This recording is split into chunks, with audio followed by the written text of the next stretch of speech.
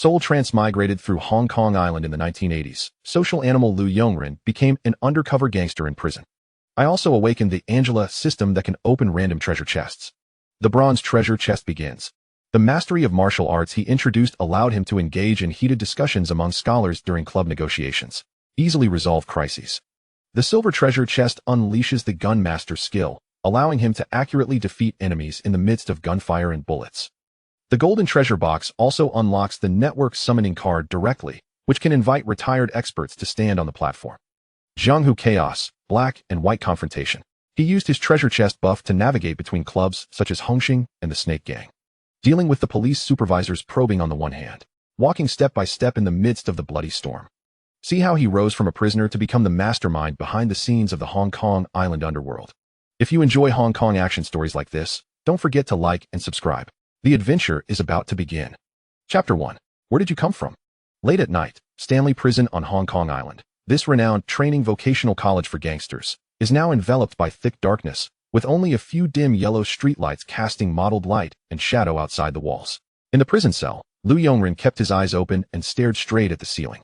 It had been a month, but he still couldn't fully accept the fact that he had traveled through time. In his past life, he was a struggling social worker in the city. His parents passed away early, and he was left to live with others.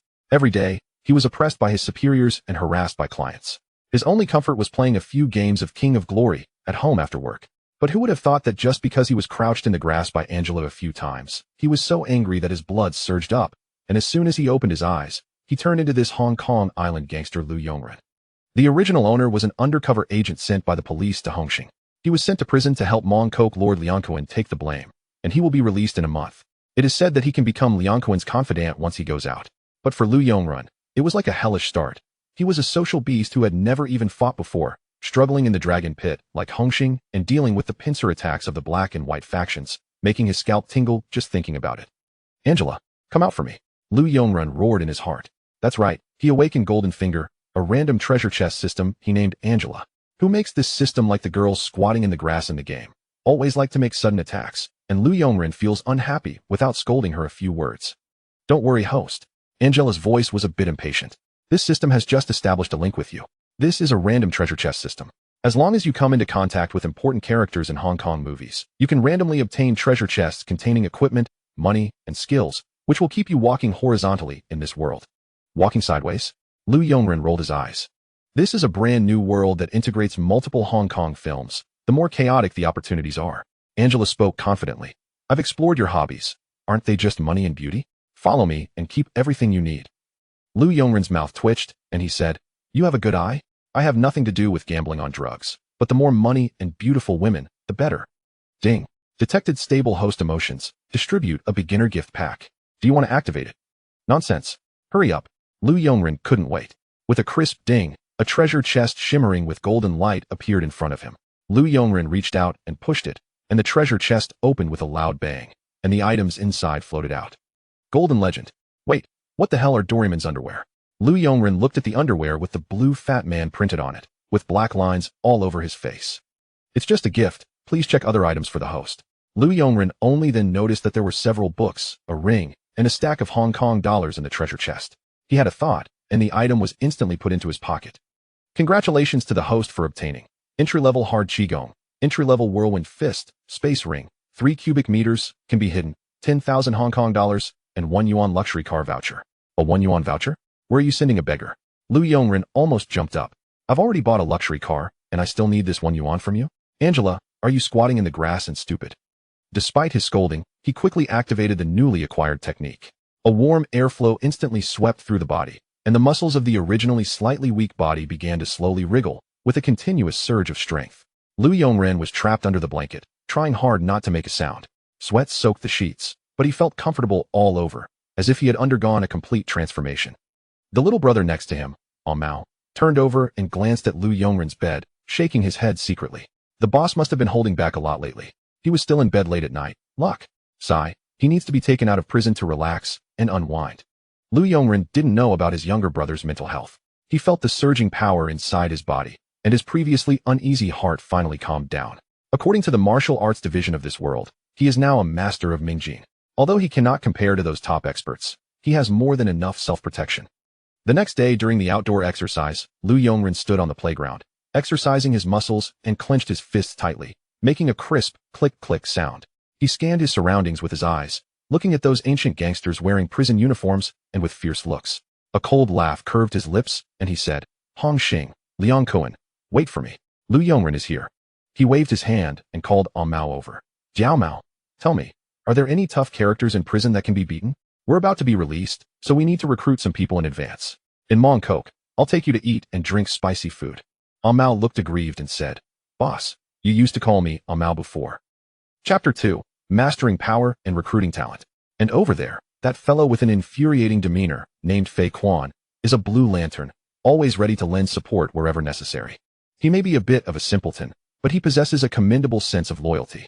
His combat prowess is not particularly formidable, yet he fights like a madman, displaying a reckless abandon that would intimidate any rational individual. He is truly a character. Aside from him, there seems to be no one else of note. Everyone else is from rival gangs, and dealing with them is quite troublesome. As for the gamblers, there is one named Qian Wendy, who is a regular around here. The individuals we detain are of a relatively minor nature, and they tend to be released swiftly. Lu Yongren. Excellent. Each person's abilities and worth are distinct. When it comes to gathering information and finding individuals, you are undoubtedly the best among them. Take some people with you and drive away those bothersome pests around Grey Dog. I wish to have a word with this unfortunate soul. Soon, under the leadership of Mao, several would-be bullies targeting Grey Dog were swiftly driven off. At this moment, Lu Yongren approached and said, Grey Dog, I am Lu Yongren, a member of the Hung Hing Mongkok faction, known as the Sijuzi. Have you considered joining me? Although I am not in a position to recruit many underlings at present, once I am out, Brother Kuan will surely promote me. Grey Dog, you are the Tyrannosaurus? You look like a pretty boy. Tyrannosaurus? What nonsense is this? Who bestowed such a moniker upon me? And to think it resembles something out of a digital monster franchise. How juvenile. Grey Dog, I've heard you helped Jing Kuan seize a street in Mongkok. And when you were with him discussing matters, you fought 10 at once with a fiery temper. You are currently the most formidable Sijuzi in Hung Hing. And some say you are the new god of war. Lu Yongren reflected inwardly. The truth behind Grey Dog's words was vastly exaggerated. It seems one cannot fully trust the tales of gangsters, for many are mere fabrications. After pondering for a moment, he replied, Indeed, I am the Tyrannosaurus you speak of. So, do you find yourself lacking in options? Wouldn't it be better to align yourself with me? I am well known for my loyalty. As long as I have food to share, you shall never go hungry. I have inquired about your background. You are quite alone. If you do not mind, shall we become brothers? Lu Yongren believed he had delivered an unbeatable pitch, radiating the confidence of a protagonist in a comic, eager to recruit Grey Dog, the top henchman of Chun Haonan. However, what he encountered was Grey Dog's defiance. If you wish for me to follow you, very well. First, you must defeat me. Are you truly capable of that, Tyrannosaurus? Haha, that's a trivial task. Here's the deal. I want to make it difficult for you. Lu Yongren then drew a circle on the ground and stated, I will give you 3 minutes.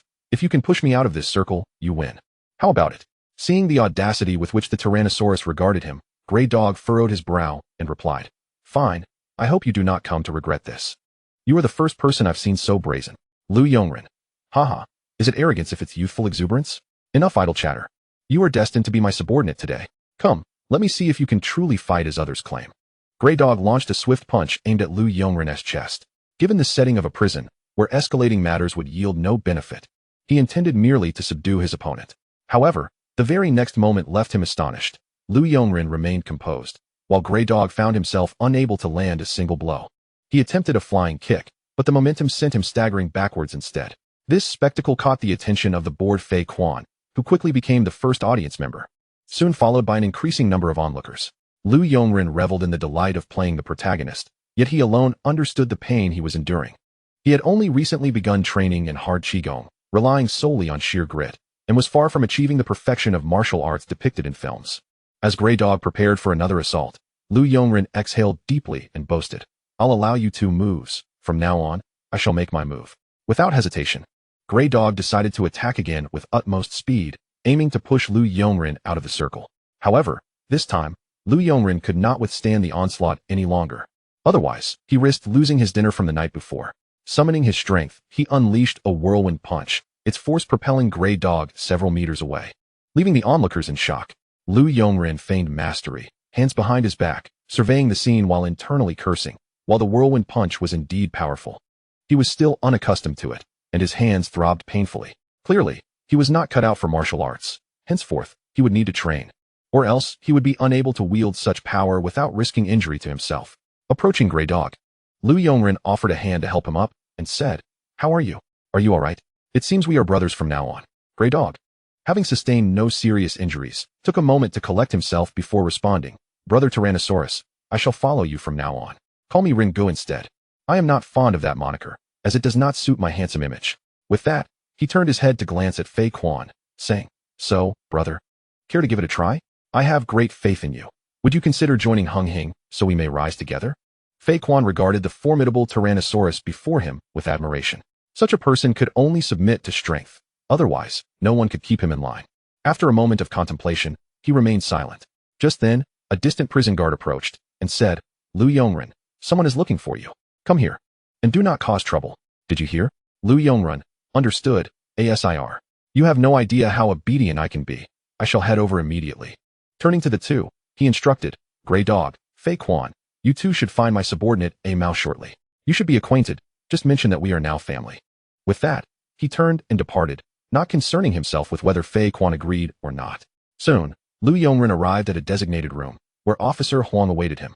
Upon seeing him enter, Huang directly stated, "Arun, thank you for your hard work.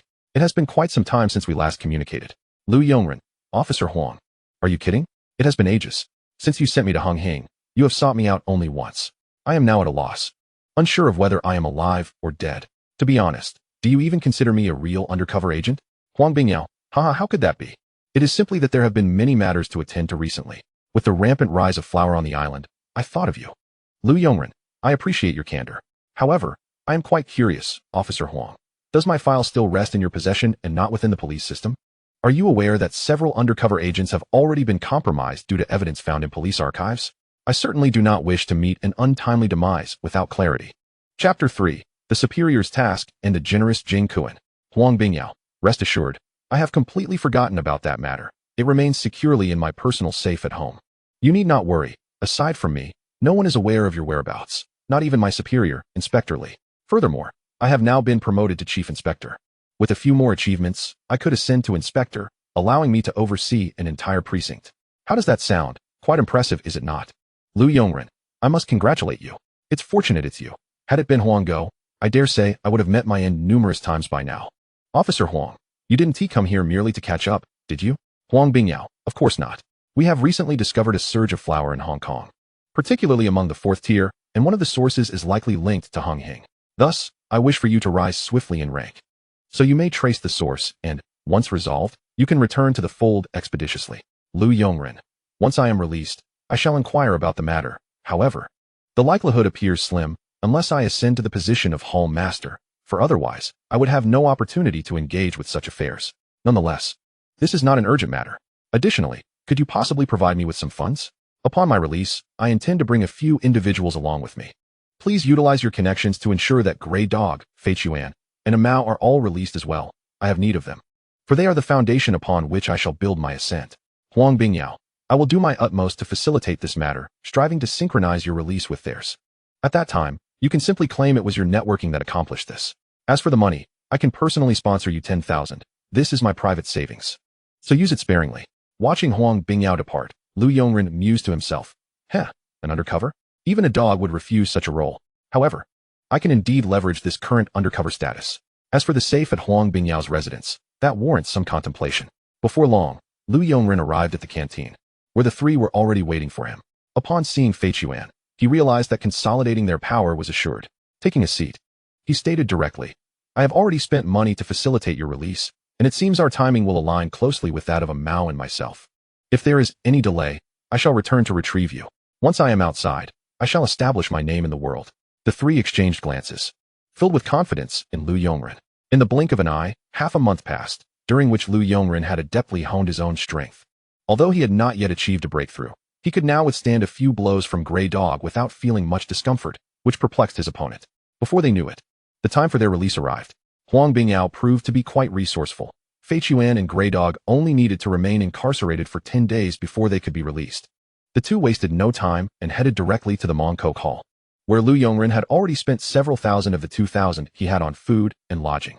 At this point, Wages in Hong Kong were typically around 2,000 to 3,000 a month, while in the mainland, it was merely a few dozen, often exchanged for ration coupons. After satisfying their hunger and thirst, Lu Yongren made his appearance at the Chingquan Film Company, known as Leong Kuen's Artistic Exploration and Development Center, commonly referred to for its adult films. Upon entering the second floor, he heard Leong Kuen's voice exclaiming, "Damn it, Sha Chong. How many times must I tell you? You just refuse to listen, don't you? When I'm unloading, don't come in here and disturb me. Brother Kuen, isn't at a joyous occasion? Ren is back, right at the door. You're such an idiot. Next time, get to the point first." After Sha Chong left, Lu Yongren stepped inside, saying, "Brother Kuen, you truly are a force to be reckoned with. Heh, your prowess in venting your frustrations remains unparalleled. Leong Kuen, haha Ren. You still know how to flatter. Now that you're out, as your big brother, I won't treat you poorly. The half of the street in Mong Kok that you've conquered will be entrusted to you to manage. The person overseeing the venue is in that night bar. I've already informed them. From now on, you and Sha Chong will be my right-hand men. Also, here's 20,000. Consider it a welcoming gift." Lu Yongren felt deeply moved. One could say Leong Kuen was ruthless, merciless, and devoid of humanity. Yet, he treated his subordinates and mother with great generosity, spending lavishly. Otherwise, he wouldn't have resorted to selling drugs. "Thank you, Brother Kuen. Your might is commendable. I shall take my leave now. Feel free to summon me at any time."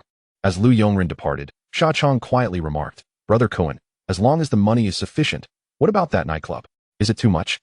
Leong Kuen shook his head, reassuring him, "Rest easy. You are not like him. Differing standards apply to talent. The money is reasonable. However, the nightclub, alongside the neighboring Jinxing and Tuna, is another matter entirely. Promoting Ren directly would invite much gossip. So long as he establishes himself and secures his territory, I shall elevate him to a red stick. As for you, once I ascend to the position of leader, Mong Kok will still belong to you. Ren is an ambitious individual, and such a person is a pleasure to work with. Treat him well, and he will reciprocate. Such qualities are what I admire. And you fool. If you continue to disturb me during my venting, next time, I'll cast you in the lead role of that Fat Lady series." Meanwhile, Lu Yongren, with money in hand, took a Mao to the bar, which was in a prime location with thriving business. Apart from the dues paid to the higher-ups, he could earn a profitable 2,000 monthly, which was quite substantial. The several small-time enforcers had already heard the news. The leader, who bore a striking resemblance to Andy Lau, approached and said, "Brother Baolong, this bar is the hottest spot on this street. And it was you who seized it last time. Now, the Jinxing folks are still contemplating how to repay you." Lu Yongren replied, "No worries. Since I'm out now, these matters are trivial. From now on, you may call me Brother Ren. This is a Mao. I believe you all are acquainted.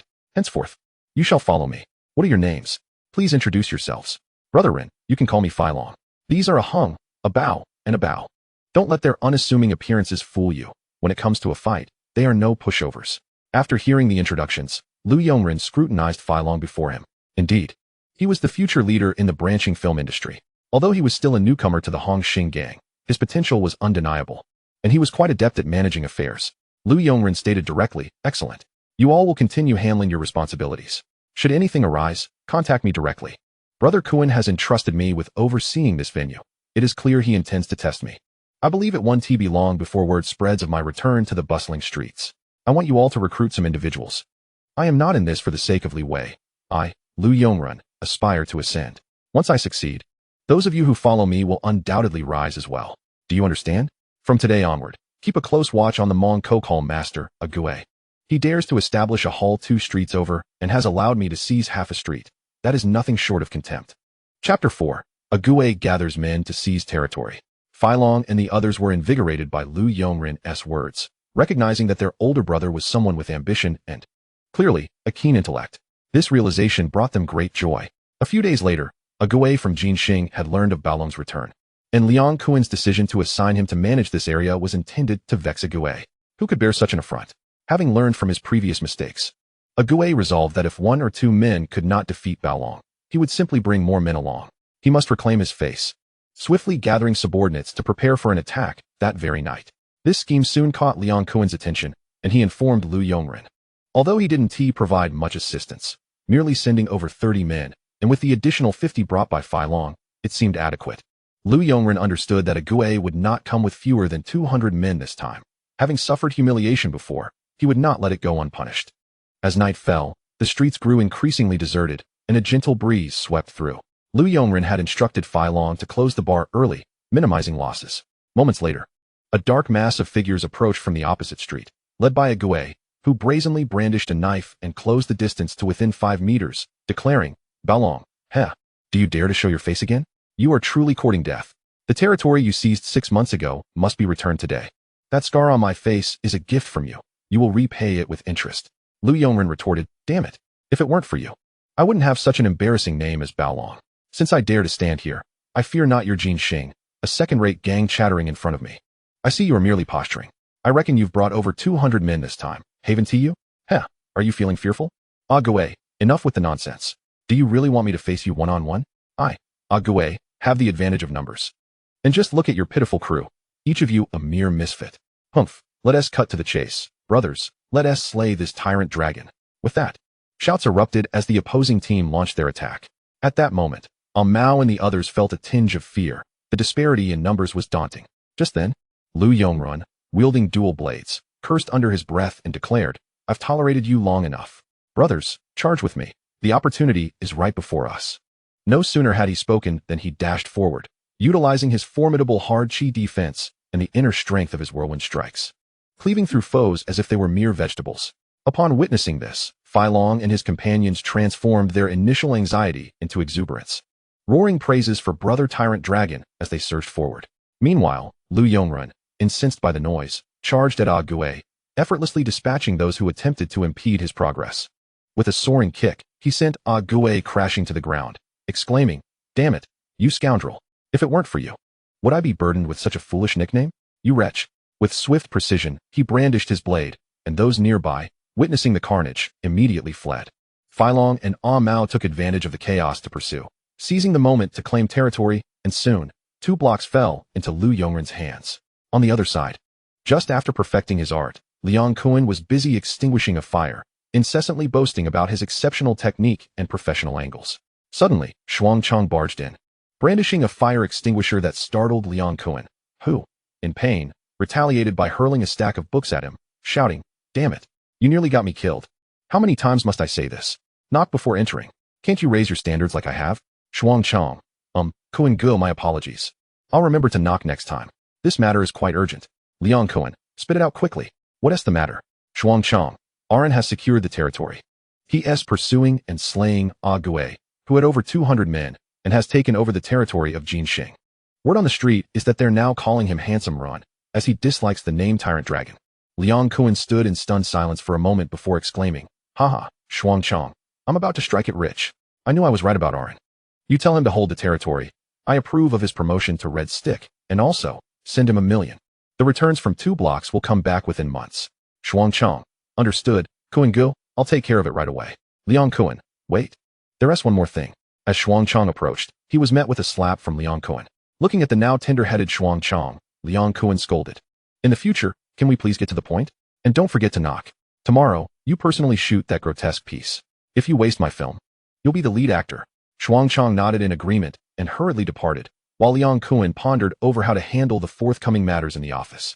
Meanwhile, Cheng Shu, the decision-maker of Jin Xing, had already caught wind of the news. He pushed aside the beauty he was entertaining and hurried to the meeting hall. Brother Cheng, how will you handle this?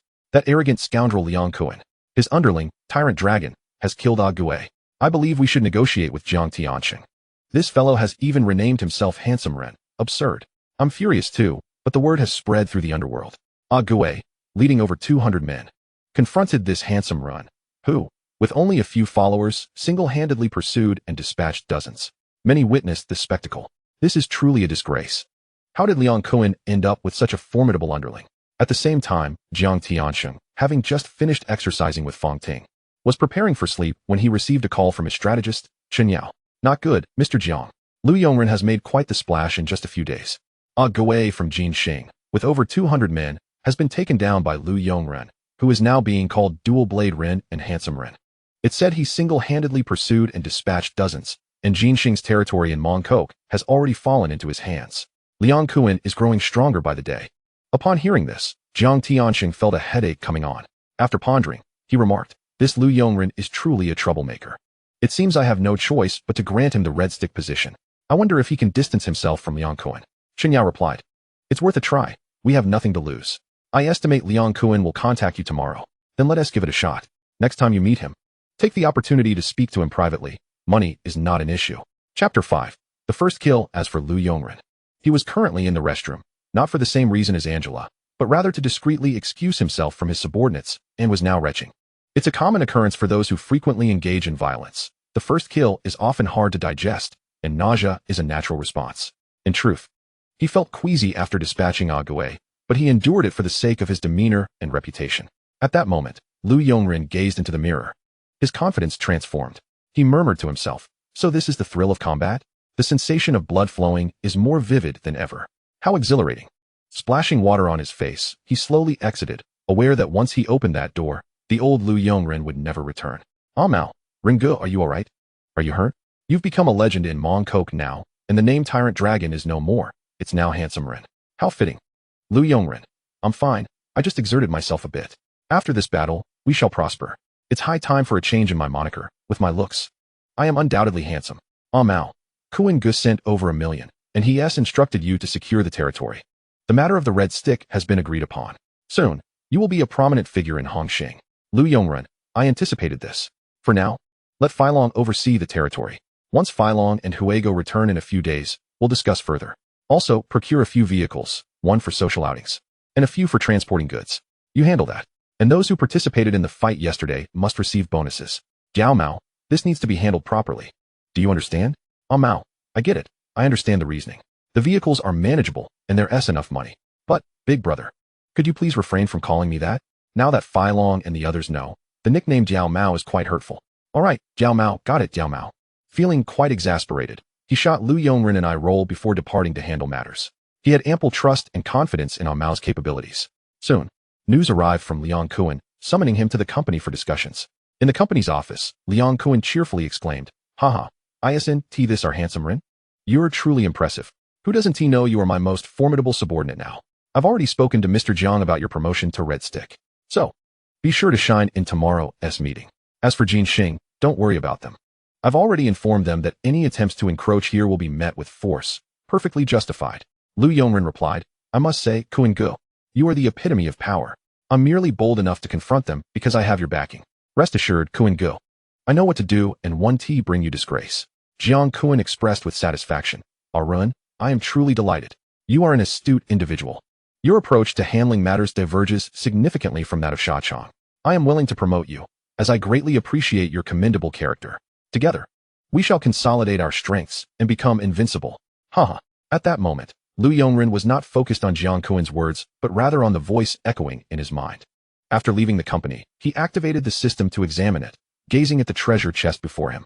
He remarked, "Angela, Jiang Kuan is indeed a pivotal figure. But why did you not grant a reward last time? Speak up, did you pocket a kickback?"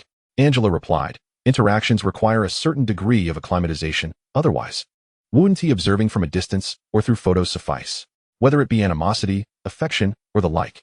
Only through reaching a certain level of familiarity can one expect to receive rewards." Lu Yongren retorted, "Though your words may lack humanity, there is a semblance of reason in them. Very well, go back to your thicket and relieve yourself." Without hesitation, he opened the treasure chest, which announced, "Congratulations, host. You have acquired basic knife skills, basic firearms proficiency, pistol, and 1 longevity elixir. You are deserving of these." Lu Yongren chuckled, "Well, at least you are somewhat useful. I already possess everything here except for this pill." After securing the items, he immediately began to learn the skills. The following day, at the Hongxing headquarters, Lu Yongren followed Jiang Kuan inside. Before they even entered the door, they could hear voices from within. "Haha, Hongxing is indeed formidable now. Aside from the Crown Prince, we have gained another warrior.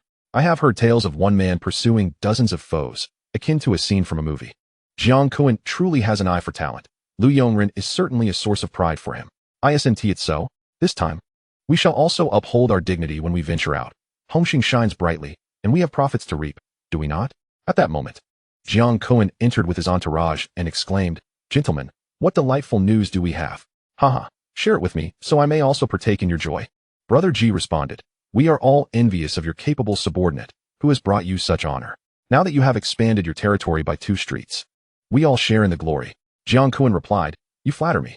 Our Ren has earned his place through his own merits. As the leader, I share in the joy. Once our Ren-s matters are settled, I shall treat everyone to a feast tonight." At that moment, Jiang Tianxing gracefully entered, accompanied by Chun Yao and several others. All the hall leaders respectfully addressed him as Mr. Jiang. It was then that Lu Yongren noticed Chun Haonan and others seated behind. The unmistakable protagonists known as the Five Tigers of Causeway Bay. Originally, they were not qualified to enter, but as Jiang Tianxing's trusted confidants and the sons of Big B, they were brought in to broaden their horizons and become familiar faces. Jiang Tianxing smiled and said, "It appears everyone is quite pleased lately. I trust you are all aware of the recent events. Jiang Ziran has secured control over 2 streets in Mongkok, effectively expanding Hongqing's territory. This accomplishment is evident to all.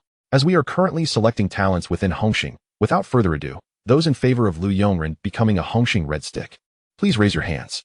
As Mr. Zhang's words fell, the 12 hall leaders exchanged glances, and only Jiang Kuan raised his hand, stating, "He is my underling. I have no reason not to support him. Arin's abilities are indisputable." Brother Ji followed suit, asserting, "Indeed, Arin is exceptionally capable." 13 Mei, observing, also raised her hand and remarked, "I truly cannot fathom how Arin, with such a youthful visage, is so formidable. Perhaps a visit to Bolan Street is in order. Your name has already left an impression on the hearts of those sisters, and who knows, you might enjoy some complimentary benefits." Hanbin added, "Arin possesses great resolve and is a talent that Hongqing desperately needs. I see no reason to oppose him." Following suit, 2 of his underlings, Dinosaur and Thin Eye, raised their hands as well. Big B also raised his hand. Although he held no particular regard for Jiang Kuan, he acknowledged Lu Yongren's capabilities. Moreover, given that the Red Stick was already a fait accompli, it was wiser to curry favor. As the votes accumulated, Jiang Tianxing's mood darkened, yet his expression remained impassive. He then declared, "Very well. In my capacity as the leader of Hongqing, I hereby announce that our Rin shall ascend to the position of Hongqing Red Stick. Let us proceed to the back hall to pay our respects to Lord Guan." Everyone rose and made their way to the statue of Guan Yu. Even though Lu Yongren was reluctant to kneel, he could not deny the significance of the moment. Refusing would be quite embarrassing. At that point, an elder among them remarked, "Love for brothers is as precious as gold." Lu Yongren mused internally, "I love my brothers, and I desire gold," which, in essence, was not entirely unreasonable. Beside him, the errant underlings accompanied him, while Jiang Kuan sought out a low-ranking fighter, Old 49, as a form of promotion. After the formalities concluded, Lu Yongren was officially recognized as a Red Stick. The title of Dragon Head, or Speaker, also known as Sitting Official, is bestowed upon those with familial legacies or who have been elected every 3 years. The combination of 4, 8, and 9 equals 21, and when combined with 3 and 8 forms the character for Hong, signifying the leader of the Hong men. Hall masters and elite figures may ascend to the rank of 2 routes marshal, while the management layer of the association is represented by the numbers 4, 3, 8, totaling 15. Also known as 15 base. Red Stick, designated by 4, 2, 6, is acknowledged by 2 or more gangs and adorned with double flowers, known as Double Flower Red Stick. The calculation of 4 multiplied by 26 plus 4 equals 108, symbolizing the 108 heroes of Liangshan, among whom Wu Song wields a red stick. Hence the name, a gang's premier enforcer, summing up to 12, also referred to as 12 base. White Paper Fan, designated by 4, 1, 5, is responsible for administrative matters and strategic planning. For multiplied by 15 plus 4 equals 64, representing the 64 chapters of the I Ching. Often held by practitioners of the mystical arts, the total summing to 10, also called 10 base. Grass Shoes, designated by 4, 3, 2, oversees external relations and is well connected. For multiplied by 32 plus 4 equals 132, referencing the 128 monks and 4 civilians who united to resist foreign invasions during the late Ming dynasty. All donning grass shoes, thus earning the name, with a total summing to 9, also referred to as 9 base. For 9, positions above 9 base are considered high-ranking. And those who join through initiation become 4-9, with 4 multiplied by 9 yielding 36. The Hongmen Grand Ceremony, or Kai Tang, mandates that all new members recite the 36 oaths of the Hongmen. Those who have been members for over 3 years without achieving a high rank are referred to as Old 4-9. Blue Lantern denotes the lowest tier of individuals within the gang, those who have not undergone initiation and are typically regarded as expendable. After the initiation concluded, Jiang Tianxing continued. Our Rin's initiation signifies that the youth of Hongqing now have ample opportunities. Business has been thriving, and we must encourage our younger generation. For the future belongs to them. By the way, didn't Jiang Kuan mention treating us earlier? Let us go and celebrate shortly. At this moment, Amao was exceedingly excited, never expecting to ascend to the rank of grass shoes so swiftly. He whispered, Ringu, why aren't you more thrilled? You are now a red stick, able to openly recruit subordinates. Are you not happy? Lu Yongren replied, Red stick or yellow stick? Only profit makes a true stick. Do you think anyone cares about such titles? That Agwe is still a home master, and I took him down. With my status elevated, I now wield more influence. That is what I truly desire. Just wait, someone may seek you out shortly, and whatever they propose, you must agree. As the crowd dispersed, Chen Yao stealthily approached Lu Yongren and remarked, Arun, congratulations. The future of Hongxing now rests upon your shoulders. Your position as a red stick has been specially prepared for you by Mr. Jiang. Lu Yongren understood that the emphasis on Mr. Jiang's name was a subtle reminder of who truly held the power. He smiled and replied, I must express my gratitude for Mr. Jiang's promotion. Rest assured, I will diligently carry out my responsibilities and not disappoint him. With that, he fell in step with the departing throng. Chen Yao, pleased yet sensing a vagueness in the response, sought out a Mao. Under Lu Yongren's subtle encouragement, a Mao readily agreed to everything, reaping numerous benefits, and as he left, he pocketed an additional 100,000 Hong Kong dollars.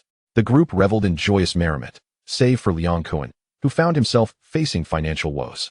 The following day, a Mao arrived at the bar and directly addressed Lu Yongren. Brother Run, how did you know about this in advance? Chen Yao instructed me to keep an eye on you and to remind you to remain loyal to Mr. Jiang, also giving me 100,000 Hong Kong dollars. Lu Yongren responded, excellent. We shall keep this money for our living expenses. Now that I am a red stick, we shall pick up Fei Quan and Huigo tomorrow. After a celebratory gathering, I want to announce that I, Liang Zai Run, am looking to recruit 50 younger brothers. A Mao remarked, 50 is manageable with our current funds. Brother Ren, it appears we need to find some endeavors, lest our current several 100,000 be insufficient. Lu Yongren concurred, precisely. Therefore, I wish to establish a company. To be named Huaxing. Please arrange for its registration, focusing on sectors like clothing and construction, as I have use for them. Additionally, secure a suitable location for the company, preferably with reasonable rent, in places like Mongkok or Yao Ma Ti, or even Wanchai. Your identity as a grass shoe is advantageous. I entrust you with finding the necessary personnel. Soon, I will provide you with a list of names to locate discreetly. Remember, keep this from Chen Yao, and manage it as you see fit. This pawn is vital. Subsequently, Lu Yongren embarked on a comprehensive recall of memories. He was well versed in the stars of Japan and South Korea, familiar with various literary works, particularly pondering the question of Tokyo's climate. However, when it came to Hong Kong films, he could mostly recall the actresses, with the male leads limited to a handful of renowned figures such as Andy Lau, Stephen Chow, and the esteemed director Gu. After considerable contemplation, he decided to document what he could remember, believing it might be useful in the future. A Mao, upon reviewing the list, smirked and said, Boss, are you planning to shoot adult films? Most of these names are women. Are you looking for a girlfriend? Lu Yongren retorted, Fool, you know nothing. These individuals hold significant value. You only need to track them down. A Mao continued, Brother Ren, your handwriting is quite poor. This Li Jiyuan, nicknamed Jimmy? I know him. He runs a small electronics business in Mongkok. The machine we use to watch adult films at home was purchased from him. The other men I shall search for. But this Wang Fengyi is straightforward. She is the daughter of Wang Dong from Chuanxing, who reportedly went abroad a year ago. Wei Jixiang is now a red stick in Hongtai and is said to be nearing a position as hall master. I know about Lu Huizhen. She is a reporter at a television station on the island, quite attractive. She once attempted an undercover visit to Brother Kuan's company and nearly got chased down. Luckily, she escaped quickly. I will continue my search and update you.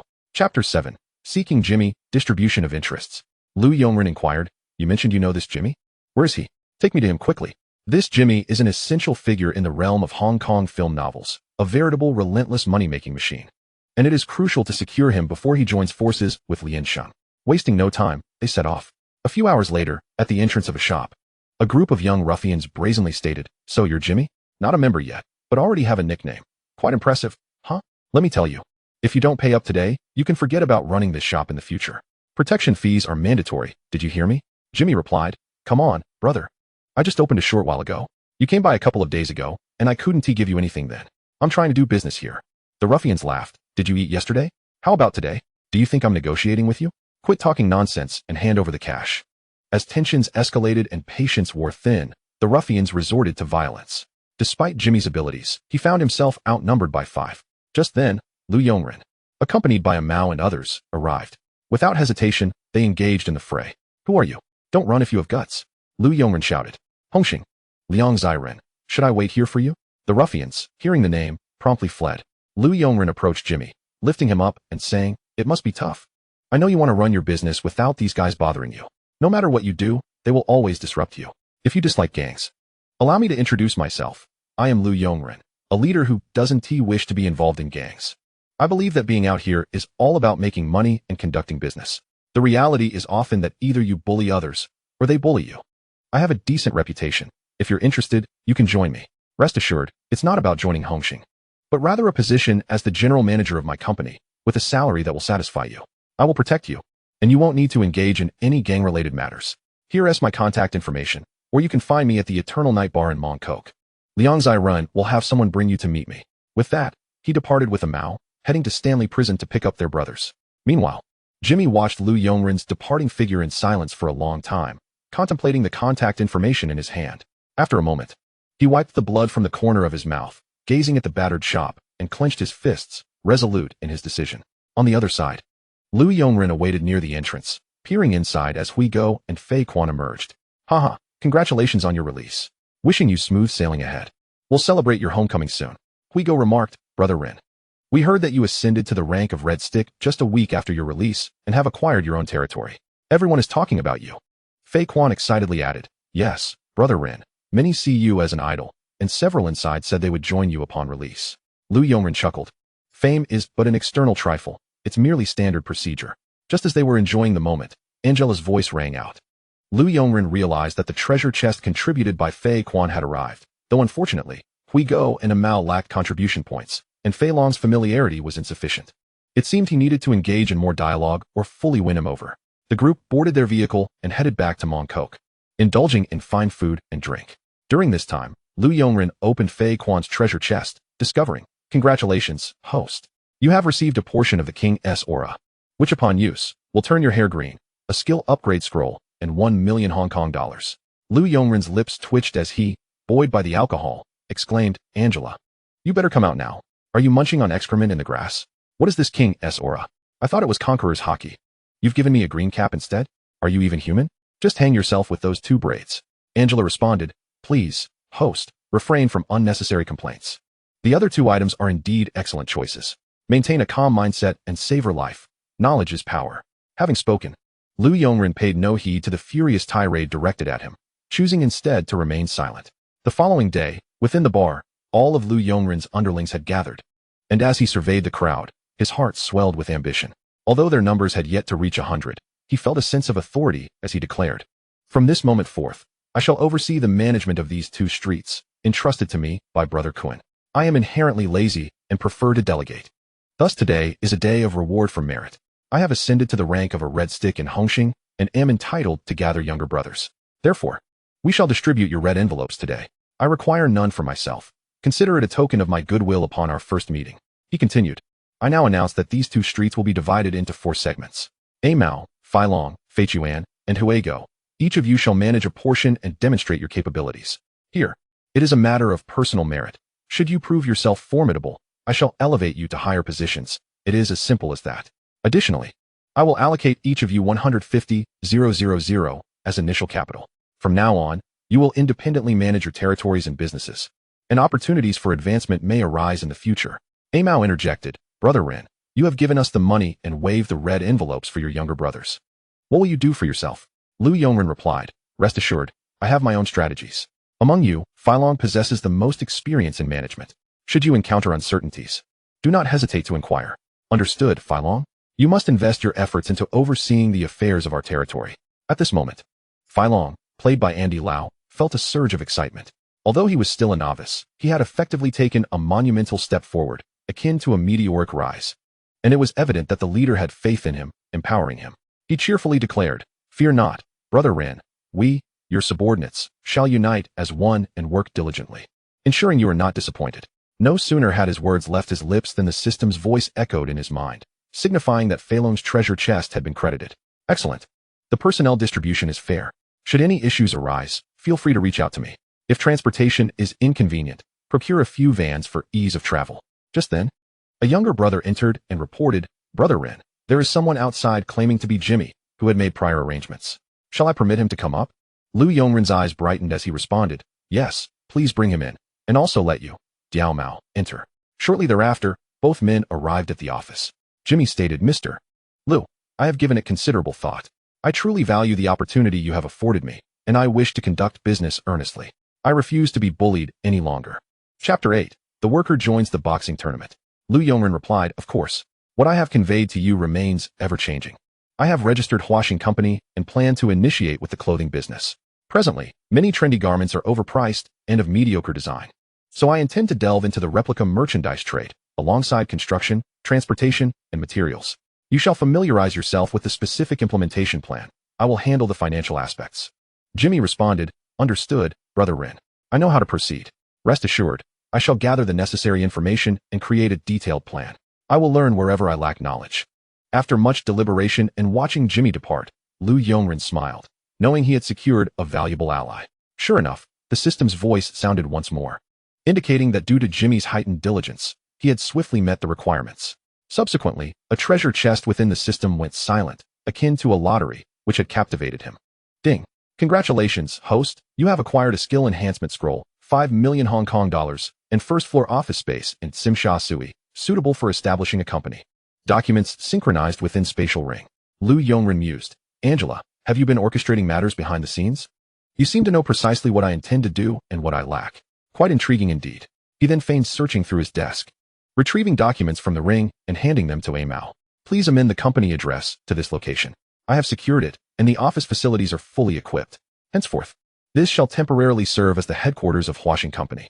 Amao remarked, Brother Ren, the rent for this place is no trifling matter. In such a prime location with such a vast area, is a major investor backing you? Lu Yongren chuckled, I am the major investor. Hurry along and prepare. Also, inform Jimmy to commence recruitment for employees and assistants. Days later, Hongxing convened another grand assembly. Lu Yongren felt it was time for a decisive move, but unexpectedly, it turned out to be a friendly match with Dongxing. Although they claimed friendship prevailed, everyone knew that such old adversaries could hardly harbor any genuine camaraderie. Both sides busied themselves preparing for the confrontation, adopting a best-of-3 format. Jiang Tianxing remarked, this boxing match against Dongxing is clearly premeditated. To safeguard against any eventualities, we must select our competitors wisely. Prince, you shall lead the charge and set a positive tone. Guan Zitai replied, no problem, Mr. Jiang. I am ready to step into the ring at any moment. There are still 2 spots available. Discuss among yourselves if anyone is eager to volunteer. This is a prime opportunity. Just as the crowd pondered potential candidates, Lu Yongren interjected, in that case, count me in. I shall be the final participant. Seated in his chair, Liang Kuan was about to speak when he noticed his subordinate signaling approval, prompting him to refrain from voicing his thoughts. At that moment, Big B chimed in, I can have Chun Haonan enter second. Jiang Tianxing looked at the two approvingly, stating, indeed, they are the cream of the younger generation. Ren, your enthusiasm is commendable. Very well, it is settled. The competitors will be announced before they take the stage, and there will be substantial external betting opportunities for everyone to enjoy. Ding. The system has a new treasure chest update. Please check it. Lu Yongren understood that this was Jiang Tianxing's treasure chest being unlocked. He assumed he was supporting him, yet regrettably, without Kuan Gu rising to prominence, how could he ascend? After the meeting concluded, Liang Kuan approached Lu Yongren and said, Arun, do not presume that the contest in half a month is merely an ordinary match. Who knows what tricks Dongxing has up their sleeves? Do you truly believe you can win? Lu Yongren replied, Kuan Gu. If I were to assert that I am on par with the prince, would you believe me? Moreover, Mr. Jiang has already attempted to poach talent from us. Aside from myself, Amao has also been targeted. I did not acquiesce. Instead, I have instructed Amao to act as an undercover agent to discern Mr. Jiang's intentions. And do not think that my silence implies I am unnecessary. He will undoubtedly pressure you to let me take the lead. Are you not aware of his cunning nature? Liang Kuan, feeling reassured, said, It seems you are indeed an honest man, Ren. I am delighted that you can speak so candidly with me. I am aware of the matters you mentioned. Good brother, from now on, you shall be like a younger brother to me, Liang Kuan, with your formidable presence and intellect. When we join forces, Hongxing shall be ours, haha. Lu Yongren cautioned, Kuan Gu, you may be rejoicing too soon. I am aware that you have bribed many individuals, including Chun Yao, whom you are currently in contact with. Trust me, spend less money, for he is deceiving you. As the foremost strategist of the Jiang family dynasty, he will not defect. Furthermore, I have scrutinized Jiang Zhen's plans for Hongxing and discovered that Jiang Tianxing has a younger brother, Jiang Tianyang, who serves as the Jiang family's contingency. Even if you ascend to leadership, this individual will pose a challenge. You cannot genuinely believe he is merely raising elephants in the Golden Triangle, can you? Liang Kuan exclaimed in astonishment, Goodness, Ren. How did your mind come to be like this? If I weren't familiar with you, I would almost think you were spying on all of us. I have taken note of what you said, and I shall inquire further. As for the matters here, I have no immediate plans to take action. But your words have awakened me. I will keep a vigilant eye on Chun Yao as well. You may proceed with your tasks. Watching Lu Yongren depart, Liang Kuan was engulfed by a whirlwind of thoughts, doubt, shock, confusion, and a lingering sense of discontent. Upon returning home, he promptly opened the treasure chest, receiving the following. Congratulations. Host, you have obtained a body-strengthening pill, which enhances overall speed and strength by 10%, an entry-level Wing Chun skill, 5 million Hong Kong dollars, a box of happiness matches, and half a bottle of coward spring water. Lu Yongren, upon hearing this, felt a twitch at the corner of his mouth, gritting his teeth as he muttered, Angela. This natural gift package, the first few items are precisely what I need, but the last one should have been for a farmer, not some cowardly nonsense. And half a bottle at that. Did you drink it? Angela replied, the flames singed my behind, so I had to wash it off. Half a bottle is sufficient. Jiang Tiansheng is an important figure, and the rewards naturally reflect that. Fine, you have your reasons, you're impressive. Go squat in the grass then. He then directly utilized the system's rewards, enhancing both the Whirlwind Fist and Hard Chi skill to a minor success, combined with the entry-level Wing Chun, which gave him newfound confidence facing the upcoming competition. Meanwhile, on the company front, Jimmy had everything under control. His dark circles indicated he hadn't slept well. Lu Yongren handed over the entire 10 million to Jimmy, believing that if they were to do it, they should do it right. Financial matters were not for Jimmy to worry about, which deeply moved him. With the funds in hand, he began operations, making slight modifications to the existing design, branding it under the company's name, and securing several processing factories for 24-hour production and sales.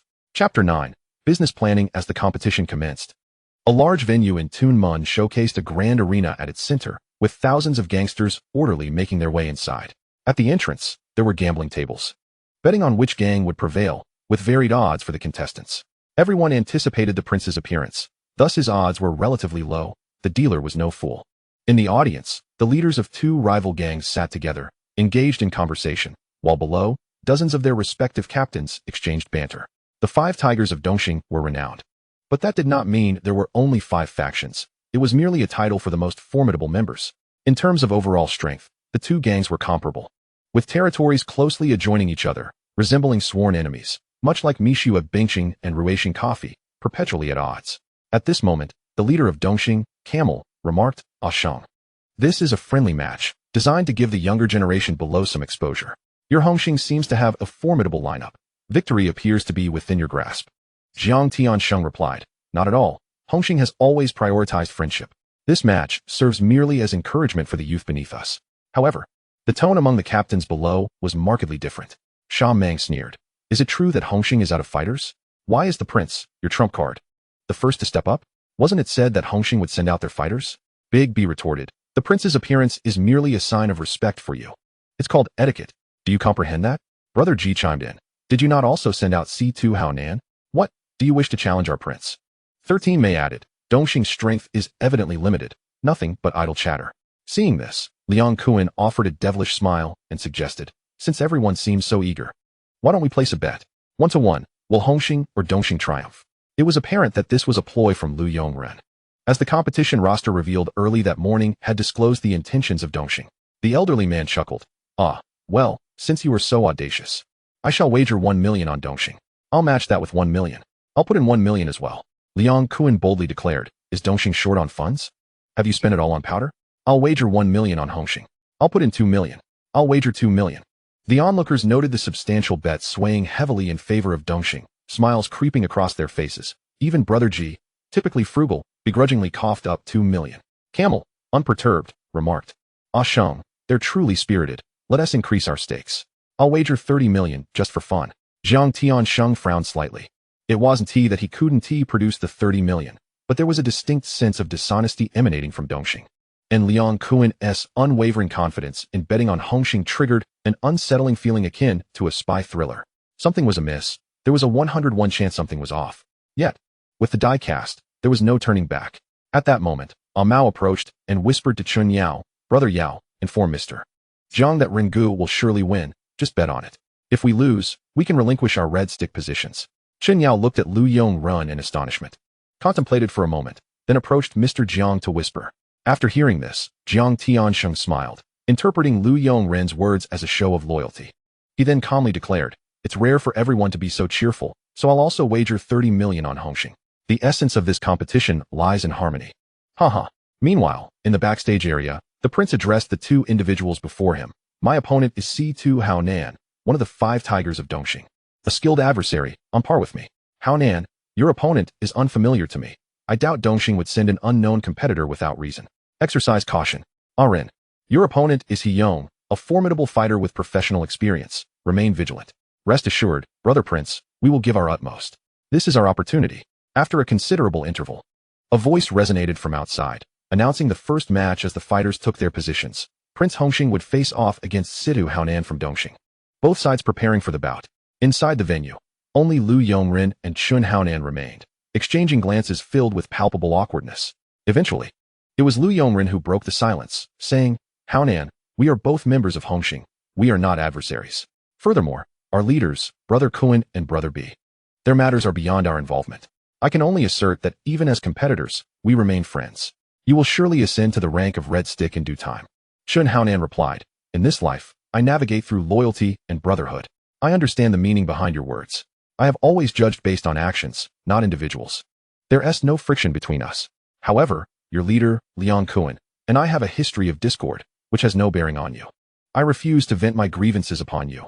I, Chin Haonan, would never harm a fellow clan member. Just be cautious in this match. Chapter 10, System Upgrade. As the match progressed, Lu Yongren inwardly lamented, this charade is exhausting. Were it not for the treasure chest, do you think I would engage in such lengthy discourse? Your leader, Brother B, and Liang Kuan are destined to be irreconcilable adversaries. You may refrain from attacking a fellow clan member, but I am quite different. Naturally, seducing the second sister-in-law takes precedence. Ding. Congratulations, host, you have acquired a treasure chest. Please check it. Lu Yongren closed his eyes to meditate, his mind perusing the system panel. Congratulations, host, you have received 10 million Hong Kong dollars in cash, a luxurious villa complete with an underground vault, a Mercedes-Benz, and a lavish stainless steel basin. Materials and contracts have already appeared in your space. Wow, golden legend. Angela, you have truly outdone yourself this time. Angela responded, host, kindly refrain from drooling. Chun Haonan is undeniably the main character in this narrative, hence the generous rewards. Moreover, the system has been updated. In the future, when the host finds themselves in a Hong Kong film plot, the main characters will always receive the most substantial rewards, but only the male and female leads are eligible. Lu Yongren queried, are you implying that henceforth I can only acquire treasure chests from the protagonists of Hong Kong films? Is this not an infringement upon my rights? What about my benefits? You wretched capitalist. Angela replied, the quality of future treasure chests will correspondingly improve. This is a fair exchange. Please accept this as best as you can. If you refuse, there is little I can do. You must convince yourself. As Lu Yongren seethed inwardly at Angela's audacity. Outside the arena, the clash between the prince and Situ Haonan had escalated into a fierce engagement.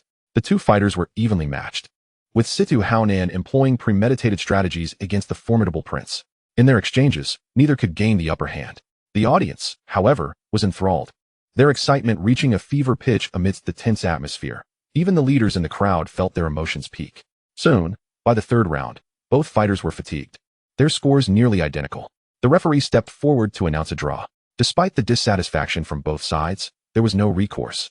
This was not a life or death contest with definitive outcomes, or it would have escalated into a chaotic brawl. Asham, your prince is truly impressive. Had it not been for Haonan's consistent strategy, he would have surely lost by now, laughed Luo Ta. Haonan performed admirably as well. A draw is something everyone can accept, replied Jiang Tianxing. In the second match, Chun Haonan faced off against Gao Jin, the suit-clad thug from the film Kill Zone. At this moment, Gao Jin regarded his opponent with a cold, disdainful gaze, igniting Chun Haonan's ire. Lu Yongren recognized Dongxing's intentions as soon as he saw Gao Jin's name. Regardless of the outcome of Haonan's match, it was imperative that the other two contests be won. Even a draw would lead to Gao Jin taking the stage. The only flaw in their strategy was Lu Yongren. Otherwise, Dongxing would have certainly secured victory.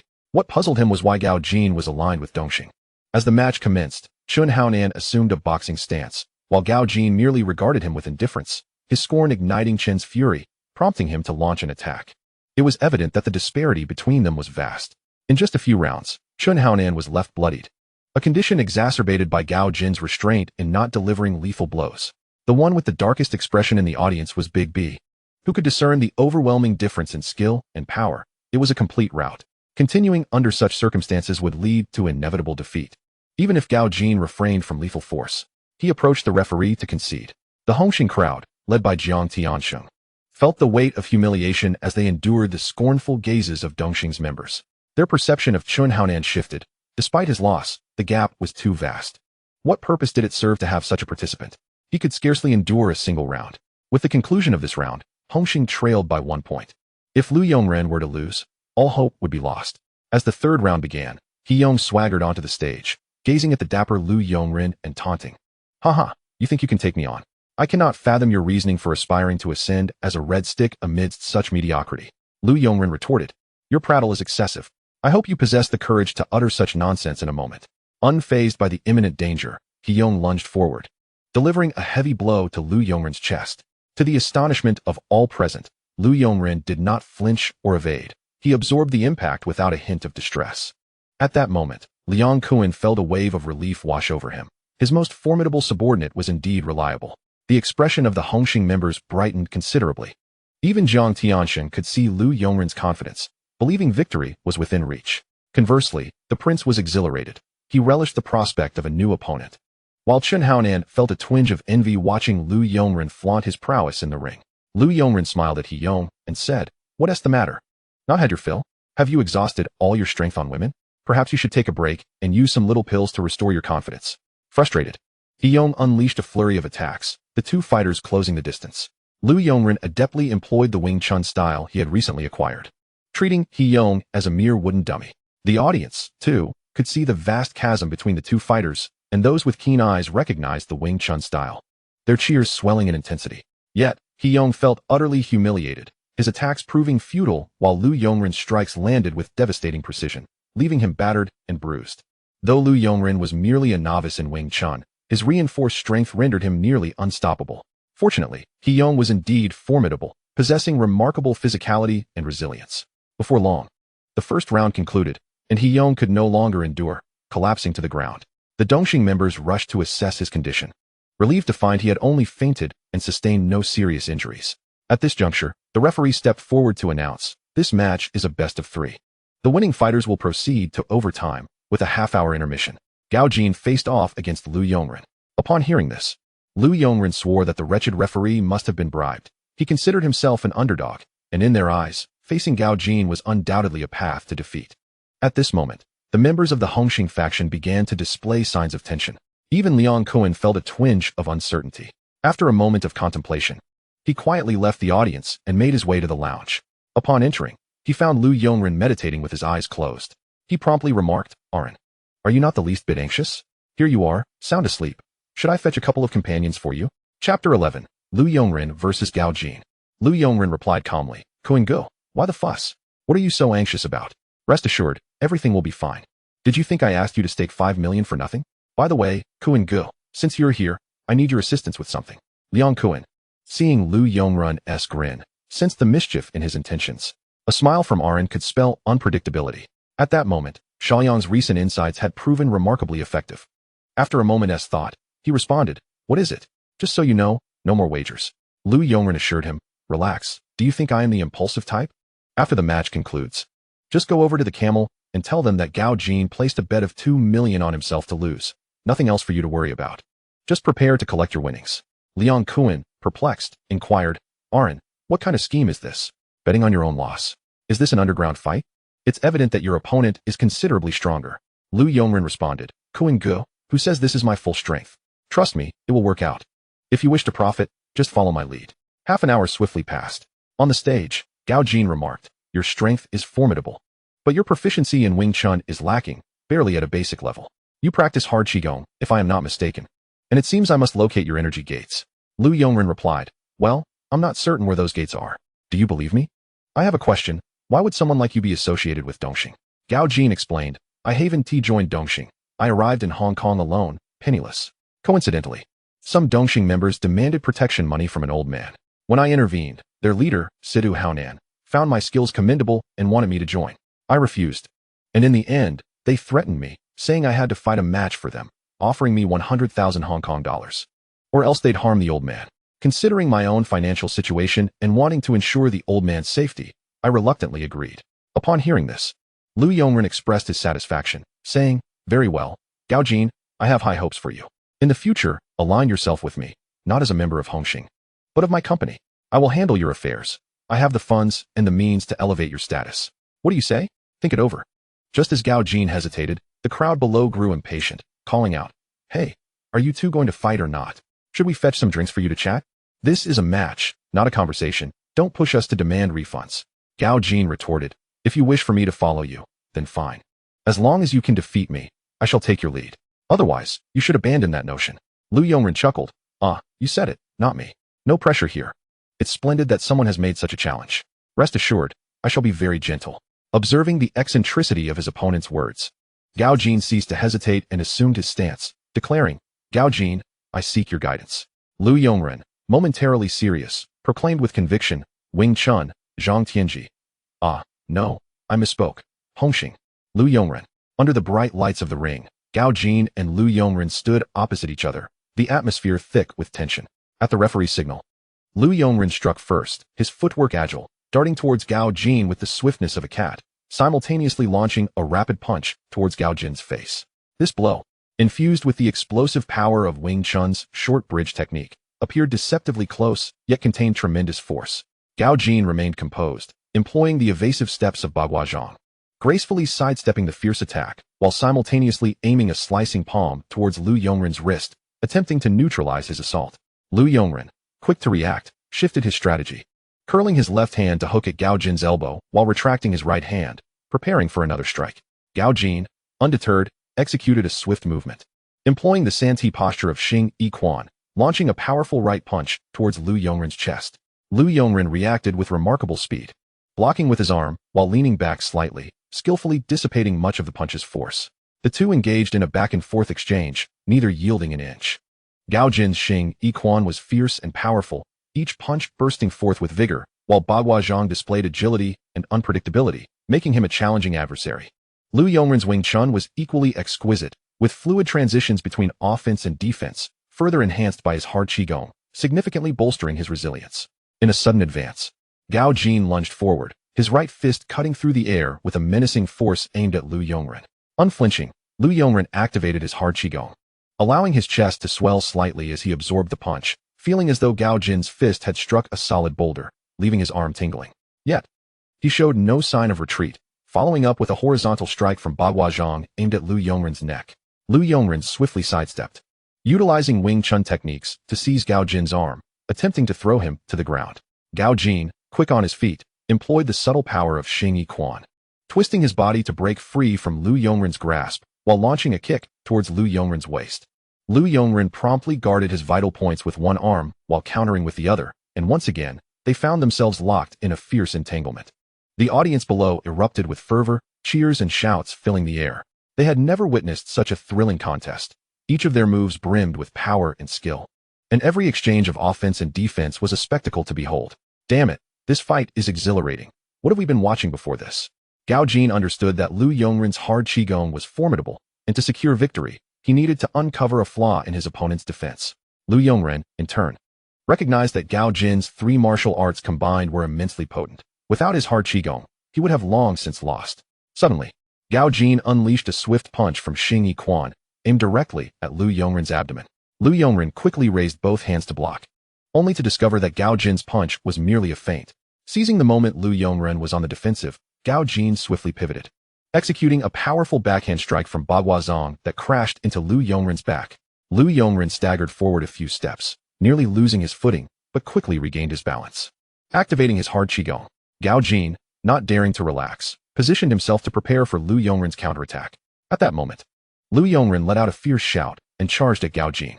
He unleashed a flurry of swift strikes from Wing Chun, his hands dancing like butterflies, simultaneously blocking Gao Jin's attacks while seeking opportunities to retaliate. Gao Jin, employing the evasive footwork of Bagua Zhang, continued to evade and maneuver, countering with the techniques of Xing Yi Quan. Their silhouettes darted across the ring, the sounds of their strikes resonating like thunder as everyone held their breath, eyes glued to the stage, fearful of missing any breathtaking moment. Chapter 12, Securing Victory and Scheming Against Gao Jin. At this moment, Liang Kuan was also taken aback, realizing that Lu Yongren was formidable, though he never anticipated just how formidable. He directly slapped the dazed Chong beside him and said, it seems I'm not dreaming. We're about to strike it rich, haha. Chong, why did you hit me? The latter protested. Liang Kuan retorted, what do you mean? Damn it. That scene you filmed last time, when the sister-in-law opened the door and I declared myself the big brother. What was up with that image quality? You wasted my film. If I hadn't stopped you from going on, that would have been a favor. You better shout go, loudly later, got it? Just look at our Ren's little brothers. Fei Chuan and Huego. They're all pumped up as if on adrenaline. Chong, why aren't you mentioning that fool? He's just sitting there munching away, completely unfazed. Liang Kuan continued, slapping him once more. That guy is just like you, right? You called him a fool, so what is there to be surprised about? Who knows? He might have known all along how this would turn out, Liang Kuan mused. His guess wasn't too far off among these individuals. Only Mao was aware of Lu Yongren's true prowess, having witnessed it during training. Meanwhile, in the arena, Gao Jin was increasingly unsettled, realizing his stamina was dwindling, and that continuing to fight was certain defeat. This was precisely the state Lu Yongren wished to induce. Otherwise, how could the plan be executed? He proclaimed loudly, Gao Jin, the time is nearly upon us. Prepare yourself. Having said that, he summoned all his strength and swiftly closed the distance, launching a close-range whirlwind punch without holding back. Gao Jin, still trying to comprehend the intent behind his opponent's words, instinctively prepared to block, but it was all in vain. In the gaze of the audience, Gao Jin's body spun like a windmill before being propelled out of the ring, staggering as he attempted to rise, but failing miserably. The arena fell silent, an eerie stillness enveloping the crowd. At that moment, Lu Yongren turned towards the spectators from the Hongxing faction and shouted, Kuan Gu, what are you waiting for? Where's the cheer? The reason he called him Liang Kuan was purely to ensure he wouldn't forget his duties. Suddenly, the crowd erupted, those who won leaping in celebration, while the defeated wore expressions of disbelief. How could a match that had been so evenly contested result in such a swift knockout? Was that even reasonable? Protests and celebrations echoed throughout the venue. Fei Chuan, Mao, and others rushed forward to drape a coat over him, their hearts brimming with excitement. From now on, his nickname would surely include Hongxing's new war god. Lu Yongren quietly instructed his little brother, Fool, keep a close watch on Gao Jin's movements. If he is pursued, send someone to rescue him immediately and notify me. From now on, he will be one of us. At this moment, the East Star leader, Camel, was flushed with rage, his temper evidently flaring, as he cast a baleful glance at Uncle Ben beside him, wishing he could deliver a roundhouse kick right then and there. Jiang Tiansheng, seeing this, seized the opportunity to taunt. Oh dear Camel, don't take it to heart. This Ren. He simply doesn't know better. How could he strike so fiercely? It's truly unacceptable. And, thank you for the generous gift from East Star. Camel replied with a hollow laugh. Ah Sheng, well played. Hongxing truly has its methods. The money will be sent over shortly, rest assured. Rising to depart, Liang Kuan stealthily followed him, and said, Boss Camel, are you really that angry? But perhaps you're unaware, Gao Jin bet on himself to lose, stake 2 million. Haha, otherwise, how could I confidently wager 10 million? Upon hearing this, Camel's fury boiled over, and he spun on his heel, storming away from this distressing scene. Meanwhile, the Hongxing faction was in high spirits, and Lu Yongren approached to accept their congratulations. Haha, Arun, you are now Hongxing's new war god. Wow Arun, you're so impressive. What was that last punch all about? It was incredible. When it came to that punch, it felt oddly familiar. Yet they couldn't quite place it. Forget it. If you can't recall, what is the use? The main thing is we struck it rich this time. Especially you, Liang Kuan. You bet 10 million. Each of us stands to gain at least 2 million. Lu Yongren remarked, this was all mere coincidence. And it's all thanks to your support, esteemed leaders. Jiang Tiansheng, descending from the platform, looked at him with satisfaction and said, excellent. This time, our Ren has truly showcased his prowess, bringing honor to us at Hongxing. Now that you are a red stick, I hereby represent Hongxing to reward you with 10 million as gratitude for earning profits for everyone.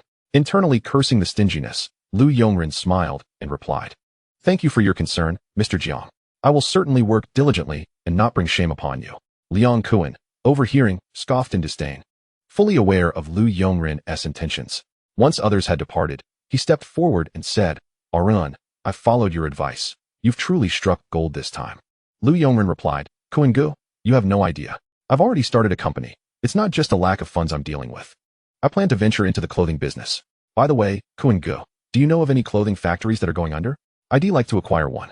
Liang Kuan exclaimed, damn, Arun, I told you, you're the smartest. As soon as you get your hands on money, you think of investing. I happen to know of one. The owner owes me money and refuses to settle by handing over the factory. You should check it out. I heard it's going for around 6 million. If you're interested, you might be able to negotiate. Lu Yongren's eyes lit up as he said, that sounds fantastic. Thank you, Kuan Gu. Also, you must be cautious. I've heard that your sworn brother, too, has been rather arrogant lately and has drawn Mr. Jiang's ire. I suspect someone will soon be sent to deal with him. He still owes you money, right? This time, he must come forward. Or it'll all be for naught. What? Damn it, Jiang Tiansheng is really planning to take action against me? I understand now. You go handle your business. Liang Kuan replied. The next day, Lu Yongren arrived at the awarded villa with Mao, Feilong, Fei Chuan, and Huego, driving a sleek new Mercedes-Benz with utmost flair. Brother Ren, are you telling me this house and car are all yours? Mao inquired. Brother Ren, you've truly become a newly rich man. Fei Chuan added. Brother Ren, you're loaded now. We're bound to live well from here on out. Huego chimed in. Brother Ren, you didn't bring us here just to show us the house, did you? Feilong asked. Indeed, you few are my original crew. I won't hide it from you. I'm now a red stick.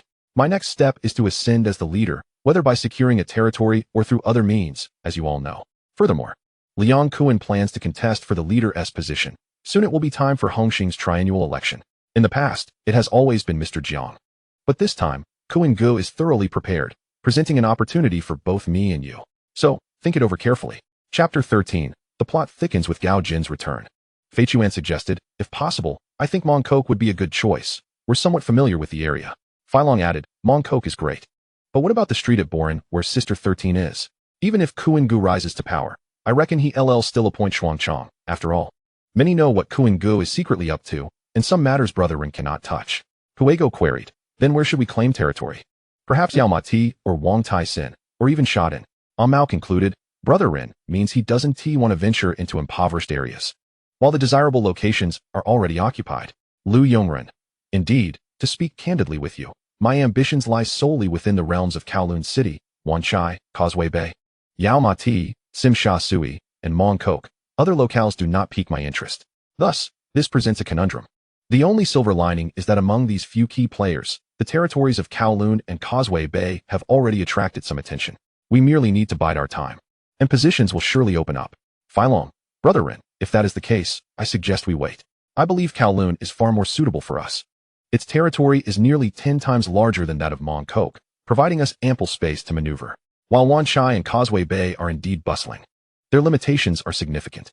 Moreover, the current leader of Causeway Bay, Big B, is a close confidant of Mr. Jiang, which adds to the challenges we might face. Lu Yongren. Very well, let us keep an eye on the territories of Kowloon and Big B. Have someone follow their movements and ascertain their whereabouts. For the time being, do not concern yourselves excessively with territorial matters, especially Fei Chuan. Let us not unwittingly serve as a stepping stone for others. Of course, if I were to assume the role of the Hall Master in Mongkok, that would be a different story altogether. As for territorial affairs, I shall refrain from involvement. You all can handle it. I have already established a company named Huaxing, and my primary focus will be on business. We engage in this world for profit. Acquiring territory is also about financial gain, so why not take the shortcut? At that moment, Mao's phone rang. After a brief conversation, he said, Brother Ren, Gao Jin is already being targeted by Dongxing. He is currently making his way towards Mongkok. Should we take action? Lu Yongren. Certainly. Inform me of his location. We shall proceed at once. From now on, we are brothers, and it is crucial for us to understand one another. Meanwhile, Gao Jin had already wrecked a vehicle and felt somewhat weakened, yet he knew he could not afford to stop, as the men from Dongxing were hot on his heels.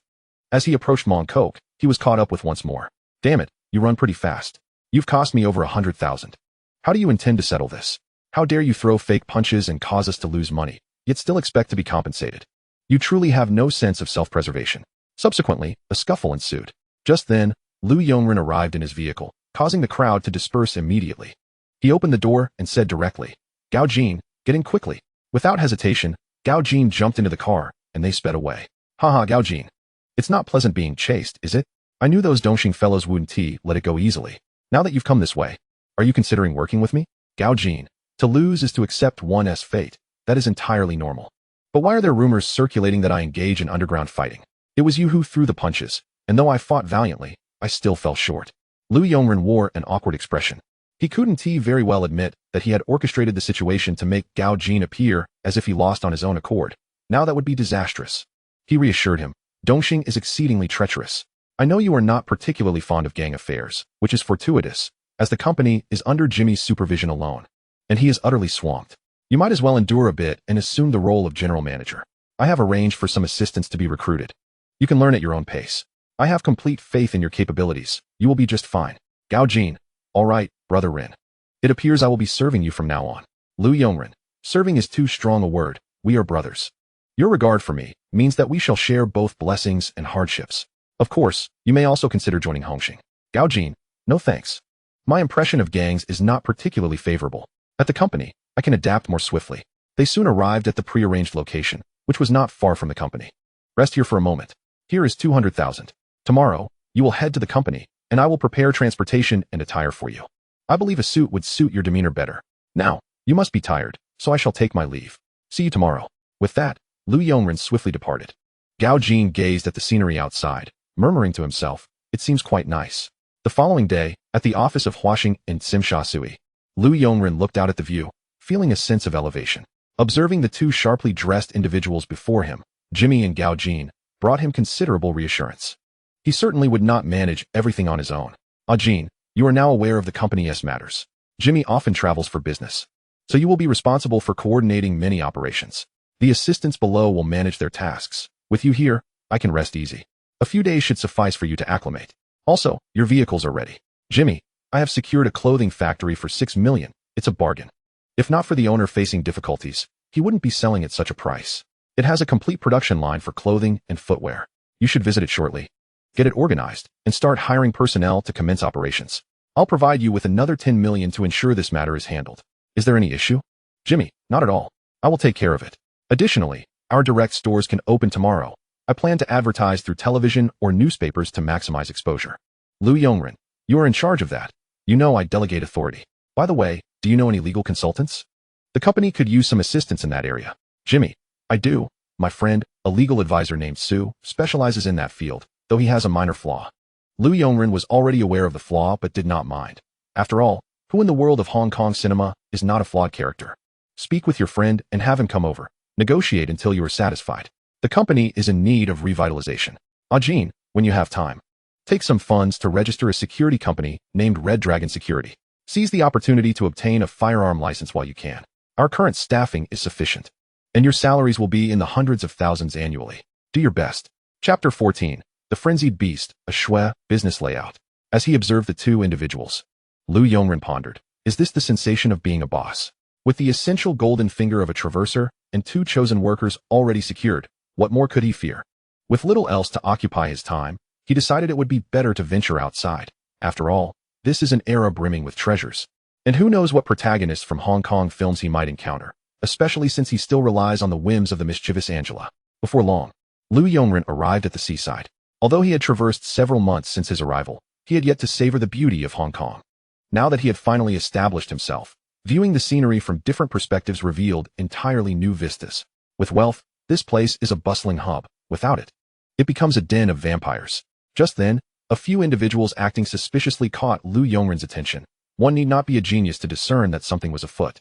Stealthily, he followed them and witnessed 2 men binding a struggling woman, preparing to board a boat. Lu Yongren's eyes lit up. There is no better time to be a hero than when a beautiful damsel is in distress. Surely, this was the classic trope of heroically saving a beauty. Fortunately, the vessel was quite large, and with Lu Yongren's swimming skills, he discreetly concealed himself in a corner, seizing a nearby iron fork in preparation to rescue the captive. He embodied the pure essence of a maritime hero. At that moment, the 2 assailants were engrossed in discussions about the potential profits from selling the victim, completely oblivious to Lu Yongren's presence on board. Observing that both men were armed, Lu Yongren refrained from acting impulsively. Soon, the duo parted ways, presumably to commence their journey. Recognizing his opportunity, Lu Yongren followed, swiftly covering one assailant's mouth and executing a spinning maneuver that rendered the foe unconscious. Outside, onlookers were growing impatient, muttering about the delay in departure. As one of the assailants entered to investigate, Lu Yongren lunged, thrusting the fork into the man's arm to prevent him from reaching for his weapon, then delivering a brutal blow to the opponent's abdomen, ultimately dispatching him with finesse. With the immediate threat neutralized, Lu Yongren began his search, uncovering 2 handguns and fewer than 100 bullets. Cursing under his breath at the meager haul, he stowed the items in his spatial ring before arming himself with a knife and approaching the girl bound at the bow of the ship. Upon closer inspection, he was taken aback to realize that she was none other than Wen Yongshan. A flicker of recognition sparked within him, though he dismissed the thought and promptly untied her, assuring her of her safety. I've dealt with those 2 men. You should leave quickly. I plan to set fire to the ship. The female lead, intrigued by the handsome stranger before her, calmly introduced herself. I am Aishwa. What is your name? Where can I find you in the future? Lu Yongren suddenly recalled her character from the film Frenzied Beast, known for her explosive tendencies and unwavering loyalty. He pondered that he had unwittingly usurped the original protagonist Aiching's fortune. My name is Lu Yongren, just an ordinary man. If fate allows, perhaps we shall meet again. Now, you must leave, he replied before retreating inside to pour gasoline from a container he had found. In no time, flames engulfed the vessel, and under the cover of darkness, Lu Yongren made his escape. It was not that he wished to appear aloof. Rather, he felt it necessary to project an aura of heroism. After all, how else could he attract a romantic interest? Alas, Aishwa was not the leading lady, or else he might have received a system notification by now. Days later, products from Huaxing Company launched on the island, with over a dozen stores showcasing them in various malls and clothing shops.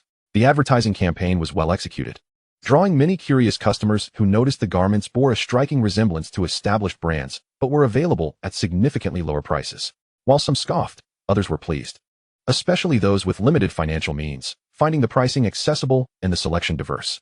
Consequently, Huaxing's products became wildly popular, prompting numerous small businesses to seize the opportunity and stock up, resulting in a supply-demand imbalance. Meanwhile, the factory was integrated into Huaxing Company, and under the substantial influx of capital, employees quickly assembled to commence production, establishing a positive feedback loop. In the company office, Jimmy exclaimed excitedly, "Brother Ren, we have succeeded. Our products are flying off the shelves, with each store surpassing sales of over 20,000. With the recent influx of goods and additional purchases from partners, we have raked in a fortune of over $1 million in just a few days, and this is just the beginning." "You are incredible, Ren," Lu Yongren chuckled. "This is not solely my doing. The credit belongs to you and Gao Jin. I am merely a hands-off manager. The counterfeit business can expand further, and we should also consider venturing into the inland market, as well as the manufacturing and processing of audio and electronic products. Keep an eye on that, will you?" "Gao Jin, how is the progress with the engineering, transport, and security company?" Gao Jin responded, "The progress is satisfactory. The construction and security companies are secured, and we have sufficient personnel, though the workload is currently light. It should improve over time." Lu Yongren replied, "This phase for you, Gao Jin, is about initial investment. It's complex and requires substantial funding. We have no shortage of manpower, but it's wise to prepare for the future. Also, if the government issues taxi licenses, we must secure them immediately without hesitation. Do you understand?" "Understood, Brother Ren. I know what to do," Gao Jin affirmed. As they discussed their next steps, Amao entered, stating, "Brother Ren, Brother Kowloon has summoned you to the main hall for a meeting tonight." Amao had become quite impressive, serving as both a driver and Lu Yongren's representative in the Hongxing faction, while Gao Jin acted as Huaxing's representative. This hands-off approach was quite comfortable. That evening, at the Hongxing main hall, Lu Yongren waited at the entrance with Amao for Liang Kowloon. Mindful of his status as a red stick, he could not disregard protocol. Others looked on appreciatively, as everyone desired a subordinate who adhered to the rules. Liang Kowloon approached, satisfied, and said, "Haha, Aaron, you have been quite impressive lately. I hear your company is thriving. Spare me the sarcasm. I have been swamped all day. If it weren't for Jiao Mao's assistance, I wouldn't have managed both sides of the business. Running a company is far more complicated than dealing with adversaries," Lu Yongren replied, feigning a sense of grievance. Liang Kowloon laughed heartily. "You are simply too lazy. If you need anything in Mongkok, just let your underlings know.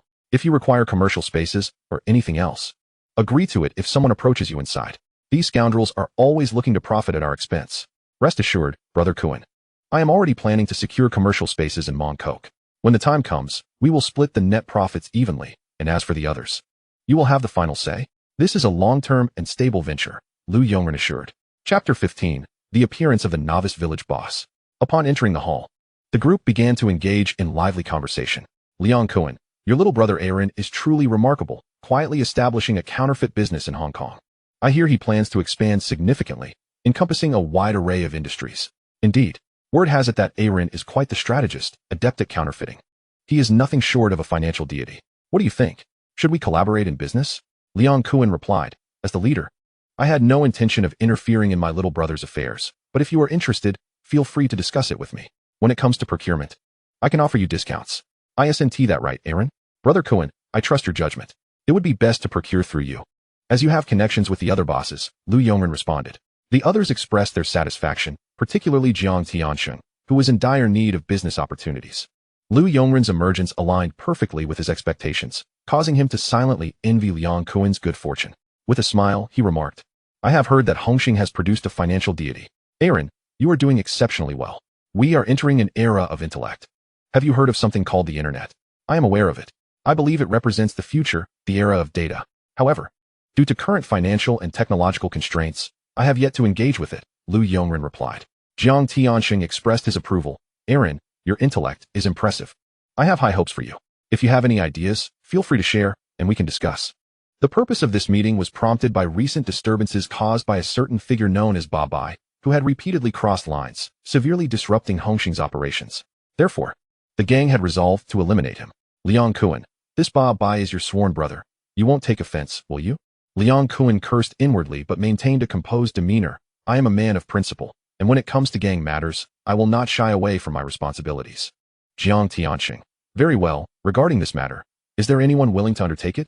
I promise that should it be successful, I shall elevate them to the status of a red stick. De B, who is closest, spoke directly. Mr. Jiang, let the task fall to Causeway Bay. Haonan is quite capable in his dealings. The hoarse voice of Liang Kuan chimed in, laced with disdain. Ha, you crack me up, without even reaching the first round. How can one possess such courage with such feeble strength? It genuinely makes me want to laugh.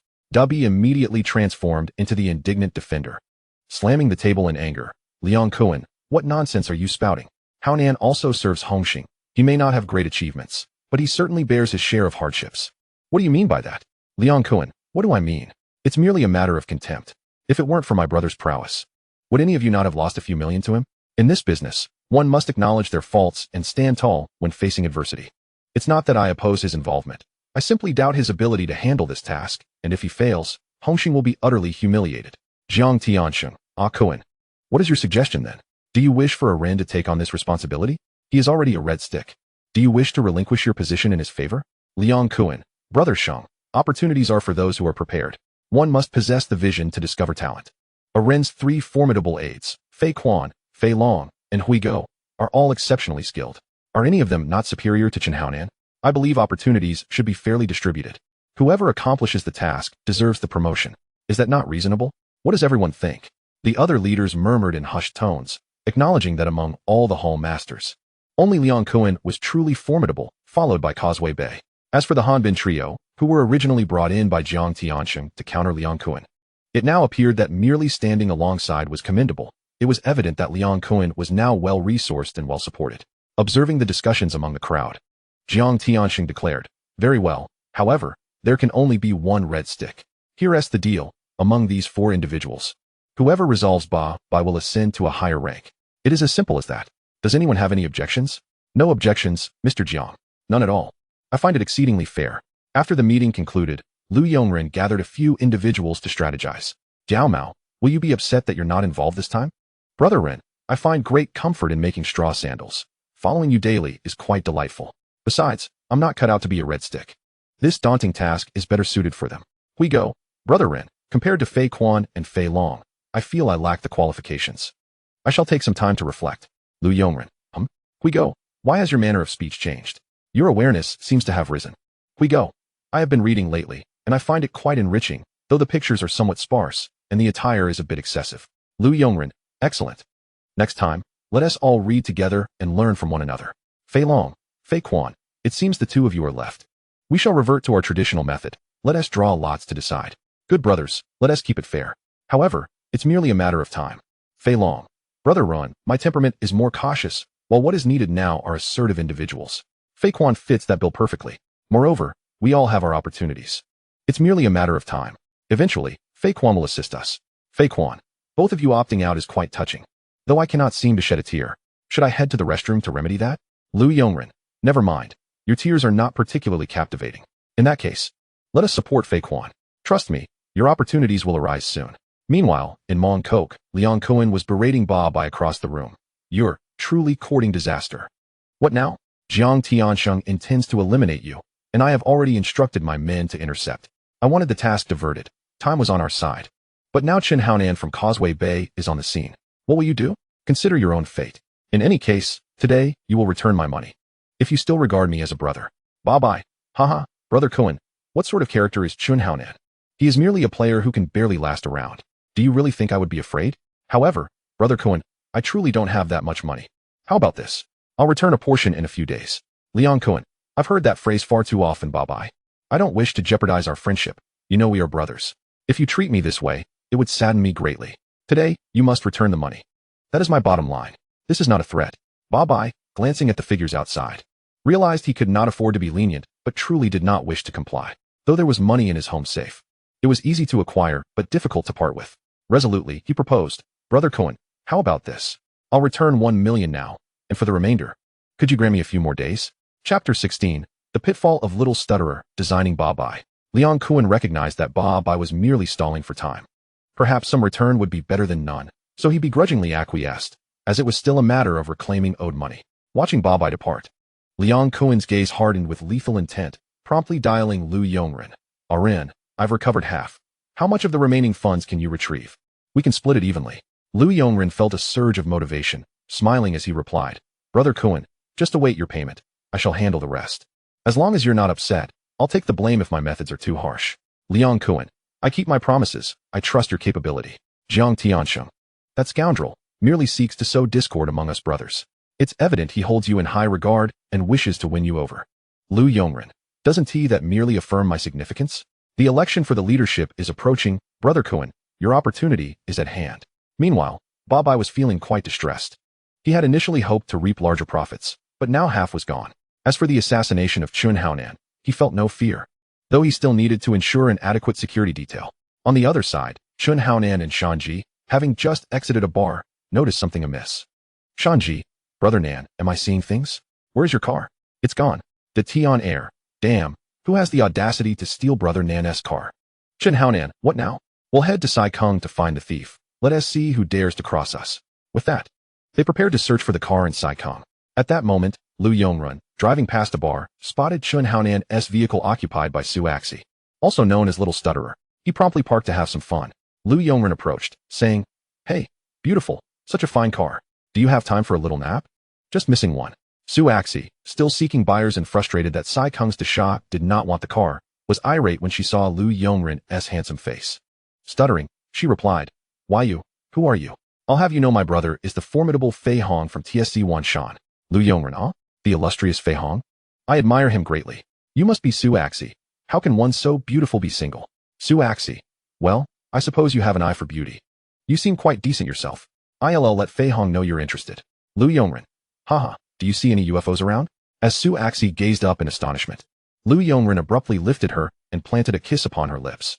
However, just as swiftly, he tossed her aside, remarking, Not bad. A tad more appealing than in the movies, but alas, not my type.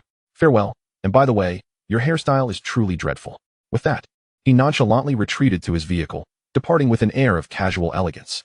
At that moment, Su Axi was consumed by fury. How dare he kiss her and then swagger away? The next time they crossed paths, he would have to answer for it. She stormed through the streets, stuttering in her rage, attracting the attention of passers-by. Meanwhile, a notification chimed. Host has received a new treasure chest. Please claim it promptly.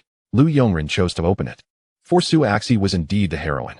Congratulations, Host has acquired 30 million Hong Kong dollars, a skill enhancement scroll, 10 clothing production lines, and a lipstick previously used by Su Axi. Lu Yongrun mused, This is quite the bounty you've bestowed upon me, knowing I lack production lines.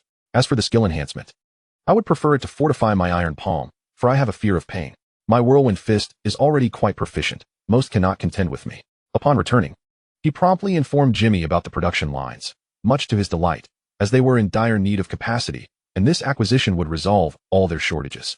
The following day, Chun Haonan gave Big Silly a thorough beating before discovering that it was Su Axi who had stolen the car.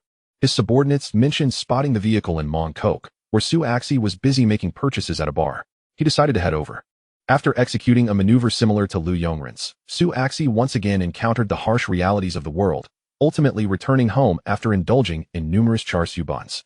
The next day, Big B led Chun Haonan and others to TSC Wanshan for a rendezvous, under the banner of Hung Hing. Fei Hung had no choice but to acquiesce. Despite Su Axi's resistance, they took her to Liang Quan, intending to film a movie to repay their debts, only to have Chun Haonan intervene and rescue her. In accordance with the storyline, the two soon found themselves drawn together. Days later, Chun Haonan resolved to take action, rallying the 5 tigers of Causeway Bay for a raid that very night. However, the unreliable Shan Ji became sidetracked by a woman, forgetting that several brothers were in dire straits, all while being watched closely by Fei Quan and his crew, waiting for the opportune moment to strike. At that moment, in a bathhouse, Bobby was relishing a massage from a beautiful woman. Just as he contemplated escalating their physical interaction, the manager approached, cautioning, "Brother Bobby. This one is new and unfamiliar with the rules. Let me find you another." Bobby kicked back defiantly, exclaiming, "Damn it, what a buzzkill. You can find someone like that anywhere. Do I need your permission to enjoy myself? Forget it, I'm not bathing anymore." Unbeknownst to him, Chun Haonan had followed him inside, while the Tian and Bao Pai stood guard at the entrance to prevent any reinforcements. Seeing that Shanji was tardy, and the opportunity was slipping away, Chun Haonan decided to act, preparing to use a hairdryer cord to strangle Bobby. However, Bobby, being from a red pole background, managed to shout for his subordinates just in time.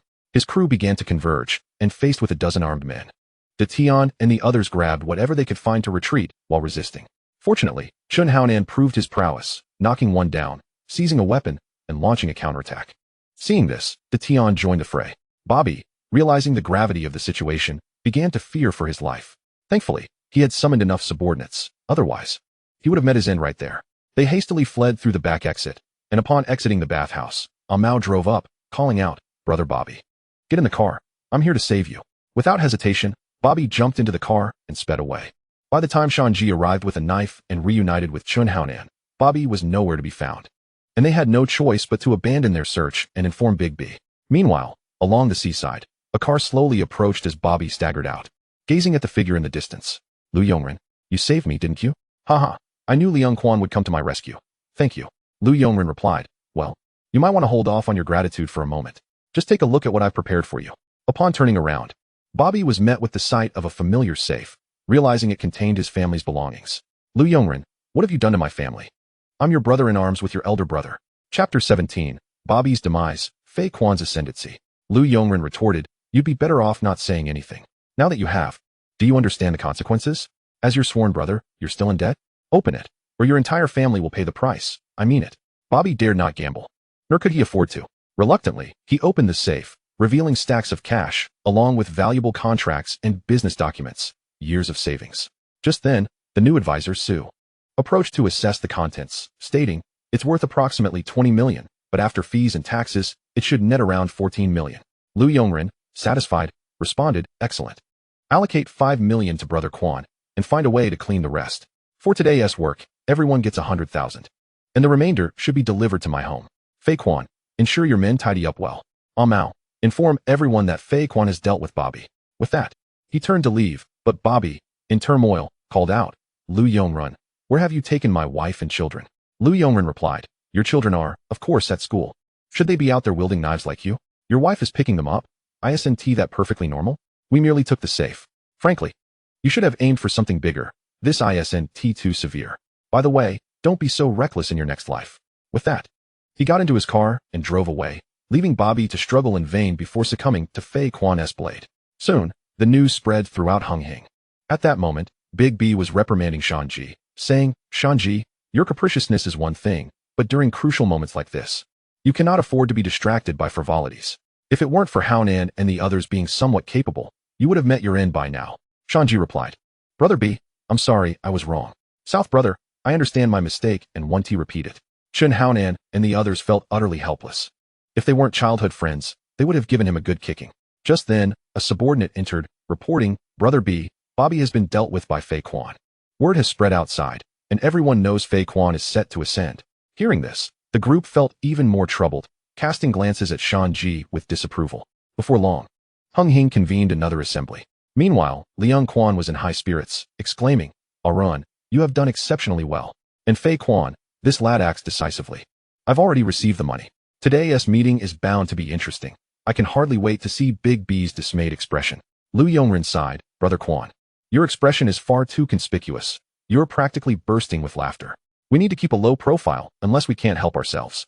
The group soon arrived at the meeting venue, where emotions ran high. Big B was visibly distressed, while Chun Haonan and the others kept their heads down in silence, contrasting sharply with Liang Quan's beaming demeanor. With the arrival of Jiang Tiansheng, the meeting commenced. Observing the audacity of Liang Quan and the despondence of Big B stirred a sense of frustration within, for if it weren't for his loyalty, he would have replaced him long ago. After 2 failures, he began to doubt whether Chun Haonan was truly as incompetent as he seemed. "I believe you all are aware that Bobby has been eliminated by Fei Quan. According to our prior agreement, Fei Quan will now serve as the new red pole of the main hall. We will hold a formal ceremony shortly. Does anyone have any objections? Liang Quan rasped. Brother Sheng, Fei Quan's actions are evident to all, and there is no room for dissent. However, should we not address the situation concerning Chen Haonan? At the outset, I remarked that this fellow is nothing more than a silver-tongued buffoon, incapable of accomplishing anything. Indeed, he fled, nearly igniting a conflict between the factions. Had it not been for my associates intervening, the matter would have been rendered futile. In the spirit of fairness, my people refrained from taking action, allowing Chen Haonan to step in. However, he faltered for the second time in his duties. Big B, observing your constipated expression, do you have anything to say? Big B slammed the table and exclaimed, Liang Kuan, what on earth does he want to convey? Must he cast blame upon Haonan? Liang Kuan chuckled. If I were to punish him, he should first take a good look in the mirror to assess his own worth. Let everyone present listen carefully. Am I mistaken in my statements? The others began to murmur among themselves, casting doubt upon Chen Haonan's competence. At that moment, Shanji could no longer contain himself. He stood and approached, stating, this matter is not Haonan's fault. It falls upon me. Liang Kuan, there is no need for your veiled insults. You are clearly seeking a quarrel. Just then, Lu Yongren shot a glance at Fei Quan, who immediately understood, delivering a flying kick that knocked Shanji to the ground. What place is this? Who do you think you are to speak here? The expressions on Shanji and Chen Haonan's faces were filled with malice towards Fei Quan and Lu Yongren. Fei Quan dared to act only upon Lu Yongren's signal, as no one would believe otherwise. Big B and the others were about to interject when they were halted by Jiang Tianxing.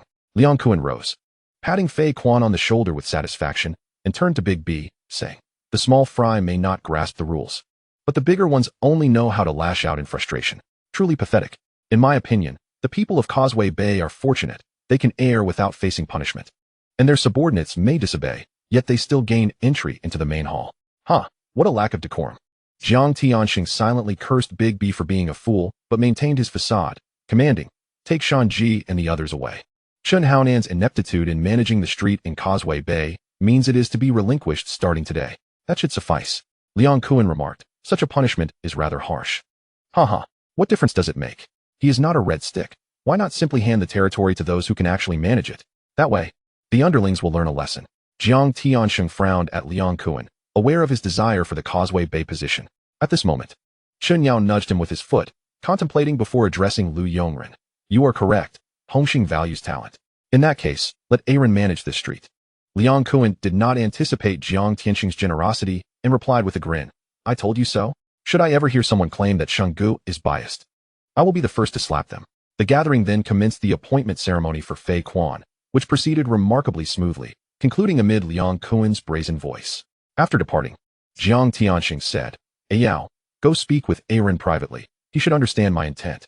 Let Liang Kuan become increasingly arrogant. This rascal has secretly contacted all the heads. Yet only you, the prince, and I are aware. It seems our plan must proceed. Chen Yao responded, understood, Mr. Jiang. I will take care of it. However, will Big B have anything to say? Jiang Tianxing chuckled. What can he say?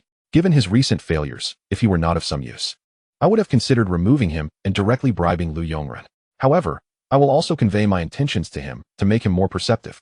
Chapter 18. The cunning Liang Kuan entices the second sister-in-law.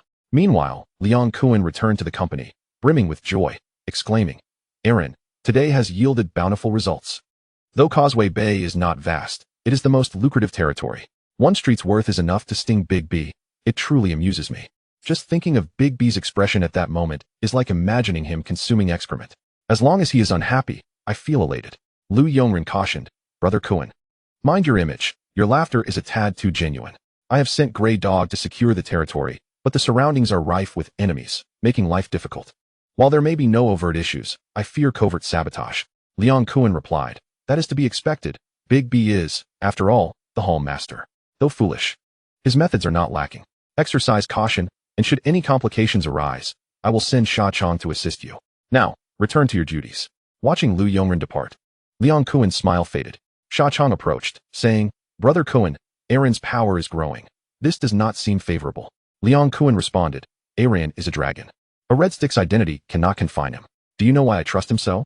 I even contemplate handing over Mong Kok to him. Sha Chong inquired, Brother Kuan, do you trust Aaron that much?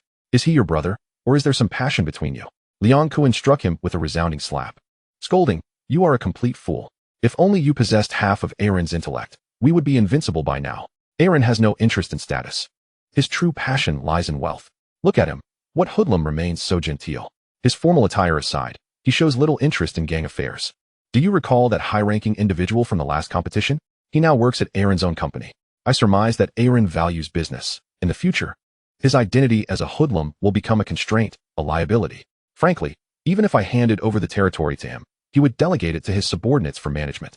For instance, he just sent Grey Dog to take over. Because of this, Aaron and I have no conflict over status. Regarding money, Aaron is far more adept at earning it, and it is all clean, unlaundered cash.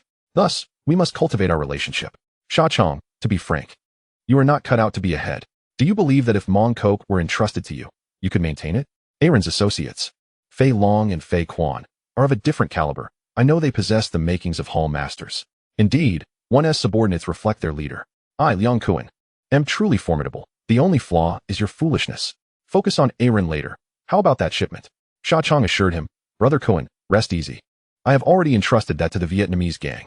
Another shipment will arrive next month, and I will handle it. Meanwhile, Lu Yongren, fearing for Grey Dog's safety, followed him. Although Chun Haonan was irate, he had to heed Mr. Zhang's command. Lu Yongren stated, Chun Haonan, certain realities must be accepted. The matter concerning the red sticks is your defeat, and Fei Quan did not cheat. Chun Haonan retorted, Humph, Lu Yongren, I can accept my losses. In this world, fortunes ebb and flow. The territory I lost will eventually be reclaimed. Do not become too arrogant. Manage your territory well, for I shall reclaim it. With that, he turned and departed with his entourage. The only awkwardness was felt by Su Axi, who, while glancing at Lu Yongren, recalled that fateful kiss, lowering her head to follow suit. In contrast, Lu Yongren became displeased, thinking, are you trying to show off? Very well, since you are throwing down the gauntlet. Do not blame me. Grey Dog, from now on, you shall manage this street. Just hold it down. I will provide you with $1 million. Should any issues arise, contact Diao Mao. He will assist you.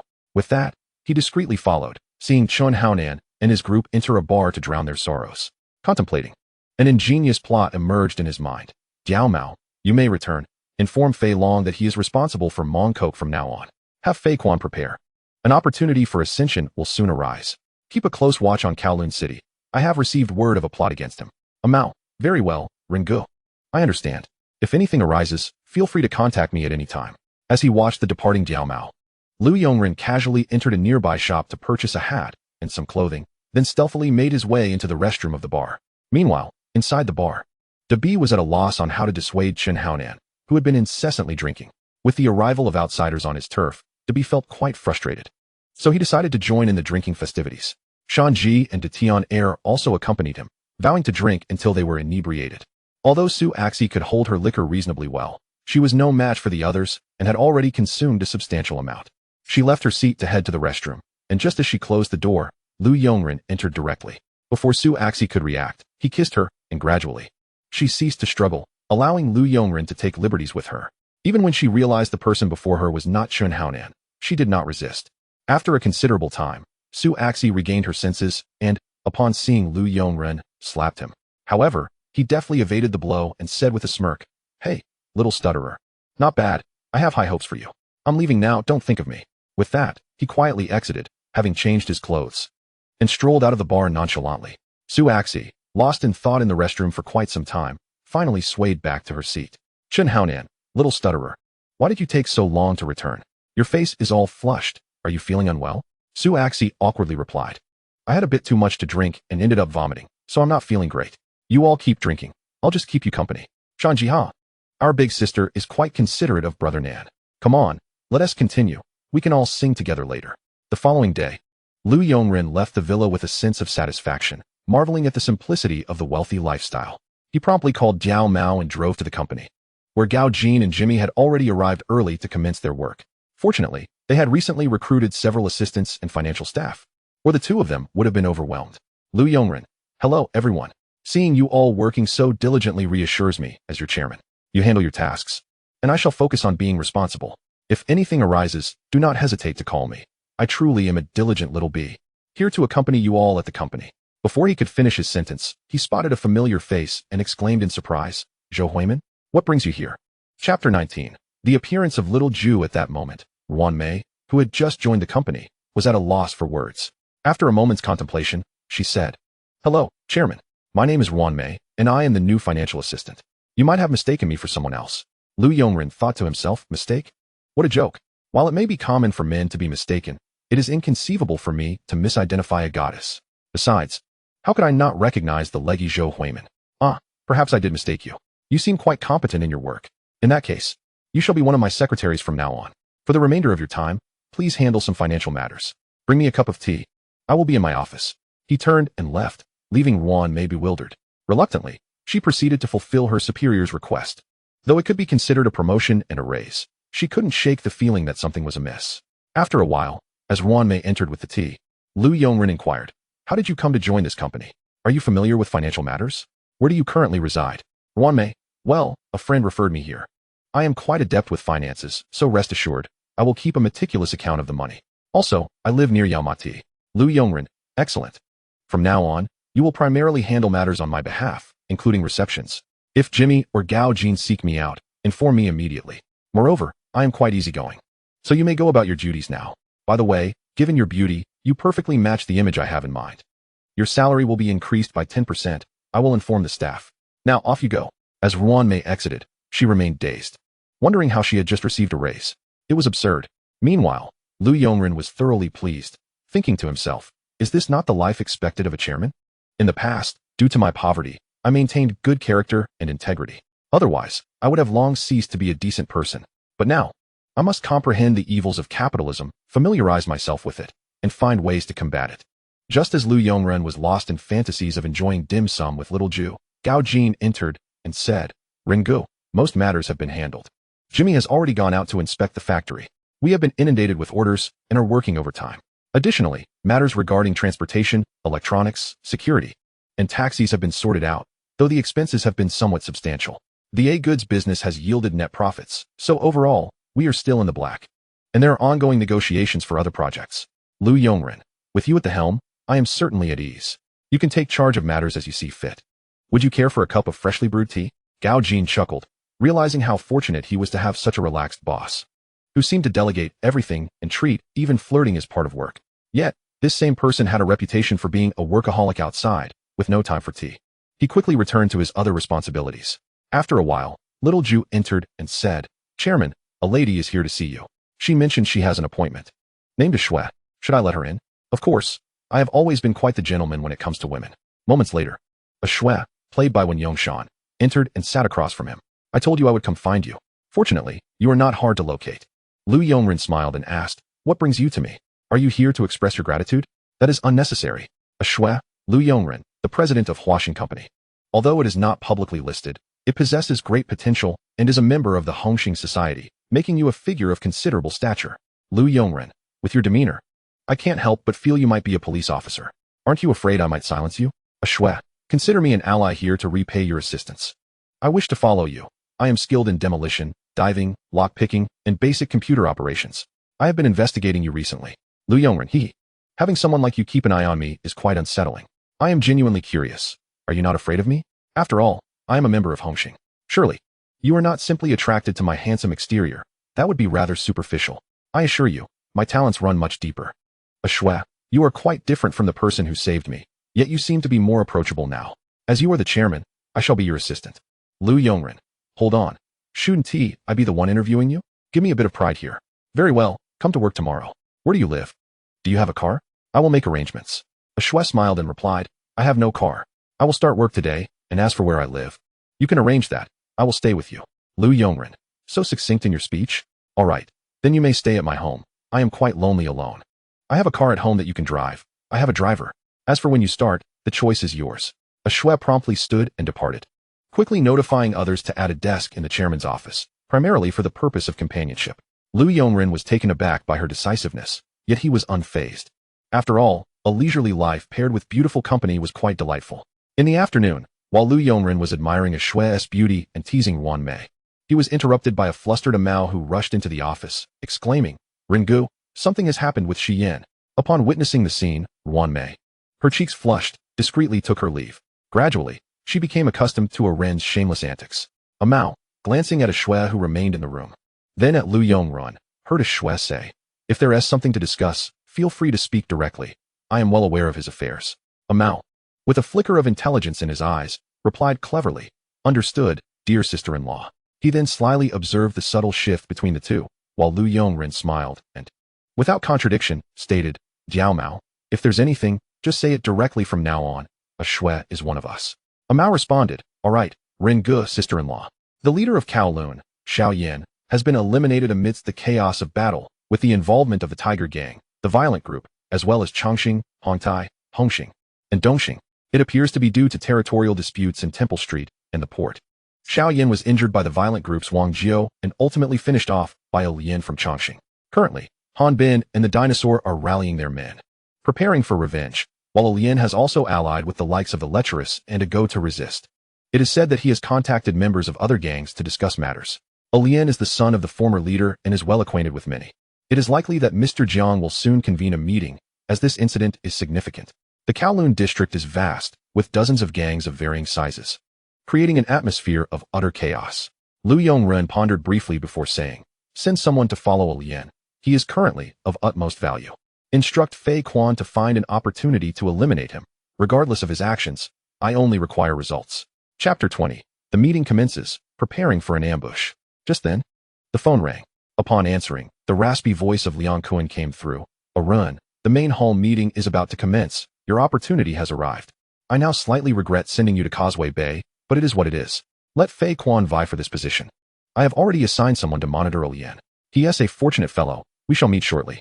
After hanging up, Lu Yongren instructed, a Mao. Have Fei Quan seize the opportunity to act. Grey Dog and Fei Long will assist. I will drive myself. Please take a Shui home afterward. No. I wish to go too. I can wait for you in the car. I am curious to see what Hongxing is like. A Mao replied, sister-in-law, you proceed. I will drive. Lu Yongren, shaking his head in resignation, stood up to head to the main hall. Upon entering, he immediately heard Han Bin's furious roar, my brother is gone. How can you expect me to remain calm? Damn it. A Lian's life is mine to claim. Han Bin. It seems Chongqing is considering peace talks. They are sending out Deng Bo and Hung Zimin Ge to mediate. Direct confrontation may not be feasible. At worst, we can negotiate and then resort to battle. Haha, I understand that Hongxing is under immense pressure, but this situation cannot be resolved merely through negotiations. Xiao Yan assisted the Tiger Gang in fending off attacks. This is not a direct conflict, and we do not wish to see this transpire. Are you implying that Xiao Yan brought this upon himself? If he had not aided the Tiger Gang, how would we manage the Kowloon territory with the violent group lurking? Eyeing the prime locations? Dongxing is merely a muddler. I suspect they instigated this matter. As for Chongqing, how dare a second-rate gang even think of challenging us? And Hongtai? That Piao Gu is practically uninterested in gang affairs. How could they possibly fight for territory? It's merely about self-preservation. Han Bin, calm yourself for a moment, Mr. Jiang will arrive shortly, and we can deliberate. We are not afraid of a fight, but we need a resolution. The opposing side claims it was an accidental killing and has sent someone of seniority to negotiate. There is nothing to be done. Lu Yongren listened, thinking to himself, good heavens, this world in Hong Kong is chaotic indeed, filled with movies, television dramas, comics, and various forces emerging endlessly. How delightful. The more protagonists, the better. It seems this world is rife with uncertainties. The authenticity of the plot has already faltered. It appears that involvement in the narrative will have its consequences, as the butterfly effect is indeed real. Before long, Jiang Tianxing entered and stated, Abin, I just received several calls. Chongqing is willing to spend over 20 million to broker peace regarding this matter, engaging several gangs to negotiate, particularly that Sha Meng, who has demanded a street in exchange for opposing Hongxing. The alliances formed are inconsequential, just a bunch of opportunists. As the leader, I must consider the broader picture. None of us wish to see Xiao Yan's situation unfold. My suggestion is to negotiate first. If that fails, then we can resort to violence. You and the dinosaur will take the lead while the rest provide support against Chongqing. What do you think? Also, with the position of Kowloon's leader now vacant, we must consider who is capable of taking on that responsibility. Mr. Jiang, I believe we should give Hao Nin a chance. He possesses experience in managing territories. I think we must take Xiao Yan's situation seriously and eliminate him for the sake of revenge. At this moment, Liang Kun burst into laughter, banging the table as he said, forgive me, Han Bin. I know I shouldn't be laughing at this moment, but Big B, you absolute fool, lacks any sense. What time is it now? We VE lost a leader in Hongxing. Just think, if it were you who perished, how would you want your brothers to respond? To call you a fool would be a compliment. And you want to elevate Chun Hao Nan, that trash? This is the umpteenth time. Stubbornness is your downfall. In my view, whoever eliminates a Lian for Xiao Yan's revenge shall rightfully claim the title of Kowloon's leader. It's only fair, for the 4-9. That would mean ascending to the position of a hall master directly. This is not only a matter of street reputation, but also serves as motivation internally. Do you really think we can negotiate peace? Although Xiao Yin is not my blood brother, I stand with Han Bin on this. It aligns perfectly with my illustrious image. Big B replied. Liang Kuan, I'm not suggesting anything else. It's only normal for whoever takes down that bastard to ascend. Stop speaking ambiguously. Lu Yongren recognized Liang Kuan's words as a means to undermine Chun Hao Nan's position in 4-9. Even if a Lien were eliminated, he would merely be a red stick. The opportunity still lay in the hands of those already in power. Jiang Tianxing surveyed the room and stated, currently, the red sticks are Arun, De Fei, Sheng Fan, Fei Quan, Sha Chong, a Yu, Huachai, and a Kong. Who among you wishes to take charge of this matter? Opportunities and dangers coexist. Do not say we are denying the red sticks a chance. We face several gangs. Before tomorrow night, whoever takes down a Lien shall be Kowloon's leader. Han Bin, what are your thoughts on this? Han Bin gritted his teeth, pondering that only Sheng Fan was on his side. If in the end, Kowloon was not under his control, he would surely bear the blame from Jiang Tianxing for not assisting him. Just then, Liang Kuan had extended an olive branch. Yet he had initially been reluctant to collaborate with him. Caught in this dilemma, the 13th sister quietly asked, Han Bin, who will avenge Xiao Yan? Whoever does, so will ascend. Among these leaders, who do you think is the strongest? Han Bin thought to himself, who else but Arun? That would be most advantageous for him. Moreover, Fei Quan is also his man. Am I truly to cooperate with Liang Kuan? It is utterly unsatisfactory. The 13th sister continued, I know what you are thinking, but do not forget that Arun cares about business and territorial matters. We can discuss that later. This is the main hall, and some concessions must be made. After a moment of contemplation, Han Bin said, very well, I agree with this notion. Although Jiang Tianxing harbored a certain discontent, he did not openly oppose the decision, recognizing that time was a mere fleeting day. Even as the leader, he could not outright dismiss matters that had garnered unanimous agreement among the key figures. This indicated that Jiang Tianxing's control over Hongxing was not as formidable as perceived. Meanwhile, Fei Quan, accompanied by Fei Long and Hui Go, lay in wait near Lien, ready to strike the moment he emerged. Within the confines of the Chongqing headquarters, the elders were chastising one another, admonishing, this time, you've stirred up quite the trouble. We cannot guarantee your safety.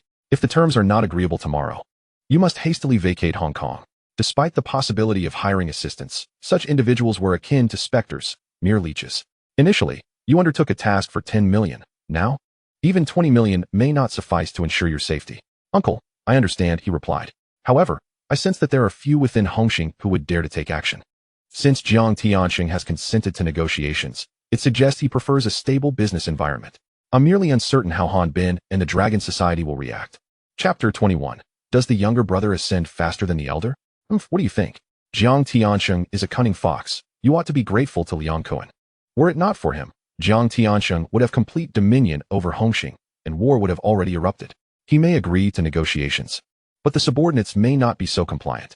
Enough. Just seeing you irritates me. Return quickly. You are not permitted to step outside before tomorrow night, understood? Though Lien was fortunate, he was profoundly fearful for his life. He cautiously drove back, and not long after, he encountered Fei Quan and his companions approaching nonchalantly, while Fei Long stealthily drew closer. At that moment, Lien was flanked by only 2 junior members. As he attempted to leave, Huigo's vehicle barreled towards him, followed by a rush of attackers. It was evident that Fei Quan was quite adept at wielding a blade, swiftly ending Lien's life. Moments later, the group vanished into the night, quickly contacting Lu Yongren, who remained at the headquarters. At the Hongxing meeting, an air of tension lingered. Just after receiving a call, Lu Yongren smiled and inquired, Mr. Jiang, can we consider what was discussed earlier as finalized? Jiang Tianxing replied, Arun, everyone has agreed. You now possess territory in Causeway Bay. If you desire a position in Kowloon, you must relinquish something. Lu Yongren countered, no, Mr. Jiang, you misunderstand. I've already instructed Fei Quan to take action. News of Lien's demise will soon spread. Brother Han Bin, your brother's grievances have been avenged. From this moment forth, Fei Quan will be the leader of the Kowloon district. I trust that those present will not oppose this. Liang Kuan erupted in laughter, exclaiming, Arun, well done. Fei Quan is indeed efficient. Mr. Jiang has spoken. Thus, it shall be so, correct, Mr. Jiang? Brother Han Bin. The room fell silent, astonished that Lu Yongren had orchestrated matters so swiftly. Moreover, Lu Yongren was Liang Kuan's subordinate. Should Kowloon fall under Fei Quan's control, Liang Kuan's influence would undoubtedly expand, securing an additional vote, an invaluable asset for his ambitious designs. Jiang Tianxing regarded Lu Yongren with quiet contemplation, fully aware of the inherent danger this individual posed. Perhaps even more so than Liang Kuan. Initially perceived as an ally, it now appeared he aligned with neither Jiang nor Liang Kuan. Pondering this, he remarked, "As long as it is genuine, Fei Quan will indeed become the leader of Kowloon."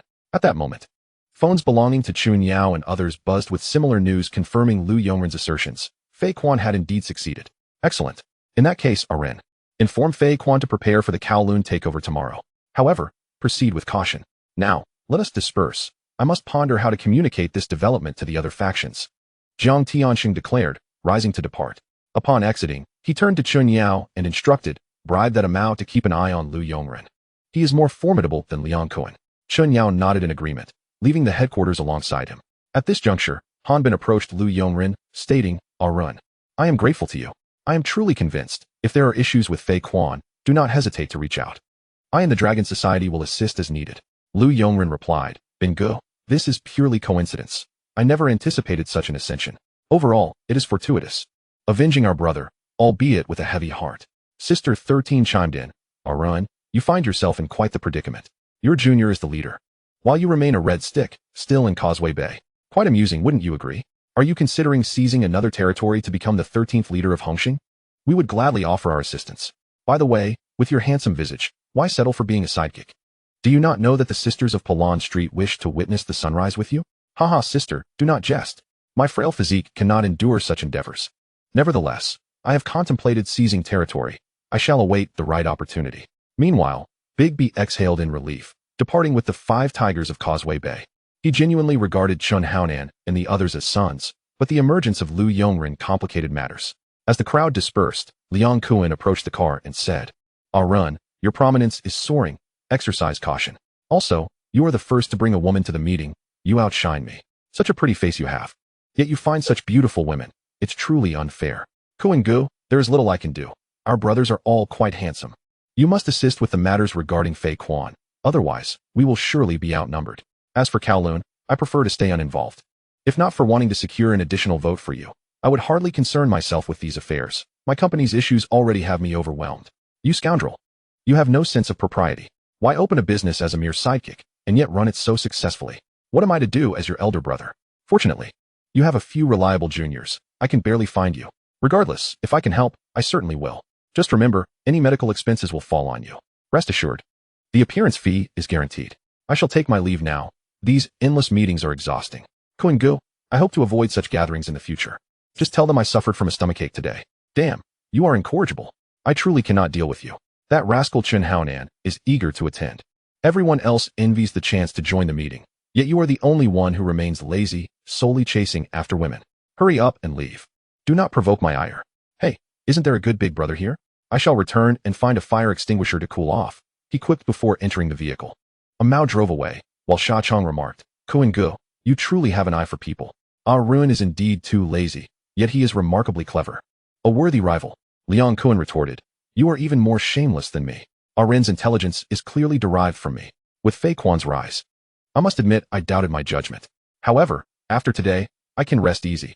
This fellow cannot neglect the affairs of the Underworld. You must remember, he must be invited to all future meetings. Also, contact Fei Quan and send 200 men over, more if possible. After all, Arun has the means. Let us treat it as a celebration." Meanwhile, in another vehicle, Lu Yongren had already informed Fei Quan to prepare for the territorial takeover, dispatching reinforcements and ensuring that Gao Jin delivered 5 million as startup capital. Fei Quan and his companions were elated, incredulous that he had ascended before his elder brother, a truly absurd turn of events. Nevertheless, Fei Quan was a man of honor and understood his responsibilities. Hui Go and Fei Long recognized that Lu Yongren was orchestrating a grand strategy. Otherwise, he would not have set his sights on Causeway Bay. Chapter 22. A Shui's heartfelt affection for Kowloon's Fei Quan. Upon returning to the villa, Mao departed, leaving Shui to gaze upon the opulence of the estate. A newfound appreciation for Lu Yongren blossomed within her. She marveled at his understanding of life's finer details. The decor and arrangement were indeed meticulously curated. "Tonight, I shall occupy this room," she declared. Lu Yongren mused internally, "What do I know? This place is pre-furnished. I possess no particular taste. However, the beauty before me speaks as an expert in aesthetics. Your discerning eye is commendable. Yet might you elucidate why you chose to reside in the master bedroom among these many rooms? Is it an indication of aspiring to be the lady of the house? Whether or not I am the lady of the house is inconsequential. What matters is here and now." Lu Yongren embraced her, leading her to the bed, and remarked, "Woman, you play with fire adeptly. In your investigations, did you not uncover that I am a man who commits acts of violence without remorse? You investigated me and discovered I am single, without any publicly acknowledged romantic entanglements. While I am currently the only woman among your subordinates who has received a nod of approval from you. Do not underestimate the role of sister-in-law. It holds a certain intrigue, far more captivating than that of a chairman's wife. Alas, it is merely a fleeting amusement. Furthermore, I am indeed playing with fire. Should you possess the means, extinguish it. What nonsense is this? Is this not a blatant affront to my honorable stature as a man? I can bear it no longer." Lu Yongren seized the moment, kissing her passionately as they tumbled onto the bed. The ensuing events, I shall witness from beneath the covers, for the intensity of the situation is too explosive to share. I might as well indulge in it myself. The following day, the underworld was in an uproar. The elders of the Chongqing Society, who had retired early the previous night, were nearly taken aback upon learning of the incident, vehemently cursing the Hongxing gang for their lack of decorum. They united with several factions to denounce them, secretly collaborating with Dongxing and a few smaller gangs to invade Hongxing's territory in Kowloon. Meanwhile, Fei Quan had long awaited this opportunity. The Grey Dog, Fei Quan, and Fei Long were all prepared. To bolster their strength, Lu Yongren had even enlisted the help of Liang Kuen's dim-witted ally, Sha Chong. Upon receiving word, the dinosaurs and Hanbin also sprang into action. In the face of the bewildered Fei Quan, there was no room for hesitation. The members of Chongqing were about to issue a pre-battle tirade when Fei Quan unsheathed his knife, catching even Fei Long by surprise. This was not how the game was typically played. With matters having escalated, it was time to engage. A 1,000-man battle erupted in Kowloon. Strangely this time, the violent factions and the Tiger Gang did not participate, as the numbers were overwhelming and the police would soon take notice. The night in Kowloon was filled with shouts and cries of battle. Fei Quan was elated, charging at the opposing leader without a hint of fear, his audacity igniting the enthusiasm of his underlings. Soon, the wail of police sirens echoed from afar. Fei Long and the others had anticipated this and began the swift evacuation of the wounded. This skirmish solidified Fei Quan's standing in Kowloon, earning him the moniker of the dimwit. To the smaller gangs, he appeared almost deranged. At this moment, Lu Yongren was savoring Ah Shui's tenderness, lamenting his own moral decline. Just as he contemplated escape, his body remained steadfastly compliant. Fortunately, whether he was present at the company or not made little difference. Upon hearing of the developments concerning Fei Quan, he instructed Gao Jin to transfer 5 million to fully support him. Ultimately, it was a call from Liang Kuan that brought an end to his musings. He advised Ah Shui to take a few days of rest. Mao, driving towards Mongkok to meet Liang Kuan, was met with immediate reproach. "You're a fool. Your subordinate Fei Quan is out there risking his life, and you, on the other hand, seem utterly unconcerned, indulging in the company of a woman while I am left to manage personnel, oversee evacuations, and procure weapons. Damn it. Are you even listening? How many times did you? Hey, Kuan-gu, I have something for you. This is quite suitable for you. It's the only one I have," he said, handing over a pill rewarded by the system, to which Liang Kuan responded with a lewd grin. "Damn, you're sharp. This round of expenses is about 1 million. As brothers, we must be clear about accounts. Just give me 1 million. How could that be enough? Your appearance fee is worth much more. Here's 2 million. Kuan-gu, just try this pill. It's excellent," he said before departing. Liang Kuan, feeling the sting of the loss, lamented that our ruin is quite the capable one. Yet here I am, the leader, struggling while he lounges about and makes money. It's infuriating. I work tirelessly and remain poor. Truly, comparing oneself to others can be disheartening. On the way back, Mao remarked, "Ringu, that Shun Yao has sent me money again to keep an eye on you. What should I do? Should I report on you and the sister-in-law?" Lu Yongren's expression darkened. "You fool. If you dare mention this, I'll make you film a dog-esque tragic romance. Just tell him that I'm deeply engrossed in my business, unable to extricate myself, pouring my heart and soul into it. I have no interest in gang affairs. Also, stay out of the older brother's business. Keep the money he gives you for yourself. I'll give you 100,000 to buy some things for home. Don't go around pretending to be someone you're not while your family struggles, understood?" Mao, touched, replied, "Thank you, Ringu. You've already given me so much. It's just my mother at home, and we're doing all right. That's good. In this life, one foot is in hell. It's best to be cautious. Keep an eye on gang matters. Let us head to the company. I reckon things have already gone awry without me." Ringu. Gao Jin said it's actually the same with or without you. You should just stay home and keep the sister-in-law company. Damn it, you know. When you're not talking, you're quite handsome. Enough with the nonsense. Let us go to the company. At that moment, Ruan Mei was still pondering what to have for dinner when Lu Yongren approached with a smile. "What's the matter? Are you, the penny-pinching little Jew, once again contemplating how to save money? You must eat regularly. Don't think about cutting corners, Or how will you serve me? Ruan Mei replied, boss. You're not doing anything, either. It's quite boring here. I'm just handling finances, which is fine. Lu Yongrun leaned closer, inhaling the fragrance of her hair. Since you have nothing to do, why not prepare me a cup of tea? If that is too much, just give my shoulders a rub, he said before walking into the conference room. At that moment, Jimmy and Gao Jin were already in a meeting with several others. All stood up and greeted, good day? Chairman. Oh, everyone is too polite. You are the future of Huaxing. I'm merely here to learn. Just pretend I'm not here, and I'll listen, he said as he walked to a chair at the back, settling in to listen. The only ones unfazed were Jimmy and Gao Jin. The others were somewhat tense, fearful of incurring Lu Yongren's displeasure. Chapter 23, Company Affairs, Trouble in Macau. Jimmy and Gao Jin exchanged a glance, both recognizing each other's exasperation. Jimmy then stated, the data for this month has been released. While revenue has increased, quality must also be addressed. The factory has expanded its workforce, and products will be available shortly. We will soon establish a new sales department to explore market expansion. Proficiency in foreign languages will be crucial, and we need to handle the recruitment process promptly. Gao Jin added, the security department is now adequately staffed and can undertake various tasks. The company will increase investments in electronic products, including the recently popular gaming consoles and VCDs. The taxi licenses and ventures in transportation, construction, and renovation have already yielded substantial returns. Huaxing Company will soon evolve into a conglomerate, and the diversity of projects signifies that everyone will bear greater responsibility. This is a period of development, so I urge all to remain vigilant. We shall conclude for today. You may disperse and return to your duties. Observing the crowd's seemingly frantic escape, Lu Yongren stepped forward and addressed the two individuals, saying, indeed, you are the left and right guardians of Huaxing. Your previous remarks were truly commendable. Additionally, you ought to pay attention to the stock market. Perhaps you could establish a new company, Huaxing Capital, to attract talent. The stock market is quite fascinating, though I am not particularly fond of the idea of Huaxing Group going public. However, Huaxing Capital could be a different story. The stock market is a treacherous sea, and I prefer tangible industries. Money in hand is truly one's own. Moreover, Jimmy, you might also consider establishing a factory in the mainland. The costs in Hong Kong Island remain excessively high.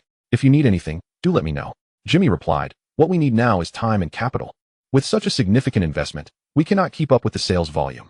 I believe we need to seek financing, and I estimate we will require 10 million, which is no small sum.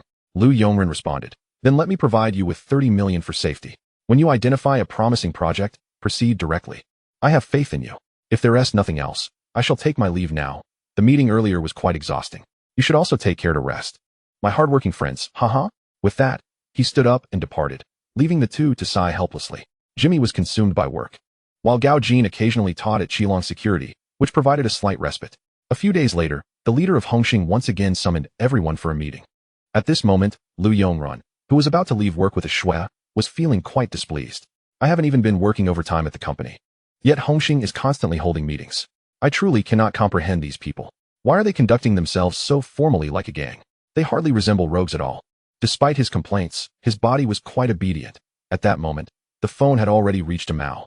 After connecting, Liang Kuan's voice came through. Aran, are you listening?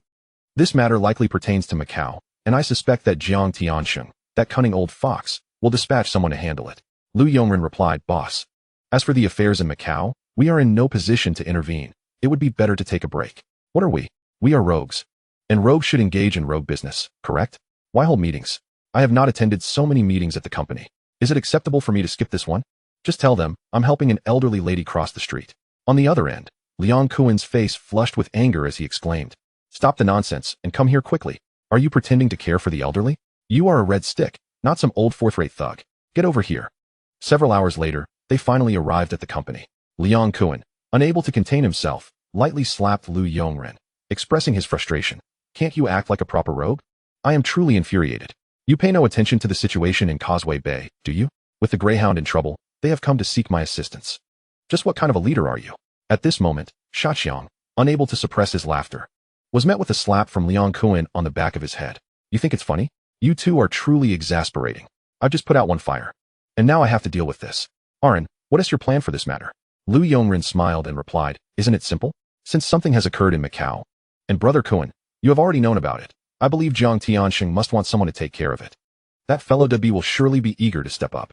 As for Chun Haonan, it's not that I look down on him. But if he can't handle matters in Hong Kong, he shouldn't embarrass himself elsewhere. Let us head to the headquarters and assess the situation. I suspect Jiang Tianxing has a backup plan. Brother Kowloon, are you considering making a move? Liang Kowloon replied, damn, you're quite perceptive. You figured that out. Indeed. I am preparing to take action. I just need the opportunity. Regardless, let us go to the meeting and see what that cunning old fox intends to do. A few hours later, everyone gathered at the headquarters. At this point, Fei Chuan had already taken his place at the head of the table. Though he felt somewhat awkward looking at the older brother behind Liang Kowloon. Lu Yongrun, however, was indifferent, closing his eyes to rest, nearly dozing off. If it weren't for Shaqiang keeping an eye on him, he might have started snoring. Liang Kowloon found this intolerable. At that moment, Jiang Tianxing entered and got straight to the point. I have gathered everyone here today to discuss a matter. Our gambling hall in Macau is operating relatively smoothly. However, a certain individual named Sang Go intends to charge a 30% commission, which is nothing short of extortion. I have already had several discussions with him, but to no avail. He relies on his connections as a local snake and has ties with Beng Yajiu. Therefore, I have decided to issue a mission from the headquarters to eliminate this Sang Go next month. Does anyone have any candidates? Dabi stood up and said, Mr. Jiang, let us assign this task to Causeway Bay. Recently, Haonan and his team have performed admirably, securing some venues in Wanchai and making contributions to the society. I believe they can handle this mission without issue. Liang Kowloon's hoarse voice followed, again with Chen Haonan. Dabi, has everyone in Causeway Bay vanished? You treat such a useless person like a treasure. How many times have you let everyone down? If this continues, how will Mr. Jiang save face? Do you think this is Hong Kong? Handling matters is serious business. This isn't like taking on Dongxing. The gambling hall in Macau concerns the interests of everyone present here. Wake up, Chen Haonan. Jiang Tianxing calmly looked at Liang Kowloon and said, let us assign this matter to Chen Haonan. Liang Kowloon, you are so capable. Why not lend a hand? If Haonan fails this time, I voluntarily relinquished the position of leader to you. Dabi interjected, Mr. Jiang, there's no need for that. Liang Kowloon is just a loudmouth. Don't stoop to his level. Chapter 24. Again accompanying second sister-in-law. Liang Kowloon said with a sly grin. Haha, this is your suggestion, not mine. If that's the case, I agree, but I am a person who distinguishes between grievances and kindness. Chen Haonan, you go handle this matter. If you need anything, let me know. Don't end up unable to resolve it and then blame me. Dabi retorted angrily. Liang Kowloon, this matter doesn't concern you. I can handle it on my end without your interference. Jiang Tianxing then declared, if that's the case, it's settled. Furthermore, we have yet to celebrate Fei Chuan's ascension as the leader of Kowloon. Let us gather tonight in Causeway Bay, settle the headquarters accounts, and enjoy ourselves. As everyone departed the headquarters, a Mao drove ahead with the younger brothers, while Lu Yongren followed Liang Kowloon into the car and remarked, Brother Kowloon, something feels amiss. Jiang Tianxing so openly relinquishing the position of leader is clearly an attempt to elevate you. This is not an act of submission, but rather a setup to harm you. Liang Kowloon replied, do you really think I'm foolish? Ever since you mentioned this matter, I have been wary of that scoundrel Chen Yao. That bastard indeed wants to see me take the lead, and then find a way to eliminate all the leaders who oppose him. However, some matters are different. With you strategizing by my side, why should I fear? Besides, who says he will survive after stepping down? Haha, once I take the lead, I'll think of a way to send him off to sell salted duck eggs. Lu Yongren pondered for a moment and said, have you looked into Jiang Tianyang? Those brothers of his are not easy to deal with. If you truly wish to ascend, I will certainly support you, but we must plan carefully. Liang Kowloon replied, since you mentioned it, I had someone investigate, and I was taken aback. Jiang Tianyang is indeed formidable. His facade of raising elephants in Thailand is merely a cover. Behind the scenes, he has already partnered with the eight-faced Buddha, selling in Southeast Asia. His strength is quite substantial. I estimate he possesses more power than half of Hongxing. Additionally, he has two capable subordinates, Che Baoshan and Xin Xian, both quite competent. It seems Jiang Tianyang is truly Jiang Zhen's backup plan. And I suspect Jiang Tianxing is unaware of these matters. Lu Yongren. Even if Jiang Tianxing were to discover the truth, it would be of no consequence. If he were truly formidable, he wouldn't have allowed Hongxing to descend into such chaos. I suggest that we take advantage of this situation to ascend to power first, and then eliminate Jiang Tianxing. Moreover, we should keep a close watch on the Crown Prince. I suspect he is a pawn of Jiang Tianyang. Otherwise, he wouldn't be so frequently visiting Thailand, seeking out transgenders as if it were a casual pastime. Liang Kowloon, I plan to send Shaki ahead to notify the mournful dogs. Akin to the last time with that audacious affair, Chen Haonan's aspirations for elevation are futile. Additionally, let us present him with a grand gift. Even if he survives, he ought to endure some hardship. Truly, I am a genius. Lu Yongren, Brother Kowloon, are you suggesting that we entangle Chen Haonan with Shanji's girlfriend, Kahan? That won't do. For Shanji's, changing partners is as trivial as eating or drinking. It serves no substantial purpose. Instead, We could approach it differently. What do you think? Upon hearing this, Liang Kuan and Shaki felt a tightening in their hearts and whispered, who would have thought that you, Aran, appears so innocent, yet possess such a ruthless nature? Excellent. I like it. Shaki, let us proceed with our Ran's plan. Haha. Before long, the group arrived at a bar in Causeway Bay and commenced drinking. Chun Haonan noticed that the newcomers had all become leaders, while Lu Yongren felt an uncomfortable pressure bearing down upon him. Shanji, Brother Nan, do not lose heart. We brothers all believe in your capabilities. Tonight, we will not return without getting intoxicated. In a few days, we will be occupied with matters in Macau, and there will be no time left for revelry. As the night progressed, the clock approached midnight. Xiao Jiebai received a call and painstakingly brought Chun Haonan back to the apartment. Unfortunately, his strength was insufficient, and with the help of his younger brother, he managed to place Chun Haonan on the sofa. After the younger brother left, as Xiao Jiebai was about to close the door, a hand reached in and covered his mouth. It was Lu Yongren. During the gathering, he had been keeping a watchful eye on Chun Haonan and the others. Upon seeing him inebriated and unconscious, a rather immature idea flitted through his mind, whimsically dubbed, Xiao Jiebai, open the door, I am Chun Haonan. The thought alone conjured vivid imagery. Shortly thereafter, he allowed Amao to leave on his own, while he drove to the apartment to follow suit. As for drunk driving, Lu Yongren professed ignorance. At this moment, Xiao Jiebai gazed at Lu Yongren and was immediately reminded of the earlier incident in the restroom. With the image of Chun Haonan sprawled on the sofa behind her, a foreboding sense of dread washed over her. However, Lu Yongren was not inclined to grant her any opportunity. Now, empowered by the system, his strength was far beyond what Xiao Jiebai could contend with. She dared not raise an alarm, fully aware that Lu Yongren was an adversary of Chun Haonan.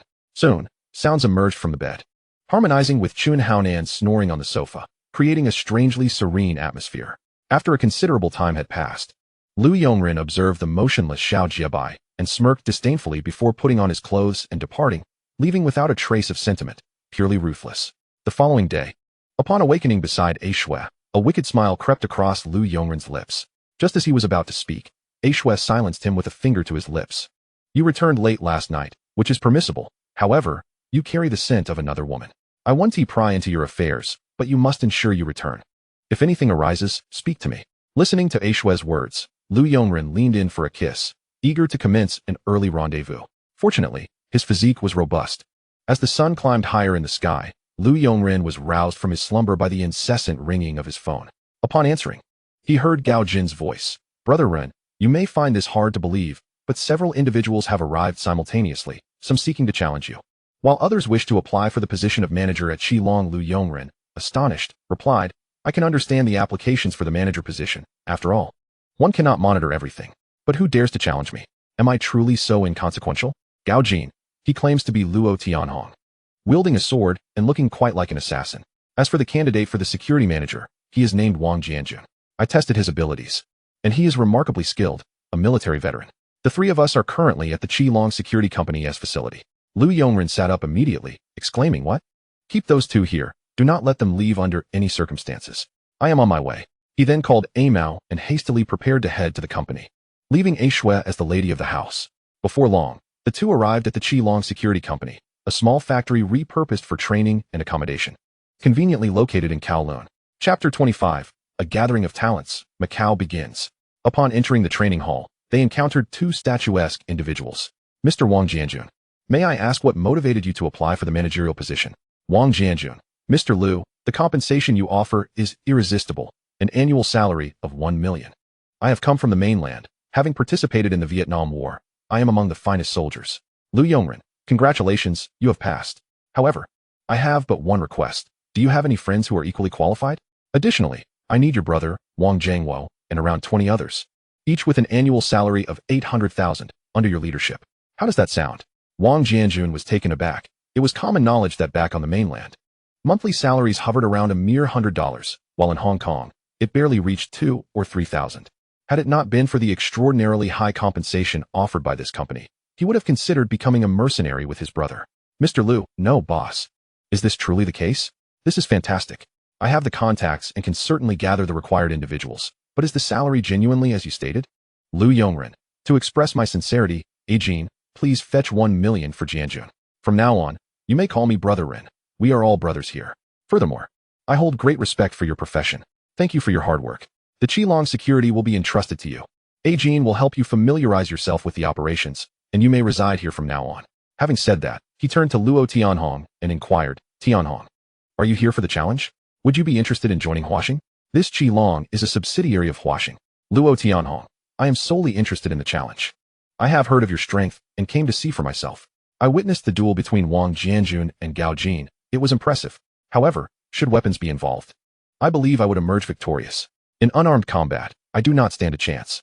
Lu Yongren, I am quite pleased with your response. Your strengths and weaknesses are evidently clear. Fortunately, we are entering an era of firearms.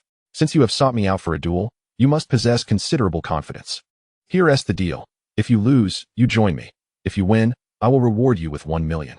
Agreed. You may choose your weapon. I apologize. It's not that I look down on you, but I hold little interest in cold weapons. By the way, Jianjun, let me take this opportunity to showcase my own strength. Come at me. Luo Tianhong assumed the other party held him in disdain and no longer held back. Preparing to strike with his sword, the sharp sound of metal scraping shattered the training hall's silence as Luo Tianhong's 8-sided Han sword traced a gleaming arc. Before the sword tip could make contact, Lu Yongren already felt a chilling aura. At that moment, empowered by a force akin to splitting mountains and shattering stones, the sword aimed for his throat. Lu Yongren let out a low growl, a fiery energy surging from his dantian as he activated his hard qigong. When the blade was but 3 inches from his neck, he suddenly moved his palms, unleashing a whirlwind punch that erupted with a howling gust, colliding with the sword's intent. Luo Tianhong was sent reeling backward, smashing through the stones behind him. What resilient bones! Luo Tianhong's pupils constricted sharply, and he inwardly lamented as the chilling sword intent of the Han sword was forcefully dispelled. Seizing the opportunity, Lu Yongren advanced, his right fist spiraling with power aimed directly at Luo's heart. In a swift motion, Luo Tianhong pivoted and sidestepped, executing a thrust with his sword that struck like a viper's fang toward Lu's ribcage. Yet, the anticipated sound of flesh being pierced did not resonate. Instead, the blade collided heavily against Lu's iron-like muscles, sending a numbing shock through his hands. Taking advantage of Luo's momentary astonishment, Lu's left palm transformed into a blade, slicing toward Luo's wrist, where he grasped the sword. A gust of wind swept past, chilling Luo to the bone, prompting a hasty retreat for defense. However, Lu was relentless, unleashing a tempest of punches that fell like a torrential downpour, each strike imbued with immense force. Luo swung his sword to block, the clash of metal against flesh producing a resounding echo. After 10 exchanges, his arm began to grow increasingly fatigued and numb. With a thunderous roar, Lu Yongren summoned the pinnacle of his hard qigong, his vitality surging like a volcano on the verge of eruption. The final punch, infused with the might of wind and thunder, was unleashed. At that moment, as Luo attempted to parry, the 8-sided Han sword emitted a disconcerting hum under the strain. Lu, sensing the urgency, withdrew his strike, yet the residual force of his punch swept Luo off his feet, sending him crashing several meters away, landing heavily at the edge of the training ground. Fortunately, Lu managed to halt his own momentum, otherwise, Luo's weapon would have been shattered. At this moment, his hard qigong was nearing mastery, and his whirlwind fist approach was also on the brink of perfection. The reason for such intensity was to plant a seed of doubt in Luo's heart. If he desired a rival, then Lu would provide him with an insurmountable target, at least for the time being. Amidst the spectacle, only Gao Jin remained unfazed. Lu Yongren approached Luo Tianhong, asking, "So, do you concede with sincerity?" Luo replied, "I admit defeat. I shall follow you from now on, Ringu. How is it that your body is so resilient? Is it due to the Golden Bell Shield technique?" Lu responded, "It is my hard qigong, which I am on the verge of perfecting. Ordinary cold weapons cannot harm me. Once I master it, I will become a weapon myself. It requires exceptional talent, often cultivated from a young age. Henceforth, you shall remain by my side. Though you must change into a proper attire, your treasured sword may accompany you." "Very well, Ringu. I shall challenge you again in the future." As they observed Wang Jianjun depart with cash in hand, Lu Yongren realized that he would soon possess his own team of assassins. However, acquiring arms would not be straightforward. If necessary, he would procure some from the Daquan gang. After all, money could resolve many issues. The group then departed from the security company, and upon returning, outfitted Luo Tianhong in a suit. With his hair still black and the sword in hand, he appeared particularly spirited, ready to accompany Lu at all times. With the addition of a skilled fighter, Lu felt relieved of the need to display bravado. The following day, Chun Haonan and his brothers traveled to Macau for business. But he was frustrated when the stuttering girl he sought to collaborate with rebuffed him. For reasons unknown, her demeanor had shifted dramatically, starkly contrasting with her previous affable nature. As the mission loomed, he had no choice but to leave. The most absurd twist came when Shanji, while on duty, brought along Quinn, an oddity in itself. That evening, upon arrival, Shachong gathered the group at the meeting point, stating, "The goods are in the vehicle, you all handle it." Chun Haonan, feeling the pressure, replied, "Rest assured, this will not hinder our mission." He then led everyone to the pre-arranged accommodation. At this juncture, the peculiar Shanji could not resist his girlfriend's pleas and suggested a stroll with Quinn, assuring everyone it would not interfere with their tasks. As he left, he even asked for some money, which unbeknownst to him, would be the source of calamity. Upon exiting, Shanji was swiftly lured away by individuals prepped by Liang Quinn, while Quinn was seized by Sha Chong and taken to a house to begin filming, where several men took turns as the male lead. Chapter 26, Wounds of Macau. A jest for the hall. The next day, upon realizing Shanji had yet to return, Chun Haonan and his companions decided to take matters into their own hands, planning an assassination on the bridge. Just as they were about to strike, they were discovered by the ever-vigilant dogs of war, igniting a frantic chase. De Tian and his crew returned to their vehicle for weapons, only to find that everyone had been deceived by the overconfidence in Sha Chong and his crew. Reflecting their naivety, faced with such peril, Chun Haonan unsheathed his iron chain belt and began to fight back, but De Tian and the others, unarmed, were mercilessly slaughtered. Witnessing this, Chun led the escape, and the group was soon forced to scatter. Due to Lu Yongren's foresight, Liang Kuan had already made preparations to eliminate potential threats. Just when De Tian and his companions thought they were safe, a vehicle suddenly barreled toward them, colliding with two of their number. Moments later, several assailants emerged, delivering fatal blows, and once they confirmed their victims were lifeless, they hastily departed in their vehicle. Meanwhile, Chun Haonan ran for an extended period before collapsing to the ground.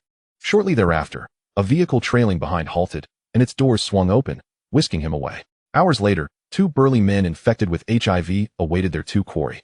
Liang Kuan remarked, "I must say, that Rin is truly a cunning one.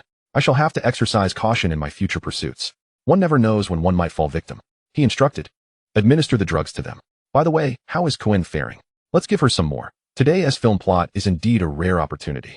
Sha Chong stepped forward, observing the situation and lamenting, "What a stroke of bad luck. Kuan Gu and Rin Gu are truly ruthless." He promptly administered the drugs to the three individuals. Soon, the sounds of struggle erupted, echoing through the air. Sha Chong and Liang Kuan, unable to contain themselves, nearly retched at the scene. Kuan Gu, Rin Ji's plan is absolutely revolting. I shudder to think of how those three will react upon discovering this. Not only will they be afflicted, but they will likely carry the trauma for life. What does it matter? Your Rin suggested I break their third leg. I truly wonder about his psychological state. Sha Chong mused, "I feel so innocent in comparison. Next to him, I am as naive as a child. One must wonder what kind of experiences shaped Ren. Also, why is it taking so long? How much did you give them?" "Not much, really. I gave them all that you provided." "You're insane. I cannot fathom your reasoning. Those drugs could incapacitate 10 people. Well, now they are in for a world of suffering." An hour elapsed, and the clamoring within gradually subsided. Subsequently, the photographers emerged, some retching on the roadside, while others nearly fainted from the ordeal. Infuriated, Liang Kuan delivered a few slaps to Sha Chong after dispatching the two actors. Having escorted the two away, Liang Kuan gazed at the pitiful trio before him, feeling a twinge of compassion. "Let us depart." Rin never specified any further actions. "I can only imagine the shock they will experience upon awakening. Also, discard their clothing. Summon some reporters to cover the event. After all, we are righteous citizens." On the other side of Hong Kong Island, Lu Yongren once again found himself at Su Axi's location. This time, the stuttering young man was noticeably more cooperative, perhaps aware that resistance was futile. Additionally, Lu Yongren's prowess far surpassed that of Chun Haonan. Meanwhile, in Macau, the three individuals gradually regained consciousness, and upon witnessing the scene before them, they erupted into tears of despair. At that moment, a level 3 reporter entered, suggesting they contemplate taking on the roles of male and female protagonists, which infuriated the group, prompting them to act out violently, seizing their clothing and departing hastily.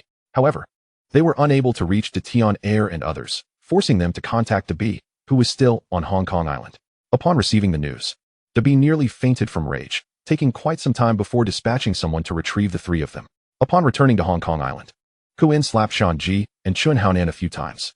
Back at Wong Tai Sin, his father was the local underworld figure, Wei Yi, a seasoned thug with dozens of subordinates, the leader of a small gang. Shanji and Chun Haonan approached De B, unable to contain their tears any longer.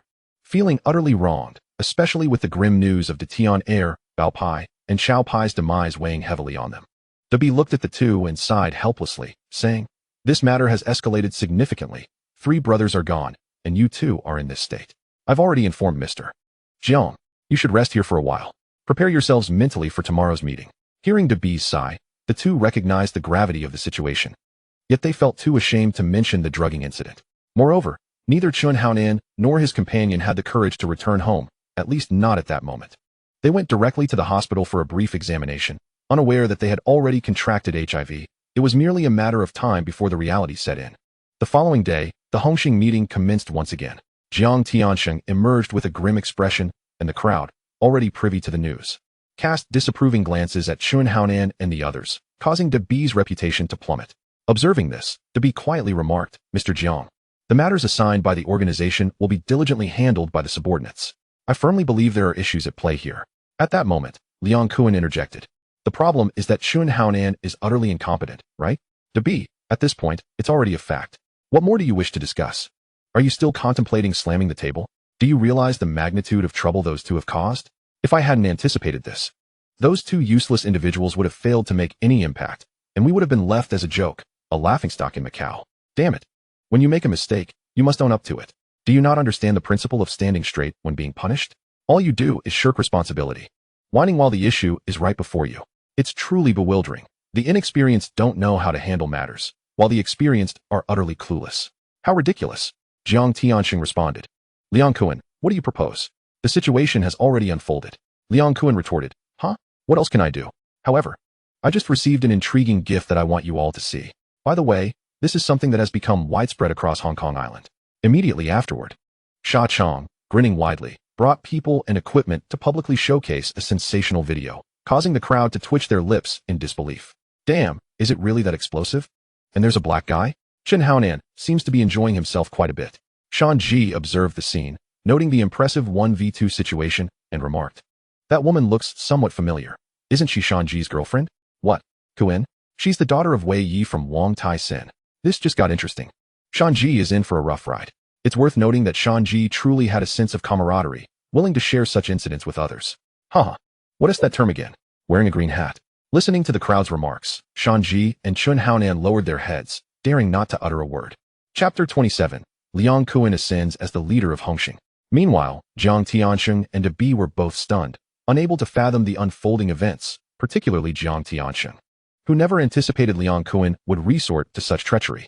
Prepared as Liang Kuan was, he would not allow Chun Haonan to complete his task smoothly. At that moment, he grew increasingly frustrated with Debi for not foreseeing such occurrences. What was to be done now? Meanwhile, Defei remarked, this film is truly exhilarating. I must say, Chun Haonan has the makings of a protagonist, and Shan Ji is quite the accomplice, even going so far as to find two foreign brutes. What exquisite taste. Seemingly having found a scapegoat, Debi, who had previously been silent, suddenly erupted. Defei, what the hell are you saying? And you, get that equipment out of here. Defei retorted, no wonder Liang Kuan called you a fool.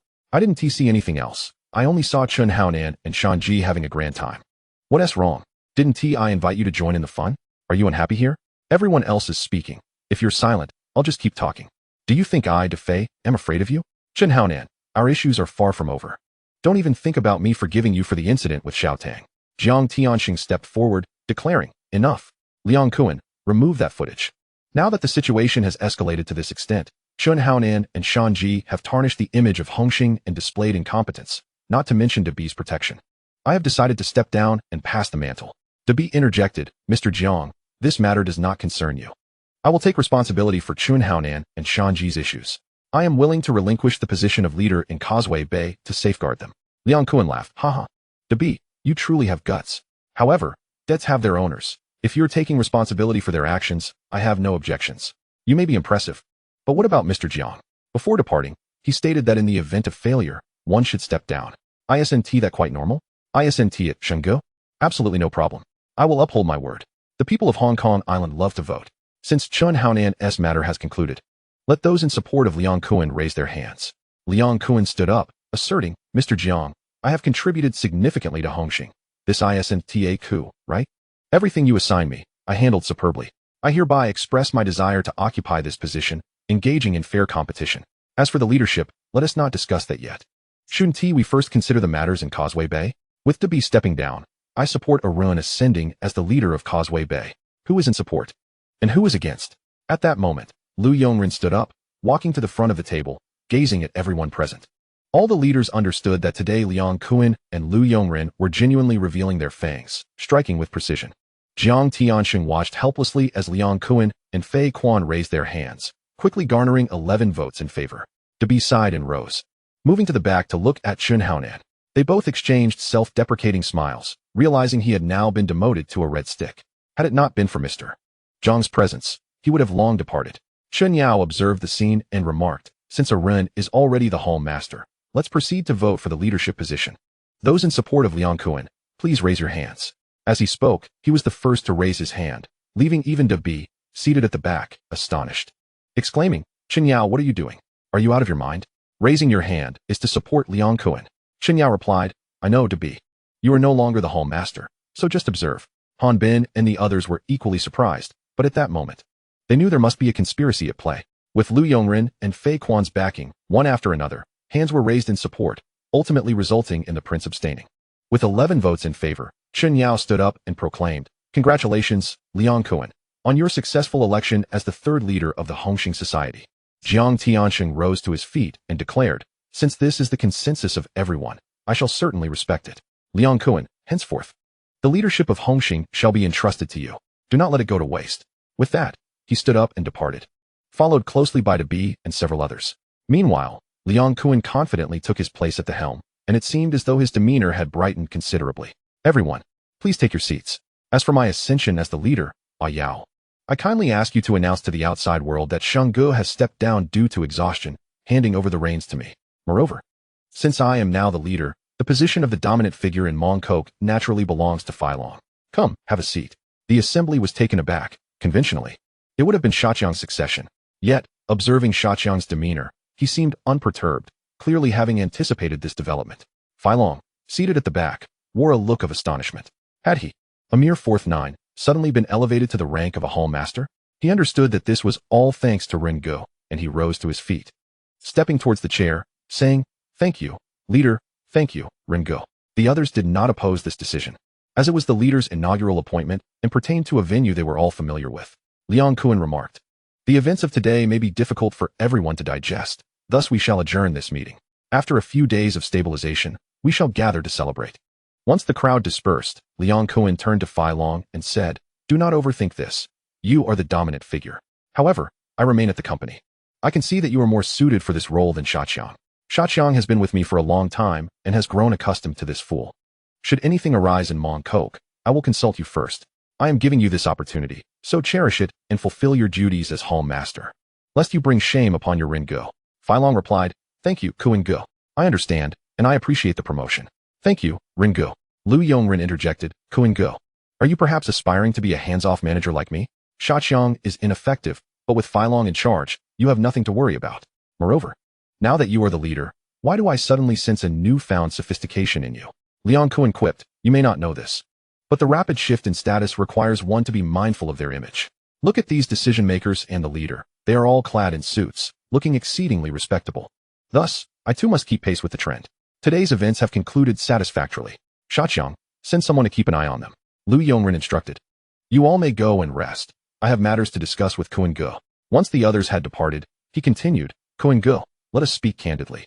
Are you involved in the drug trade? I require your honest answer, as your brother will inquire further. Liang Kuan pondered for a moment and then replied, With others, I would never admit it, but with you, I confess. What of it? Do you wish to partake? The legitimate business is struggling, and your company may falter. If you were to join me, I guarantee we could earn several billion annually. Your intellect combined with my strategy, an unbeatable alliance. Chapter 28, The Poisonous Plot Resurfaces. Dabi feels wronged. Lu Yongren responded, Kuan Ge, you are overthinking it. My business is thriving, and the company is now on solid ground. I am so busy that I scarcely have time to chase after women. What I am referring to is your affair. Since you've acknowledged it in front of me, as your brother, I must share some thoughts. Kuan Ge, you have treated me exceptionally well, and I wish to establish a company with you, so we can profit together. Eliminate the drug business entirely and never touch it again. Now that you are the leader of Hongxing, the annual dividends from the Macau casinos amount to 100 million.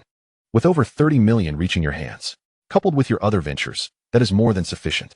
With Fai Long below, you need not support so many people. If you require assistance, I can arrange that. Engaging in drugs will attract scrutiny, and now that you've assumed leadership, the attention on you will only intensify. This is not a trivial matter. I truly do not wish to encounter you one day in prison or at a morgue. Liang Kuan replied, Arun. Your ability to calmly address these matters reveals your sincerity, and I appreciate that. I understand completely, which is why I entrusted Mong Kok to Phi Long. I have sufficient funds now. As you mentioned, I no longer require drugs. Once I offload this batch of goods, I shall retire from this business. Arun. The drug trade is not something one can simply sever ties with. Grant me a little time. I see your aversion to drugs and your desire for redemption. But it is not easy. Your name has long appeared on the anti-crime unit's list. And the only reason they have not acted against you is that you are genuinely clean. This identity will always follow you, even if you withdraw from Hongxing. It is the way of the underworld. I have said quite a bit today, but I am pleased. Arun, I consider you a brother. Jiang Tianxing will not let this go easily. As for Chun Yao, taking my money and leaving Hong Kong, I wager he is lurking by Jiang Tianxing's side, waiting for an opportunity. I intend to find a chance to eliminate him. Lu Yongren said, as long as you can come to terms with the drug issue. That is what matters. Prioritize safety above all. You understand my meaning. Regarding Jiang Tianxing, it is nearly time to take action. Once he receives word, he will undoubtedly return to Hong Kong. He will not allow Hongxing to change its name. Liang Kuan replied, then we shall wait. The first step has been successfully executed. Let us proceed accordingly. By the way, have you sent Grey Dog to take over Causeway Bay? Arun, can you focus on some legitimate matters? Are you merely a figurehead in Hongxing? Lu Yongren countered. Well, allow me to explain. No, let me analyze this. I believe Jiang Tianxing's issue should not surface in Hong Kong. Consider this. If he were to die, suspicion would inevitably fall upon you, which would tarnish your reputation. We can leverage other forces. You know the crow from Dongxing, right? He has long desired to eliminate Camel to elevate himself. If we can exchange targets, would that not be perfect? We can then shift the blame onto Debi, making it even better. Now that you are the leader, you must occasionally safeguard your image. What do you think? Liang Kuan mused at times. I wonder how your mind works. Such devious plots seem to come effortlessly to you. Tomorrow, I shall reach out to Crow and the others. You must join me. No slacking off. You are now a hall master.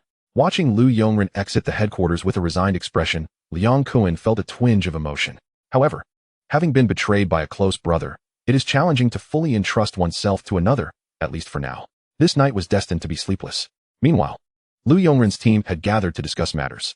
Phi Long, let us hold off on the situation in Kowloon until things stabilize. Now is not the right time for action.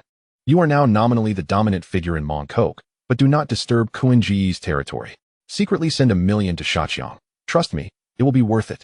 Grey Dog, from now on, Causeway Bay is your responsibility. This is your time to shine. And for now, do not push Debi to the brink. The moment is not yet ripe. Do you recall what I shared with you? Gangsters who do not use their brains are forever foolish. Mao asked, Ringo. Who is fool? The response was a swift slap to the back of his head. From now on, refrain from conversing with Shaqiang. Look at you. Your intelligence seems to be dwindling. Who is fool? You will find out soon enough. Starting tomorrow, you all, along with your loyal subordinates, must don suits and ties, presenting a refined appearance, understood? Matters of the underworld inevitably come to a conclusion. I sincerely hope that I will not find myself in the position of collecting your remains one day. Should you encounter difficulties, speak to me directly. Do not resort to foolish actions for the sake of money. Presently, we command 3 factions, instilling greater apprehension than the Han Bin trio ever did. In this phase, discretion is paramount. Furthermore, I shall maintain this demeanor moving forward. You are to remain poised for any summons from me. In your leisure, relish your lives. Whether in your respective territories or engaging in business ventures, do not hesitate to collaborate. For counterfeit goods, speak directly to Mao and have him provide you with cost prices at Huaxing. The profits will be yours. Contemplate your methods for generating income thoroughly. That is all. Having spoken, I departed without a backward glance, leaving the 3 behind, profoundly moved. A leader of such caliber is truly unparalleled, securing lucrative pathways for them. Meanwhile, Jiang Tianxing, back at the villa, glared at Debi and the others, rendered nearly speechless by his anger. Chen Yao, beside him, appeared hesitant to speak. After a lengthy pause, he finally broke the silence. Mr. Jiang, regarding Debi, the situation has escalated to this point. This operation is utterly devoid of significance. Preserving Chun Haonan and Shanji was entirely unforeseen. From the outset, Lu Yongren was present in Causeway Bay, and Debi's strength is no match for him. Our focus now should be on how to deal with Liang Kuan. Should we reach out to our contact in Thailand? Jiang Tianxing shook his head. It was I who forced him to leave. To seek his assistance now would be an indignity I cannot bear. Our current predicament can only be resolved with money. A Yao, procure funds to engage a hitman from the dark web. Liang Kuan has many enemies. And Debi, cease your pretense of ignorance. I assign you the task of destroying Liang Kuan's warehouse. Ultimately, severing his financial resources will lead to his downfall. Yielding Causeway Bay to him is also a strategic move. Much like Lu Yongren and the Han Bin trio of old, I refuse to believe Liang Kuan will remain untroubled. Now, go forth and execute your duties. Should you falter again, you may as well sell your services in Thailand. Chapter 29. The Encounter with Wei Yi and the Crows. The trio trudged homeward, spirits low. Upon finally arriving at the bar in Causeway Bay, they discovered many faces had changed. At that moment, Huigo approached, saying, "Boss B, I am merely following orders. Let us keep it lighthearted. Feel free to enjoy yourselves. The drinks are on me, but please refrain from causing any disturbances." Dabi replied, "Huh, Huigo? I am not someone who cannot take a loss. After all, I am a red stick. You should guard your territory." Having said this, he and his companions intended to head home. Not far along, they spotted a group of dozens approaching. Huigo, initially amused, reconsidered and called Lu Yongren to inform him of the situation. Meanwhile, Lu Yongren was indulging in a massage from a shui, who had transformed into the mistress of the villa, becoming a shopping enthusiast and redesigning the place to her liking. Lu Yongren, indifferent to her changes, had given her 10 million. When he was about to pay for a viewing of the unfolding drama, he received Huigo's call. After listening, he pondered and said, "Huigo, after they have taken their beating, step in to assist. They are still of use to us, at least for now." At that moment, Dabi and his companions found themselves encircled. Shanji stepped forward, declaring, "Keen, Wei Yi, we are all victims here. This situation is undoubtedly conspiratorial." Wei Yi retorted, "Shanji, you scoundrel, what did you say back then? Look at what you have done to my daughter. I never intended to confront you. But now that tape is known throughout the island. My daughter did not consent, which unequivocally places the blame on you. Do not deny it. Someone has set their sights on you. My daughter is innocent. And you, Dabi, you were once the strong man of Causeway Bay, and I held you in some regard. Now, with news of your abdication, everyone is aware. I have come to seek an explanation. And you, Chen Haonan, do you think you can evade responsibility by keeping your head down? You led them to Macau, which is where this calamity began. Now, produce 1 million. Shanji protested. What are you saying? 1 million? If I could produce that, why would I be mingling with lowlifes? Do not be absurd. Dabi interjected, Wei Yi, I can gather 300,000 for you. Can we consider this matter settled? I will arrange a banquet to express my sincerity. Wei Yi produced a document, showing it to Dabi, who gasped in shock at the sight of Chun Haonan and Shanji. Yet, being the elder brother, Dabi took a moment to consider before asking, who else is aware of this matter? Wei Yi replied, currently, only my daughter, myself, and you know. I wish to keep this under wraps. Dabi, do you understand what this entails? Filming is one thing, but I cannot tolerate this. Dabi pondered, Wei Yi, we truly do not have that much. We can muster 600,000. Will that suffice? Wei Yi responded, Dabi, I am showing you leniency. If that is the case, then there is no alternative. Brothers, seize them. Immediately, brothers from Wang Tai Sin began to extend their greetings to the trio. Observing that the moment was ripe, Huigo and his crew surrounded them, saying, Oh, isn't this Wei Yi from Wang Tai Sin? What brings you to the territory of Hung Hing to cause trouble? Wei Yi replied, You must be Huigo. This is a private matter. It does not concern you. Huigo shot back, The 3 individuals you are attacking are all from Hung Hing. You claim it does not concern me? You should discuss this with my brother Ren. Now, take your people and leave at once. Consider this a warning. I am quite reasonable, but would you like me to send Fei Quan to visit your territory? Wei Yi's expression hardened. He had heard of Fei Quan's reputation. After contemplating, he said, Fine, I will extend face to the young master. However, this matter is not resolved. Dabi, tomorrow I will bring my men to your home to collect the money. Should this continue, do not blame me. As the crowd departed, Huigo could not help but sigh.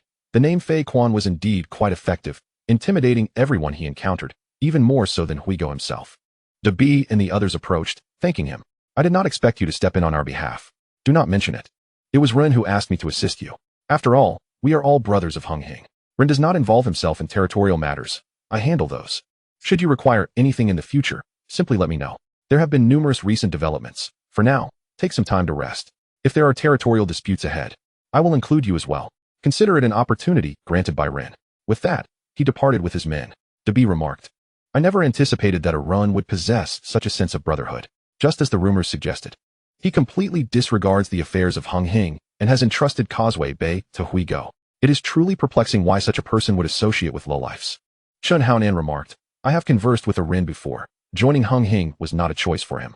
Under Liang Kuan, he had no options. He wishes to conduct business for profit. Perhaps the identity of a gangster is a burden to him.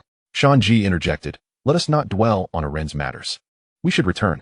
First, let us resolve the issue with Wei Yi and if necessary, we can find Huigo to take on tasks. We will surely find opportunities to earn. Seeing the situation, the trio left in a despondent manner, while the bee continued to ponder how to inform the two of them about the seriousness of the HIV situation.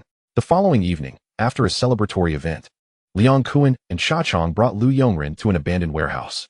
Wu Ye exclaimed, "Wow, Liang Kuan, why have you summoned us? To flaunt your rise to power? We have no red envelopes for you." Liang Kuan replied, "You East Star lot are all impoverished. I do not need your meager profits.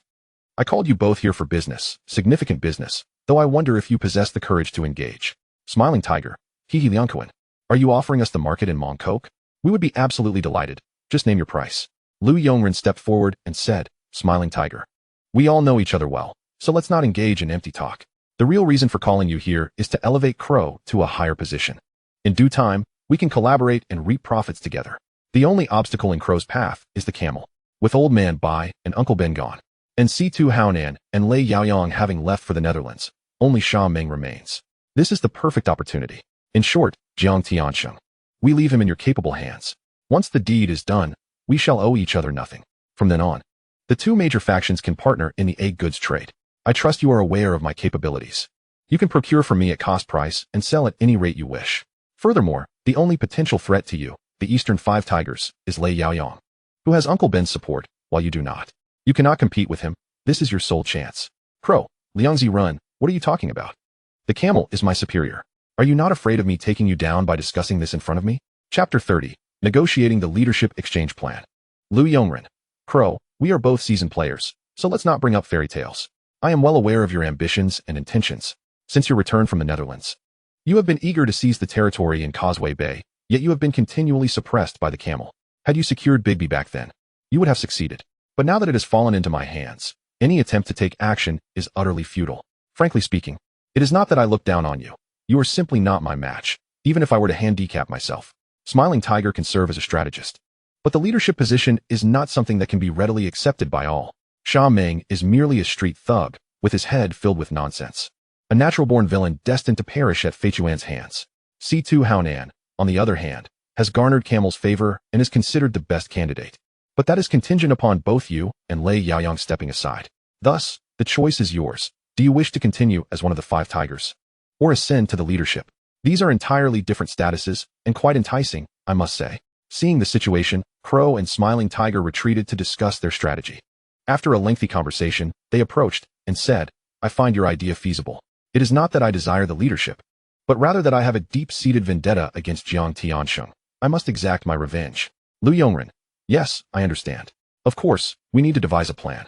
"Crow, didn't you reside in the Netherlands for a time? You should have some connections there. Find a way to lure Jiang Tiansheng to the Netherlands, where you can eliminate him. At the same time, the camel will also be dealt with. Then you can rise to power.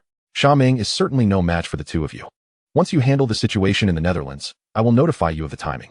The group continued discussing the finer details for some time before parting ways.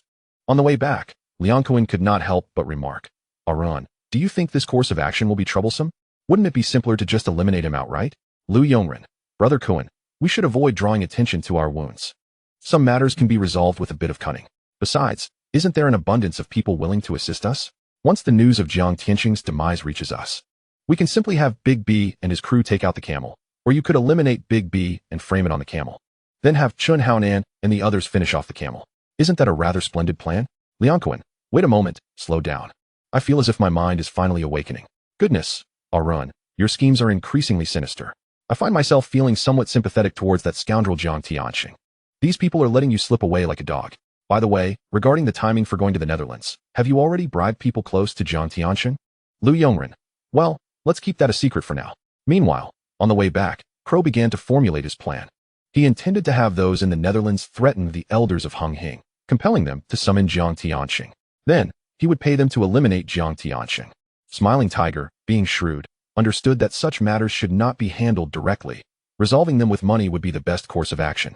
Once he ascended to leadership, earning money would become significantly easier. The following day, Lu Yongren directly dispatched individuals to abduct Jiang Tiansheng's girlfriend, Fong Ting, who was out shopping. This woman was undeniably captivating and quite appealing to men. "Are you Lu Yongren? Why have you abducted me?" "I am Mr. John's woman," Fong Ting exclaimed in terror. "Big sister, what are you talking about? Just take a look at me. I am quite dashing. How could I possibly have thoughts of that nature? I have brought you here primarily to hone my photography skills. Nowadays, models lack distinguishing features, and none can compare to someone like you. So, I kindly ask for your cooperation. Do not make this difficult for me, alright?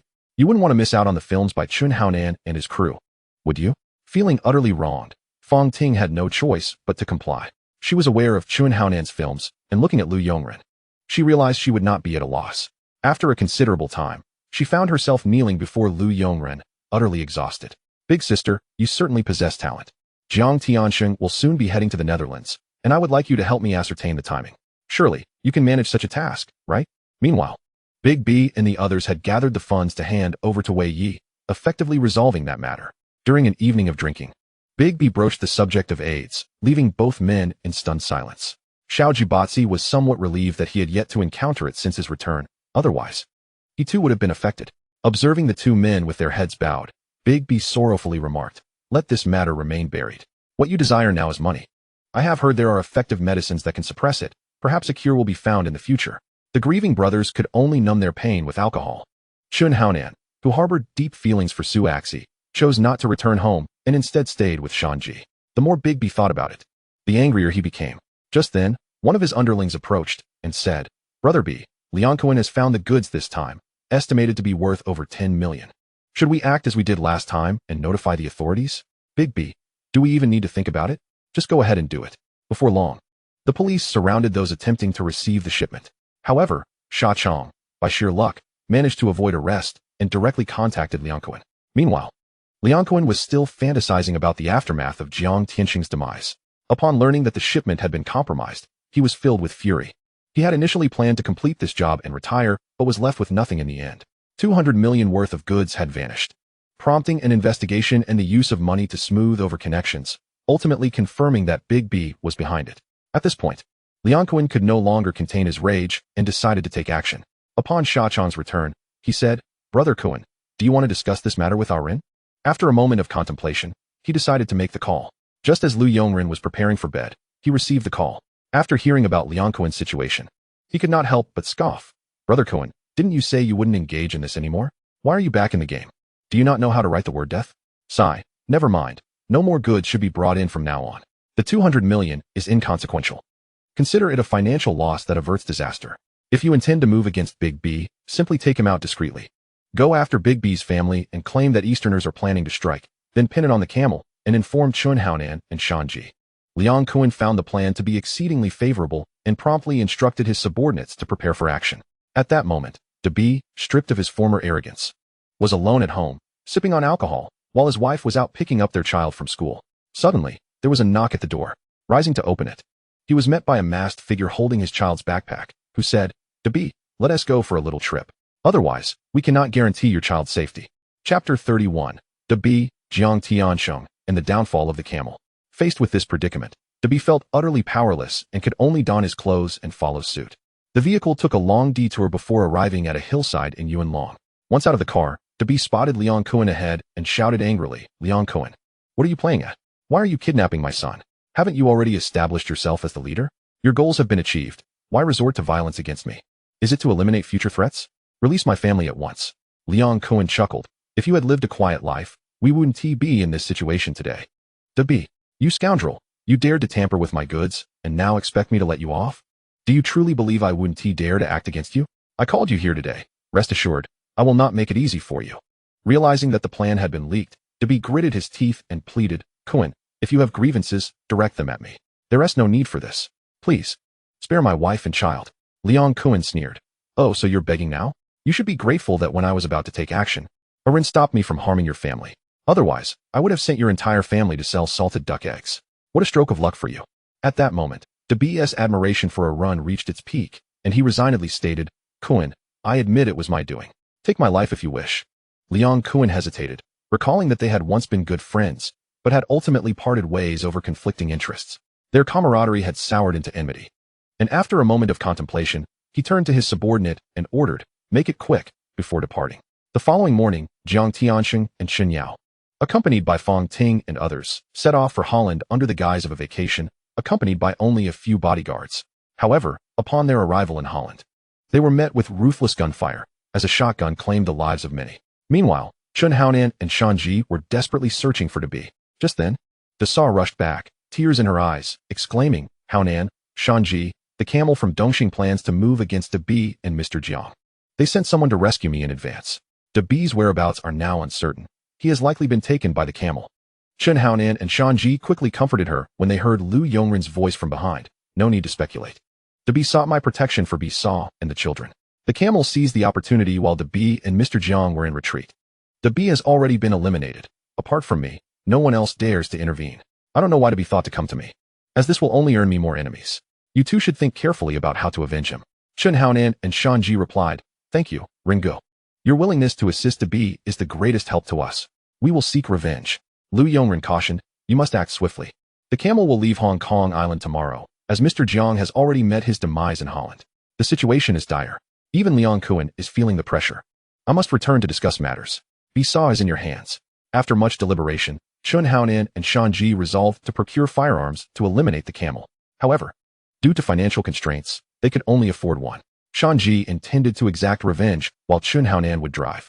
After devising their plan, they arrived at the camel's residence in Yuanlong. At this moment, the camel was in a foul mood. Having done nothing wrong, yet finding himself implicated in Jiang Tianxing's death, a rumor that was spreading rapidly. Little did he know that soon. Dabi's death would also be attributed to him. He had already purchased a ticket to Holland and had just finished berating Crow over the phone, instructing him to handle the matters on Hong Kong Island while he sought refuge elsewhere. Just as he was about to get into his car, Chun Haonan drove in from a distance, colliding with him, while Shanji opened fire on the camel multiple times before making a swift exit, executing the act with the precision of a professional assassin. Soon enough, Crow and the smiling tiger arrived at the scene, and upon seeing the lifeless body of the camel, Crow nearly burst into laughter, only to be pushed back by the smiling tiger, who feared he might lose control. Brother Crow, I believe I recognize the assailants. It was Shanji from Hongxing. There was another person in the car, but I couldn't see who it was, came a voice. Upon hearing this, Crow and the others realized that Lu Yongren had orchestrated the camel's demise through others. In a moment of clarity, Crow shouted, All brothers, intensify the hunt for Shanji. We want him alive or dead. Whoever captures him will be rewarded 10 million. The announcement sent the crowd into a frenzy, and soon, the entire Hong Kong Island was rife with turmoil, as the two leading gangs faced consecutive losses. Everyone understood that a storm was brewing. Meanwhile, the two fleeing individuals arrived at the Hong Kong Island pier. They had already planned their escape. Shanji would head to Taiwan, while Haonan would return to ensure the safety of Dabi's family and Little Stutter, as only Shanji had made an appearance. Watching Shanji depart, Chun Haonan felt a deep sense of loss. The original 5 tigers of Causeway Bay were now reduced to just himself, and with Dabi gone, he felt utterly alone. With only Su Axie remaining. After settling Bisa, he quickly drove to her apartment, knocking on the door and calling out, Axie, it's Haonan. A fragmented voice responded from within, What do you want? I can't talk right now. Please, just go. Hearing Su Axie's voice, Chun Haonan assumed she was upset and felt compelled to explain, I have something to discuss with you. I haven't visited since my return, and it's for a reason. Shanji and I were set up in Macau and have fallen ill, so I can't risk your safety. With Dabi gone and Shanji having left for Taiwan, I came to check on you. Please be cautious. I plan to leave soon to avoid putting you in danger. If worst comes to worst, you can come to Taiwan with me. Inside, Su Axie continued to insist, No, I don't need that. Just go, don't come back. Upon hearing her refusal, Chun Haonan sensed something was amiss but could not pinpoint it. However, devastated by Su Axie's rejection, he forced a self-deprecating smile and left, getting into his car and preparing to depart from Hong Kong Island. As he drove away, he encountered a Mao but chose to ignore him and continued on his way. Meanwhile, inside the apartment, as spring sunlight streamed in, Su Axie stood behind closed doors, feeling satisfied with Lu Yongren's presence. Very well, it seems you have learned to lie well. But I haven't deceived you, have I? Chun Haonan is indeed ill. You should find a way to cope with this, Lu Yongren remarked before dressing and heading downstairs. Chapter 32. Lu Yongren ruthlessly eliminates the protagonists. Su Axie quietly donned her clothing, reflecting on her recent encounter with Lu Yongren, separated only by a door from her boyfriend, Chun Haonan. A peculiar sensation washed over her, causing her cheeks to flush. Rising to tidy herself up, she was unaware that Chun Haonan, having driven far, was increasingly troubled by the thought of a Mao's unexpected presence. Wasn't he a Mao Lu Yongren's subordinate? Why was he waiting outside Su Axie's building? Furthermore, the earlier voice had felt oddly familiar. As Chun Haonan's unease deepened, he resolved to return and uncover the truth. With a deft and stylish drift, he turned his car around and sped back, the seeds of suspicion germinating ever more vigorously within him. Upon arriving downstairs, he spotted Lu Yongren just as he was about to depart. Without a moment's hesitation, Chun halted his vehicle and rushed over to confront him, feeling an incessant knot of anxiety within. Lu Yongren, noticing him, flashed a wicked grin and met him head-on, launching an attack without a moment's pause. In mere moments, Chun was sprawled on the ground, Lu's foot pressing down on his head as he taunted, "What the hell? Chen Haonan, are you looking to die? Charging at me like that, do you really think you stand a chance? Just because I don't stoop to your level doesn't mean I'll indulge you. Do you understand?" With bloodshot eyes, Chen shouted, "Lu Yongren, stop pretending to be the good guy. Where were you just now? Were you in that little stutterer's room?" Lu smirked lewdly. "What are you talking about? Little stutterer? I had a grand time just now. Can't recall if she stuttered or not. But let me tell you, she was quite the delight." "What, do you know her?" "Surely not. She's just a paid escort that many frequent. You didn't fall for it, did you? And remember last time at the bar's restroom? And there's another one back at my place, a guest drunk on the sofa. Quite thrilling, huh? Haha, look at you all flustered. Anyway, go ahead and queue up. I reckon more will be coming by soon." With that, he delivered a final kick and departed without a backward glance. At that moment, Chen's eyes glazed over, his fragmented memories racing through his mind. He recalled the night of drinking when Su Axi returned, flushed, and days later, the muffled sounds he heard while she was drunkenly sprawled on the sofa. After returning from Macau, he and T reached out again. Now, with the sordid affair just a wall apart, his sanity slipped away. Consumed by rage, he slowly rose, his trembling hands guiding him back upstairs. Meanwhile, Lu Yongren hastily approached a patrolling officer, who turned out to be the legendary Wanchai gunslinger. "Sir, I just witnessed a man assaulting a woman right up ahead. I'll lead you there. I suspect this man poses a threat to the gang and endangers civilian lives. Your sense of justice is needed here. What? Hurry. Let us go," he urged, sprinting while calling for backup over his radio. On the other side, Chun Haonan reached the door, transforming into a warrior ready to kick it down. As the door swung open, he nearly terrified Su Axi, who was bathing, into a state of shock.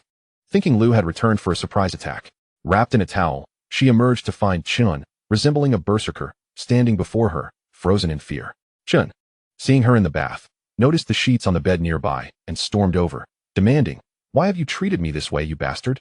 Gripping her throat tightly, the towel fell away, and he slammed her against the wall, violently striking the picture hanging there. Blood quickly flowed from the back of Su Axi's head as she struggled to breathe, gradually losing consciousness. At that precise moment, the gunslinger appeared. Witnessing Chun's brutal grip on the naked woman, her head bleeding profusely and her senses fading, he drew his weapon, commanding, "Don't move. Release the hostage, or I will shoot." In that instant, Chun regained a flicker of rationality, his fury subsiding slightly. Yet, seeing Su Axi's lifeless form and the approaching officers shattered his remaining composure. He turned and charged at the police, the Wanchai gunslinger firing without a moment's hesitation, striking Chen in the head. With a defiant glare, Chen fell, a mix of regret and a strange sense of relief washing over him. Below, Lu Yongren heard the gunfire and understood the outcome. He sighed, glancing up at the scene, murmuring, "Safe travels, Chen Haonan." With a swift press of the accelerator, he elegantly departed, heading toward the Hongxing headquarters, where Jing Kuan had convened a meeting. Noticing Lu Yongren's delayed arrival, Jing Kuan erupted. "Aren't you capable of handling anything serious, Arin? Can't you manage gang matters at all? The gray dog is swamped, and everyone's waiting on you. Arriving so late, what have you been up to? This situation has escalated. Mr. Jiang, Big B, and the camel from Dongxing are all dead." Lu Yongren replied, "Kuan Gu, you're unjustly blaming me. I'm known for my dedication. Just moments ago, I received word that Chun Haonan was killed by the police. I suspect it's linked to his dealings with the mountain chicken regarding the camel." Jing Kuan's expression darkened. "Damn, we're in trouble now. Those two rascals. I've sent people looking for them, but the mountain chicken is untraceable. Chun Haonan is dead before we could find him. What do we do? Damn it. And I've just taken the helm." Lu Yongren reassured, "Don't be too agitated, Kuan Gu. I considered this scenario as I arrived. The feud between Hongxing and Dongxing can't be resolved with just a few words. Plus, after the last boxing match, Dongxing lost over 100 million. They must harbor resentment toward Mr. Jiang, seizing the opportunity to eliminate him now that he has stepped down. Big B, being the most loyal, would undoubtedly seek revenge. But he is no longer the top dog in Causeway Bay. He wouldn't be a match and likely fell as well. In the end, Chun Haonan and the mountain chicken teamed up against the camel. The mountain chicken managed to escape swiftly, while Chun, with his girlfriend, was apprehended by the police while attempting to resist arrest, ultimately leading to his demise. This is my speculation, and I believe it holds substantial weight. If any of the esteemed leaders present have differing opinions or suggestions, feel free to share. as this pertains to our upcoming negotiations with Dongxing. At that moment, the headquarters fell into silence, each individual contemplating Lu Yongren's outlined strategy. Even Jing Kuan and Shaqiang discreetly raised their thumbs in approval, unable to suppress their admiration for his audacity, transforming black into white, so cunningly devious that had they not known the full circumstances, they might have been swayed. Chapter 33. Jing Kuan decides to meet with Sir Huang. While others found the situation somewhat implausible, they struggled to articulate their doubts. Coupled with Jing Kuan and Lu Yongren's demeanor, which exuded an air of ignorance and a desire to avoid complications, many expressed that this analysis was quite reasonable. Fei Quan remarked, "I find Brother Ren's insights quite compelling, and the sequence of events aligns perfectly. It's clear that Dongxing is orchestrating mischief." Fei Long added, "If so, this is a premeditated scheme by Dongxing. They're a bunch of scoundrels, taking advantage of Hongxing's turmoil." Hanbin concurred. "I also believe Brother Ren's analysis makes sense. The causal links are evident." Fatty Li interjected, "Such matters will never be acknowledged by Dongxing. They adamantly claim that the mountain chicken acted alone. As for Chun Haonan, while I didn't observe closely, those two were inseparable, sharing everything. So it's obvious they were in cahoots." Brother Ji exclaimed, "Damn, your words remind me of that film. How disgusting." But Brother Ren's arguments are indeed valid and withstand scrutiny. "By the way, what is Dongxing's position on this?" Jing Kuan replied, "What else could it be? They firmly assert that the camel's death was orchestrated by us at Hongxing, with witnesses to back their claims. As for Mr. Jiang, Chen Yao, and Big B's deaths, they deny all responsibility, stating we lack evidence and that all of this is baseless speculation, demanding compensation for damages. Furthermore, now that foul-mouthed crow has taken the lead, he is a restless character. Future headaches await us. The others from Dongxing are also on their way back. And law enforcement has already taken an interest in this matter, fearing that we might start a conflict. Lu Yongren, that wretched crow has even learned to bite. This must surely be the scheme of the Smiling Tiger. They dare to negotiate while we suffer such heavy losses? They must not think for a moment that they can shirk responsibility. If it comes to that, we shall engage in combat. Hongxing will not tolerate such nonsense. Otherwise, more gangs will be emboldened to challenge us. Liang Kuan, Arun, do not act impulsively. If negotiations are possible, it is for the best. Fighting involves too many complications. We must plan carefully. I believe we should address the matters concerning Mr. Jiang, Chen Yao, and the aftermath for Big B. I have already arranged for an announcement. The funeral will be held in 3 days. I hope everyone will attend. Do not put me in a difficult position. As for the negotiations with Dongxing, we shall discuss that once this situation is resolved. After all, the issue with the camel also requires attention. It is settled then. Everyone may return to their duties. During this time, let us avoid trouble and exercise caution. I have decided to declare, in the name of the Hongxing leadership, that Shan Jiao is henceforth severed from any association with Hongxing." After the others departed, Liang Kuan quietly remarked, "Arun, you are quite suited for acting. Have you ever considered taking on the role of the leading man? We could call it the composed me, and your sister-in-law would be quite enamored." Lu Yongren, "Spare me the jest, Brother Kuan. My partner is quite exquisite, you know. Please have someone keep an eye on the crown prince. If Jiang Tiansheng intends to contest, I suspect the other side will soon come with reinforcements. You should also monitor the situation in Thailand. This matter is of utmost importance." Liang Kuan, "Rest assured, I already have my people around the crown prince, and I have directed attention toward Thailand as well. Once they make a move, I will be informed. I fear that during the funeral, the opposing side might appear and deliberately put me in a difficult position. Lu Yongren, let us respond to their moves as they come. We shall first overcome this initial hurdle. If absolutely necessary, let the crow act once more. He is accustomed to it." After parting ways, Lu Yongren was contemplating returning home for some rest when he received a call from a peculiar number. It was peculiar because it belonged to someone who ought not to be contacted. A few hours later, Lu Yongren found himself on a rooftop, where he spotted a portly man sporting a hat and glasses, gazing at the night view of Hong Kong. Approaching him, Lu Yongren quipped, "Officer Huang, must you be so outrageous? It is night, yet you wear sunglasses, as if you fear others might not discern your dubious nature. Furthermore, why meet on a rooftop in Causeway Bay? Do you have a penchant for night views, or do you all prefer to rendezvous with undercover agents in such perilous places?" Huang Bingyao awkwardly removed his glasses and chuckled. Does this not exude the charm of a heroic figure? My deadly scissor kick has reached a remarkable level of mastery. By the way, I appreciate the location you provided last time. I am now the inspector of Wan Chai. Congratulations to you as well. You have become the master of Hongxing in Causeway Bay. So, how does it feel to wield such authority? Yet, I notice you have only one companion named Mao. Quite low-key, aren't you? It turned out that the goods from Liang Kuan last time were disclosed to Huang Bingyao by Lu Yongren. orchestrating a premeditated scheme to extract Liang Kuan from the flower incident while conveniently framing Big B's underlings, ultimately provoking Liang Kuan to act. Lu Yongren continued, I have no desire to have a throng of followers when I step out.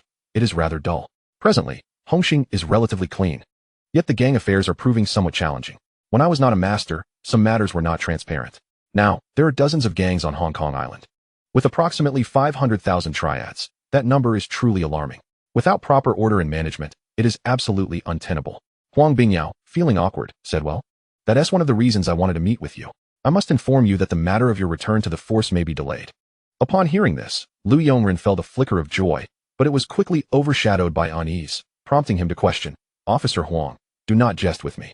Huang Bingyao, Arun, if I were joking, would I be here? The higher-ups are taking this matter very seriously. A covert operation will soon commence, with many individuals infiltrating the organization to ascend to the highest ranks and lead the transformation. Lu Yongren, why do you look at me like that? Don't tell me you want me to lead the transformation of the organization. Being a leader is no easy task. Do you have any idea how exhausting my days are? So many eyes are upon me. Every leader of Hongxing is no pushover. I face them daily, calculating their moves, providing you with information, and this is how you treat me? You get promoted and receive raises, while I cannot even return to my former self. Do you wish for our next meeting to be at my grave? My life is a tangled mess. I do not even know if I am alive or dead. Witnessing Lu Yongren's captivating performance, Huang Bingyao was now fully convinced of the immense pressure of being an undercover agent. He eased the tension and said, Ren, I understand your predicament. I do not wish for this either, but now the leadership, Lu Minghua, is aware that I have an undercover agent in Hongxing. Though they do not know the identity, they have commanded me to discuss this matter with you. Chapter 34, A Meeting with Officer Huang to Change Mindsets. Upon hearing this name, Lu Yongren pondered for a moment and recalled that it belonged to the head of the Security Bureau in the later stages of the Cold War film. A veritable big shot, a figure of authority within the 13 bureaus of Hong Kong Island. The police department falls under the jurisdiction of the Security Bureau, though he has not yet reached that position, indicating a lean toward the mainland. As a loyal subordinate, Huang Bingyao naturally shares the same sentiment. Lu Yongren, Officer Huang, what is the second matter you wish to discuss? Huang Bingyao, with a hint of embarrassment, replied, you may not believe this, but I lost my gun. Hee. It was a bit careless of me. Lu Yongren widened his eyes in disbelief, recalling a similar plot from The Last Hero in China, and after a moment of thought, he asked, Officer Huang, you truly are a talent. Please do not tell me it is that good gun, one that is utterly useless. Huang Bingyao Ren, you cannot imagine how fine my gun is. It is quite effective. I would like your assistance in finding it. I have recently gained some leads and plan to send someone to attempt to retrieve it. Lu Yongren understood. The issue of the good gun should not be too challenging. There are only a handful of individuals who would dare not return it. I will assist you in the search. However, returning to the earlier matter, Officer Huang, you have not lost my police file, have you? I mean, it has not been tampered with, right? This is a matter of life and death for me, and what you are asking me to do is perilous. Officer Huang, rest assured, Arun, I have specifically purchased a safe, intending not to disturb its contents. It is securely placed beneath my bedroom floor. You need not worry. I understand this matter is difficult for you to accept, but as a police officer, if Hongxing improves under your guidance, thousands will be able to escape the life of a triad. This is crucial for the stability of Hong Kong Island. Lu Yongren, you officials merely need to speak, while we, the wretched, must run ourselves ragged and risk our lives. Officer Huang, although the tasks you undertake are perilous, the rewards are substantial. I have looked into your washing company. It has now grown to a group. Your general manager, Jimmy, is quite astute, preparing for Huashing Capital's IPO. Your earnings will only multiply. Furthermore, it is not as though I have not provided you with benefits. Do you think those taxi licenses and various project materials, along with the gun permits for the security company, came about by mere chance? It is I who have aided you from behind the scenes. Although your identity is sensitive, what you are doing is under the guise of a police officer. I fear your identity might be exposed.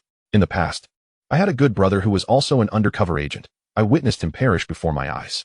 I do not wish to experience that again. It is a feeling of unspeakable sorrow. Consider your options. If you truly do not wish to proceed, your information remains in the safe, and I will know nothing. Lu Yongren gazed at Huang Bingyao in astonishment and remarked, Mr. Huang, do you truly comprehend the gravity of your words? Are you suggesting that I become a corrupt officer? Or do you wish for me to distance myself from this identity through engaging in business?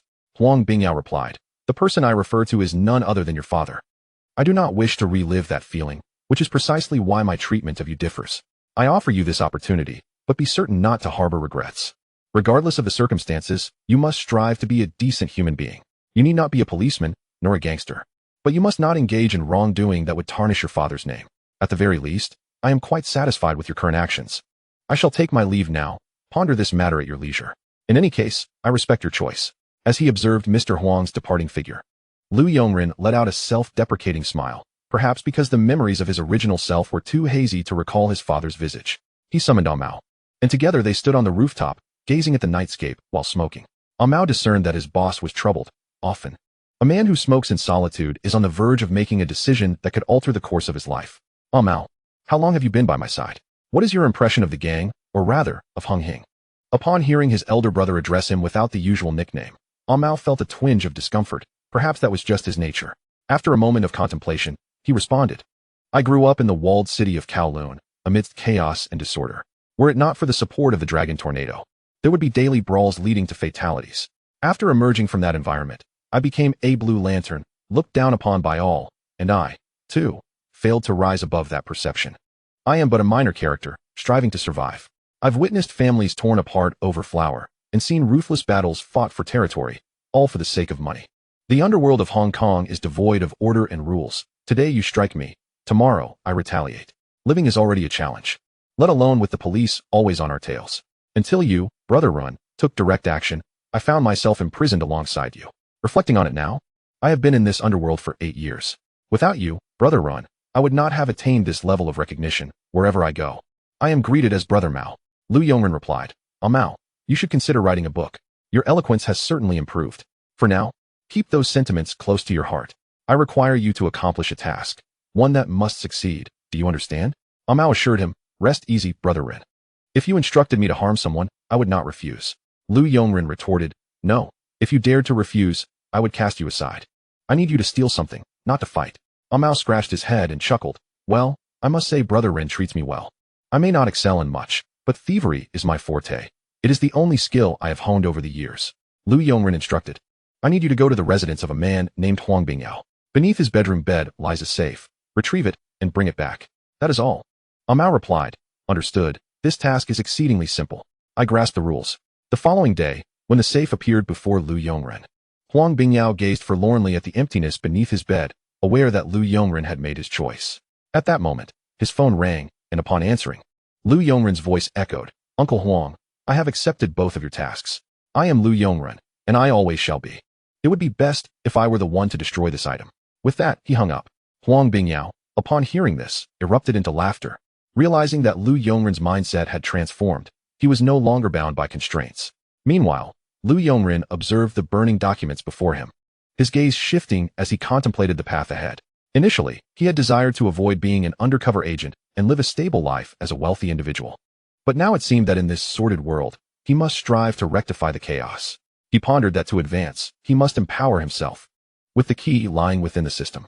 Clearly, he needed to engage with new narratives. Chapter 35, The Entrance of Jiang Tianyang.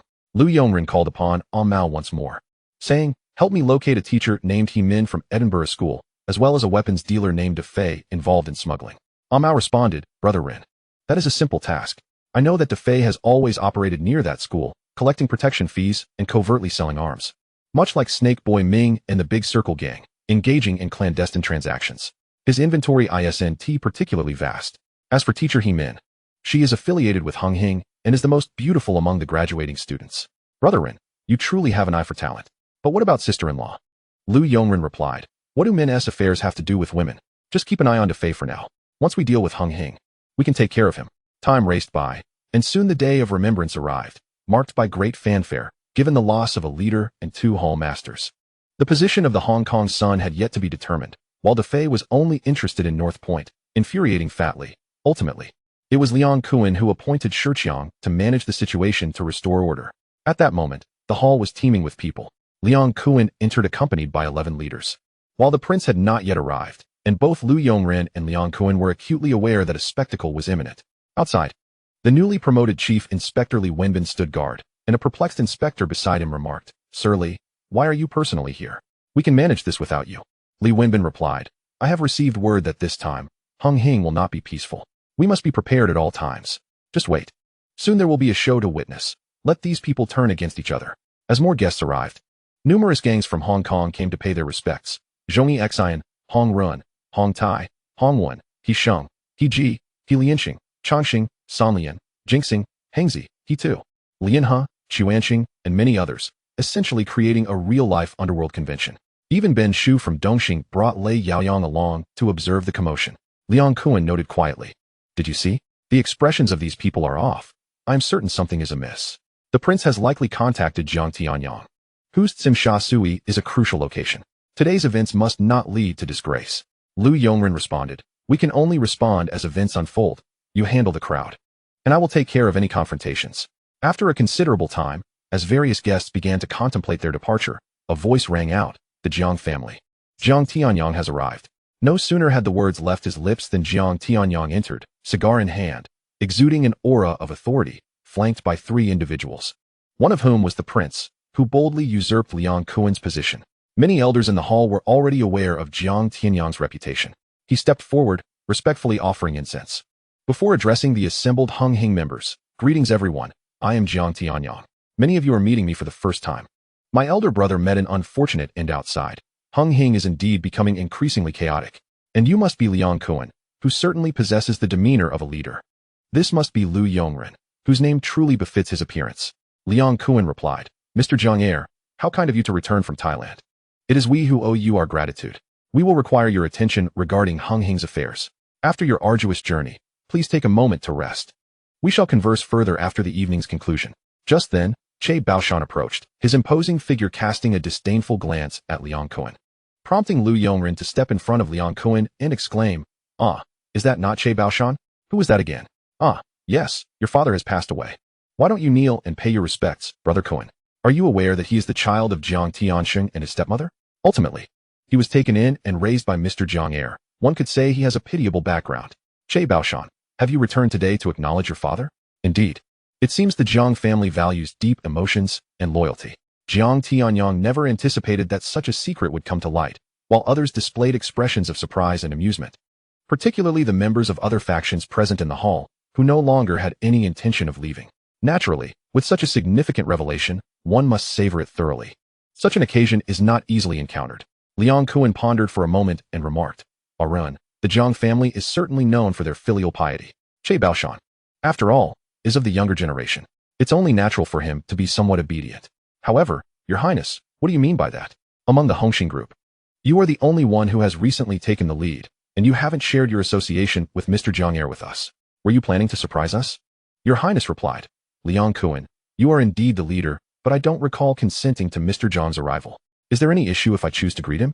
Jiang Tianyang interjected. Well, Liang Kuan, you are the leader, albeit with somewhat unscrupulous methods. Nevertheless, you have ascended to this position. Today, I have come here to pay my respects to my ineffectual elder brother, who has unfortunately fallen victim to a few worthless individuals. However, it matters little. The Jiang family's possessions cannot be taken by others. Liang Kuan, in the future, the Hong Kong island will have its share of excitement. After saying this, he departed with his entourage, while Che Baoshan cast a resentful glance at Lu Yongren before turning to leave. Liang Kuan slapped Sha Chong and said, You fool. When Che Baoshan approached earlier, you stepped back. If it weren't for our run, would you have run away?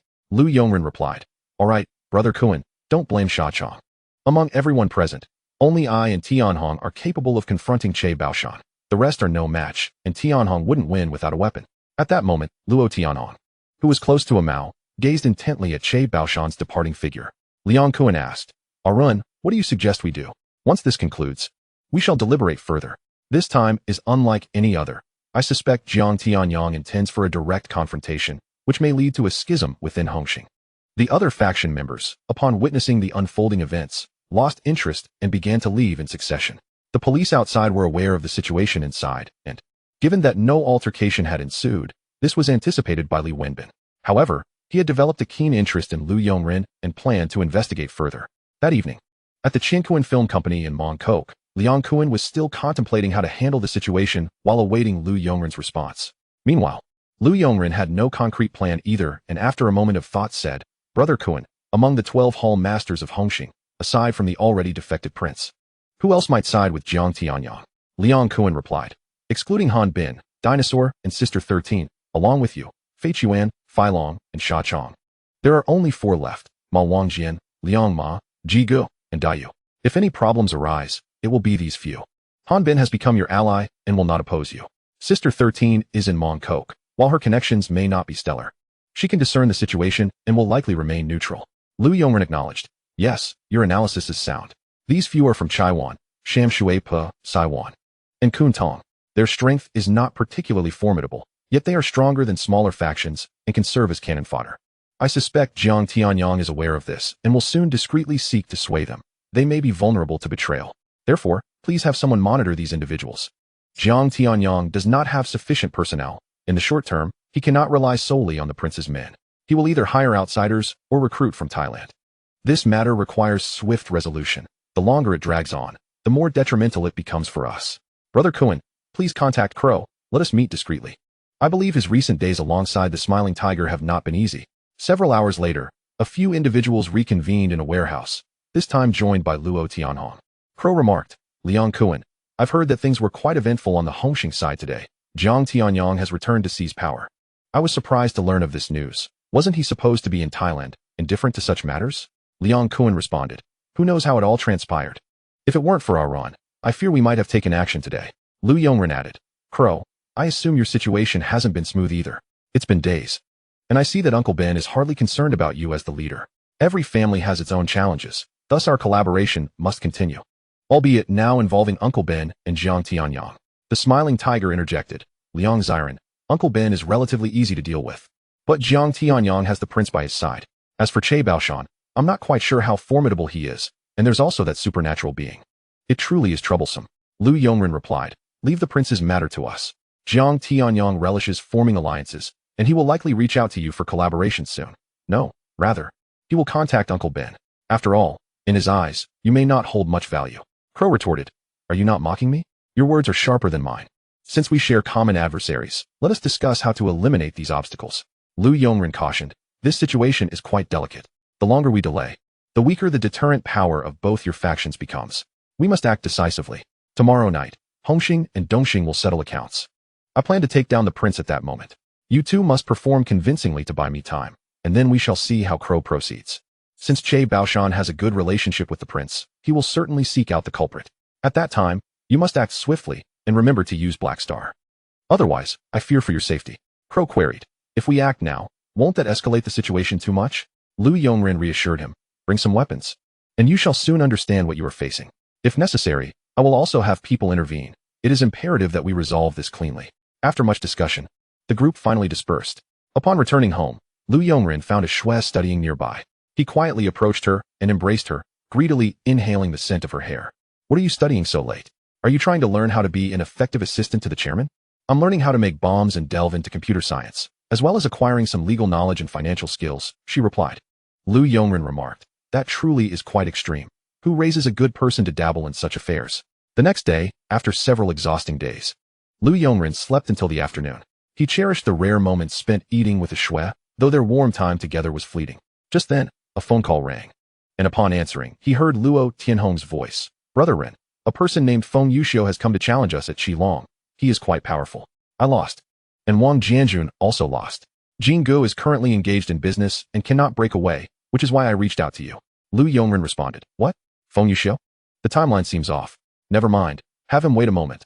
I will be there shortly. Such pretentious individuals need to be taught a lesson in humility. After hanging up, he deeply kissed a shui before leaving. After some time, when Lu Yongren arrived at the training facility, he found a man dressed in black, resembling Wang Baoqiang, standing in the center of the arena awaiting him. I am Feng Yuxiu, here to experience the might of Qilong. However, it seems rather ordinary, he declared. I expected you to utter something more profound, perhaps to determine superiority and fate. No matter, I shall indulge you for a while. Luo Tianhong and Wang Jianjun primarily excel with weapons. Unarmed, you are no match for me. Make your move. Feng Yuxiu, I can sense your strength. Outside, people speak of you, saying you can knock a master out of the ring with a single punch. Luo Tianhong mentioned that you are even more formidable than he. I am curious, just how powerful are you? Lu Yongren, is your wife still alive? Feng Yuxiu paused, then replied, she is gravely ill. The doctors say she has no more than 3 years to live and requires substantial funds for treatment. Lu Yongren, regardless of the outcome, I will give you 1 million to improve your life and bring some comfort to your family. If you lose, you will join the Red Dragon and earn 1 million annually. What do you say? Feng Yuxiu remained silent, gazing deeply at Lu Yongren. After a long moment, He said, make your move. Lu Yongren understood that this was an acceptance, albeit one that required a subtle nudge to initiate. In the realm of cinema and martial arts, both Donnie Yen and Wang Baoqiang are considered protagonists. However, as an audience member, I find that Feng Yuxiu embodies the essence of the film's title, a true martial artist. Lu Yongren, no longer holding back, took a deep breath and advanced with a punch. Hard Qigong. No wonder. With that, Feng Yuxiu engaged in close combat using Xingyi Quan, neutralizing Lu Yongren's powerful strikes. His footwork was agile, and his positioning was fluid, which happened to be Lu Yongren's current weakness. His speed was insufficient, and his fear of pain led him to prioritize defense. Wing Chun is also a close-quarters fighting style, augmented by the whirlwind punch, but this was already more than adequate for Lu Yongren to benefit from for a lifetime. As they exchanged blows over time, the drawbacks of Feng Yuxiu became apparent. His inherently flawed physique destined him to lack endurance. The prolonged combat had drained a significant amount of his energy, and he was unable to inflict harm on Lu Yongren. In contrast, Lu Yongren's Wing Chun combined with the whirlwind punch could deal actual damage with each hit.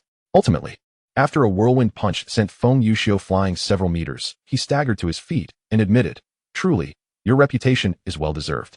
I concede, henceforth, I shall join the Red Dragon. Seeing this, Lu Yongren approached and supported him, saying, from now on, we are brothers. Rest for a while, soon. Someone will come with the money. In a few days, there will be a task that may require your skills. No problem. Since I have joined, I will certainly give my all for any mission. After watching Feng Yuxiu leave with the money, Lu Yongren felt increasingly confident. He realized he had acquired a formidable asset, one that could rival Wang Jianjun. Chapter 37. Li Wenbin enters Huang Bingyao was at a loss. Ding. Congratulations, host, you have received a treasure chest. Please open it promptly. Lu Yongren sat comfortably in his office chair, eagerly examining the treasure chest. Upon opening it, he was greeted with, congratulations, host, you have received a skill upgrade scroll.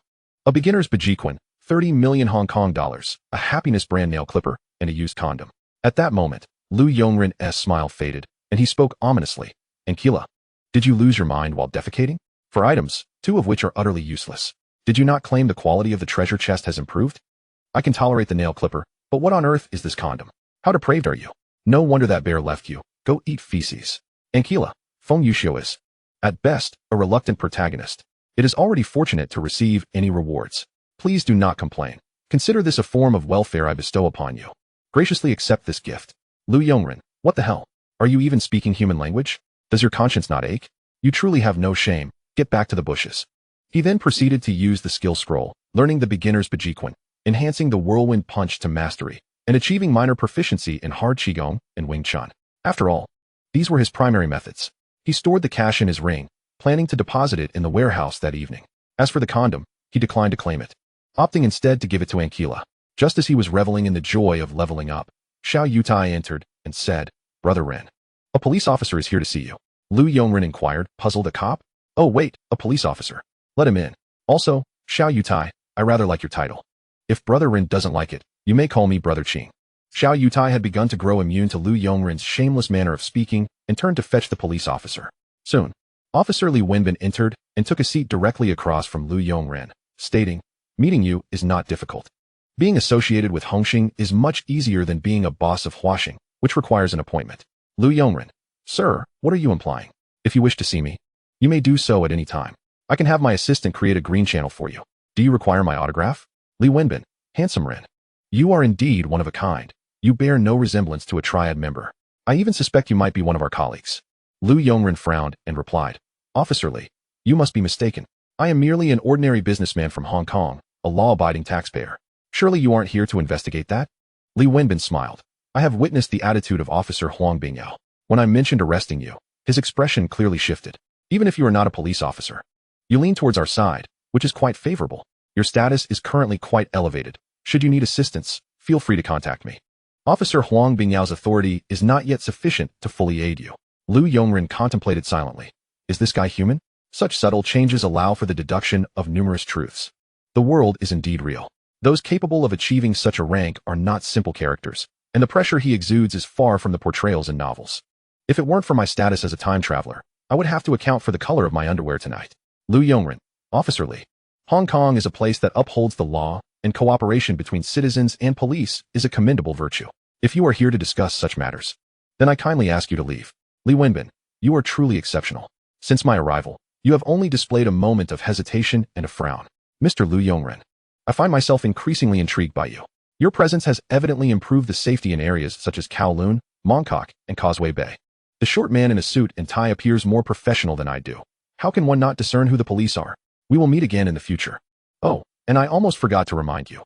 Jiang Tianyang has sent his subordinates in batches to Hong Kong and has privately met with a hall master of Hongxing. Lu Yongren pondered. Jiang? Thailand, the land of ladyboys. I am not particularly fond of that. Officer Li, do come over for tea when you have the chance. Li Wenbin stood and left, satisfied. Damn, why is this guy fixated on me? I am hardly a beauty. All I want now is to accumulate wealth discreetly. As for unifying the underworld, that is a matter for a later time. I am not strong enough yet to be untroubled by anything. Yes. Fight back to school. The lead characters are Stephen Chow and Karen Mok.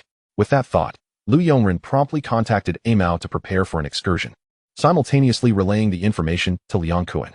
Meanwhile, as Li Wenbin descended the stairs and entered his car, he addressed his companion, Officer Huang Bingyao. Your actions are entirely inconsistent with your identity. However, I am quite pleased with Lu Yongren. A person like him should not be squandered as an undercover agent. Consider this a form of compensation for him. The only good news is that he still possesses the heart of a police officer. From now on, you shall assist him with all your might. Huang Bingyao, feeling aggrieved, reluctantly acquiesced to the request, realizing he had no other choice. After all, Li Wenbin came from a prestigious background, with his father, Li Shutong, being a high-ranking official. Upon learning about Lu Yongren, Li Wenbin developed a keen interest and meticulously investigated the affairs of Huaxing, discovering Huang Bingyao's involvement. Coupled with his father's connections, he uncovered that Huang Bingyao had an undercover agent infiltrating the syndicate. Moreover, the undertakings of Lu Yongren were not tasks that an ordinary person could accomplish. Thus, he boldly entered Huang Bingyao's office to enact a scheme to apprehend Lu Yongren. It was no surprise that Huang Bingyao's cover was soon blown. Although he ultimately realized that Lu Yongren had renounced his identity as a police officer, it was still a positive development. For he was aware of the trials and dangers faced by an undercover agent, especially since Lu was the child of a friend. At the very least, he would not be an enemy in the future. Meanwhile, Huang Bingyao was quite distressed after sending off Li Wenbin. He was met with an onslaught of complaints from Lu Yongren. Uncle Huang, is this what you call insurance? Fortunately, my file has been destroyed. If my enemies were to discover it, I would have long been finished. You must promptly eliminate any details and clues you have left behind.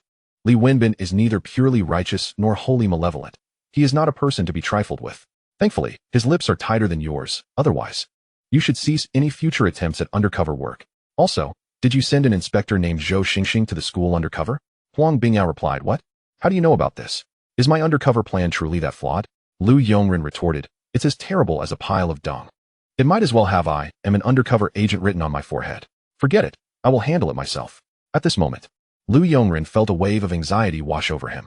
This was the first time since arriving in this world that someone had seen through him, leaving him feeling utterly unsafe. He immediately instructed Mao to investigate the school, using money to pave the way, and managed to secure a position as a substitute teacher, thus infiltrating the institution. As he arrived at the school entrance, he spotted De Bang, who bore a striking resemblance to He Yong, attempting to cheer up He Min. Lu Yongren approached, saying, Teacher He Min, let us head inside. I am the substitute teacher for this class today. De Bang, dissatisfied, retorted, Who are you? Mind your own business and don't provoke me. He Min, recognizing that this handsome man was aiding her, replied, All right, let us go, De Bang. Please don't pester me. I am not in the mood to talk to you right now. With that, she walked into the school alongside Lu Yongren. Thank you, but be cautious. De Bang is quite petty and has been persistently bothering me. I don't like it. He was introduced to me by my parents, she lamented, observing He Min's demeanor. Lu Yongren found himself quite taken with her, for she was one of the essential heroines that a time traveler ought to encounter. Teacher He Min, often, relationships like these, arranged by parents, may align in terms of status and wealth, but other aspects may not connect at all. The thought processes and life values of the two individuals are fundamentally different. Pursue what you love and what suits you. A woman as beautiful as you surely has admirers lining up from France. So why the urgency? You can call me Aaron, your substitute teacher for today. After saying this, he turned to leave. He Min, watching his retreating figure, found herself momentarily lost in thought. This was the first time someone had spoken to her in such a manner, and it seemed quite reasonable. With a smile, she lowered her head and departed from the spot. At that moment, Lu Yongren also received a system notification. Ding. The host has received a system treasure chest. Please check it. Not feeling rushed, he hurried to find classmate Zhou Xingxing, who was indeed rather easy to locate. His mind was consumed with thoughts of the so-called kind-hearted gunman, and he feared he would go mad if he could not find him. Along with that gun trafficking group called Defei, Lu Yongren approached Zhou Xingxing and inquired, Zhou Xingxing, what are you doing? Haven't you resolved the matter that Officer Huang assigned to you? Zhou Xingxing replied, Who are you? Are you also? Lu Yongren interjected, Indeed. I am the embodiment of righteousness and heroism. Society knows me as Ren Ge. Enough of the antics. Officer Huang's gun is with Defei. And Uncle Dan knows the location of his warehouse, but now is not the time. Proceed with caution. With that, he turned and left. As for the reason, it was undoubtedly because he had already acquired the system treasure chest. Following Zhou Xingxing would only lead to trouble, especially after realizing Li Wenbin's depravity. He no longer dared to underestimate the locals, while he possessed memories of movie plots. Who could predict how chaotic it would be with so many Hong Kong films converging in one place? Lu Yongren took a rare moment to appreciate the tranquility of the campus, lying on the grass as he opened the treasure chest. Ding! Congratulations. The host has obtained 2 skill upgrade scrolls, 100 million Hong Kong dollars, and the supreme concept of the Flower Kingdom, alongside all skills of Yin Shuangying. Upon hearing this, Lu Yongren sprang to his feet, startling passing students who thought a corpse had come back to life. Ankila, stop fooling around. Come forth. Is the Yin Shuangying mentioned here the one I'm thinking of? I mean, the one whose gun always has bullets when you say it does and is empty when you claim it is? The one who can automatically dodge bullets and cannot be locked onto, and whose card-playing skills rival those of a gambling god. The only way to defeat him is to turn off the television? Ankila responded, the host's wisdom appears to have significantly declined. It's not that extreme. Yin Shuangying's hand speed is exceptionally fast, a result of prolonged practice. The rewards bestowed upon the host are Yin Shuangying's hand speed abilities, his firearm skills, card-playing prowess, and top-notch driving capabilities. Please, host, do not charge at handguns recklessly. It would be a certain death. Moreover, Zhou Xingxing is the protagonist of several films, and the current rewards belong to the Golden Legend level. After Out of the Classroom, Into the Dragon there will be no further rewards, as Zhou Xingxing has only one He-Min. Lu Yongren mused, so it's a 3-in-1 reward? That's quite satisfactory. Let's apply the skills to the Whirlwind Fist and 8 Extremities Fist.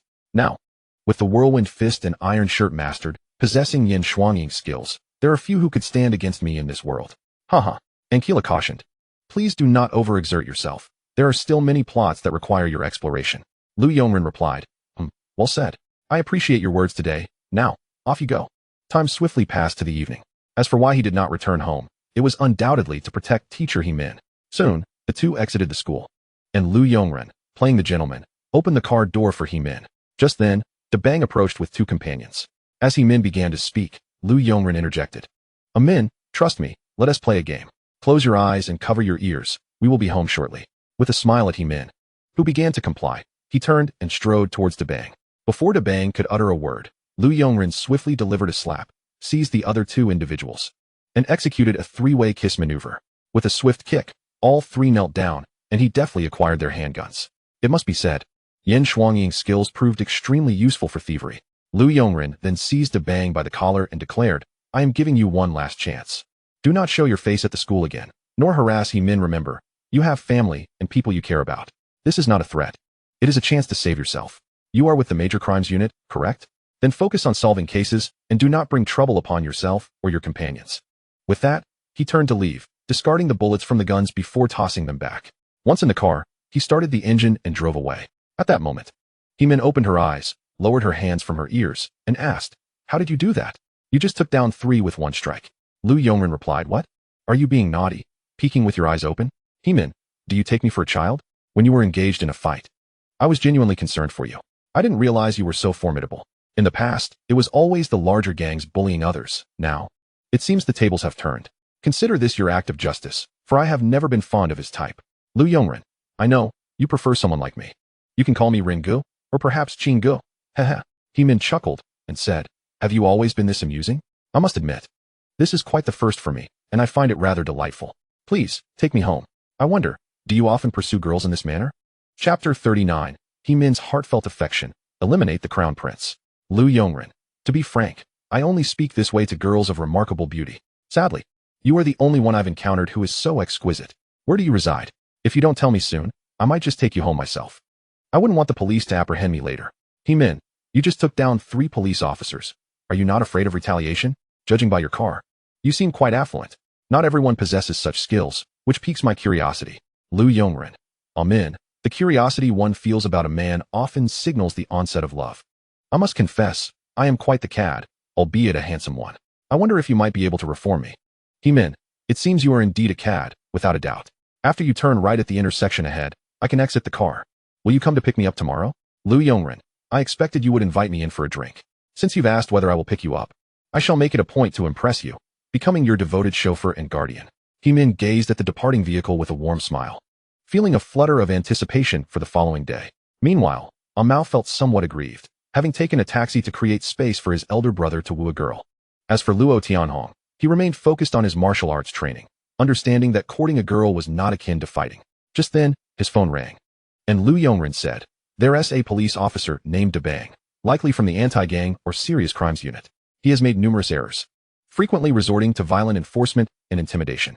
Let us expose him to the press, gather a few hundred complaints against him. In short, I want to deal with him. Pay a visit to his home and extend my regards. After all, I am a rogue and must engage in some rogue activities. Also, you should take a taxi back." Listening to the phone call end, Amao felt desolate and shook his head in resignation as he departed by taxi. The next day, Lu Yongren set out early to pick up He-min, having prepared flowers, which Shui quickly deduced, for he was not typically an early riser. The entire day was spent in each other's company, and after escorting He-min home that evening, he rode in the car driven by Amao. Arriving at Qilong Security, he looked at Luo Tianhong and Feng Yuxiu and instructed, "You two are to eliminate the crown prince swiftly and discreetly. Wang Jianjun, take your crew and weapons, driving a truck. Amao will lead you to a location to retrieve the equipment. Bring everything back, especially a small handgun. Once you have it, make a quick exit. I have business at the restaurant." The group dispersed to carry out their tasks. Amao led Wang Jianjun and others to the cargo station, where they found several trucks laden with weapons, quickly initiating the transfer and making their escape. While Amao rushed to the restaurant. On the other side, Feng Yuxiu and Luo Tianhong stealthily approached the Crown Prince's boxing gym, where only the Crown Prince was practicing. Feng Yuxiu stepped forward and declared, "You are from Hongxing, correct? I am Feng Yuxiu, here to determine our strengths and fates." The two engaged in a fierce confrontation. But faced with the martial prowess of Feng Yuxiu, the Crown Prince's skills paled in comparison. Within minutes, the Crown Prince's neck was snapped by Feng Yuxiu. As several of his underlings entered and were about to raise an alarm, Luo Tianhong appeared behind them, and with a swift flash, they all fell to the ground. The two checked for any remaining threats and promptly exited. Not long after Wang Jianjun and his group left, Zhou Xingxing and Uncle De quietly arrived. Having rummaged through several vehicles, finding only a few dilapidated guns left behind by Wang Jianjun. Better than nothing, Zhou Xingxing hopped into a car, forgetting Uncle De. "Hey, Zhou Xingxing, I haven't gotten in yet."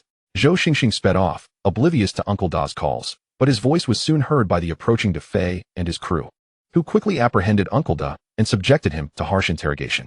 Meanwhile, Lu Yongren arrived at the designated location, where Liang Kuan had been waiting.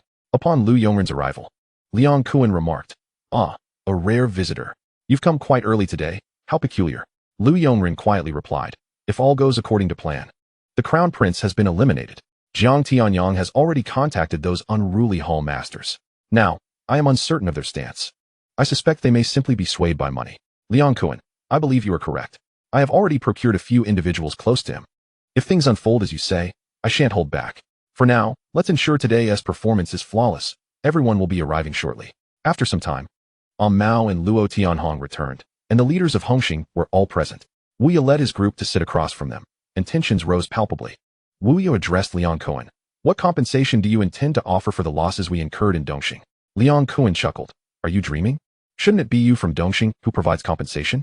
You lost a camel, an old wall lamp that was already half buried. We, on the other hand, lost 3 men. Are you capable of counting? Offer us 100 million, and that would at least show goodwill from Dongxing." Meanwhile, in a hotel in Simsha-Sui, Jiang Tianyang puffed on a cigar, his expression grave, as Che Baoshan stood beside him, equally furious. At that moment, Shun Xingkao entered and said, "Several leaders from Hongxing are negotiating at the restaurant, along with other red sticks. Liang Kuan and Lu Yongren are currently embroiled in a verbal battle with Wu Yi and the others." Jiang Tianyang, "It wasn't Liang Kuan and the others who did this. How could the Crown Prince die? Damn it, I rarely see the Crown Prince with any enemies. How could he have met his end on his own turf?" Shun Xingkao pondered. "Mr. Jiang, could it be that another faction is behind this, aiming to see us both suffer? Simsha-Sui still has other forces at play, such as the Ni family." Jiang Tianyang considered this. "That doesn't seem right. Ni Kuan has already half retired with 5 hall masters under him. Could they be eyeing Sim Sha Sui's territory to sell goods? Do they dare oppose Hongxing? Che Baoshan. Now that the Crown Prince is no longer affiliated with Hongxing, at least in the eyes of others, is it possible that someone intends to create chaos in Sim Sha Sui? After all, there are many gangs. Not just the Ni family and Hongxing. Jiang Tianyang. Regardless of who it is, I will eliminate them. Hongxing is negotiating. You two need to stabilize the Sim Sha Sui territory. The Crown Prince is dead, but we cannot lose our hold. At the same time, Wu Ya and Liang Kuan had been shouting at each other for more than 10 minutes, to the point where Lu Yongren was nearly dozing off. Seeing that time was running short, Wu Ya stood up, cigarette in mouth, and exclaimed, "Damn it, this bunch from Hongxing doesn't want to settle things, do they? Fine. Let's not bother then." With that, he flipped the table, causing chaos to erupt in the room. Lu Yongren exclaimed, "What a spectacle." Wu Ya's signature move is undeniably impressive. Chapter 40. Negotiations conclude. A kiss for He-Min. Are you from Dongxing looking for death? Do you wish to declare war? We are not afraid of you. Hongxing scum. Then let us go to war. Everyone, grab your weapons. Are you trying to intimidate me? If you have guts, meet me at Palan Street. Damn it. If you have guts, face me at Causeway Bay. Anyone who doesn't show up is a coward. A large group of police officers entered, with the leader, Li Wenbin, stepping forward to say, "What a lively scene. Allow me to introduce myself.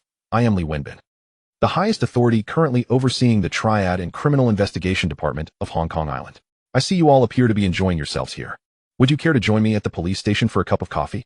At that moment, Li Wenbin caught sight of Lu Yongren, but merely glanced past him as if he were a stranger. Lu Yongren, unable to contain himself, remarked, "Indeed.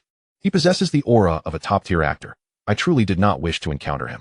He then quietly advised Liang Kuan, "Brother Kuan, this officer Li holds significant power, so let us not act rashly. It's best to retreat for now. We performed well in today's play." Liang Kuan, understanding the situation, approached with a grin and said, "This officer Li must be mistaken. We are merely two companies gathering here for a joyful celebration." At that moment, we also stepped forward, stating, "Exactly, Li sir, no one has claimed that we cannot drink or sing in the restaurant. It's just a simple gathering." Li Wenbin replied, "If that is truly the case, then that is splendid. My only concern is that you both might cause a disturbance upon returning, which would complicate our management efforts. What do you say? It is quite late now. Do you wish to grab a bite to eat or depart at once?" Liang Kuan responded, "You arrived just in time. We just finished our late-night snack. Brothers, let us leave and not disturb Officer Li's meal." Wu Ya added, "I'm in the same boat. My stomach hasn't been well lately. Let us head home." As for why Li Wenbin was present, it was undoubtedly part of Lu Yongren's scheme. Otherwise, what would happen if both sides truly clashed? As the members of the Hung Hing gang gradually arrived at the headquarters, shocking news spread rapidly among them. The prince had been killed in Sim Sha Sui, and the identity of the murderer remained unknown. This news swiftly circulated throughout Hong Kong Island, initially leading many to suspect Liang Kuan. Although it was well understood that he lacked the capability for such an act, Lu Yongren had been embroiled in a dispute within the restaurant, with police present that night, providing all present with alibis. As speculation ran rampant, Lu Yongren had already anticipated that Jiang Tianyang would attempt to seize territory and promptly instructed Jiao Mao to spread the word that Jiang Tianyang was after the Sim Sha Sui turf, fabricating this entire scene. Now, half of Hung Hing's territory in Sim Sha Sui had already fallen into Jiang Tianyang's hands, while the other half remained with Hung Hing, as some still wished to avoid division. At that moment, Liang Kuan boldly proclaimed before everyone, "As we all know, our Rin possesses the capability for expansion. In these extraordinary times, we cannot afford to be rigid. We go, starting today, you shall be the leader in Causeway Bay. Rin, ascend to the position of the leader in Sim Sha Sui for Hung Hing and lead the charge to reclaim our territory." Lu Yongren recognized that this was an invitation for him to take the lead, which suited his intentions perfectly, as the company was based in Sim Sha Sui, making it more convenient. Everyone else was aware that this was a hot potato. The situation in Sim Sha Sui was one they were reluctant to meddle in. Liang Kuan continued, "Arun, you are the only one capable of confronting Che Baoshan now. I will send support from my side." Fei Quan interjected, "Brother Ren, I will directly lead my men over. I'll make quick work of those trash." Fei Long added, "Brother Ren, I am the closest and can provide rapid support." Hui Go chimed in, "Brother Ren, Causeway Bay is relatively stable now. I can bring 200 men over." Sister Sher-san and Hanbin voiced their support. And even the large figure at the back, De Fei, offered to bring people to bolster the scene. Only the four paid leaders wore peculiar expressions, feeling a tinge of regret for agreeing to Jiang Tianyang's proposal. Rumors suggested that Jiang Tianyang was sabotaging their alliances, and it appeared that Lu Yongren had indeed made up his mind to take action. His prowess had been witnessed by all in the arena. He was a formidable fighter capable of taking on dozens at once. In private discussions, a decision was made to abstain from mutual assistance and merely defend their territory. Liang Kuan and Lu Yongren observed this treachery with growing intent. Very well, since the dragon head has placed his trust in me, I shall accept this task. Lu Yongren declared. Brother Kuan publicly announced that I will take over the remaining territory in Simsha Sui and then launch a counterattack. He stood up and departed without delay. Liang Kuan gazed at his retreating figure and remarked, true hearts reveal themselves in critical times. Look at my Liang Kuan's most formidable brother, unfazed even by thousands of troops. Some should take notes. Now, let us return to our duties. With that, he too stood and left, prompting Han Bin and others to recognize whom Liang Kuan was referring to and promptly exit as well. A few hours later, another piece of news broke. The war god of Hung Hing, Liang Zai-run, had taken action and become the leader in Simsha Sui. While Huigo ascended in Causeway Bay, with Hung Hing members rallying to support Liang Zai-ren's reclamation efforts. Meanwhile, he pondered for a long time and decided to send Luo Tianhong to the forefront. Initially considering Gao Jin, he realized that his current status was too pristine, making it challenging to operate within Hung Hing. Before long, under the leadership of Liang Zai-ren and Luo Tianhong, they swiftly took control of 3 streets, while the remaining territory remained in Jiang Tianyang's hands, leading to violent clashes between both sides, causing casualties on both ends. Under police intervention, a temporary ceasefire was enforced. As the public's attention fixated on the conflict between Liang Zai-ren and Jiang Tianyang in Simsha Sui, an explosive piece of news emerged. The head of the Ni family, Ni Kuan, had been shot and killed while out, prompting his son Ni Yongxiao to hasten back to stabilize the Ni family. In an instant, Simsha Sui was thrown into chaos, capturing everyone's attention. The following day, Lu Yongren assigned Luo Tianhong to handle the situation in Simsha Sui and rushed to the school, armed with the kindness gun and other weapons conveniently stored in his ring. At this moment, Zhou Xingxing finally arrived at Huang Bingyao's residence, and upon their encounter, both were taken aback. As Uncle Da was not in the car, Zhou Xingxing received a threatening call from Defei. With no other option, he had to drive back to rescue Uncle Da, while Huang Bingyao retreated to his room to don his battle attire, preparing to join the fray himself. Meanwhile, Zhou Xingxing and Defei exchanged the cargo truck for Uncle Da, seizing the opportunity to set the truck ablaze before departing with a box of transaction money. Heading towards the school, while Defei pursued them relentlessly. Upon Lu Yongren's arrival at the school, he sighed in relief, noticing He Min organizing a gathering. He approached her and, to the astonishment of everyone present, kissed her. He Min was equally shocked, but the sensation compelled her to reject him. At that moment, Zhou Xingxing and Uncle Da rushed in without regard for anyone else, crashing into a few individuals before darting into the labyrinth within. Chapter 41. The kindness gun returns to its owner.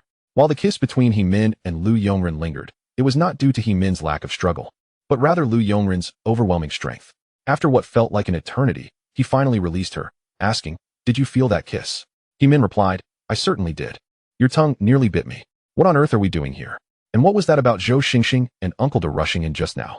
At that moment, Defei and a dozen of his men came chasing after them, initially expecting a day of respite, only to find He Min preparing with students. Defei commanded, "Leave 2 people to keep watch here, the rest follow me inside to search for them. Keep your eyes peeled."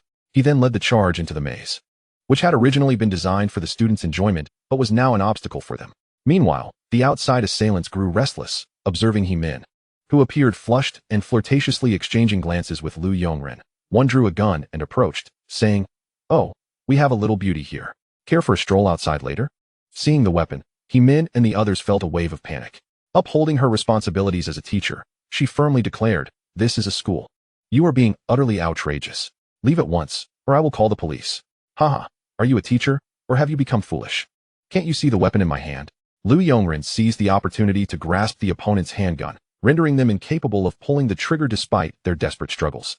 Then, a flurry of slaps rained down upon them. "How dare you toy with my girl? You truly have some nerve." After the gentle caress, the adversary succumbed to unconsciousness. "Amin, call the police. Zhou Xingxing is an undercover officer, and these individuals belong to a gun trafficking organization. Take the students and leave this place. I will go in to assist. Understood?" With that, he kissed once more, leaving his astonished classmates gasping in awe. "Wow, Teacher Aaron is so handsome. If only I had a boyfriend like him." Lu Yongren paid no heed to the gazes of others, gun in hand, striding directly inside. "He Min, be careful." After a moment of hesitation, she began organizing the students for a stable evacuation.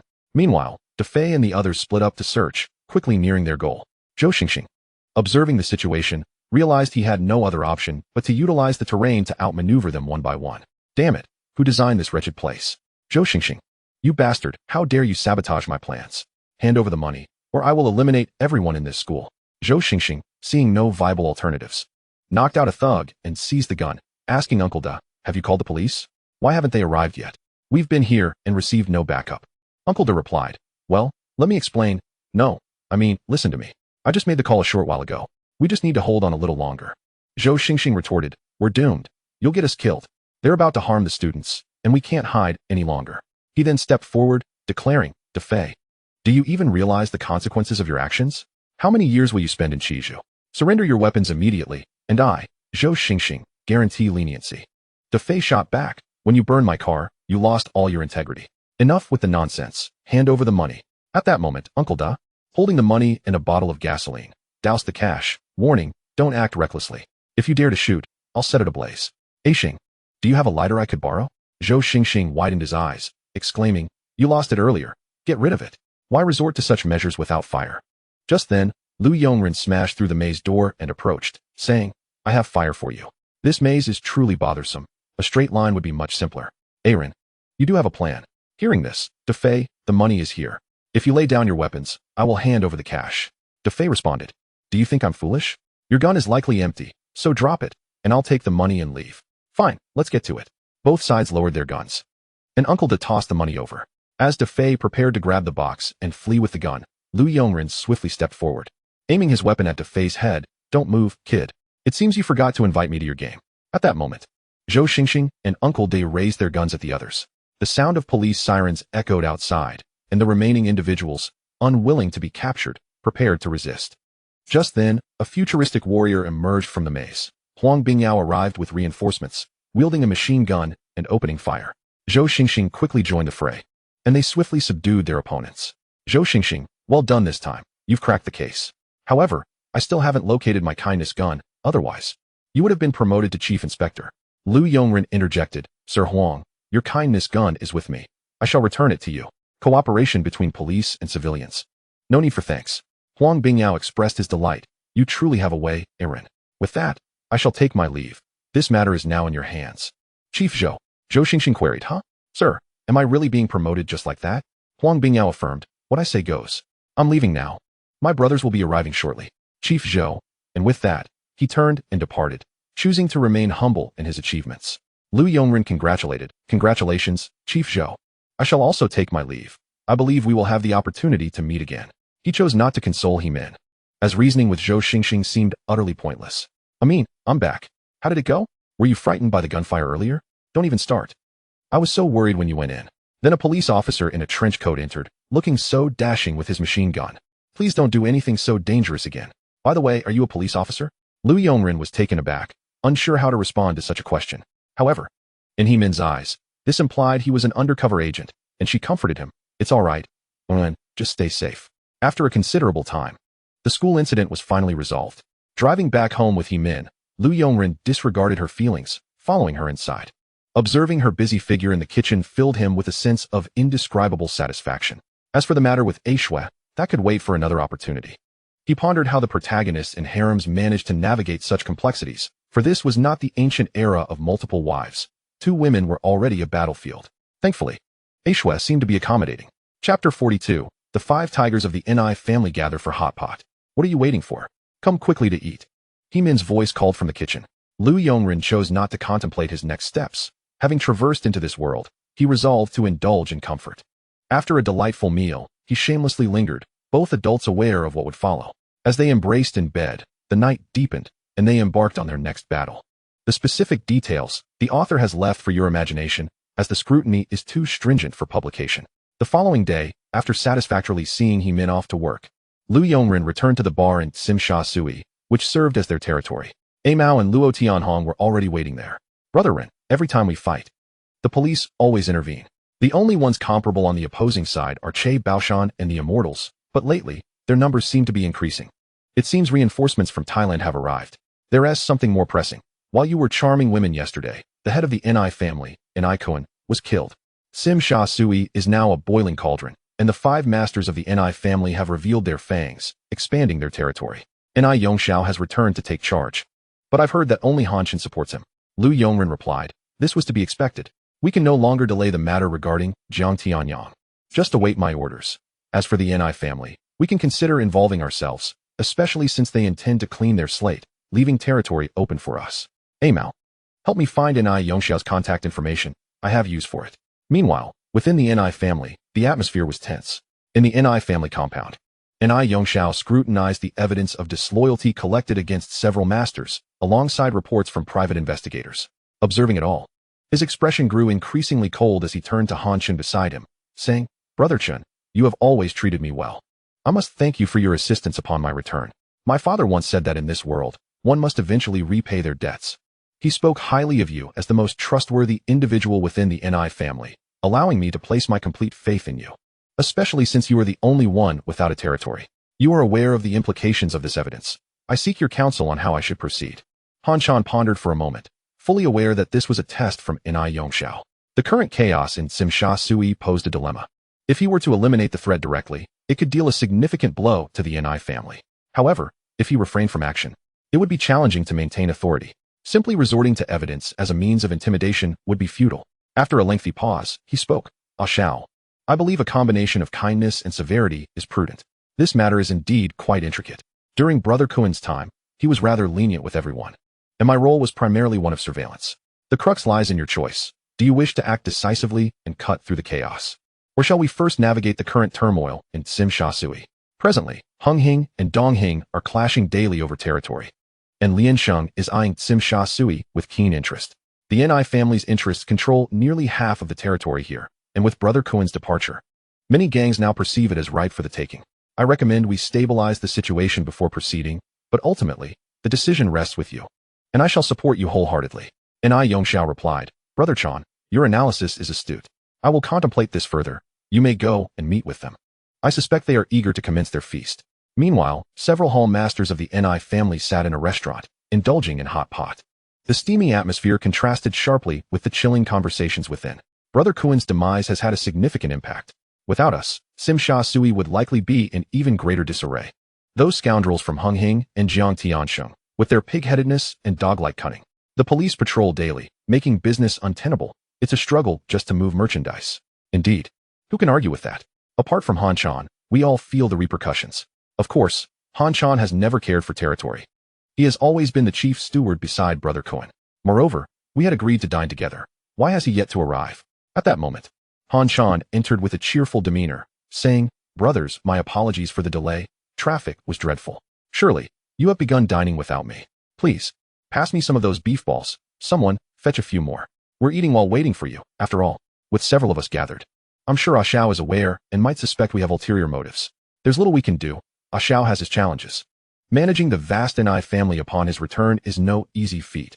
Anyone in his position would struggle. Today marks the 14th, and everyone must settle their dues with the Ni family. If that is the case, being the youngest here, I'll voice the unpleasant truth. With Brother Kuen gone, I shall cease my contributions to the Ni family. If you withhold your payment, then I shall too. Gandhi won't contribute either. If he doesn't, why should I? Black Ghost is in the same boat, isn't he? By the way, Han Chen, what about you? Of us all here, I am the weakest. If you choose not to pay, it shows your confidence, but I cannot afford such luxuries. Han Chen, if you join us for dinner, it would be greatly appreciated. As for other matters, let us defer until after tonight. Just then, Guohua's phone rang. It was Ni Yongxiao's voice.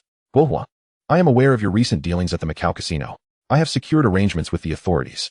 Are you interested in collaborating? With Uncle Kuen deceased, I find myself devoid of interest.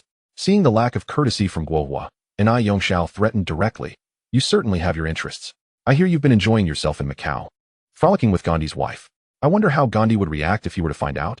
Realizing he was being threatened, Guohua resigned himself to fate, taking a sip of his drink and stating, My apologies, everyone. I cannot abandon my affairs in Macau. I have decided to settle my dues. Please continue your meal. With that, Guohua departed. Immediately, Gandhi's phone rang, and once again, it was Ni Yongxiao making his move. Gandhi, however, responded with confidence, Mr. Ni. I am uncertain why Guohua has chosen to pay. In any case, I shall not. Ni Yongxiao retorted, I do not intend to negotiate with you. Simply pass the phone to Black Ghost.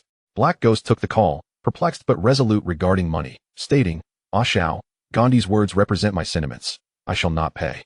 And I Yongxiao replied, no one is compelled in such matters.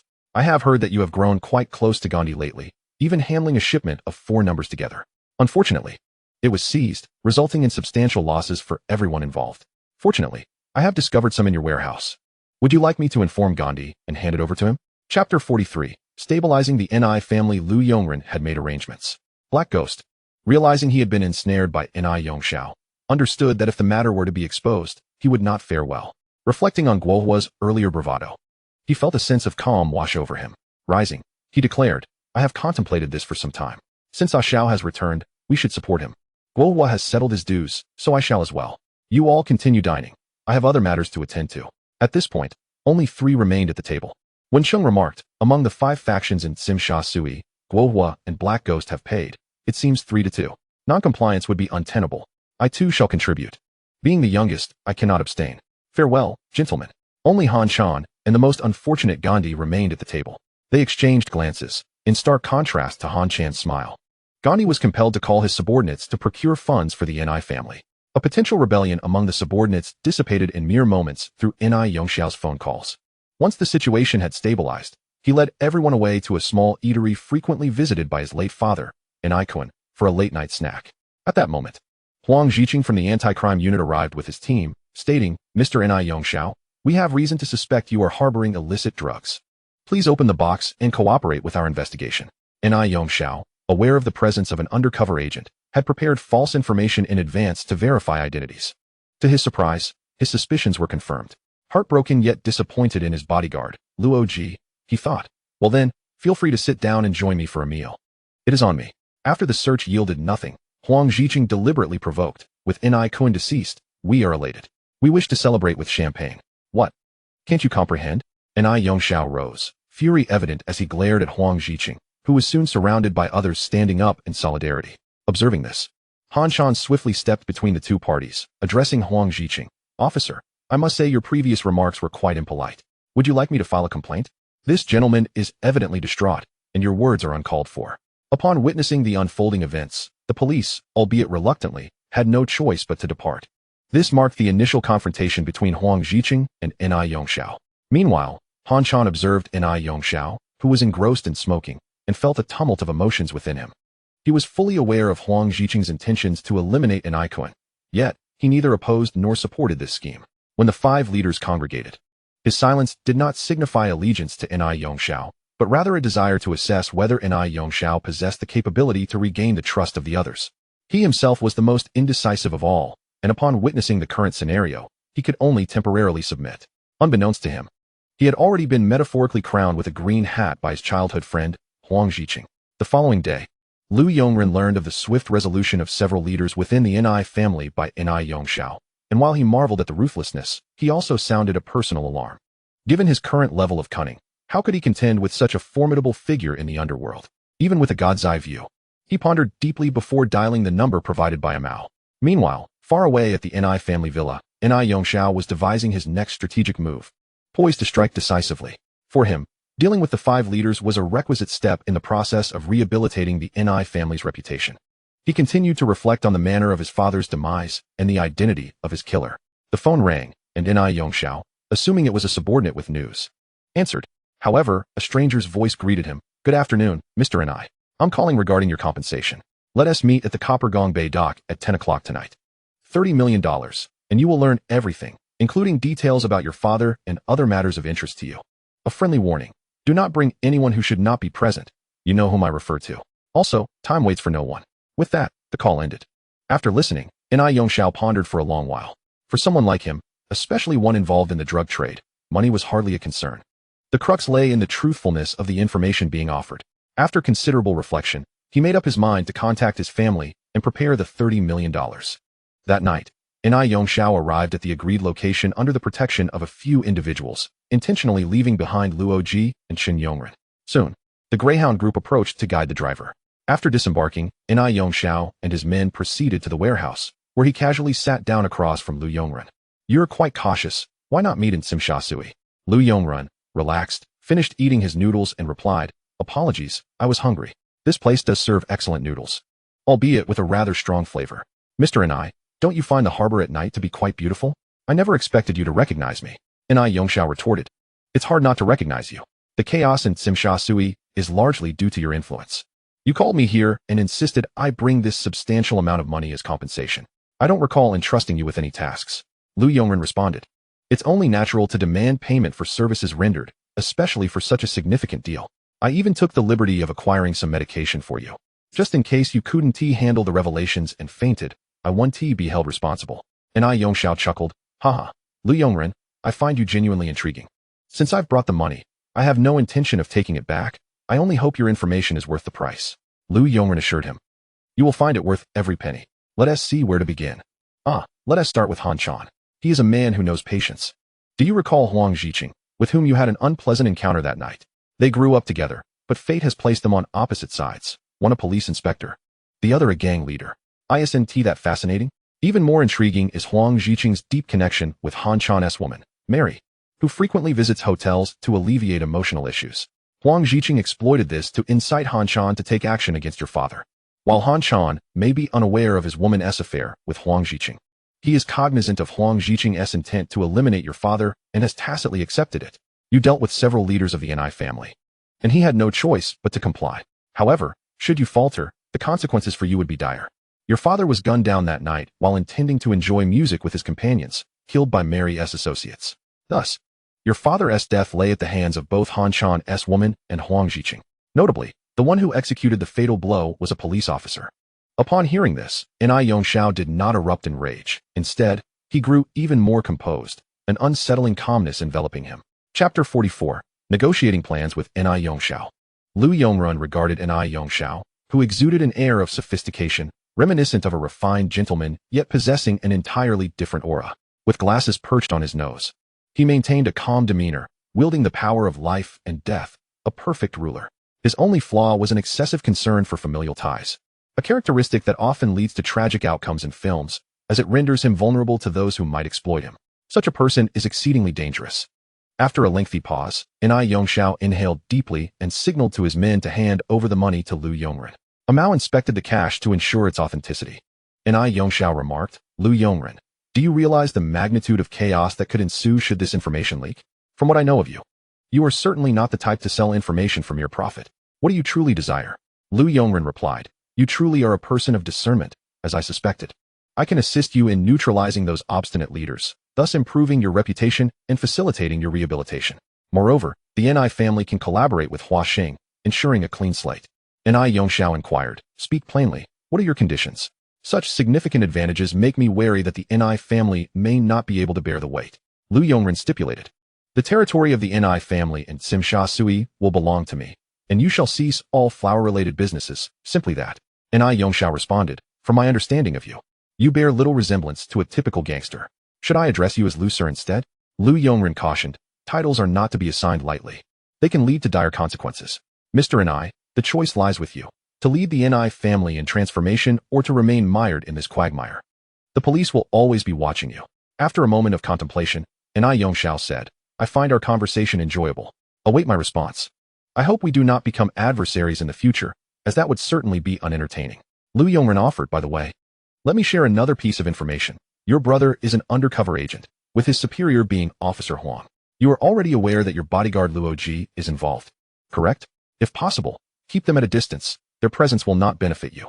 That is all. Consider it well. After absorbing this information, Yongxiao made no further delay and turned to leave.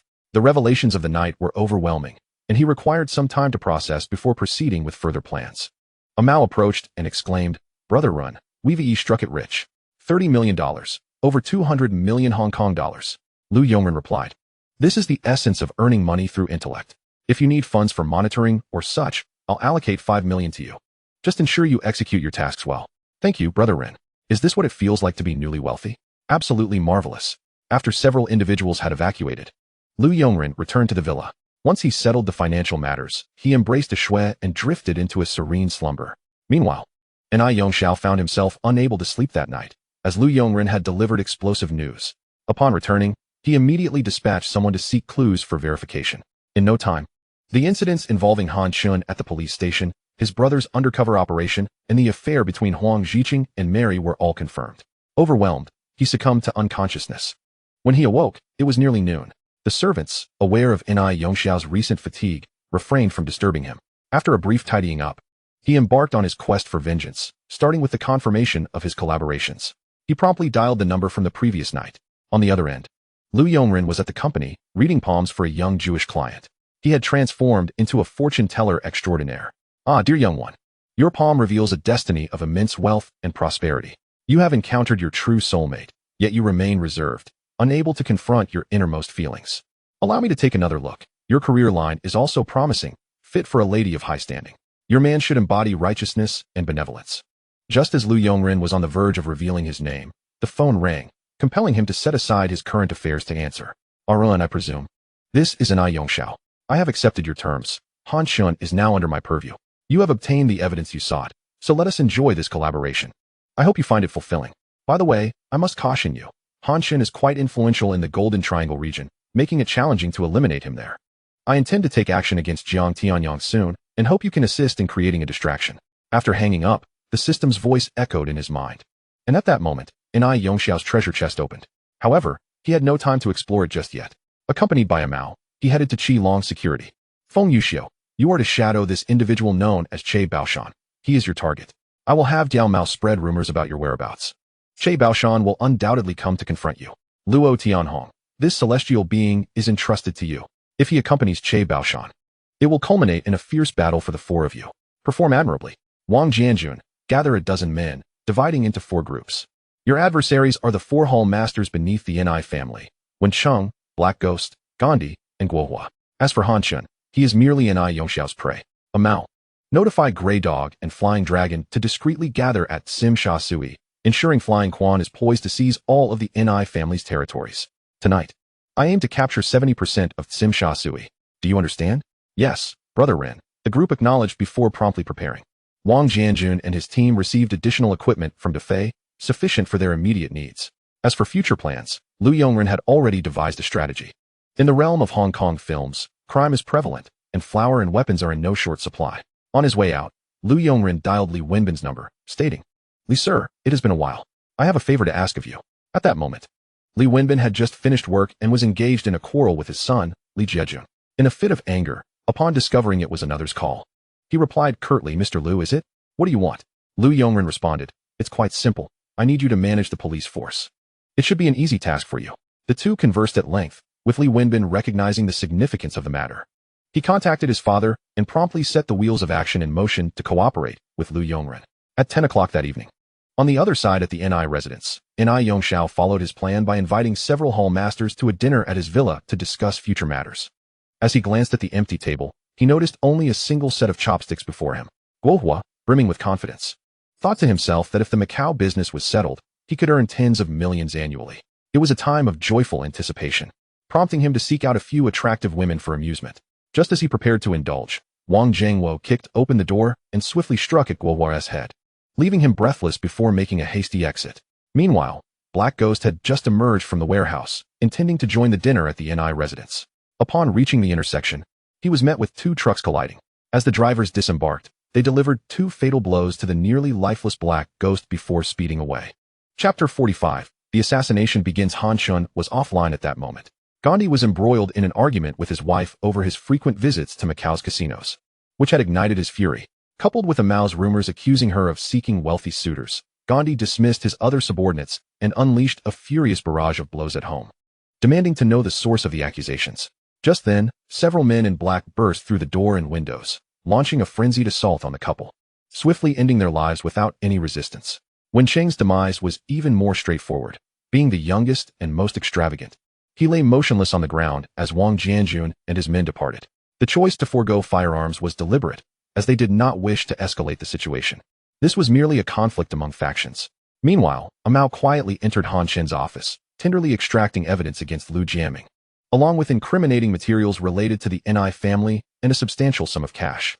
A Mao relished such home invasion endeavors, akin to plucking feathers from a passing goose. After meticulously erasing all traces, he swiftly retreated. Some time later, the Ni residence welcomed its only guest. Han Shen sat nervously opposite Ni Yongxiao, who had initially anticipated the arrival of a few others. However, noticing that only a pair of chopsticks lay before him, an unsettling feeling arose in his heart. Just as he was about to speak, Ni Yongxiao interjected, Ah Chun, those fellows are still en route. Let us begin our meal. By the way, how long have you been with my father? Feeling increasingly uneasy, Han Chun replied, it's been quite a while, since my teenage years when I joined the Ni family. It hasn't been easy over the years. Even though Brother Kuan is no longer with us, you are now upholding the Ni family's banner. I believe Brother Kuan would be pleased if he knew. Ni Yongxiao remarked, so it has been that long. I have a gift I would like you to see. Just promise not to be overly agitated.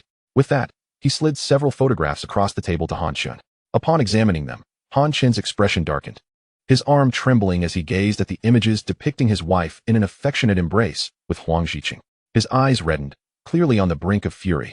His anger was directed at Huang Zhiqing, a scoundrel. Han Chun cherished his wife deeply. Observing Han Chun on the verge of rage, Ni Yongxiao stated, you need not doubt the authenticity of this matter. My associates have been tailing this officer for quite some time. In addition to the photographs, they have uncovered other details. Han Chun, you have concealed your depths better than Guohua and the others. You were already aware of my father's demise, weren't you? You just didn't know who orchestrated it. Allow me to clarify. The masterminds behind my father's murder are the two individuals in the photographs. What do you think I shall do? At that moment, a subordinate approached and whispered something in Ni Yongxiao's ear. Ni Yongxiao responded, excellent. Have them removed. Let us cooperate. On the other side, Fei Chuan, accompanied by over 1,000 individuals, commenced a frenzied flag-raising operation. Initially met with some resistance, the situation quickly shifted, amidst the chaos of leadership absence. A few managed to maintain order. Following Ni Yongxiao's directives, members of the Ni family arrived to oversee the scene, leading their own to retreat. Observing this, Fei Chuan's eagerness for confrontation dissipated, replaced by the necessity to secure territory. Hours later, Lu Yongren had claimed 60% of the Tsim Sha Sui territory, while the remaining portion was half of the former prince's domain, now occupied by Jiang Tianyang. At that moment, Han Chun felt as though he were sitting on needles. Even a fool could discern that this was a banquet of treachery, one that targeted him specifically. As for the others, their fate seemed grim. Just then, the door swung open, and Luo Ji entered with Han Chun's wife. Upon seeing them, Han Chun rushed forward, striking her and tossing a photograph her way, exclaiming, do you realize that you and Huang Zhiqing have brought me to ruin? I knew he intended to go after Brother Kuan, but I never expected it was you who orchestrated this. Now, I simply cannot fathom why. Mary, you strike me after swearing never to harm me. Do you truly not know why I allied with Huang Zhiqing to eliminate him? For all these years, have you ever been truly valued? Instead, you have been constantly monitored and sidelined. I dread the day I may not see you again. Han Chun, is this your justification for going to the hotel with him? Fine. I have no words left. Ni Yongxiao rose and said, I presume there's no need for me to recount the events that have transpired, is there? From your perspective, Han Chun, you are not at fault. From mine, neither am I. Yet I cannot comprehend what occupies your wife's mind. Do not blame me, Han Chun. Some actions, once taken, demand recompense. He then cast a glance at Luo Ji, who, with a knowing nod, swiftly executed the couple. Even as Han Chun faced his demise, he remained unwilling to accept his fate. Just as Luo Ji lowered his weapon, preparing to remove the bodies, gunfire erupted once more. Luo Ji, in disbelief, turned to see one of Ni Yongxiao's associates aiming a gun at him, ready to pull the trigger again. Ni Yongxiao stepped forward slowly, uttering, that last statement was for you as well. In your next life, do not repeat such actions. Dispose of them in the sea, as though they had never existed. Meanwhile, Lu Yongren sat in the office of Huashing Company in Tsim Sha Sui, gazing at the nightscape outside. Many employees had already left for the day. Opening a treasure chest before him, he was greeted with a message. Congratulations, host. You have acquired ownership of the entire building, now renamed Huashing Group. Documents have been dispatched to your space, along with a cash reward of 50 million Hong Kong dollars. A collection of Japanese and Korean films is also included. You deserve it. Lu Yongren and Kila, I trust you will ensure smoother operations in the future. Is this reward a compensation for my experience with infernal affairs? This time, the bounty is purely monetary, which I appreciate. As for the film collection, it is beneath the dignity of a man of my stature to indulge in such trivialities. Ankila, the system has been updated. Engaging with major plot tasks will yield movie treasure chests. As for your image, it is commendable to speak so highly. Yet your actions tell a different story. You collect rewards faster than cash. The Infernal Affairs series has concluded.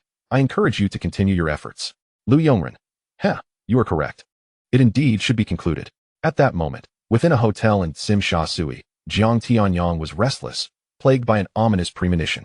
Addressing his subordinates, he inquired, have Ashan and Aku returned yet? Boss, they claim to have found the person responsible for eliminating the prince and are expected to return shortly. You need not worry. Both possess formidable strength. Jiang Tianyang. I hope so. I have an unsettling feeling that there is something beyond my understanding. Chapter 46. Feng Yuxiu faces Luo Tianhong in a battle against Che Baoshan, a celestial being. Elsewhere, in a secluded corner of Tsuanwan, both sides faced off. Tension palpable as combat loomed. Che Baoshan. Humph. Do you truly believe that you two inept fools can take down the prince? A man born with physical shortcomings, and you? The insufferable blue-haired one, wielding a sword, attempting to pose as a martial arts master? Feng Yuxiu. Haha, your bravado is commendable. Are you satisfied with this location? Dying here would be a gift from me to you. Luo Tianhong. I recall Ringu mentioning that this fellow is Jiang Tianxing's son, though he hardly resembles him. Could it be that Jiang Tianyang is plotting against his own brother? Shinxian Ku. Haha, Luo Tianhong. I hope you can still laugh after this. Do you think luring us here means you escape death? Che Baoshan. Enough with the chatter. Let us see what you've got. With that, he charged forward, launching a flurry of rapid attacks at Feng Yuxiu, while Shinxian Ku faced off against Luo Tianhong, both sides adhering to the unwritten codes of the martial world. Dressed in tight black Muay Thai shorts with his torso bare, Che Baoshan's bronzed skin glistened, each muscle taut and defined, exuding immense strength. His piercing gaze flickered with shrewdness and ruthlessness, a hint of disdain curling at the corner of his lips, as if declaring to Feng Yuxiu that this battleground would be a stage for victory. Xingyiquan? Humph. Today I shall employ Muay Thai to reveal to you what true combat is. Che Baoshan launched the first assault, delivering a swift kick that sliced through the air like a razor, aimed at Feng Yuxiu's neck. Unfazed, Feng Yuxiu adeptly sidestepped, employing agile footwork, and countered with a powerful punch that struck Che Baoshan's chest like a cannonball. Reacting quickly, Che Baoshan raised his left arm to block, the impact resonating with a dull thud, forcing both combatants to retreat a few steps. Interesting. It seems the prince's demise at your hands is not unwarranted. Che Baoshan licked his lips, his battle spirit intensifying. He charged once more, unleashing a series of combination strikes, jabs, hooks, and uppercuts, like a tempest upon Feng Yuxiu. Feng Yuxiu moved with the grace of a specter, weaving through Che Baoshan's onslaught, parrying with precision while seeking openings for counterattacks. The two exchanged blows, the air filled with the sound of heavy impacts and labored breaths. Feng Yuxiu's Xingyiquan emphasized the harmony of defense and offense, every move rich with potential. Deceptively simple, yet immensely powerful. In contrast, Che Baoshan's Muay Thai was renowned for its ferocity, excelling in knee and elbow strikes, each assault infused with lethal intent. Spotting an opportunity, Che Baoshan executed a flying knee strike aimed at Feng Yuxiu's abdomen. Caught off guard, Feng Yuxiu was struck, sent tumbling several meters back, crashing to the ground. Seizing the moment, Che Baoshan lunged forward, leaping high to deliver a vicious elbow strike toward Feng Yuxiu's head. In that critical instant, Feng Yuxiu rolled to the side, narrowly avoiding the elbow that smashed into the ground, kicking up a cloud of dust. Rising swiftly, he unleashed the ultimate technique of Xingyiquan, the tiger form, charging at Che Baoshan with the ferocity of a descending tiger, claws bared. Che Baoshan, unwilling to be outdone, assumed a defensive posture, bracing himself to confront the impending assault from Feng Yuxiu. On the other side of the open ground, under the shadows cast by clouds obscuring the moonlight, the sounds of clashing weapons and the brutal exchange of fists between Luo Tianhong and Shun Xinka intertwined, creating a symphony of deadly intent. Dressed in martial arts attire, Luo Tianhong bore a formidable 8-sided sword at his waist, its spine thick as a wall, yet its blade was as delicate as a cicada's wing. Exuding an air of ancient ferocity, his gaze was as icy as the frost, and a faint, enigmatic smirk perpetually graced his lips, emanating an aura of solitary pride and lethal determination with every movement. In stark contrast, Shun Xinka donned a flamboyant red suit, brandishing a broadsword tarnished with the rust of countless battles, as if narrating tales of past carnage. His robust frame and triangular eyes glinted with a sinister light, and when he grinned, a few broken teeth sent chills down the spine. Is the 8-sided sword your weapon? How impressive. But this is no child's play. Today, I shall make that sword taste its own blood. Shun Xinka roared, swinging his massive blade overhead with the force to split mountains, aiming for Luo Tianhong's head. Luo Tianhong's eyes narrowed, his wrist flicking deftly as the sword traced a graceful arc, its tip precisely targeting the side of the broadsword, dissipating the immense force. In an instant, he shifted his footing, his form ghosting around Shun Xinka's side, the sword's edge aimed at the vital area beneath his ribs. Shun Xinka reacted with remarkable swiftness, spinning around to sweep his sword, a gust of blood-stirring wind following. Luo Tianhong retreated rapidly, the blade reflecting silvery glimmers in the moonlight as he executed the intricate techniques of the 8-sided sword, his strikes flowing like clouds and waterfalls, attacking Shun Xinka from all directions. Shun Xinka, wielding his broadsword, enveloped himself in an impenetrable defense, each clash reverberating with thunderous echoes. Suddenly, seizing an opening in Luo Tianhong's attack, he slashed downward with ferocity, the blade threateningly approaching Luo Tianhong's throat. With a narrow escape, Luo Tianhong leaned back, his toes touching the ground, launching himself into the air, his sword darting toward Shun Xinka's face like a bolt of lightning. Shun Xinka desperately raised his sword to block, but Luo Tianhong, capitalizing on his descent, deftly altered the angle of his wrist, the blade gliding down along the sword's body, slicing at Shun Xinka's wrist. Startled, Shun Xinka abandoned his weapon, leaping back, his other fist coiling into a punch, propelled by fierce wind toward Luo Tianhong's chest. Luo Tianhong quickly returned to defense, the spine of his sword colliding with the fist, the tremendous impact numbing his grip and forcing him to stagger back several steps. Shun Xinka, seizing the opportunity, retrieved his broadsword and resumed his relentless onslaught, his strikes powerful and overwhelming. Luo Tianhong countered with finesse, the eight-sided sword in his grasp dancing flawlessly, at times flowing like a dragon in water, at others darting like a startled swan, engaging in a deadly duel with Shun Xinka's broadsword. As the battle intensified, both warriors fought with unwavering resolve, their techniques becoming increasingly ruthless. Amidst the flashing blades and sparks, their fierce visages were illuminated as if two cornered beasts were engaged in a final life-and-death struggle. In contrast to their agile maneuvers, the fierce conflict between Feng Yuxiu and Che Baoshan appeared more captivating, each strike landing with palpable force, their movements calculated and strategic. Both had entered a state of heightened tension, their stamina depleting while fully deciphering each other's techniques, awaiting the moment one would falter. In a clash of masters, victory often hinges on a fleeting instant. Chapter 47. Eliminate the two and capture Jiang Tianyang. Blood trickled from Che Baoshan's temple, sweat mingling with blood cascading down to his chest as he gasped for breath, bracing for another flying knee strike. The protective gear on his knee glimmered coldly in the twilight. Yet, Feng Yuxiu pressed forward, his injured leg crashing heavily against the ground, his form low and wolf-like. With a grip like iron, his left hand latched onto Che Baoshan's ankle, while his right fingers curled into a hook, joints cracking ominously. Knee and elbow strikes in Muay Thai are but child's play, Feng Yuxiu rasped, his voice laced with a sickly exhilaration.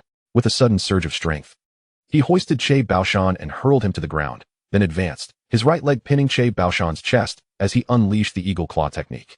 Che Baoshan's eyes widened, a near-death gasp escaping his throat as Feng Yuxiu's fingertips dug deeply into his throat, blood seeping from between his fingers down his forearm. Xing Yiquan emphasizes stepping over shoulders and taking the center, Feng Yuxiu murmured, his words chilling as ice. You have underestimated me. With a sharp crack, Che Baoshan's neck slumped helplessly to one side, his pupils dilating. Feng Yuxiu slowly rose, shaking the blood from his hands, his training attire dust-laden, yet failing to mask the palpable aura of lethal intent surrounding him. We shall determine our fates now. Let us see who prevails, he said with a sardonic chuckle. Meanwhile, Shun Xinka's broadsword cleaved through the opponent's assault, shattering stones underfoot. Luo Tianhong's form materialized like a specter behind him, the eight-sided sword slicing through the dusk, leaving a deep, bone-revealing gash on Shun Xinka's shoulder. As the scent of blood erupted, Shun Xinka bellowed, spinning to deliver a horizontal sweep, the wind from his blade stinging Luo Tianhong's cheek. Die! Shun Xinka discarded his sword for a punch, delivering a devastating elbow strike to Luo Tianhong's left shoulder, the sound of dislocated bones mingling with a muffled groan as Luo Tianhong stumbled back, the sword grazing Shun Xinka's waist. In a swift counter, Shun Xinka seized Luo Tianhong by the neck, his thick arms constricting like steel cables. The suffocating sensation of oxygen deprivation engulfed Luo Tianhong, darkness creeping into his vision. In a moment of desperation, he suddenly drove his knee into Shun Xinka's knee, exploiting the moment of pain to thrust his sword toward Shun Xinka's face. Shun Xinka dodged, but the blade grazed his ear, severing half of his earlobe. You little beast. You're dead. Shun Xinka roared, picking up the broadsword and unleashing a flurry of frenzied slashes, the blade's shadow encircling Luo Tianhong. Luo Tianhong blocked several strikes, his grip fracturing under the pressure, blood cascading down the sword's guard. Suddenly, he abandoned his upper defense, thrusting the eight-sided sword like a venomous snake along the ground, targeting Shun Xinka's ankle. Shun Xinka leaped to evade, but Luo Tianhong leveraged the momentum to flip in midair, soaring like a hawk. The sword traced a brilliant arc, plunging toward Shun Xinka's heart. Shun Xinka's pupils constricted, and it was too late to raise his sword for defense. The cold tip of the blade pierced his chest, blood frothing at the corners of his mouth. Kneeling on one knee, Luo Tianhong watched as Shun Xinka's lifeless body collapsed, wiping the blood from his lips as he gazed at the crimson streaks on his sword. The searing pain from his left shoulder wound elicited a muffled groan. The night breeze swirled dust around them, mingling with the stench of Che Baoshan's corpse, transforming the area into a veritable battlefield. Soon after, other subordinates plunged into combat, exchanging glances of camaraderie before joining the fray. After a prolonged struggle, once the battlefield was cleared, dawn broke. They informed Lu Yongren before returning to the Chi Dragon security for some much-needed rest. Meanwhile, in the hotel at Sim Sha Sui, Jiang Tianyang stirred in panic, urgently calling for his underlings to enter. After a prolonged wait with no response, he flung open the door, ready to unleash his fury, only to find Crow and Smiling Tiger grinning at him. "Mr. Jiang, good morning. I trust you slept well? Now, please come with us," they said. And before he could react, several subordinates behind them seized him, binding him despite his futile resistance. Under the blows of clubs, he was compelled to comply, ultimately imprisoned in a warehouse prepared in advance by Lu Yongren. As he was thrown into a cage, Jiang Tianyang yelled in outrage, only to hear a voice from the adjacent cage. "You are Jiang Tianyang, aren't you? They've caught you too? Ha ha ha. I see how it is now. I understand everything. Ha ha ha. That bastard Crow is betraying his master." Once Jiang Tianyang regained his composure, he inquired, "Who are you? And how did you end up here? What is this place?" The voice replied, "I am but a dying man. You may call me Uncle Dongxing. Don't waste your breath. This place is remote, and no one will come for us. There are guards outside. Enjoy your time while you can." Upon receiving the news, Fei Quan and his team charged forth. With the assistance of Li Wenbin, they swiftly seized control of all territories. Li Wenbin then apprehended a considerable number of hired thugs from Thailand. Meanwhile, An Yongxiao, now driven to madness, issued a direct order to eliminate the most dangerous Huang Ziqing. His method was astute. By informing Qin Yongren, the value of the flower destined for Hong Kong Island would be immeasurable. As anticipated, Qin Yongren could not resist the temptation. Under the cover of night, he met Huang Ziqing on a rooftop in Sim Sha Sui. "Sir Huang, after this, I no longer wish to be an undercover agent. I wish to return. 3 years have turned into another 3, and I truly do not know whether I am human or ghost. I have conveyed the information to you. How you proceed is your concern. I shall no longer involve myself," he declared. "Qin Yongren, do you comprehend what you are saying? You are a police officer. Being an undercover agent is arduous, as we all know. But do we have any other alternatives? Without evidence, the NI family cannot be toppled. Can you fathom how many families will be torn apart when the flower arrives?" "I know, of course I know. You need not remind me. I tell you, this is the last time," Huang Ziqing replied before descending the stairs to leave. Huang Ziqing was acutely aware of the multitude of recent events. His informants were nearing the brink of collapse, and attempts to contact his lover were futile. He resolved to leave without further ado. As the elevator doors opened, several men clad in black surged in, brandishing weapons. In a flurry of violence, Huang Ziqing ceased to struggle and took his last breath. Upon learning that all was concluded, An Yongxiao felt a sense of relief. What remained were the police officers and his brother. Soon, An Yongren was restrained by several individuals, and gazing at this half-brother, his heart was a tumult of emotions. "Yongren, why is it that we share the same name yet the disparity is so vast? Do you not realize that Huang Ziqing was exploiting you? The notion of promotion is mere fabrications. You possess no record within the police force. You are but a pawn. Do you understand? The NI family nearly faced ruin because of you. Additionally, your girlfriend has borne you a daughter. Are you aware of this? You know nothing. Had I not been testing you today, would you have sought to arrest me? Have you pondered your fate? Huang Ziqing would apprehend you as well. You are a member of the NI family. Would anyone believe you are an undercover agent? Are they fools? What thoughts clutter your mind?" At this moment, An Yongxiao experienced a mix of anguish, anger, regret, and exasperation. Chapter 48, The Tiger of Sim Sha Sui. Qin Yongren wept inconsolably, having consistently denied his affinity for the NI family, particularly NI Cohen. Yet, now, seeing NI Yongxiao's demeanor filled him with regret. Discovering Huang Ziqing's deception, compounded by the existence of his girlfriend and daughter, left him in a state of emotional turmoil. After a lengthy silence, he uttered, "I am sorry, brother. I did not choose this. I had no other option." An Yongxiao responded, "Whether you had a choice, I cannot say, but you are my brother. And I had no choice. I promised our father to care for the family. I shall provide you with a sum of money. You and your girlfriend should take your family to Hawaii and refrain from returning for the time being. I will also prepare for my family to join you. There has been too much turmoil in Hong Kong these past few days." Rising, he departed, feeling that, as the elder brother, he had reached his limits. After everyone had left, An Yongxiao, accompanied by 2 men, returned to the restaurant frequented by their father, An Cohen. They ordered several beloved late-night snacks. Standing, he poured a drink onto the ground, honoring the spirits above, reflecting that he had finally resolved all troubles. From this moment forward, he would lead the NI family onto the righteous path. However, the allure of Hong Kong films lies in their twists, where regret and rebirth coexist. Just as NI Yongxiao let down his guard, Wang Jianjun approached with his men, showing no hesitation as they opened fire, eliminating him and his associates before driving away. When the boss emerged to witness the scene, he could not help but recall NI Kuan-'s words. In this world, one must always repay their debts. Lu Yongren, upon hearing the news, murmured to himself, I cannot assure you that your existence will not disrupt my future plans. Only the dead can keep secrets. Do not blame me. Since you are aware of the consequences, you must understand me. I am far kinder than Han Chen. I will not harm your family, provided they do not seek me out. Ah Xiao, may your journey be smooth. Subsequently, Lu Yongren orchestrated the entire operation, dispatching Fei Quan to seize all territories while recruiting former members of the NI family, resulting in an immediate surge of power. They captured all territories previously held by Jiang Tianyang and preemptively sent a Mao and his advisor Su to reclaim the NI family's assets, handing the flower business to Li Wenbin, achieving a win-win situation. Soon after, explosive news spread throughout Hong Kong. The NI family, of which NI Yongxiao was a part, had been uprooted. Jiang Tianyang was missing, Che Baoshan and Xin Xian were untraceable, and all territories were seized by Liang Zairen, the elder statesman of Dongxing. Ben Shu had vanished, while Lei Yaoyang and Situ Haonan frantically searched, along with the 13 sisters. Sim Sha Sui underwent a complete transformation, with Liang Zairen reigning supreme, having taken control of over 70 of the territory, earning him the title of the Tiger of Sim Sha Sui once again, leaving Lu Yongren feeling disconcerted. Lu Yongren once more exhibited his lazy disposition, delegating all responsibilities to Luo Tianhong, deemed the top enforcer, who established his stronghold in Sim Sha Sui. While Lu lounged comfortably in the office, indulging in massages from Xiaoyu. Jean, Jimmy, do not regard me with such looks. I know I am quite handsome. Furthermore, I assure you, I am diligently working. You have no idea how arduous my efforts are. Just look at this document.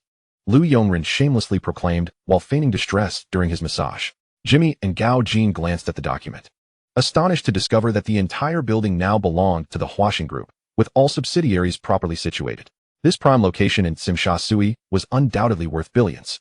Lu Yongren continued, I will inject an additional 100 million into the company. You both will receive one equity. From this moment forth, we shall expedite our processes, encompassing Huaxing Capital, Huaxing Apparel, construction, transportation, building materials, electronics, traffic, security, and more. We must ensure comprehensive development and recruit talent. Do you understand? The two nodded in agreement, aware that their responsibilities had grown significantly. Meanwhile, Mao was nearly moved to tears. That one stake was monumental and reflected Lu Yongren's unwavering trust. Ringu, you are too kind to me. I feel as though I contribute less value than Jimmy and Jean Ge. Do not underestimate yourself, Mao. You possess your own capabilities. From now on, your task is to find individuals. Do you remember the list I provided? That is your upcoming mission. I have entrusted the matters in Sim Sha Sui to Tianhong. Monitor everything there, understood? Additionally, I will provide you with 5 million as an operational budget. You will have your own salary moving forward. Also, Jean, currently, Qi Long is under Wang Jianjun's management. Award him a bonus of 500,000, along with 500,000 for Feng Yuxiu and Tianhong. The remaining participants in this operation shall receive 300,000 each. Expedite the disbursement. Do not let our brothers act in vain. Furthermore, Qi Long should also recruit some female security personnel to protect my family at the villa. Gao Jin replied, understood, Ringu. I will handle these matters immediately. I believe the brothers will be very pleased. Excellent. You may proceed with your tasks. Should anything arise, simply call for me. Do not be misled by my leisure. My mind is always at work. After the crowd dispersed, Lu Yongren once again engaged in playful banter with the little Jewish girl, causing her cheeks to flush and her heart to race. At this juncture, Lu, shedding all pretense, seized her and pulled her onto his lap, leaning in for a kiss. Initially, she struggled briefly but soon ceased to resist. After a prolonged moment, their lips parted, and Lu was taken aback by her unexpected discomfort. He recalled that she had a heart condition. He mused to himself that he must find Feng Zhanhua, for once the male and female leads had interacted, there would be rewards. Knowing the capricious nature of the Queen of Poop, Angela, he was certain a solution would present itself. He promptly called for Mao to seek assistance and procure medication, aware that in this era, only pain-relieving drugs were available, with no hope for a cure. Lu Yongren felt a pang of sympathy and said, Ruan Mei, you know my intentions. I am aware of your heart condition. If you trust me, you can stay with me, and I promise to find you an effective medicine. I've heard of a drug worth $100 million. I will buy it for you, and you will be healed. The little Jewish girl responded, Arun, I do not need such treatment from you. I understand your feelings. But you have a Shwe at home. Though she visits you occasionally, I can't help but feel a tinge of jealousy. You are quite the rogue. Chapter 49. Resolving threats and seeking talent. Lu Yongren replied in a lecherous tone. You have no idea how bad I can be. Wanmei, I truly like you. From now on, you will stay by my side like a Shwe. Not waiting for her consent, he took her hand and led her outside. Climbing into a Mao's car to return to the villa. Upon arrival, a Shwe, noticing the situation, refrained from commenting and approached the soft girl, saying, I can't fathom what kind of charm Arun possesses to win over such a stunning beauty like Wanmei. We will all be one big family now. Come inside. We are a bit pressed for time, and we need to pick up some things before heading out. Observing the two women getting along well eased his mind. At that moment, a phone call interrupted. Upon answering, Lu Yongren heard Liang Kuen's voice. Arun, have you forgotten something? You asked me and the crow to wait for your news, yet you left such a significant matter in the hands of someone named Luo Tianhong. How lazy can you be? Are you still at home cuddling with your girlfriend? Lu Yongren chuckled. Hey, Brother Kuen, I'm just a tad busy. My third girlfriend just walked through the door, so naturally, there's a lot to handle. Besides, you must have heard of Tianhong's capabilities. No one in Hongxing can match him except for me. Liang Kuen exclaimed. Wow, he's that formidable? I should just give him a red stick. We can't let such talent slip away. He's a golden enforcer. While you're away, he can keep me at ease. Wait a moment. Did you just say third girlfriend? What the hell is going on? Don't tell me you're juggling 3 at once and on drugs. The last time you gave me was decent. But aren't you afraid of dying? Sooner or later, you'll end up in trouble because of these women. You neglect territory matters and company affairs, just chasing after girls. Hurry up and come back to handle business. Listening to Liang Kuen's tirade, Lu Yongren could only helplessly accompany a Mao to the warehouse. After some time, Liang Kuen, Sha Chong, and Luo Tianhong arrived in succession, while the advisor, Su, was also on his way to extract the last value from Jiang Tianyang. At this moment, Liang Kuen looked at Jiang Tianyang, who resembled a beggar, and laughed heartily. So, you have today, Jiang Tianyang. Weren't you quite the tyrant? What happened? No longer vain and proud.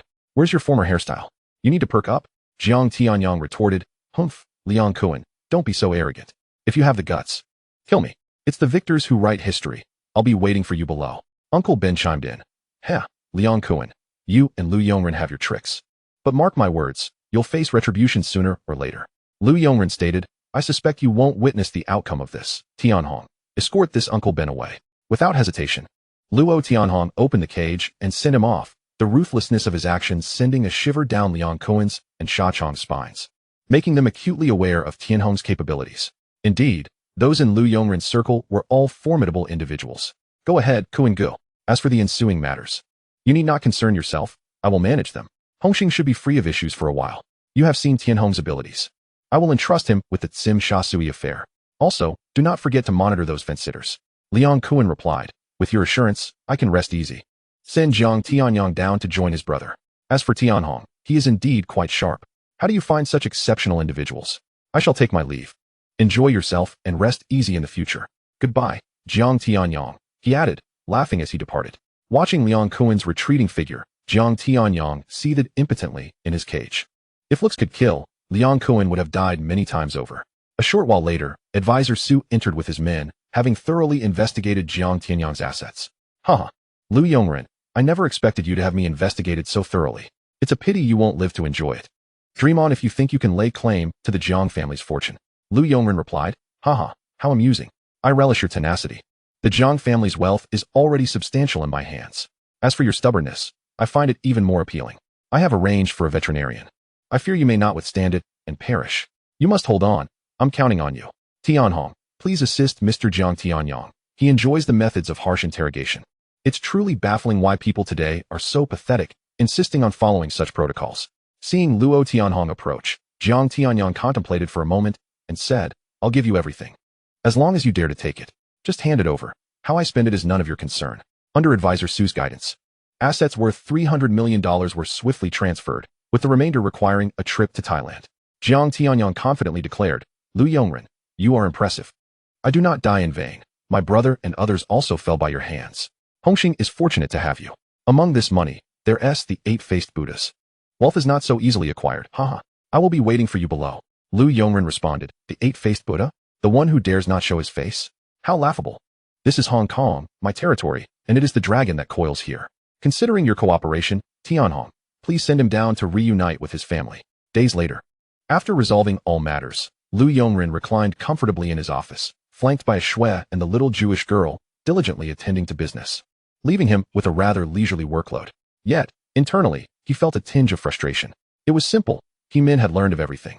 During a shopping excursion, she encountered an acquaintance, which piqued her curiosity. After some investigation, she discovered that her boyfriend was, in fact, the chairman of Huaxing Group, worth billions. And certainly not merely a teacher. What was more infuriating was that this scoundrel, true to her suspicions, was indeed a womanizer, already entangled with others while trying to woo her.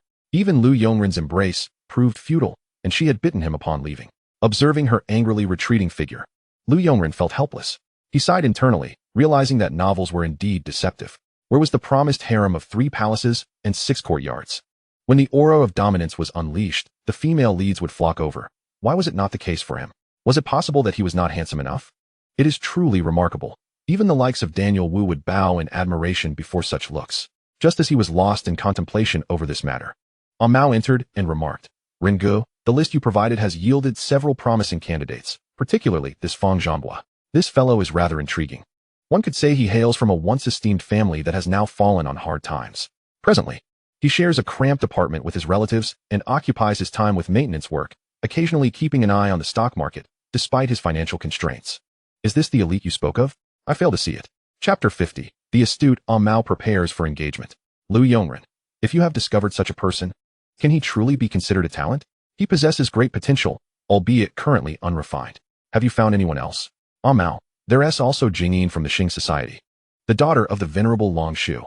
Recently, Long Tu Baoyang Jin has been hospitalized with a grave illness. Hong Run is now the leader of the new Sheng'an, employing subtle strategies to consolidate the factions. As for this Xiao Ma, he is currently employed at a car wash, frequently bullied, and has suffered a broken leg. Unable to afford medical treatment. The easiest to locate is that actor Long Wei. He is quite the comedian, though it is uncertain how formidable he truly is. I've heard he is scheduled to hold a fan meeting next month. Regarding Qiu Gangao and Ma Jun, they have only recently joined the police force. But I've heard they perform admirably, and promotions are likely imminent. Then there are Yuan Haoyun and Shun Jiejun. Both are quite capable, yet notorious troublemakers, making advancement difficult. Fei Ying and a fellow named Meng Bo are not even in Hong Kong. I've dispatched someone to investigate. Among the men, these are the few. The women, however, are much easier to find. Ringu, your discerning eye is truly sharp. That Jing Xiang is a beauty, and this Xian, many have taken a fancy to her. She is a teacher in Tunman. Then there's Lu Huijin, known for her short temper, working as a journalist at a television station, but lacking any sensational news. She belongs to the paparazzi. And there's Yang Qianer. I've heard that the young master of the Song family is pursuing her. Lastly, Ming Luo, currently renovating a bar in Mong Kok. She appears quite affluent. And finally, Ming Na, renowned as a social butterfly, is the mistress of Lu Yaozu, the owner of Hung Lai Casino. Ringu, when did your taste shift? Are you now partial to married women? At this moment, Lu Yongren felt exceedingly awkward, as both women had simultaneously grasped his waist, claiming indifference and acceptance, yet not a word spoken was sincere. Mao, gritting his teeth, said Diao Mao, "You've said enough, cease your chatter. Step outside. I'll descend shortly to find Fang Zhanghua and continue our discussion." After Mao's group exited, Lu Yongren leered and remarked, "Ladies, does it hurt? Mao has misjudged. These individuals are indeed talents, quite useful to me. The sincerity in my gaze is unmistakable." Both women, being of a gentle disposition, did not take offense. The petite Jewess said, "Arun, both Ashue and I can accept you because our personalities align. We want to concern ourselves with the circumstances, as long as you can manage them. And don't assume we are unaware of the teacher named He-Min." Upon hearing this, Lu Yongren felt overwhelmed, silently cursing the scoundrel Diao Mao for his mischief. After a lengthy discussion that felt akin to signing a treaty of sorts, he finally departed. Once in the car, Mao felt a chill on his neck, perplexed by the sudden coolness on such a hot day. Meanwhile, Lu Yongren, watching Mao's retreating figure, slapped him on the back of the head and said, "Diao Mao, did you learn this from Shaqiang? Just now? In front of your 2 sisters-in-law, why mention so many women's names? Are you out of your mind? And as for my taste changing, what is wrong with me liking what I like? You are truly infuriating. Stop looking at me like that. Drive, we're off to find Fang Zhanghua. I swear you'll give me hypertension one day. Mao, I know a good doctor. Should we schedule an appointment?" Lu Yongren, holding his head, waved his hand dismissively, signaling him to drive. After some time, the two arrived at a street resembling a marketplace, quickly making their way to the repair shop under Mao's guidance. There, Fang Zhanghua was crouched in a corner repairing a television. "Hey, Boss, what can you repair here? Anything that's a household appliance. What do you need? I'm not looking to repair appliances, but rather stocks. I wonder if you might be interested? Fang Zhanbo raised his head, puzzled, and said, Sir, you can't be joking with me. This is a repair shop. Lu Yongren, here is my business card. Allow me to introduce myself. I'm from Huaxing Group. I'm here to extend an olive branch, as I recognize your talent, or rather, to offer you an opportunity. I assume you've been learning from the esteemed Yi Tian? Fang Zhanbo was taken aback. He had never disclosed his studies with Yi Tian to anyone, and now, this man knew about it. Was he an enemy come to confront him? Lu Yongren, your expression indicates you're misunderstanding my intentions. I'm here seeking you for employment at Huaxing Capital. Surely you are familiar with it? We're in need of a general manager. And I believe you are quite suited for the position. Should you be interested, feel free to contact me at any time. Fang Zhanbo took the business card and said, Mr. Lu, we've never met. You must know my master. What makes you so confident in me? Is it because of my master? Lu Yongren, everyone deserves a chance to chase their dreams and change their lives. Coincidentally, you have such an opportunity. Study diligently with your master. Once he imparts the secrets to stock market success and you grasp them fully, you will understand. With that, he departed, leaving Fang Zhanbo in a state of confusion, staring intently at the business card. After a moment's contemplation, he set aside his work and left the premises. Meanwhile, Lu Yongren felt a notification sound within him. Ding. Congratulations to the host for obtaining a treasure chest. Please check it. Seated in the car, he did not hesitate to open it. Congratulations to the host for obtaining 1 bottle of healing potion for heart disease, 50 million Hong Kong dollars, a premium handgun, Desert Eagle, 100 rounds of ammunition, and a $1 voucher for a Lamborghini, valid until 2018. Lu Yongren, Angela, you really ought to be more mindful. You are indeed rewarding me according to the plot. This potion is quite beneficial, and aside from the voucher, everything else is useful. Are you looking down on me by giving me 50 million while also handing me this? You scoundrel. Without waiting for Angela to rebut, Lu Yongren exited the interface and headed to the next location. At that moment, Xiaoma had just finished washing a car, struggling to pick up some bills from the ground, limping and looking quite forlorn. A mouse slowly parked the car nearby, and Lu Yongren got out, approaching him. Xiaoma, you truly are quite resilient. Xiaoma turned his head, regarding the young man before him, unable to contain himself. Sir, do we know each other? I do not recall. May I ask your name? Chapter 51. Off to Hung Lai Hotel. My name is Lu Yongren, but you may call me Aaron. I have come here merely to observe what has become of the once spirited Xiaoma Go, and whether he has lost his fighting spirit.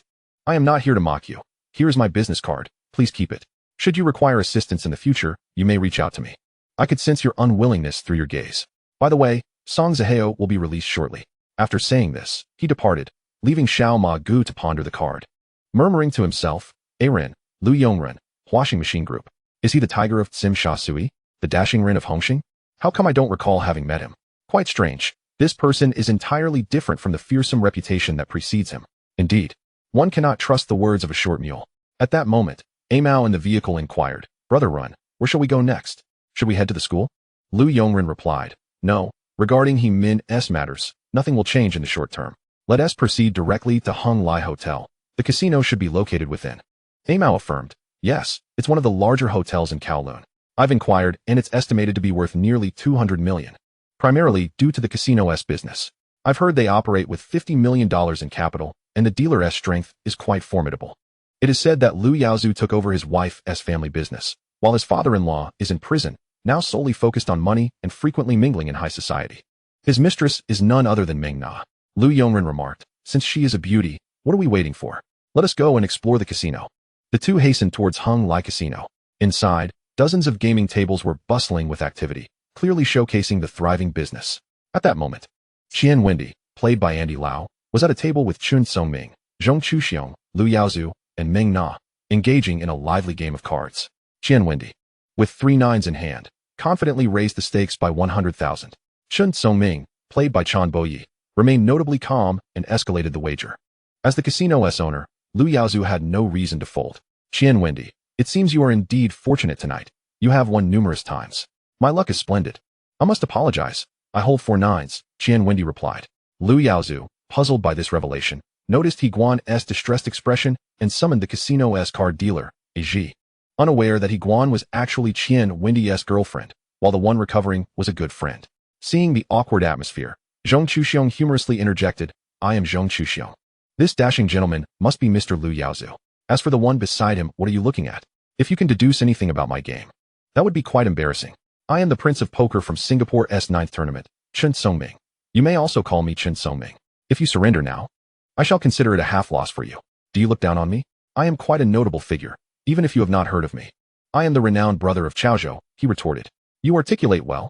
Please refrain from further introductions.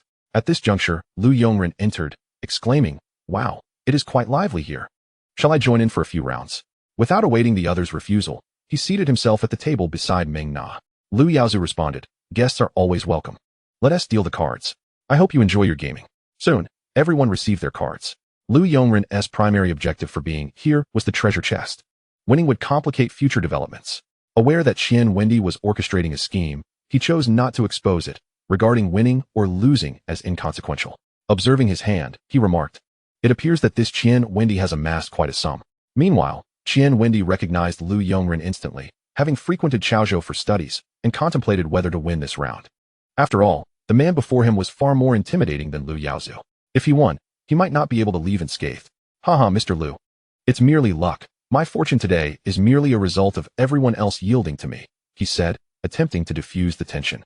Seeing the atmosphere lighten and holding a good hand, Lu Yaozu raised by 100,000, while Zhong Chuxiong had run out of money. Chen Songming, holding 3 nines, grew increasingly confident and raised by 500,000.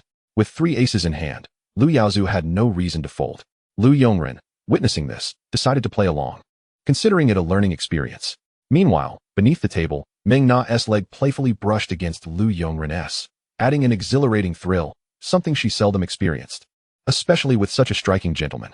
Lu Yongren had come to dispense cash, so he placed his bet accordingly. However, Qian Wendy and Lu Yaozu went all in, while Chen Songming faced off against Zhong Chuxiong, betting as if they were heading home.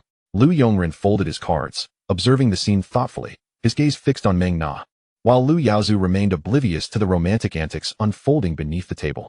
Soon, with AG's assistance, Qian Wendy triumphed at the table. Lu Yaozu rose and remarked, very well, impressive skills. I hope to play again in the future, before departing, with Meng Na following suit. As she glanced back with a smile at Lu Yongren, Mao, witnessing the entire exchange, exclaimed, Brother Run, you're incredible. Why is it that when he does such things, he receives the scorn of others? This baffles me completely. Meanwhile, Qian Wendy joyfully gathered the cash before turning to Chen Songming. Here, take $1,000 for your ride home. What? Are you insulting me? If you wish to insult me, do it 10 times over. I'll take 10,000 instead. Zhong Chuxiong chimed in cheekily. Oh, this handsome fellow. You might as well insult me hundreds or thousands of times. Huh, don't you have a subway card? He then turned to Lu Yongren. Mr. Lu, please take your money back. Let us be friends. Lu Yongren replied, Zhong Chuxiong, I am Lu Yongren. This money is for you. Please assist me in keeping an eye on certain individuals inside. Consider it a token of our acquaintance. Zhong Chuxiong was elated, expressing gratitude as he took the money and departed, realizing he had encountered a significant figure. Now, who doesn't he know about the dashing Ren? The tiger of Tsim Sha Sui? Good days are ahead. Lu Yongren approached Qian Wendy and whispered, the 10 of hearts has become quite intriguing. Such trivialities should not arise in the presence of experts. Aji, you must ensure he leaves promptly. He will soon be exposed. Additionally, I have come to discuss something important with you. Regarding your skill, let us consider it a step towards friendship. The one beneath will make a turn. Chapter 52, The Golden Staff of Good Fortune. Qian Wendy responded, oh, hee, Brother Ren, you truly are someone of the same ilk. In that case, how could I not share? You simply need to do this and that. Hold on for a moment. He whispered into Lu Yongren's ear. Not to mention, Qian Wendy, you truly are a talent. Be cautious upon your exit. If you find yourself in a bind, just mention my name to Zhong Chuxiong, and I'm certain he will not trouble you. I find your skill quite fascinating. Does it have a name? Hee, this is merely a casual pastime. If Brother Ren likes it, feel free to name it. What do you think of the Rui Jingu Bang? Hee, I'm off now. It's been delightful chatting with you. Who knows, the next time we meet, you might be even more astonished. With that, I departed with Mao. Once in the car, Lu Yongren began his practice. With the unique prowess of hard Qigong, he had transformed into a whirlwind, a far cry from Qian Wendy's ability to turn corners. Hee. The inventor of this move is indeed a genius like Qian Wendy. Splendid. With this, I can rest easy. Mao, let's head home. I've hit a bottleneck in my cultivation and need to enter seclusion. Find a way to have someone track this Meng Na. At that moment, the system chimed in, congratulations. Host, you have obtained a system treasure chest. Please check it. Upon returning home, Lu Yongren embraced the little Jew and said, drink this potion, and your ailment will be completely cured. Little Jew, is this the medicine you claimed is worth 100 million? How could you afford something so extravagant? Lu Yongren shamelessly replied, "In my eyes, you are worth far more than $100 million. Stop overthinking and drink it quickly. Soon, I'll show both of you a treasure." After little Ju consumed the potion, warmth spread through her chest, and after a while, she felt her breathing become smooth. Overcome with emotion, she hugged Lu Yongren and cried, while he gently carried her to the bedside, covered her with a quilt, and said, "Let me share a secret with you. I am actually a master of martial arts, hee. As for the details, I'll leave that to your imagination." A friendly reminder to check out the episode of Animal World titled Spring has arrived. Meanwhile, Qian Wendy returned to her car and swiftly left to pick up her friend. At that moment, Lu Yaozu, begrudgingly counting money, sent someone to hunt down the two. Qian Wendy's girlfriend, Lily, awaited at the bar, where Zhong Chuxiong approached her for a chat. A dramatic scene unfolded, which Lu Yongren eagerly anticipated. After all, who knows how much the plot has altered? The next evening, Lu Yongren arrived at the gym with flowers and approached Meng Na, who was still exercising, saying, "Beautiful lady, I told you my luck today is splendid. I wonder if you might be interested in a wager? The people here seem rather out of sorts." Meng Na replied, "So it's you, the audacious one. Quite handsome, aren't you? What is this? Do you have strength? If not, why not compare with these few?" 10 minutes later, under Meng Na's astonished gaze, Lu Yongren emerged victorious with ease, lifting her in a princess carry and departing. As for their destination, of course, it was the hotel. Would they go to an arcade instead? Under Lu Yongren's unparalleled martial prowess, the opponent quickly surrendered, collapsing onto Lu Yongren's chest. Unexpectedly, "Handsome Ren, you are quite formidable. Truly the tiger of Sim Sha Sui. You know me? Quite bold to investigate me," Lu Yongren thought, realizing that few in the film world were simple characters. In a casino, gathering information is quite straightforward, especially for someone like you, a martial arts overlord. I merely seek a patron. Lu Yaozu treats me like trash. Merely a mascot. You, however, are extraordinary. I've discovered that I have fallen for you. Handsome Ren, are you approaching me for more than just my body? Let me guess, Robinson's $300 million in bearer bonds? Or perhaps this hotel? Or maybe, for my genuine heart. Hee, of course, my primary intention is you. However, in the process, acquiring more would be even better.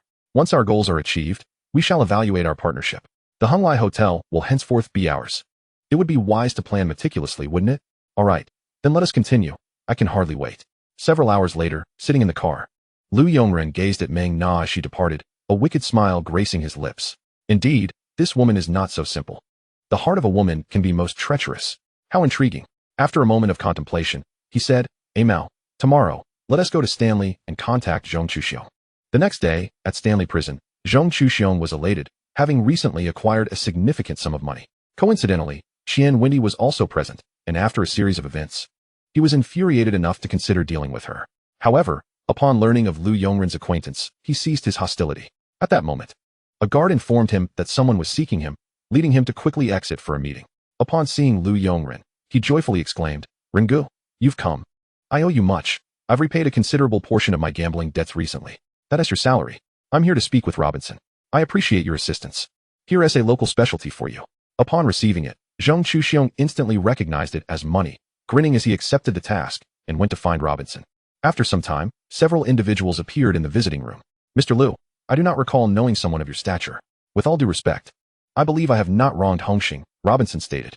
"You may not have wronged me, but I wish to discuss a transaction regarding the $300 million in bearer bonds and Lu Yaozu's assets.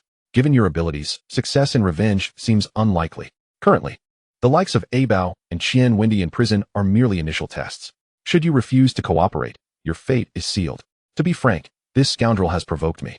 So you should be aware of his end. Coincidentally, I am aware of your vendetta. Thus, I take on the grudge against your daughter. I have also located those bonds. Lizard, you understand my meaning. So will you assist me? Afterward, you will manage the Hunglai Hotel's business, and I will find a suitable individual for the casino manager. Mr. Lu, I believe you can accomplish such tasks. Since you have sought me out, it reflects your respect for talent. I appreciate your sincerity. Once I am released, those assets will be transferred to your name. I estimate their value will exceed $500 million. Then let us cooperate joyfully." Days later, Lu Yongren leveraged connections to facilitate Robinson's early release. Meanwhile, Meng Na utilized her abilities to persuade Lu Yaozu to compromise and host an engagement banquet. Chapter 53, Bonds Acquired. Reward, a cruise. That evening, at Lu Yaozu's estate, guests were abundant. At this moment, Meng Na and Lu Yaozu appeared before everyone like stars around the moon. Meanwhile, upstairs, Lu Yongren watched little Ju, who was dressed similarly to Meng Na, unable to resist kissing her once more. Are you ready to go on stage? Have you memorized the words? Rest assured, Erin, I am fully prepared. Lu Yongren then instructed A Mao to mobilize the team, simultaneously preparing to call the police and shatter the glass containing the lizard, for the bonds were beneath. At that moment, Lu Yaozu entered the upstairs restroom. Without hesitation, Lu Yongren followed him in, kicking him down and saying, Haha, Lu Yaozu, quite the act. Did you expect this? Years have passed, and now is your end. Miss Ming Na can hardly wait to eliminate you. Lu Yaozu looked at him in terror, exclaiming, Lu Yongren, what are you doing here? That wretched Ming Na sent you to kill me? Lu Yongren retorted, Fool, what do you think? Miss Ming Na has already secured those bonds. If you are, the sound gradually faded away, allowing Lu Yaozu to finally emerge from his feigned death, slowly rising to his feet and retrieving the pistol from the ground.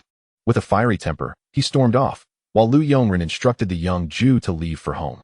He, on the other hand, took advantage of the dim light to search for Ming Na. Applying specialized glue to the handle of the handgun, he approached Ming Na and placed the weapon in her palm. Before she could fully comprehend the situation, he struck her face repeatedly, leaving her dizzy and disoriented.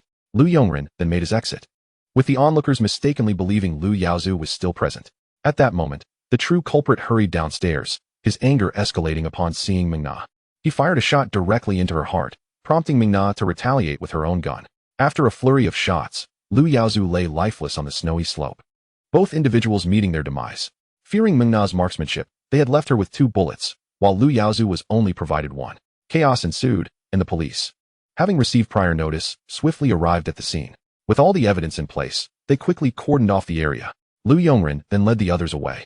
Upon returning home, he comfortably opened the system's treasure chest, receiving a congratulatory message that he had acquired a luxurious cruise ship, complete with staff and documents, already docked at the harbor, along with a sum of 50 million Hong Kong dollars in cash. Additionally, he received a premium earpick. Lu Yongren remarked, Ah, how perfunctory you have become. However, with such a grand cruise ship, I need not worry about finances. It offers ample opportunities for dining, entertainment, and even a gambling hall, a veritable goldmine. Days later, after Robinson was released from prison, he successfully transferred all assets with the help of his advisor, Su. The Honglai Hotel was officially renamed Huaxing Hotel, and Lu Yongren appointed Robinson as the manager, only to be met with refusal. Robinson now sought a peaceful life for his remaining years. Meanwhile, Qian Wendy felt rather frustrated, having accomplished nothing during his time in prison. Lu Yongren, not wishing to impose, offered him a position as a technical consultant for the casino. At that moment, in the Huaxing Group office, Gao Jin and Jimmy gazed in astonishment at the documents before them. In just a month, with the addition of the Honglai Hotel, villas, and the cruise ship, their capabilities had grown so formidable that both men questioned their own existence. Jimmy remarked, Brother Ren, despite our hard work, we cannot keep pace with your earnings. The cruise ship's operations are already under management, and aside from salaries, all profits will be deposited into your account. The same goes for the Honglai Hotel. Your personal assets have now surpassed 6 billion, and it is estimated that your worth has approached over 20 billion. Gao Jin added, I truly cannot fathom how you accomplished this, Brother Ren. Is it really possible to earn such wealth merely by sipping tea in the office? Lu Yongren sighed off. You are unaware of my struggles. You cannot see the efforts I put in behind the scenes. Exchanging glances, Gao Jin and Jimmy spoke in unison, Brother Ren. Please refrain from laboring in secrecy. Let it be known openly. Is there something shameful in it? Laughter erupted throughout the room. At that moment, Lu Yongren's personal wealth was a mystery even to him, as all his funds were securely stored in the villa's vault, known only to himself and Aksu. Company finances were distinct from personal ones. Work and life were not the same. Alright, seeing you all like this, resembling a bunch of petty complaints. Let us find a time next month to enjoy a few days aboard the Huaxing. Consider it a vacation, with all expenses covered by the company account. Surely, that will suffice. Amao exclaimed, Brother Ren is invincible. Haha, I've longed to board that ship. Lu Yongren found this agreeable. After all, his subordinates were truly loyal.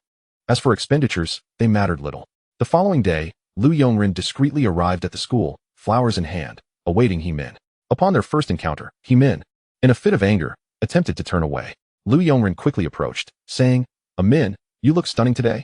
I've reserved a table at a restaurant. Let us indulge in dinner together. He-Min replied, Oh, isn't this Chairman Lu? What brings you here today? No classes. Or perhaps your 2 girlfriends are too busy to accompany you. Have you only now remembered me after being cast aside? Not one to relent. Lu Yongren tossed the flowers into the air and embraced He-Min, kissing her passionately. The flowers fell to the ground, caught mid-air, his movements effortlessly graceful. Without waiting for her to refuse, he scooped her up and whisked her away to his car. Upon returning home, Lu Yongren personally prepared a meal for He-min, and as she observed his diligent efforts, her anger dissipated. They shared a simple meal, and Lu Yongren, with a cheeky demeanor, lingered for companionship. Eventually, He-min spoke. I suppose I should meet them. After all, I will need to know them eventually. I have decided not to pursue teaching any longer, and instead, I want to be with you. Lu Yongren nearly leapt for joy, immediately taking her home. Upon entering the villa, the three women began chatting, leaving Lu Yongren feeling quite satisfied, contemplating whether he should assign them some tasks. Chapter 54, The Rise of Shanji. Lu Yongren found himself immersed in such a life, unable to extricate himself. Fortunately, his abilities allowed him to effortlessly outmaneuver the three, as having a cheat code was indeed exhilarating. Meanwhile, in Taiwan, the Sanlian gang. Shanji wore a dejected expression. Ever since parting ways with Chun Haonan and aligning himself with his cousin Kujihua, he had yet to uncover any useful information. His luck had soured, coinciding with the Sanlian gang's leader, Lei Gong, running for election, leaving him with no opportunity to ascend. He spent his days trailing his cousin, feigning busyness, essentially relegated to the role of a driver. Come on, can't you be more spirited? Who owes you money? That Gao Jie may be arrogant, but we are not intimidated by him. At this rate, how do you expect to rise through the ranks? His cousin admonished. You can't be serious, are you? Is this how the underworld in Taiwan operates? So by the book? And why are you acting so serious? You're just a driver. There's nothing perilous about that. If you ask me, it's more enjoyable to appreciate the beauty around us, like Ding Yao. She's quite alluring. Don't be foolish. Refrain from speaking about such matters indiscriminately. That woman is a force to be reckoned with, not someone you can toy with. You've only just arrived. What do you know? Being a driver has its prospects. Only trusted individuals can partake in such affairs. Have you thought this through? While his cousin's words held truth, Shanji felt discontented with their predicament, resembling clowns merely gathering votes. What does that signify? It's quite uncomfortable. You don't understand. Everyone here is focused on the electoral process, which is rather prestigious. Regardless, these are not our concerns. Just drive well. When the time comes for a break, I'll take you out for some leisure. At that moment, Lei Gong emerged, clutching his head, blood streaming down, and shouted, Bastards! Who can eliminate Zhang Dingquan? I shall appoint them as the next hall master. Unintentionally, Shanji took note of this. And that evening, he shared his thoughts with his cousin. How many times must I tell you? Just be a good driver and refrain from engaging in dangerous endeavors. You've finally found stability, yet you still wish to eliminate Zhang Dingquan? Are you out of your mind? Do you also desire a gun? Cousin, this is an opportunity. My friends in Hong Kong may be gone, and I have deep-seated grudges. You must assist me this once, regardless of success or failure. I promise to obey you from now on. Get me a black star. I aspire to ascend as the hall master of the Sanlian gang. As Kujihua gazed upon the resolute demeanor of the mountain chicken before him, a sense of helplessness washed over him. Acknowledging that further persuasion would be futile, he reluctantly acquiesced to the mountain chicken's wishes, procuring a firearm and relaying the situation to Lei Gong. This development soon reached Ding Yao, and without a moment's hesitation, the mountain chicken set forth alone to the hotel where Zhang Dingquan was celebrating. Inside the private room, Zhang Dingquan remained blissfully unaware of the impending peril as he reveled in his victory. Upon entering, the mountain chicken immediately recognized the figure in the photograph and unleashed a barrage of gunfire. The other attendees, having never encountered such a ruthless assassin, were left in shock. After swiftly eliminating Zhang Dingquan, the mountain chicken made his hasty escape, with the others in relentless pursuit. At that moment, Ding Yao arrived on a motorcycle to assist. The mountain chicken, momentarily believing himself to be fortunate in love, was unaware that it was merely a one-sided affection. The two made their way to Ding Yao's residence, where the mountain chicken, embodying the spirit of seizing opportunities, paid little heed to the risks involved. Under Ding Yao's initiative, they engaged in a passionate encounter. Meanwhile, Lei Gong learned of the successful outcome and began to view the newcomer from Hong Kong with newfound respect. Amidst the envious gazes of onlookers, he elevated the mountain chicken to the esteemed position of head of the Snake Hall of the Sanlian gang. Lei Gong remarked, Mountain chicken, you claim to hail from the Hongxing Society of Hong Kong, which means you are quite familiar with the terrain. Next month, I plan to travel to Hong Kong for business. You should accompany me. We can arrange a meeting with the Hongxing leader, Liang Kuan. On the other side, in Hong Kong, Lu Yongren, seeking to alleviate the boredom of his numerous women while also cultivating a positive public image, promptly decided to establish the Huaxing Charity Foundation, endowing it with a capital of 100 million Hong Kong dollars to be managed by his wives, with plans to build orphanages and nursing homes. This initiative garnered government support and approval, much to the delight of Li Wenbin and Huang Bingyao, who praised the endeavor. Lu Yongren further engaged in savvy maneuvers, donating money and vehicles to the police force, quickly becoming a prominent figure in Hong Kong's business scene and frequently gracing the pages of newspapers and news broadcasts. As chairman, Lu Yongren dispatched Gao Jin and Jimmy to oversee operations. This situation, however, proved to be a source of irritation for Liang Kun, the elder brother, who, in a fit of anger, called Lu Yongren, exclaiming, "Arun, are you out of your mind? Can't you engage in something productive? Who do you think you are? A thug? Thugs should act like thugs. Look at what you're doing now. Huaxing Capital is even preparing for an IPO. How am I supposed to manage?" Lu Yongren retorted. "Kun Gu, I sense that your anger stems from jealousy. Haha, don't worry, let us gather tonight. I have some ideas to share with you, though I can't guarantee their feasibility. By the way, I have something to discuss with you as well." That evening, at the Qiankun Film Company in Mongkok. Despite being the leader of Hongxing, Liang Kun did not relinquish his exceptional filming skills, diligently directing the female lead. He became increasingly engrossed in the scene until the fire extinguisher was brought forward, boldly extinguishing the flames without hesitation. At that moment, Lu Yongren entered with a mao, remarking, "Kun Gu, you're still as sharp as ever when it comes to unloading." Upon hearing Lu Yongren's voice from behind, Liang Kun immediately ceased his enjoyment, sent the fire extinguisher away, and gathered everyone back into the office, stating, "Tomorrow night, Lei Gong, the leader of the Sanlian gang from Taiwan, wishes to meet with us. I have inquired, and it seems he is interested in discussing matters concerning the casino." Lu Yongren replied, "The casino? Given Lei Gong's temperament, he likely aims to make a grand proposal for a stake, but this is Hong Kong. We hold the reins here. It would be prudent to prepare some personnel for an ambush. Safety is paramount. The members of the Sanlian gang tend to disregard Hong Kong's norms." Liang Kun acknowledged. "You're right. I will prepare in advance. Just make sure to stay sharp and engage in legitimate business instead of lingering around your girlfriend. I truly can't fathom your decision to create a charity foundation. Do you have money with nowhere to spend it?" Lu Yongren countered. "Isn't it a good thing? My current image is that of a philanthropist, quite commendable indeed. Furthermore, Kun Gu, you should halt your activities. I've received word that there will be a crackdown on flowers soon. I'd rather not meet you in Stanley next time." Liang Kun reassured. "There is no need to worry. I've been fine for quite a while. Besides, I am prepared to cease my activities. This isn't something that can be resolved overnight. Living in this world isn't as simple as retreating. There are complexities you may not grasp."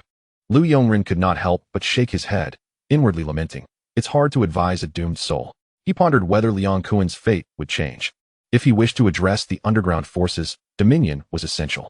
Yet Liang Kun had treated him well, and Lu Yongren hoped he would not follow the same path. With Chun Haonan gone, he wondered if Kun Gu would be misled. Time swiftly passed, leading to the moment of the meeting with Lei Gong. Both parties had prearranged their personnel, and Liang Kun, clad in his signature orange suit, arrogantly approached the bar-s sofa. Facing none other than Lei Gong of the Sanlian gang, Liang Kun began, "Lei Gong, your Sanlian gang is a major organization from Taiwan. What brings you to Hong Kong? Are you here to discuss some matters with me? How intriguing. I don't recall any prior collaboration between Hongxing and the Sanlian gang." Lei Gong chuckled. "Ah, Liang Kun, your reputation precedes you.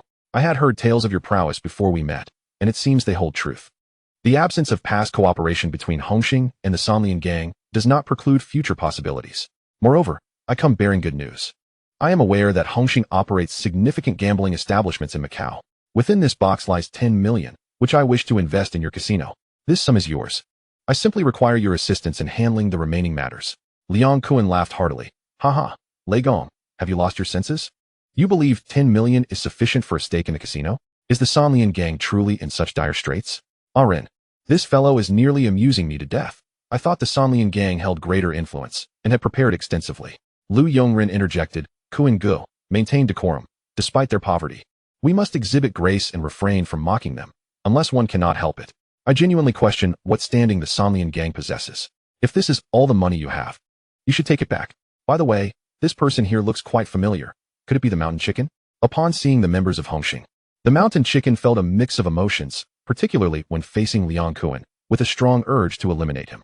However, his resentment towards Lu Yongren was not as intense, given that Lu had previously aided them and rescued Brother B's family. Had he known the extent of Lu Yongren's actions, he might have held even greater animosity. "I am the mountain chicken, now the head of the Snake Hall of the Sanlian gang. Liang Jianren, it has been a while. My boss is in business with Hongxing, and there is no need for mockery. Liang Kun, I wondered why you looked so familiar just now. I initially thought it was merely a matter of resemblance. Shanji, you truly baffle me. I hardly know how to address you. Each person has their own aspirations, yet it appears your elder brother's companions are rather unfortunate. With your capabilities, becoming a hall master in the Sanlian gang, coupled with this sum of money, witnessing such a scene grants me a sense of assurance. It is rather unimpressive. Lei Gong, Did you not inquire before your arrival? We are oblivious to the disparities between us. Yet here you are, poised to invest in the casino with an air of certainty. I am not one of the two worthless Jiang brothers. I owe you no courtesy. Today serves merely as a welcoming gesture. Drink up, we are leaving. Lei Gong, irked, retorted. Humph, Liang Kuan, you truly show us no respect. What I desire, I shall obtain. No sooner had he spoken than Gao Jie signaled, and a dozen individuals surged forth, prepared to eliminate the members of Hongxing. At that moment, Sha Chong began rallying the crowd, and in an instant, the expansive bar was filled to the brim. Liang Kuan, I genuinely cannot comprehend whether you, Tmo, have grown senile. Do you not realize this is Hong Kong Island? I am utterly perplexed as to how you perceive yourselves as the foremost gang. Is it merely bravado? Quite laughable. Lei Gong, Liang Kuan, you are the first to speak to me in such a manner. Today's events will not conclude here. Liang Kuan, as if I would care for you. You are not a delicate flower. Hurry along, and do not provoke me to take action. By the way, would you care for a late-night snack? You all seem rather impoverished. Lei Gong rose in anger and departed, while Shanji shot an irritated glance at Liang Kuan before leaving. Once downstairs, Lei Gong coldly declared, Shanji, I do not care what methods you employ, you must eliminate Liang Kuan. Gao Jie, provide him with the necessary assistance. With that, he entered his vehicle and departed. Liang Kuan arrogantly remarked, is there truly anything miraculous about this? It nauseates me. Ren, enough about him. My mother's milestone birthday is the day after tomorrow. You must arrive early, understood? Lu Yongren contemplated. The inevitable had arrived. However, without Chun Haonan and the others this time, perhaps it would be different. He had already advised him numerous times, if he did not cease dealing drugs, his demise was assured. Rest assured, Brother Kuan, I will certainly be there. Just remember what I told you. Also, bring along some people for safety's sake. It would be wise. A few days later, at a restaurant in Mong Kok, the place was bustling with patrons. As the head of Hongxing, Liang Kuan commanded considerable influence, and many had come to show their support, not unlike the desolation depicted in films, but rather due to Lu Yongren's reputation. The title of the Tiger of Tsim Sha Sui was indeed resounding. Before long, Liang Kuan ascended to the upper floor, his heart filled with joy as he surveyed the crowd. With so many attendees and the gifts laid out on the table, he felt quite assured. However, as he scanned the room, he failed to spot his younger brother, Liang Zirun, and directly called, saying, Arun, are you once again entangled with a woman? Have you yet to arrive? Lu Yongren replied, Brother Kuan, I am on my way, having specially prepared longevity peaches. Please entertain the guests in the meantime. Very well. I shall wait for you. The crowd is growing. Do remember to bring your partner along. The three of us together will indeed be quite impressive. Meanwhile, Lu Yongren, addressing Shanji, stated, You may keep the money. Concerning Brother Kuan's matters, I am aware. Your desire for revenge is understandable. I will not hinder you. I only wish to know who accepted your money. Chapter 56, Liang Kuan's Downfall. Ren ascends to leadership. Shanji, Liang Ma, Jigu, Ma Wang Jian, De Yu, as well as Li Pengzi, Han Bin, Sister 13, and Long, have all turned a blind eye and demanded no payment, stating they would observe your attitude.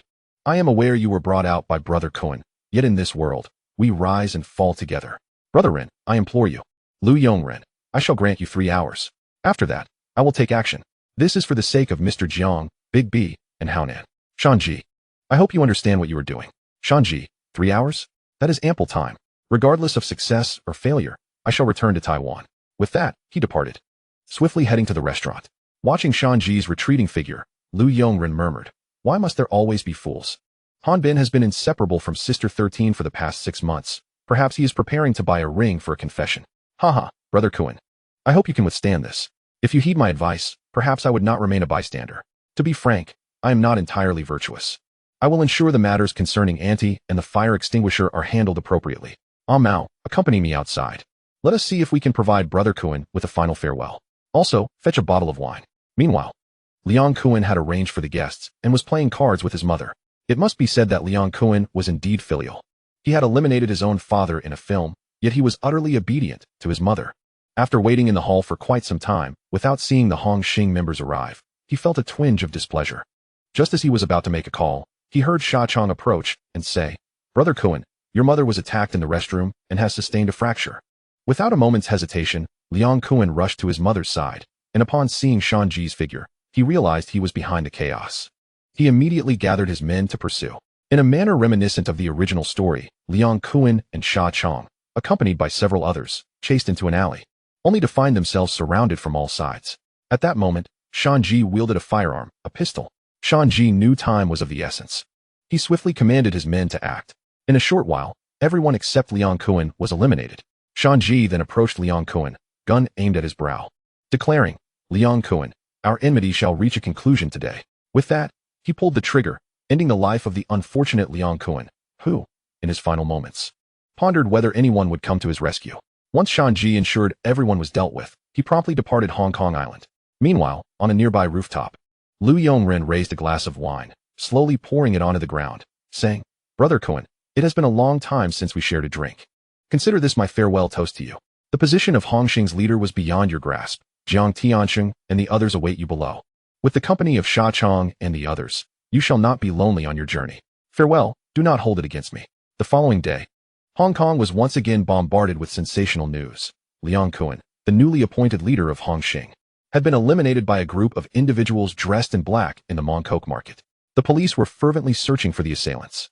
At that moment, within the Hongxing headquarters in Wanchai, all 11 hall masters had gathered. Sha Chong had already been dealt with, leaving the Hong Kong faction in a state of disarray. Observing the silence as the group smoked, Lu Yongren recognized that this was not the time for pleasantries. Otherwise, disaster would surely ensue. He spoke directly. "Everyone, this is not the moment for a decline in morale. The Dongxing gang is watching us." Following this incident, "I have sensed that many factions are eager to encircle us.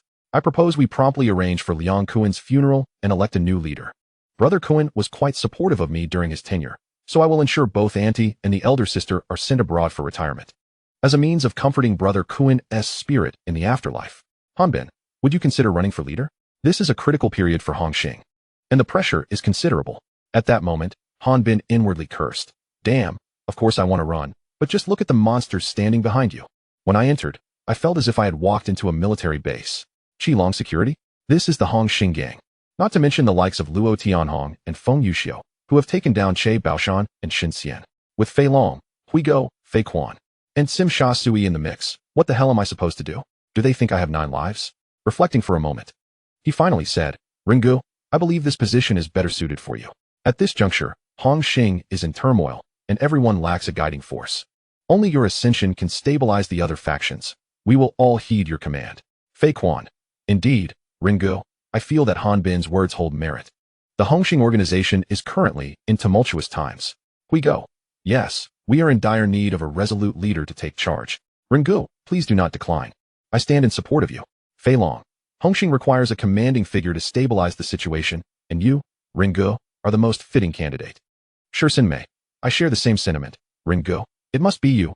Please do not refuse." Others also voiced their unanimous support, particularly those fickle supporters such as Ji Go, who understand that only a robust Hongxing will ensure their prosperity. Furthermore, it is paramount that Lu Yongren is known for his hands-off approach, which allows them to pocket more money. Lu Yongren. If that is the case, to refuse any further would be to disregard everyone's sentiments. After this meeting, let us disseminate the news. I shall ascend to the position of the 4th leader of Hongxing, and the territory of Tsim Sha Sui will henceforth be entrusted to Luo Tianhong. As for the Hong Kong Island position, we shall set it aside for now. I have a candidate in mind. In the coming days, let us maintain our territories. I will have a thorough discussion with Wu Ya. If we continue to undermine each other, none of us will prosper in business. This meeting will conclude here. Once I acclimate to the responsibilities of leadership, I shall reconvene you all, for, as you know, I am not fond of meetings. In the future, Amao will take on the role of liaison for the Baiji fan, and I hope for your cooperation." After the meeting adjourned, news within Hongxing began to circulate, announcing that the charismatic Ren had assumed the leadership role. This revelation came as no surprise to anyone, for it was widely acknowledged that with wealth and influence, one could hardly overlook the tiger of Tsim Sha Sui. At this moment, Lu Yongren was contemplating strategies against Dongxing. Wu Ya and Xiao Mian, who were aware of everything and could not be left unchecked. With Ben Shu now eliminated, only Lei Pao, Lu Se, Jiwei, Kulu, Bao, Qi Shu, Demi, and the Emperor remained, along with the current 5 tigers of Dongxing. Logically, Dongxing possessed significantly greater strength than Hongxing. However, their internal conflicts were severe. Wu Ya lacked the charisma to command loyalty, and among them, Lei Pao and Qi Shu were veterans. If Wu Ya and Xiao Mian who were to be eliminated, it is likely that one of these two would ascend to power. Chapter 57. Recruiting to Fei and Seeking Talent. After much contemplation, I resolved to act decisively, yet I needed to bolster my bargaining power. For the absence of 12 decision-makers would pose a significant challenge.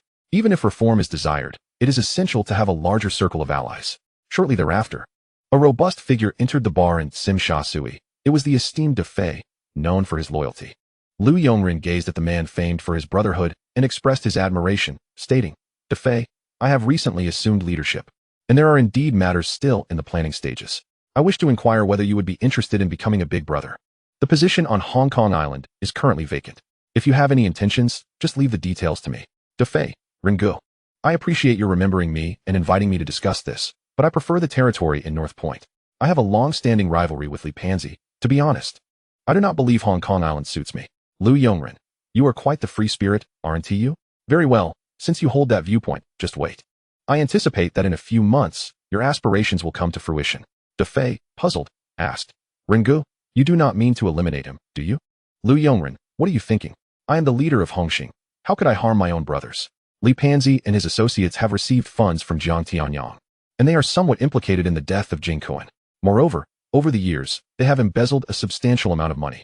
If I weren't concerned about causing too much upheaval within Hongxing, I would have already executed a purge. I require an opportunity, a chance to cleanse Dongxing. For the past few years, I need you to keep an eye on Li Pansy without alarming him. I assure you that you will ascend to power. Defei, ha. That sounds splendid. You can rest assured, Ringu. I, Defei, will ensure that you are not disappointed. After Defei departed, a Mao entered and said, Ringu, I have gathered the information you requested. Each of these individuals has a story. Shen Deng, resembling Jiang Tianyang, was once a prominent enforcer for Hong Lo, but for reasons unknown, he has since changed his demeanor, becoming meek and idle. Wei Jixiang, a red stick of Hong Tai, is currently in a dire situation. Even worse than Shen Deng, constantly bullied by the heir of Hong Tai. It is said he cannot even maintain his current girlfriend, as he promised not to resort to violence.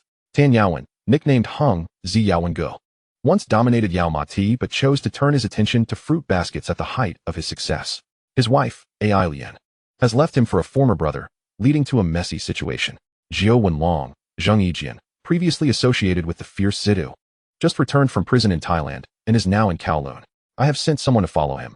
He is rumored to be planning to open an ice room, wishing to distance himself from past vendettas. Ahua, a red stick from a small gang in Mong Kok, currently has only a subordinate named Wu Ying, who is prone to causing trouble. It is quite remarkable how a leader can find himself in such a predicament. His rival, Tony, bears a striking resemblance to Jiang Tianyang and is perpetually engrossed in mahjong parlors.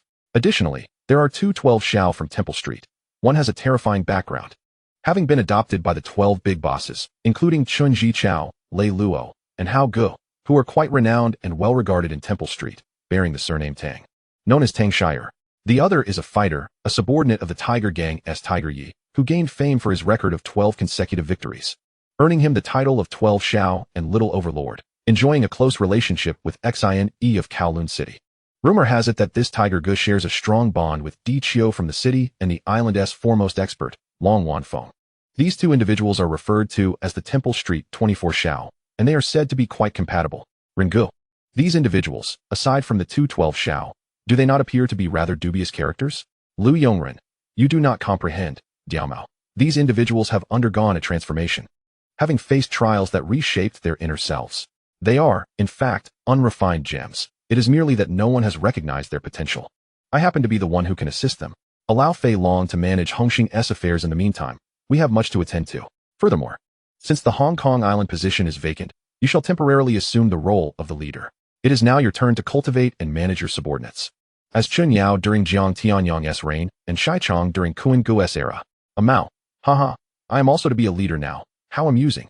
Following you, Ringu, is quite exhilarating. However, I am still accustomed to being by your side. I am not used to being in charge. I have a subordinate named Xiao Fu, who is quite capable and loyal but lacks a sharp mind. However, he is good for tasks such as surveillance. There is also a fellow named Adi, who is quite adept and a promising prospect. I believe you should consider him, Ringu. Lu Yongren, what more is there to consider? He is the one. You shall serve as his nominal leader. Haha, you are a valuable asset, wherever you are needed. You shall be moved. This Xiao Fu will be of use to me in the future. You just endure a bit longer. Those capable must bear more weight. Bring him along. For now, let him take on the role of a bodyguard.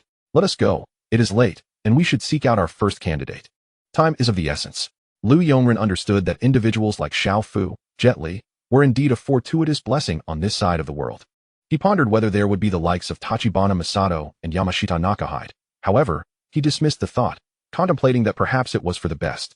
As complications could arise, the allure of Hong Kong films was undeniable, for in the realm of comics, the laws of combat would become utterly chaotic. The matters concerning Xiao Fu could be deferred. For now, stabilizing the internal affairs of Hong Xing was paramount. In the bustling bar of Mong Kok, the night had erupted into a cacophony of life. A man clad in flamboyant attire, exuding a jovial demeanor, was engaged in merriment with a group of friends. It was evident that he bore no semblance of a leader. Shen Deng, one of them remarked, "Didn't you claim to have once been quite formidable? What has brought you to this state? Is it perhaps the influence of women?" "I surmise," another chimed in. "That brother Shen Deng has become disillusioned with the ways of the underworld, having survived numerous skirmishes." "You are somewhat correct in your conjectures," Shen Deng replied. "But the greater truth is that I have come to terms with reality. What does it matter to be imposing when one is merely a target for others? In our line of work, how many who rise to the forefront meet a favorable end? Moreover, there are many among the upper echelons whose true natures remain obscured. While I have gained a semblance of clarity, it has also led to greater inner turmoil. I find it best not to dwell too much on such matters. After all, happiness is of utmost importance." At that moment, Lu Yongren arrived with his entourage, observing Shen Deng's candidness with admiration. Here was a shrewd individual, one who had achieved a certain enlightenment. Suddenly, a shoe descended from above, interrupting their conversation. The group looked up to find Sang Kuan, the brash leader of a minor gang, who exhibited no courtesy and openly scorned Shen Deng, belittling their presence in the establishment. Chapter 58. Shen Deng's Nonchalance. 9-Patterned Dragon emerges. Shen Deng's reaction was nothing short of astonishing. He appeared utterly unfazed by the affront to his dignity, squatting down to assist his adversary with their footwear. This spectacle left everyone in attendance in disbelief, as it seemed profoundly demeaning. Lu Yongren then addressed his companions, a Mao and Xiao Fu, instructing them to intervene. Declaring that Shen Deng's performance had reached its conclusion, Xiao Fu and the others, already disillusioned, stepped forward to confront the situation, while a Mao signaled their subordinates to take action, jesting that he was ill-suited for physical confrontation, given the capabilities of Xiao Fu and his companions. The opposing group was woefully outmatched. A Mao approached Shen Deng, stating, "My boss has a matter to discuss with you." Shen Deng, "Consider yourself fortunate." Shen Deng, seeing those awaiting him at the entrance, felt a mix of curiosity and trepidation. Aware of his own limitations, he observed Xiao Fu continuing to engage in combat, relishing the sounds of Sang Kuan's cries, before cheerfully approaching Lu Yongren. "Greetings, esteemed leader. I am Shen Deng. How may I assist you?" Lu Yongren replied. "I am Lu Yongren of Hong Xing, and I trust you have heard of me. There is no need for such formalities before me. It is rather exhausting. I understand your thoughts, your struggles, and your hesitations. You have contemplated leaving the gang life behind, yet the world is as it is. You are a guiding light, and I hold you in high regard. Exiting the underworld is not a simple endeavor. You have descended to a level of insignificance, but what does that avail you? You remain vulnerable to those who would prey upon you. My purpose in approaching you is straightforward. I wish for you to assume the role of the Hall Master of Hong Xing's deepwater operations. In the near future, several positions within Hong Xing will change hands, and I require capable individuals. More importantly, our visions align. The underworld is not solely about violence. I intend to establish Hong Xing as a corporate entity, professional and organized. Here is my business card. Take your time to consider it, or feel free to visit the headquarters directly. When evasion is impossible, it is better to confront the situation with fortitude. Do you not agree?" As Shen Deng held the business card, watching Lu Yongren and his companions depart, he fell into deep contemplation. He was well aware of the identity of the man before him, an illustrious figure within the underworld, known as the Tiger of Tsim Sha Sui, the current decision-maker of Hong Xing. After a prolonged moment of reflection, he left the bar with his friends, a newfound spark igniting in his eyes. In the vehicle, a Mao remarked, "Brother Ren, that Sang Kuan truly can take a beating. Xiao Fu has been at it for so long that he has just fainted. Quite the talent." "Indeed. Where to next? Since when did we gauge combat prowess by one's ability to endure blows? Drive on. Our next destination is Kowloon Ice Room." When Nguyen, also known as 9-Patterned Dragon, has been in seclusion for too long, it is time for him to emerge. Meanwhile, 9-Patterned Dragon was at home, engrossed in a television show with friends, having set aside past grievances to enjoy the tranquility of the moment. However, his thoughts were complicated. His former girlfriend had re-entered his life, bringing along their son.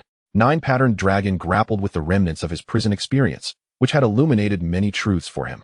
His past had taught him that his incarceration was a result of betrayal from within the ranks, where information was leaked, leading to mission failures, costing him a leg in the process. Reluctant to re-engage in the fray, he faced a difficult decision, while others rallied to assist him, including former allies like San Ing and Huolong. This was not the assistance he sought.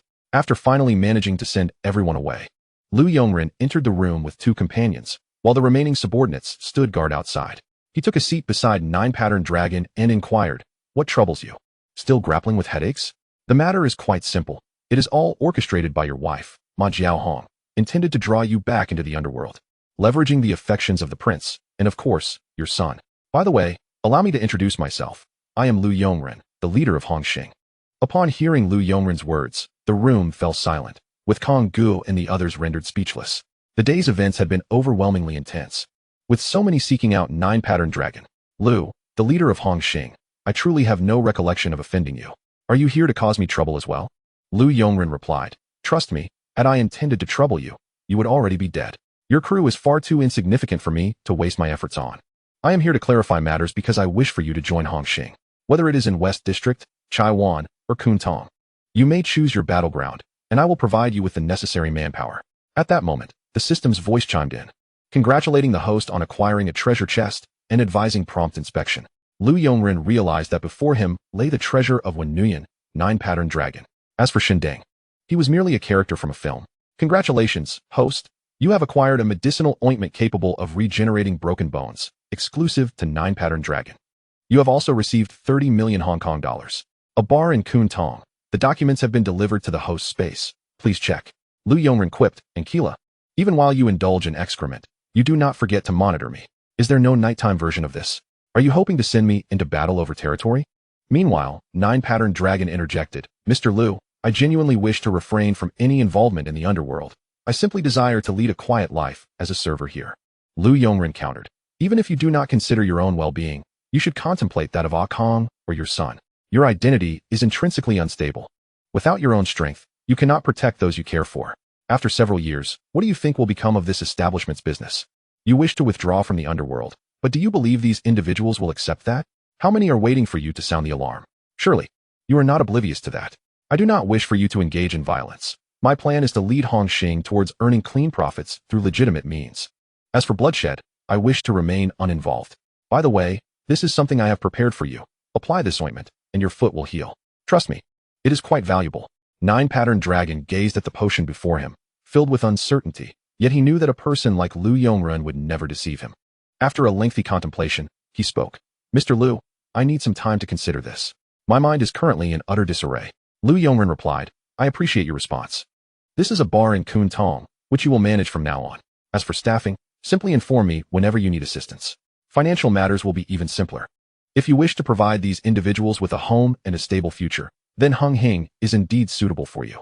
By the way, I will provide you with Fei Chuan's contact information. Should you require anything, he will be able to assist you, and I will inform him." With that, he rose and departed. Chapter 59, Hong Tai and Wei Jixiang. Meanwhile, A Kang and the others gathered around, exclaiming, "Dragon brother, this is a tremendous opportunity. You must seize it. Since you've been given a bar in Kuntong, it signifies that we will be targeting that area. Fei Chuan is currently a prominent figure in Kowloon, a force to be reckoned with. Kuntong has never had any significant power, and it seems that the major players there are retiring. Recruiting talent should be quite straightforward. We are all supporting you." 9-pattern dragon replied, "You all are more anxious than I am. Allow me to contemplate how to proceed. This truly gives me a headache." Upon ascending the stairs, 9-pattern dragon applied the ointment and soon felt a transformation within himself. After a considerable time, he made a decision and called Lu Yongren again, saying, "Brother Ren, thank you for your assistance. I have decided on Kuntong." Lu Yongren responded, "Excellent, Along. I have already enlisted Fei Chuan's help for you. Shortly, I will send someone to deliver 5 million to you. This is your moment to shine in the Battle of Li Wei. Make it spectacular. Await my message and prepare yourself." After hanging up, 9-pattern dragon approached the group and declared, "Brothers, we are heading to Wang Tai Sin. From now on, we are members of Hongxing." On the other side, Lu Yongren hung up the phone, feeling immensely gratified, and proceeded to his next destination. "Jiao Mao, send someone to guard Wei Jixiang's home. If Sang Bo heads there, ensure that we rescue his wife and child at the first opportunity." In a nightclub located in Saiwan, under Hong Tai's management, Wei Jixiang was present, thwarting the crown prince's attempts to bully Ruby. "Wei Jixiang, let me make this clear. If you wish for me to assist you, do not disturb my enjoyment. Do you understand? Today, Ruby is leaving with me. How we play is none of your concern, understood?" Despite Wei Jixiang's attempts to speak, he was met with a barrage of insults. After the crowd dispersed, The crown prince forcibly pulled Ruby into his car and departed, but the woman resisted fiercely. Just as the crown prince was fuming, Sangbo approached. The crown prince owed millions in gambling debts, and Sangbo was a ruthless debt collector, known for his brutality. Coincidentally, several years prior, it was Wei Jixiang who had injured Sangbo and sent him to prison. And now all of Sangbo's wrath was directed toward this unfortunate crown prince. At this moment, Wei Jixiang was deeply troubled. Exiting the underworld was simply not an option, as he still needed the crown prince's assistance to settle matters. Unbeknownst to him, the crown prince was currently enduring unspeakable torment. Lu Yongren arrived at the nightclub and addressed Wei Jixiang. Your situation is quite straightforward. I can help you resolve it, provided you switch allegiance to Hung Hing. I can make you the head of the Western District. You are meek for your family, yet do you not realize that this very meekness could endanger them? Furthermore, your lover is quite alluring and genuinely cares for you. You seek a stable life, but little do you know, the crown prince is jeopardizing you, using your territory for drug dealings without your knowledge. Had I not uncovered this lead, you wouldn't even know how you might meet your end. Your boss, Chen Mei, is also aware of this matter. The reason he hasn't spoken up is simply because he finds you somewhat useful. Wei Jixiang exclaimed, What? Mr. Lu, is what you say true? Why would Uncle Mei treat me this way? Is it so wrong for me to desire a peaceful life? Lu Yongren chuckled, A peaceful life? I wonder how you all initially entered this world of gangs. Over the past few decades, how many have lived their lives in peace? If you wish to exit or live quietly, it requires immense power. Relying solely on your so-called passion, while dreaming of the life you wish to lead, is sheer folly. Do you realize how many enemies you have? How can you guarantee that when you finally achieve stability, no one will come after you? The instability in your life hinges entirely on your strength. I offer you an opportunity. Claim the territory of the Western District and become the pillar of Hung Hing. From that moment on, you can rest easy. You claim to despise violence, yet you see how few of the big brothers have remained passive. You understand the way of the world, do you not? By the way, let me remind you. The very Sangbo you injured years ago is now out and seeking revenge. Do you truly believe you can remain undisturbed? Wei Jixiang contemplated for a long while, supported by his confidants. Mr. Lu, please grant me a year. I need to handle some matters. If what you say is true, I am willing to join Hung Hing. Then you must act swiftly. I suspect Sangbo will soon be looking for your family. At that moment, Wei Jixiang disregarded everything else and dashed out, preparing to return home.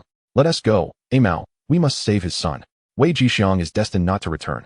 Although Mao was puzzled as to why Lu Yongren seemed to possess foresight, he wisely refrained from asking, driving off alongside Xiao Fu. Mao, do you sometimes feel that I know everything, as if I can predict the future? Indeed, Brother Ren, but I dare not inquire, fearing you might scold me. Jiao Mao, whether you ask or not, I would still scold you. Just consider it a long dream. And Xiao Fu, from now on, stay close to me. I'll give you 500,000 to get a new outfit, something refined and respectable, which suits you perfectly. Xiao Fu was astonished to find that after just one night out, he had caught the eye of a big boss, receiving such a generous sum. Truly, Brother Ren was exceedingly generous. Mao remarked, Why are you dazed? Can you not speak while driving? Thank Brother Ren. You are truly fortunate. Make sure to dress handsomely, just like me. Jiao Mao, you are even more shameless than I am. If you are like me, how will you attract women? Xiao Fu, just ignore him and keep driving. Meanwhile, Wei Jixiang sped through the night on his motorcycle when, fortuitously, he was intercepted by a rival police officer. No matter the circumstances, he could not pass. And due to his refusal to yield, he was promptly arrested for 24 hours. At that moment, in Wei Jixiang's home, Sangbo had already instructed several of his men to attend to Wei Jixiang's wife. Afterward, they executed her, employing methods that could rival even Liang Kuan's. Gazing at the child before him, Sangbo was reminded of the scene when Wei Jixiang had injured him. The thought haunted him, especially those eyes, which were identical to his father's. Just as he contemplated taking action, Lu Yongren's men arrived, igniting a fierce battle. During the chaos, the child was unintentionally caught in the fray and lost consciousness. Seeing this, Sangbo leapt from the third floor to escape. The following day, Wei Jixiang, his face darkened, stared intently at the door. After a long wait, a police officer approached, stating, Wei Jixiang, someone has come to bail you out. Sign here, and you may leave. But no more reckless driving, understood? Chapter 60, The Wounds of Hong Tai. Calculating the head of the hall. As he stepped outside, he was met by Lu Yongren, accompanied by Ruby and his son. Jixiang, I am deeply sorry. By the time we arrived, your wife had already been murdered. Fortunately, your child is unharmed, though he has sustained a minor head injury. Please accept my condolences. Wei Jixiang strode forward with determination, fiercely protecting his child, and after a prolonged moment, he spoke. Mr. Lu, I am willing to join Hong Tai. I kindly ask for your assistance. Lu Yongren replied, I can provide you with both money and manpower. Wasn't it the 1 million that troubled you? I will offer you 10 million. If you find yourself lacking in personnel, I have already informed Huego, who will assist you. As for the remaining tasks, you may handle them at your discretion. This Ruby has deep affections for you. Do not let him down. By the way, you should remain undercover for the time being. I will notify you when the time is right. A grand battle is imminent. Later that evening, Lu Yongren was quietly conferring with Crow, stating, Crow, it appears you truly are inept. The leader is restless, and few hold him in esteem. Crow retorted, Humph. Mind your own business. You're doing quite well. With Jinkuin's demise, it has paved the way for you to assume leadership. Who are you plotting to eliminate this time?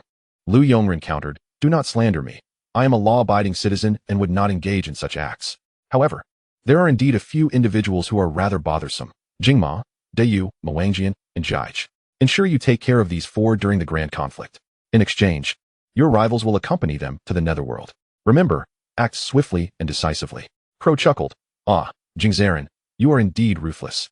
This is a thorough cleansing of Hongxing. Splendid. I approve. A confrontation is on the horizon. After departing, Amiao inquired, Brother Ren, shall we have Brother Jianjun take action directly? Lu Yongren responded, Action? What action? Crow has yet to fulfill his tasks. I refuse to engage in a losing venture. He is far more anxious than I am. Those who can speak on behalf of Dongxing do not respect him.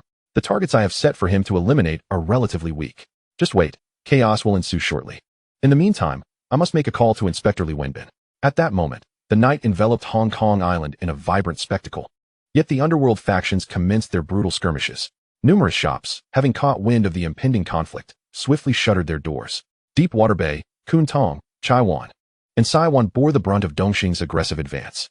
Jingma and her associates struggled to hold their ground, hastily seeking assistance. But their feeble strength quickly succumbed to the onslaught. Just as Dongxing prepared to seize control of Hongxing's four territories, Li Wenbin commanded the operation, initiating arrests with brazen disregard. Meanwhile, Han Bin, Dinosaur, and Shisanmai were leisurely sipping tea at the headquarters. Lu Yongren introduced. Allow me to present the future leaders, Wei Jixiang for Central and Western Districts, Shindang for Deepwater Bay, Adi for Hong Kong Island, and Zhou Wenglong for Kuntong. There is another, who will soon be revealed. Elsewhere, in a warehouse in North Point, Fat Li was left battered and bruised, struggling to speak. Brother Dafei, what you're doing will not go unpunished by Ren. Release me, and I shall concede my position as leader to you. Dafei scoffed. Your words reek worse than mine. You were just a foot-dragging buffoon, and now you speak so eloquently. Alas, your courtesy comes a tad late. Remember to study harder in your next life to improve your manners. With that, he struck down with a knife, instructing his underlings to handle the aftermath before heading to the headquarters.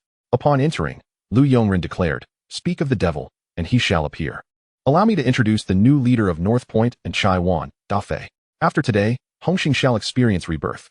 It is not that I refuse to rescue them. The evidence is laid bare before you. Moreover, Jinkuin's assassination was orchestrated by them, and during the battle with Jiang Tianyang, it was these scoundrels stirring trouble. This major offensive from Dongxing was anticipated. Thus, after this meeting, you shall return to stabilize your territories, and I will publicly announce this matter. Fei Chuan, in Kowloon City. There are many arrogant individuals whom you despise. The first target is the Smiling Tiger. Eliminate him without delay. I demand results. Han Bin, Dinosaur, Huego, Dafei, and Shindang. Upon stabilizing your territories, declare war on Hongtai. The rationale will be provided by Wei Jixiang. Shisanmai, monitor the Union and other factions closely. Inform me at the first sign of disturbance. Luo Tianhong, you shall be responsible for our combat capabilities. From tonight onward, I want you to plant our flag in Yaomati. The territory need not be expansive. Simply convey Hongxing's stance to all. All expenses related to this conflict will be borne by the headquarters. The resources accumulated from the Jiang brothers and Brother Kuan will suffice for your endeavors. Now, everyone, commence your tasks. As Lu Yongren watched everyone disperse, Amiao entered, saying, Brother Ren, the police situation has been handled. Crow is quite efficient. What shall we do next? Should we eliminate Lei Yaoyang, or Sichahonen, or perhaps Shamong? Lu Yongren chuckled. Did I ever state I would eliminate those individuals? I promised I would deal with my competitors. But I did not specify immediately. What I truly wish to eliminate is Crow. Let Wang Jianjun lead the charge. I want it done cleanly and efficiently. I seek results. Amiao acknowledged. Understood, Brother Ren. At various battlefronts, Dongxing's forces found themselves in dire straits, having believed Crow's deceitful words. Although they had dispatched several of Hongxing's leaders, they reaped no benefits themselves. Soon, reinforcements from Hongxing arrived in succession, many of whom were unfamiliar faces with formidable combat prowess. They swiftly reclaimed their territories. Simultaneously, under Wei Jixiang's leadership, Han Bin and others initiated their assault on Hongtai. disseminating messages regarding the injustices faced by Wei Jixiang and the character of the Hongtai prince while selling powder. The police, following this lead, commenced their arrests, leaving Chun Mei on the verge of fainting. Her son had been captured, and she felt as though she had aged significantly. Leading the charge was Luo Tianhong and his men, who advanced directly towards Yao Ma Ti, where several factions, including Hengzi, Hongtai, Nu Ji, and others, were left bewildered. What did Jingzaran intend to achieve? Without wasting words, Luo Tianhong surged into Hongtai's territory, the proximity to Tsim Sha Sui allowing for contiguous strikes. The sounds of battle echoed thunderously, and many factions, witnessing Luo Tianhong's ferocity, dared not provoke him, hastily preparing for defense. After several hours of taking territory, Luo Tianhong ceased his assaults, instead sending personnel to guard the area. Chapter 61. Eliminate Crow and the Smiling Tiger. On the other side, at this moment, the Crow, cursing under its breath, sent money over to prepare for a ransom. This time, several hundred people had been captured, with the lowest ransom amounting to at least 1 million. The distressed Crow stomped its feet in frustration, lamenting Lu Yongren's unreliability in handling matters. The fellows from Dongxing couldn't even manage a proper escape. The money spent this time would inevitably have to be embezzled back in the future. As thoughts of finally being able to rest easy filled its mind on the way back, a cement truck hurtled past, crashing directly into the opposing vehicle before speeding away, leaving no damage behind. At that moment, Wang Jianjun arrived on his motorcycle, helmet on, and seeing the Crow still reaching out for help. He picked up a piece of wreckage nearby and sent it to its final resting place, resulting in a fatal accident. After a brief inspection, he departed without a second thought. Meanwhile, the Smiling Tiger was nearly frightened to the point of losing control. Not for any other reason, but because Fei Quantai was simply terrifying, a reckless fool who seemed impervious to danger. Having assisted Xiaoming, he unexpectedly found himself fleeing when the police arrived, only to encounter Fei Quantai on his way back. This fool, regardless of numbers, charged ahead with his little brothers in tow. The Smiling Tiger, with a physique reminiscent of a brawny figure, was relentlessly pursued for 3 blocks, ultimately being cornered into an alley by Fei Quantai. Despite pleading for mercy, it proved futile. The ruthless demeanor compelled the Smiling Tiger to bow his head in acknowledgement of his mistakes, and with a swift strike, he was dealt with. Soon after, Lu Yongren at headquarters received a flurry of messages. The sensation of overseeing the entire situation was distinctly different. He mused to himself that now, all those privy to the dealings with Dongxing had been eliminated, ensuring a future of tranquility. As for that rascal Shanji, he might still prove useful down the line. Indeed, I am adept at making the most of waste. Presently, Hongxing had evolved into 11 factions, and I had set my sights on Yao Ma Ti. Although it encompassed less than a street, Heng Ziyaowen was truly a talent, an expert in street operations, one who must not be squandered. It seemed I needed to devise a strategy. The amalgamation of Chai Wan and North Point would further expedite the annexation of the entire Eastern District and would also require some assistance for Defei, ensuring that the Greyhounds looked out for one another to swiftly expand our influence. After this monumental battle, Hongxing had expanded its territory by nearly 50%, now rightfully claiming the title of the foremost gang in Hong Kong Island. The following day, the Underworld erupted once more due to Hongxing. Dongxing launched an assault on Hongxing, avenging Luo Tua and Ben Shu by eliminating 5 of Hongxing's masters, with Fatty Li also counting as a victory for Dongxing. This motivation ignited a bloody retaliation from Liang Zai Ren, sending Fei Quantai to eliminate the Smiling Tiger. As for the Crow's death, it was reported as an accident, but no one believed it. Moreover, Hongxing opportunistically attacked Hongtai, sidelining several masters, Shen Deng, Wei Jixiang, and Jiu Wenlong, who had originally been Red Sticks, but were now masters of Hongxing, significantly boosting their combat power and causing Hongtai to lose nearly 70% of its territory, relegating it to a second-tier force. The most brutal of all were Luo Tianhong and Fei Quantai. The news of Fei Quantai chasing the Smiling Tiger for 3 blocks became widely known across Hong Kong, and the name Mad Dog became infamous. Luo Tianhong, a powerhouse, single-handedly stormed through Dongtai, directly taking down dozens of Hongtai members, subsequently establishing a foothold in Yao Ma Ti while swiftly resolving 2 small organizations of merely dozens of members, truly riding a wave of success. As the chief enforcer of Tsim Sha Sui, he had become a new generation warrior of Hongxing. This battle solidified Hongxing's position as the leading gang in Hong Kong Island. However, now Hongxing had transformed into a single master with a territory in Yao Ma Ti, leading everyone to sense that the next area to fall into chaos would undoubtedly be Yao Ma Ti. At this moment, Lu Yongren was facing the deep concern of Li Wenbin. Arun, did you really mention so many matters over the phone? You are obviously utilizing the police to achieve your goal of making Hongxing the dominant force. Officer Li, calm down, have some tea. This is fine tea that Jimmy specially brought from the mainland. My actions are also aimed at stabilizing Hong Kong Island. Soon, I will lead Hongqing to a legitimate standing. Isn't that what you wish to see? However, regarding matters such as money laundering or parking, you ought to turn a blind eye. After all, managing tens of thousands is not particularly difficult. We need a transition period, and we can't let them stir up trouble. You certainly have a way with words. You truly deserve your position as chairman. Although I am angry, what you are doing is indeed far less troublesome than others. Without Liang Kuan, Hongqing has completely shed its image. Your little brothers are all quite genteel, which is commendable. I hope you are aware of your actions. I must take my leave now. And by the way, this tea is excellent. I shall take it with me as your compensation. Hey, Officer Lee, that's extortion. Be careful, or I'll accuse you of coercing me into bribing senior police personnel. However, Li Wenbin paid no heed and left the office directly. Lu Yongren was quite relaxed, taking out a box from the desk and savoring its contents, addressing the freshly arrived Mao. This afternoon, let us take a look at Yao Ma Tea. I wonder what this big shot is up to. A few hours later, in the Yao Ma Tea market, a young man was helping his mother sell fruit, the scene exuding warmth. At that moment, a group led by a tattooed man known as Jiu Wenlong approached and said, "Hey, who allowed you to set up a stall here? Do you know you need to pay a management fee? Do you understand the rules? If you want to do business, you need to pay." The seemingly gentle A Ting refused to comply, standing firm against 3 or 4 assailants without a hint of surrender. Just then, a van sped into the scene, and Yao Wen immediately disembarked, declaring, "Everyone, stop right there. Shorty, what are you doing?" Jiu Wenlong chuckled. "Oh, who do we have here? Hung Ziyaowen, right? What are you doing emerging from your fruit basket? Can't you see I'm collecting protection fees? What is the point of pretending to be a good guy? You need to pay too." Yao Wen retorted, "What else with the bravado? Do you think you're the Jiu Wenlong of Hongqing and Kuntong?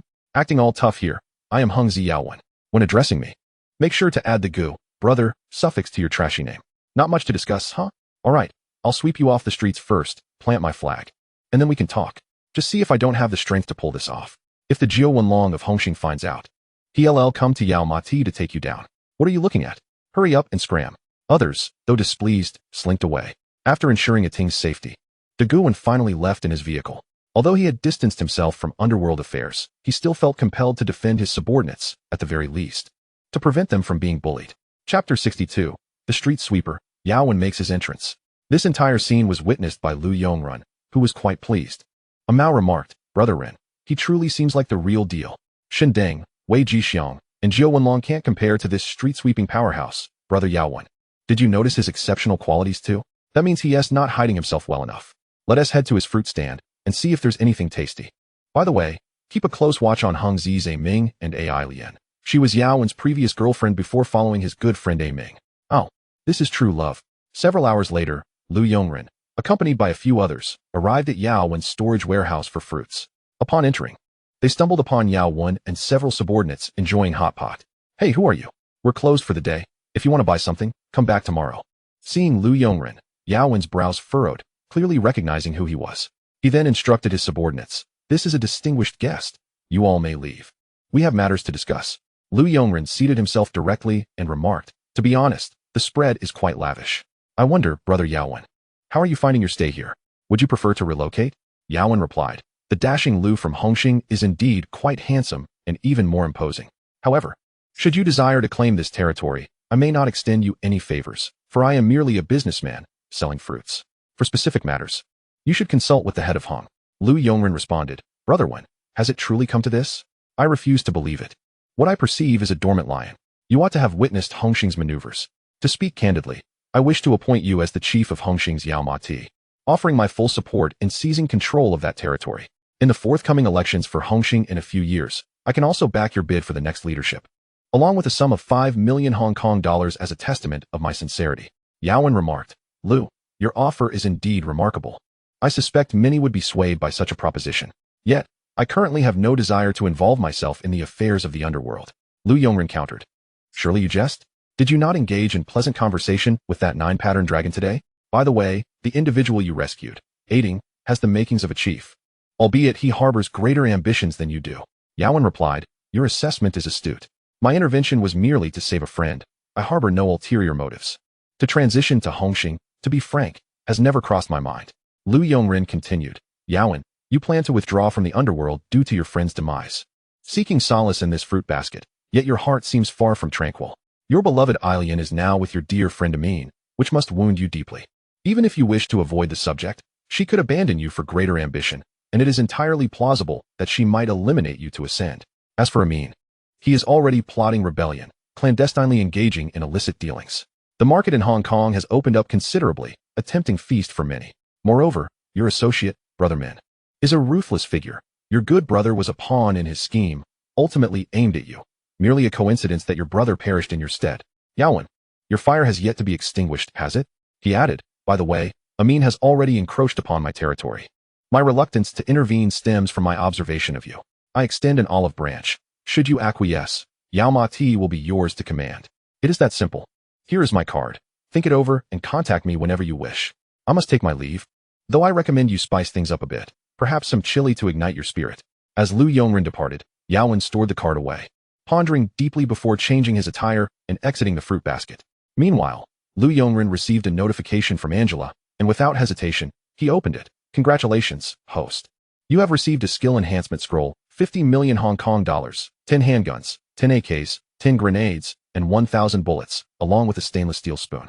Without a moment's pause, Lu Yongren allocated the skill enhancement to his Bajiquan, achieving a level of mastery, while the arms were dispatched to Qilong security. As recent tasks had been plentiful, necessitating a resupply, the funds were casually stored in the warehouse, and the stainless steel spoon was reserved for Angela's rather unsavory needs. On the other side, the atmosphere within Dongxing was one of serene camaraderie, akin to a paradise on earth. What gives you the right to lead? It's not about who is more imposing or who attracts more women. Why should you even consider running? A leader must be esteemed and respected. Look at your qualifications. I suggest we select someone who can command respect and has a higher standing. Here, only Lipo and Uncle Chi hold any significant rank. The rest are mere pawns. Are you seriously suggesting nonsense? Observing the bustling Dongxing headquarters, resembling a marketplace, Uncle Chi rose to address the assembly. We are in extraordinary times. The frequent changes in leadership between Hongxing and Dongxing bode ill. I propose Lipo as the leader, as he can garner the support of the masses. The crowd exchanged glances, nodding in agreement.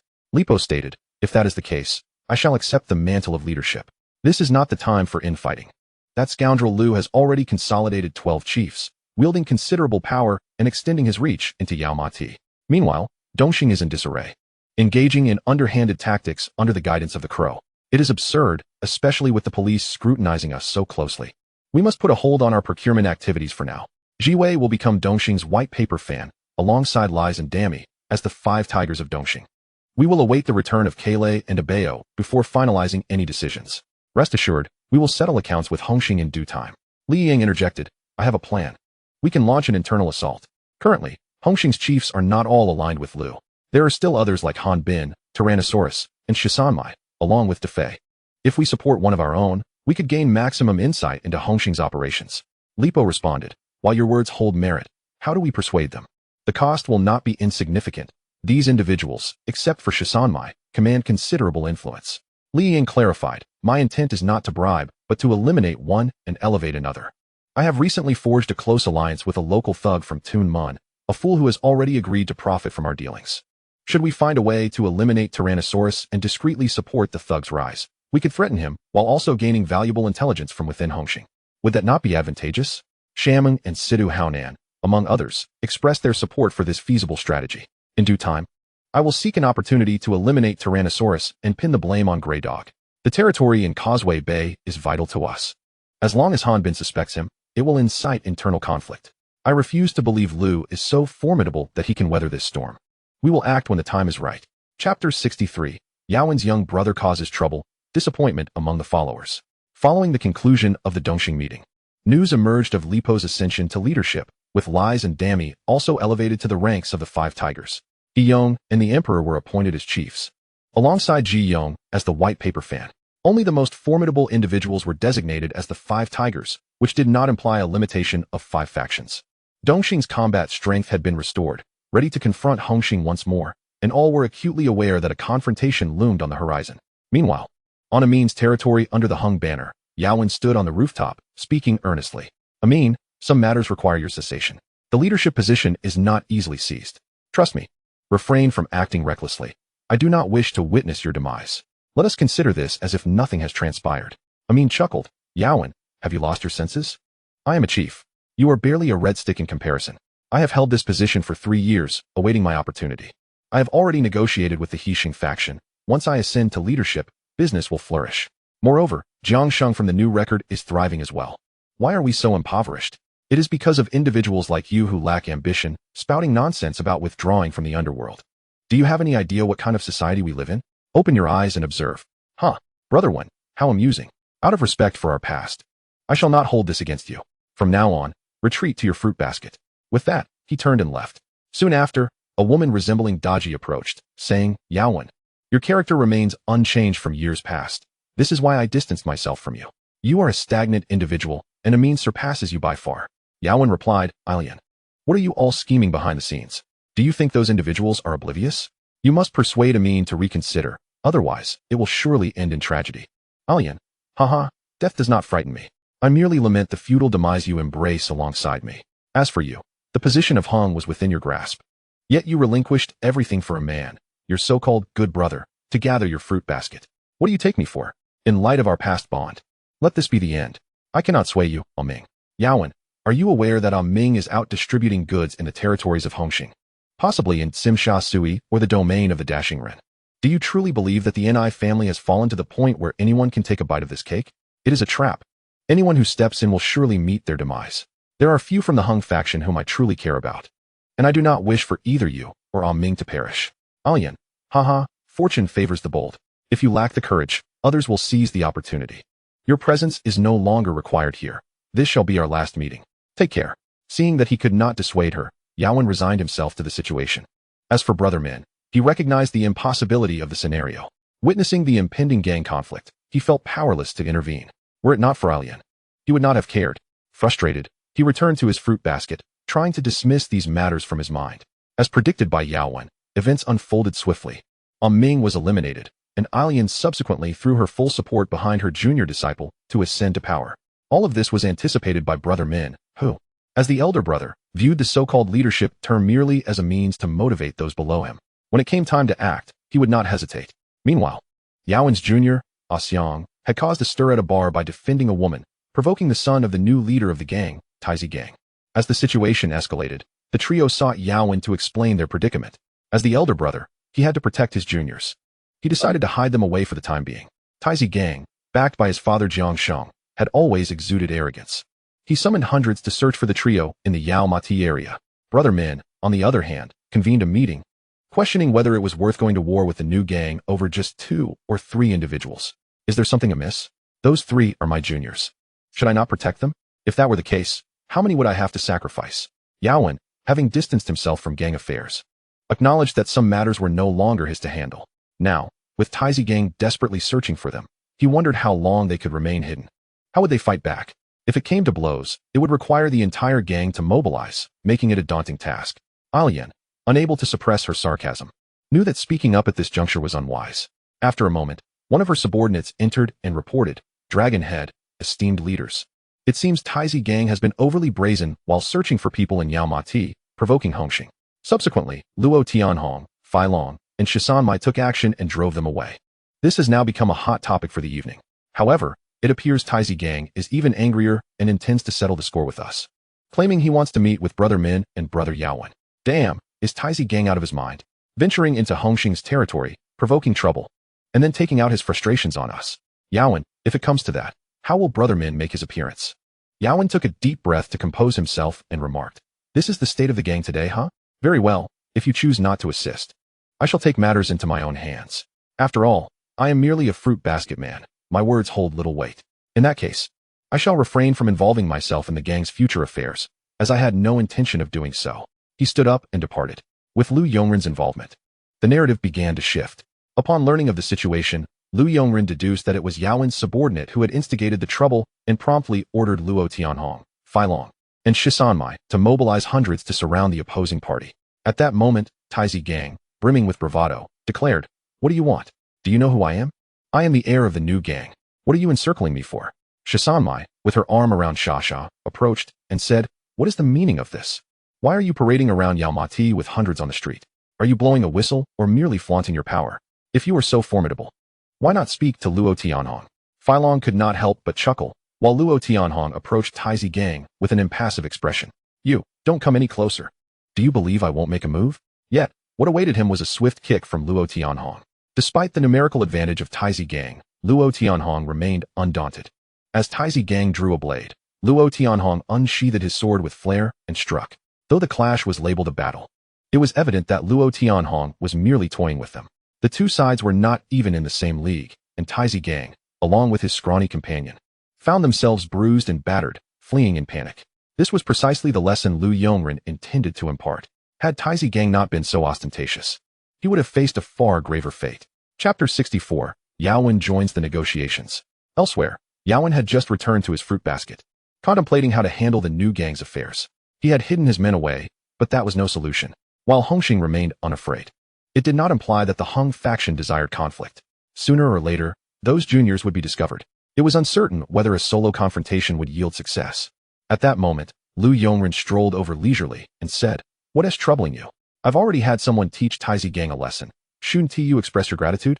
This was a noble act.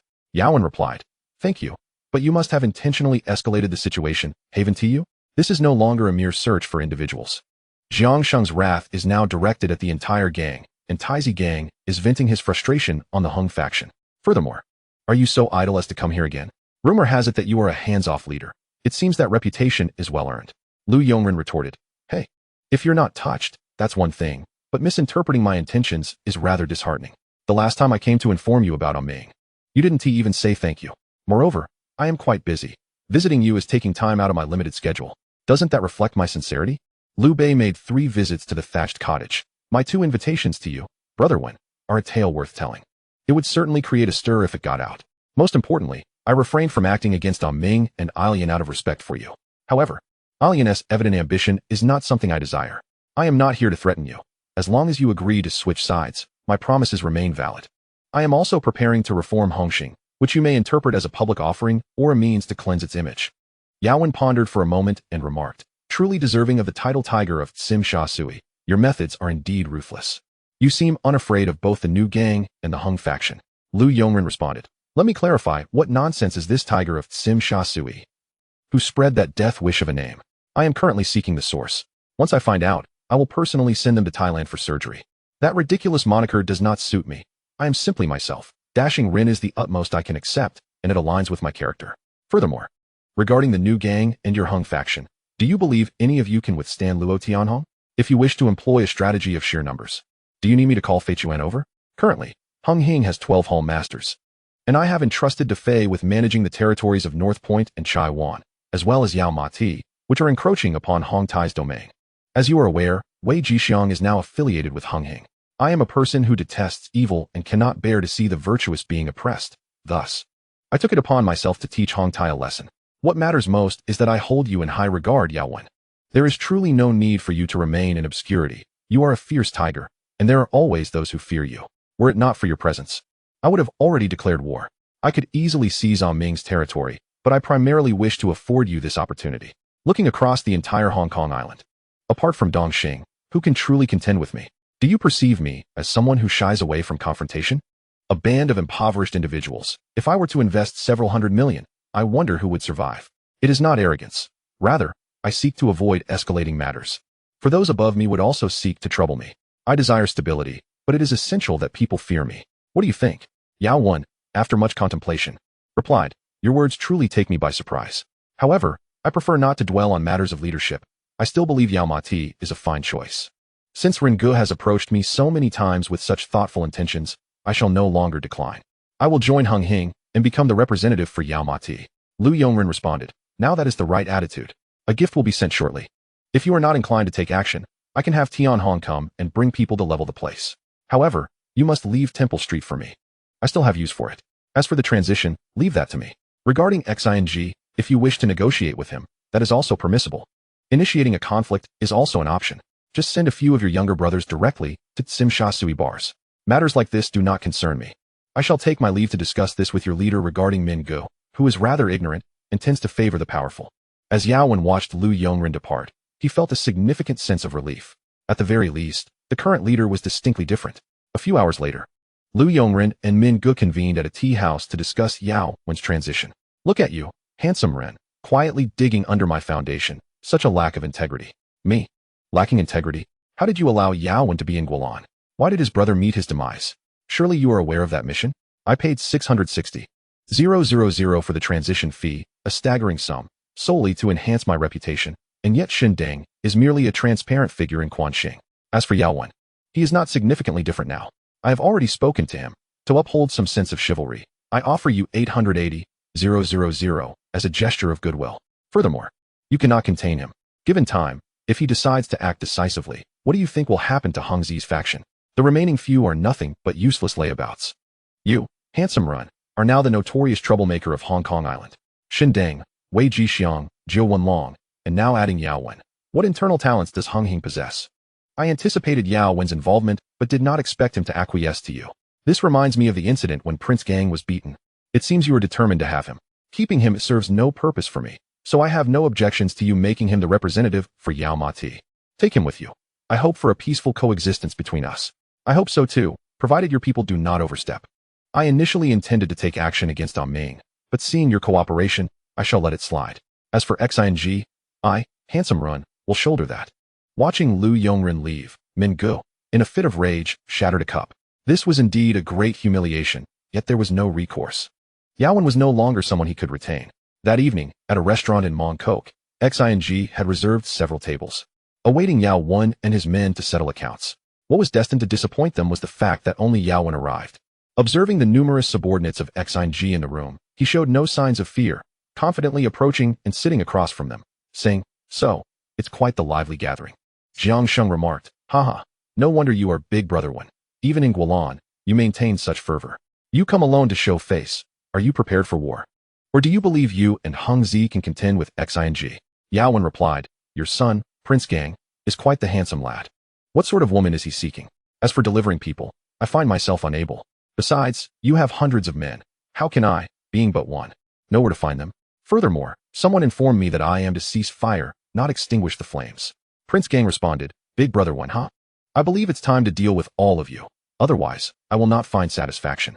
Just what do you intend to do with your group?" Chapter 65, Offending Xing, the Grand Hall discusses affairs. Yao Wen countered, "Prince Gang, do not project your grievances upon me. You flaunt your bravado, bringing 100 men to Hung Hing's territory only to be reprimanded. Even if Hung Hing refrains from retaliating, the police will intervene. Use your brain.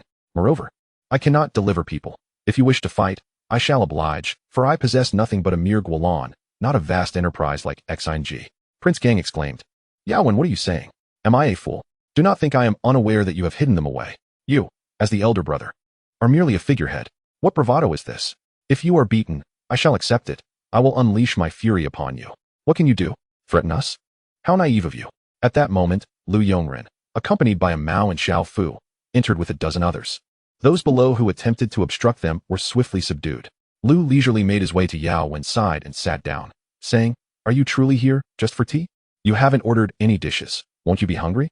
And by the way, Yao Wen," Mingu agreed, "but he is rather stingy. I offered him money, yet he didn't even treat us to a meal. Such rudeness. By the way, who is this person with their head wrapped like a mummy? To be injured so severely yet still dine out, quite audacious." Prince Gang slammed the table. "Who are you? This is no place for you to speak." He was interrupted by Jiang Sheng, Hung Hing's handsome Ren. "Are you here to support Yao Wen?" Upon realizing it was Hung Hing's leader, Prince Gang's glare intensified, as he recalled that his injuries were inflicted by Hung Hing. Lu Yongren stated, "Support? That is unnecessary. Your group cannot suppress Yao Wen. Allow me to introduce. From Hung Hing, the representative for Yao Mati, Tan Yao Wen.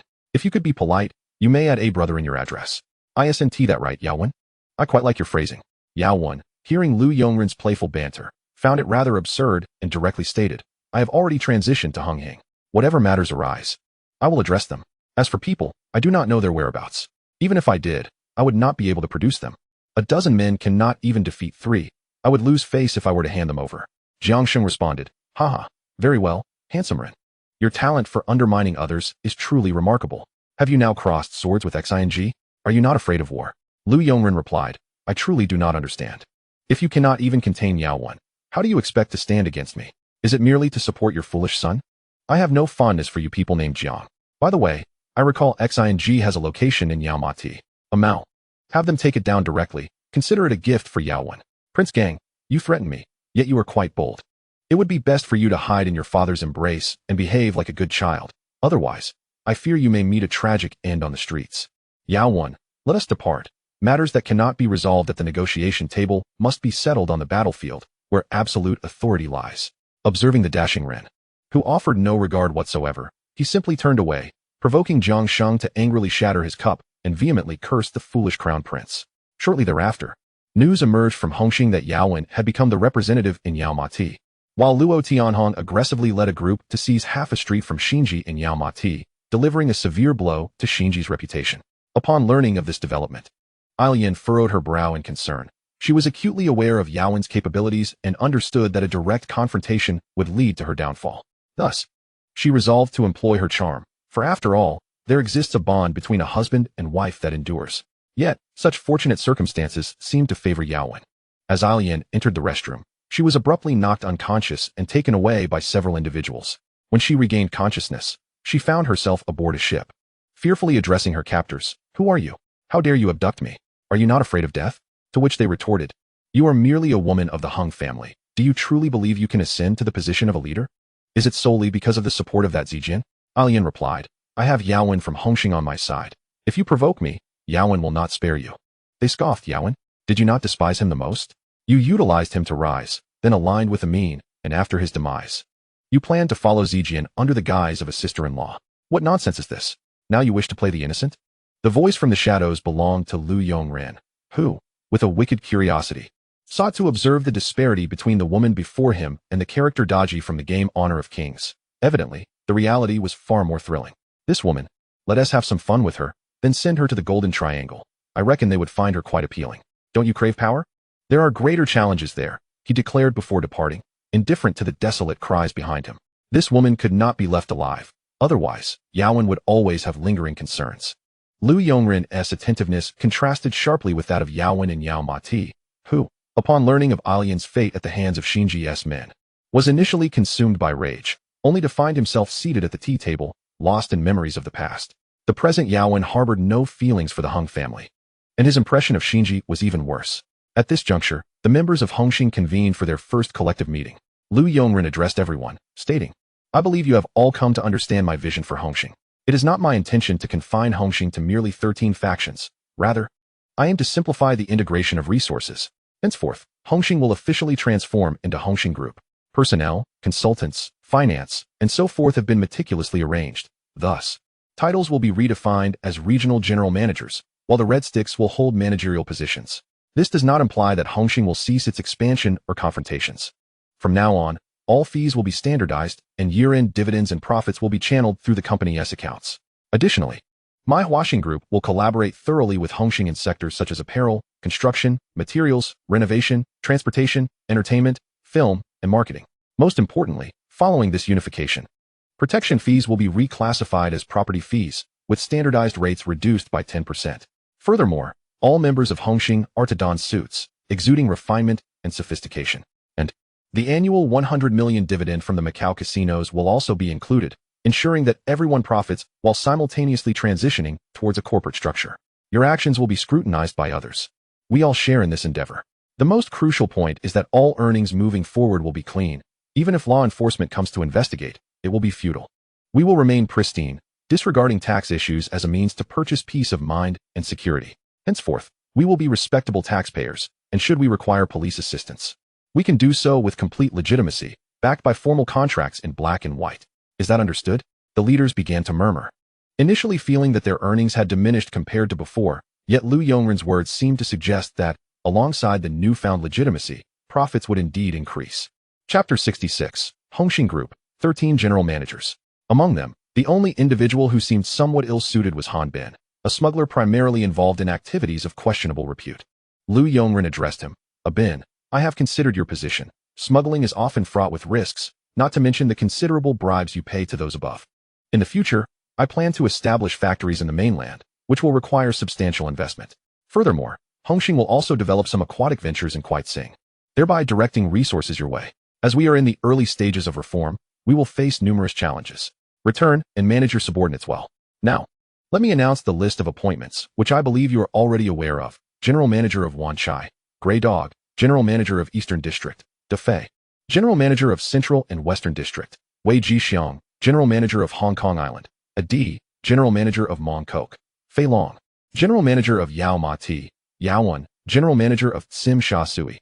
Luo Tianhong, General Manager of Palam Street. 13 Sister, General Manager of Kwai Tsing. Han Bin, General Manager of Tun Mun. Dinosaur, General Manager of Sham Shui Pu. Shin Deng, General Manager of Kowloon. Fei Quan, General Manager of Kuntong. Jiao Wenlong currently among the 13 general managers present. Of course, if any of your subordinates demonstrate capability by executing successful projects or seizing territories, they can ascend to the rank of general manager. Thus begins our 6-month development phase for Hongxing. In summary, our goal is profit. The path has been paved for you. All that is required is for you to walk it diligently. Should anyone provoke trouble, they must first seek to resolve matters with virtue. If that fails, then they may resort to force, etching the character for virtue upon the axe.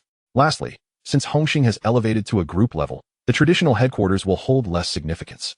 We must not tread the old path, and thus, the headquarters will undergo renovations. If meetings are necessary, I will arrange them in the conference room of Huaxing Group. Now, everyone, return to your tasks. Fei Quan, you look as though you're about to doze off. Is my meeting serving as a lullaby? Fei Quan replied, No, Brother Ren. I am simply savoring your words.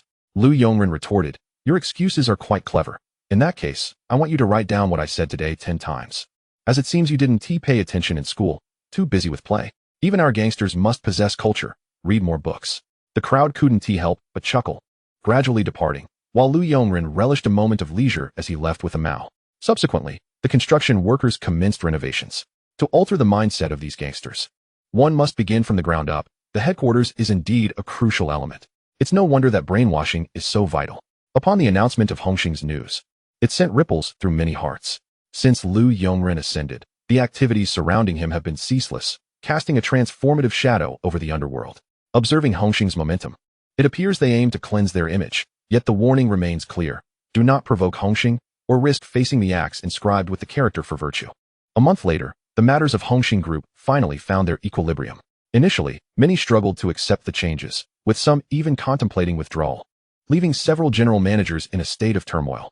However, a gathering orchestrated by Lu Yongren alleviated these concerns, as in moments of joy.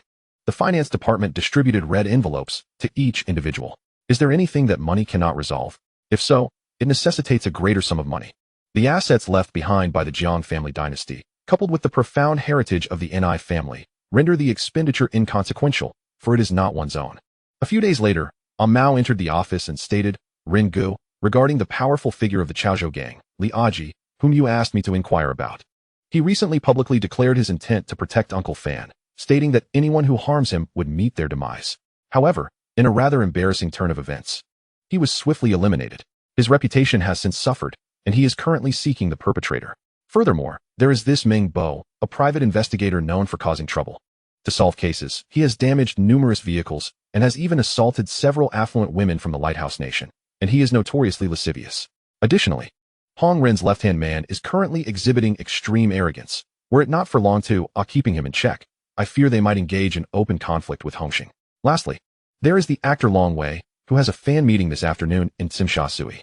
Lu Yongren meticulously recalled the unfolding events. Uncle Fan had been eliminated by Deng Jiayong, and it was only a matter of time before Li Aji, played by Chow Yun-fat, uncovered this truth. A confrontation between the two was inevitable, and when that occurred, Deng Jiayong would undoubtedly magnify his ambitions and expand his endeavors. Upon his return, a battle with Li Aji seemed imminent, hinting at potential benefits for Lu Yongren. As for Hong Run, played by Andy Lau, he was a commendable elder brother who preferred to achieve his goals through intimidation, a classic case of a smiling tiger. Left-hand man, played by Jackie Chung, had been his childhood companion, and now he aspired for a higher status, presenting an opportunity given that Hong Ren controlled several territories. Contemplating this, Lu Yongren commanded, Mao, send someone to monitor Deng Jiayong. As for Li Aji, tracking him will prove challenging. Furthermore, this left-hand man is untrustworthy, having connections with drug traffickers across several nations, a man who would kill without hesitation, even willing to sell his own woman. Keep me informed of any developments. It seems our tranquil existence is about to come to an end. In the afternoon, you and Xiao Fu should gather a few individuals to observe Long Wei. After Mao departed, Gao Jin entered and remarked, Ren Gu, the Huaxing cruise is scheduled to set sail next month. Shall we not partake in this excursion? Tomorrow, I intend to initiate some promotional efforts. Everyone has been under considerable strain for quite some time. It is imperative we unwind. Jimmy has been diligently working out for this occasion. Lu Yongren replied, Rest assured, everyone will have the chance to join. We shall take 2 days off. utilizing the group's account. There will be no meetings or conferences, merely leisure. You may handle the arrangements. Gao Jin acknowledged. Understood. I will notify everyone accordingly. Additionally, Jimmy has traveled inland to discuss collaborative ventures. He mentioned there are some matters requiring your attention, and upon his return, he should seek you out. Lu Yongren was already prepared for this eventuality. Barring any surprises, it was likely related to Officer Sure. Presently, he indeed required a supportive identity, as it was evident that the undercover police within Hong Kong were utterly ineffective. If that were the case, there could be promising prospects ahead. Although he was uncertain what terms the opposing party might propose. In the afternoon, Lu Yongren escorted everyone to the fan meeting venue, which was a spectacle of extravagant displays and throngs of people. Long Wei's fan base was substantial, with many young women enamored by such a martial arts expert. Yet, only a select few were aware that the actor possessed no real martial prowess. It was Li Jie, played by Jet Li, who had consistently served as his stunt double, executing all the perilous maneuvers. Atop the building, Li Jie, clad in his performance attire, leaped down. Upon landing, the staff swiftly shielded the audience's view, while Long Wei advanced to take center stage, basking in the applause of the adoring crowd. Meanwhile, Li Jie sustained a minor injury. It was implausible to jump from such a height without consequence. As Li Jie sat in the vehicle, recuperating, Lu Yongren approached him and remarked, "Your leap just now was quite impressive. You ought to pursue a career as a martial arts star rather than remaining a mere stunt double." Li Jie, furrowing his brow, retorted, "Sir, I am unsure of what you speak. I am merely an audience member." Lu Yongren shook his head, saying, "You need not be anxious. I am neither a journalist nor a paparazzo. Allow me to introduce myself. I am Lu Yongren, the chairman of Huaxing Group.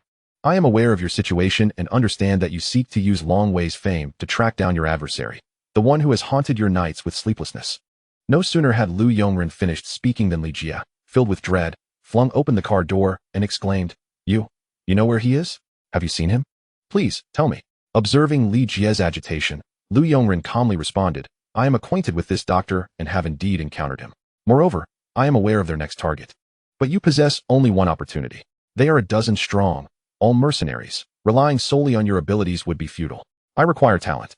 The Qihong Security Company seeks substantial manpower, and I believe you can deliver. In return, I shall assist you in avenging your grievances. It is that simple. Here is my business card. Think it over and reach out to me. Remember, one must rely on oneself." With that, he turned and departed. Upon hearing these words, Li Jie felt an immediate sense of trust in Lu Yongren. After all, this statement had encapsulated the anguish he had endured for years. Finding this doctor and eliminating him was his singular, fervent wish. As the Long Wei event concluded, Li Jie approached and declared, "I have found what I seek. I must resign, not for monetary reasons, but because I have pressing matters to attend to." Long Wei, taken aback, responded, "How dare you? You must know that I would never hinder your affairs. I shall provide you with some financial compensation, and should you wish to return, merely express your desire. However, my performance will be adversely affected. I must find another capable martial artist." Li Jie advised, "You've been practicing well. Continue to hone your skills.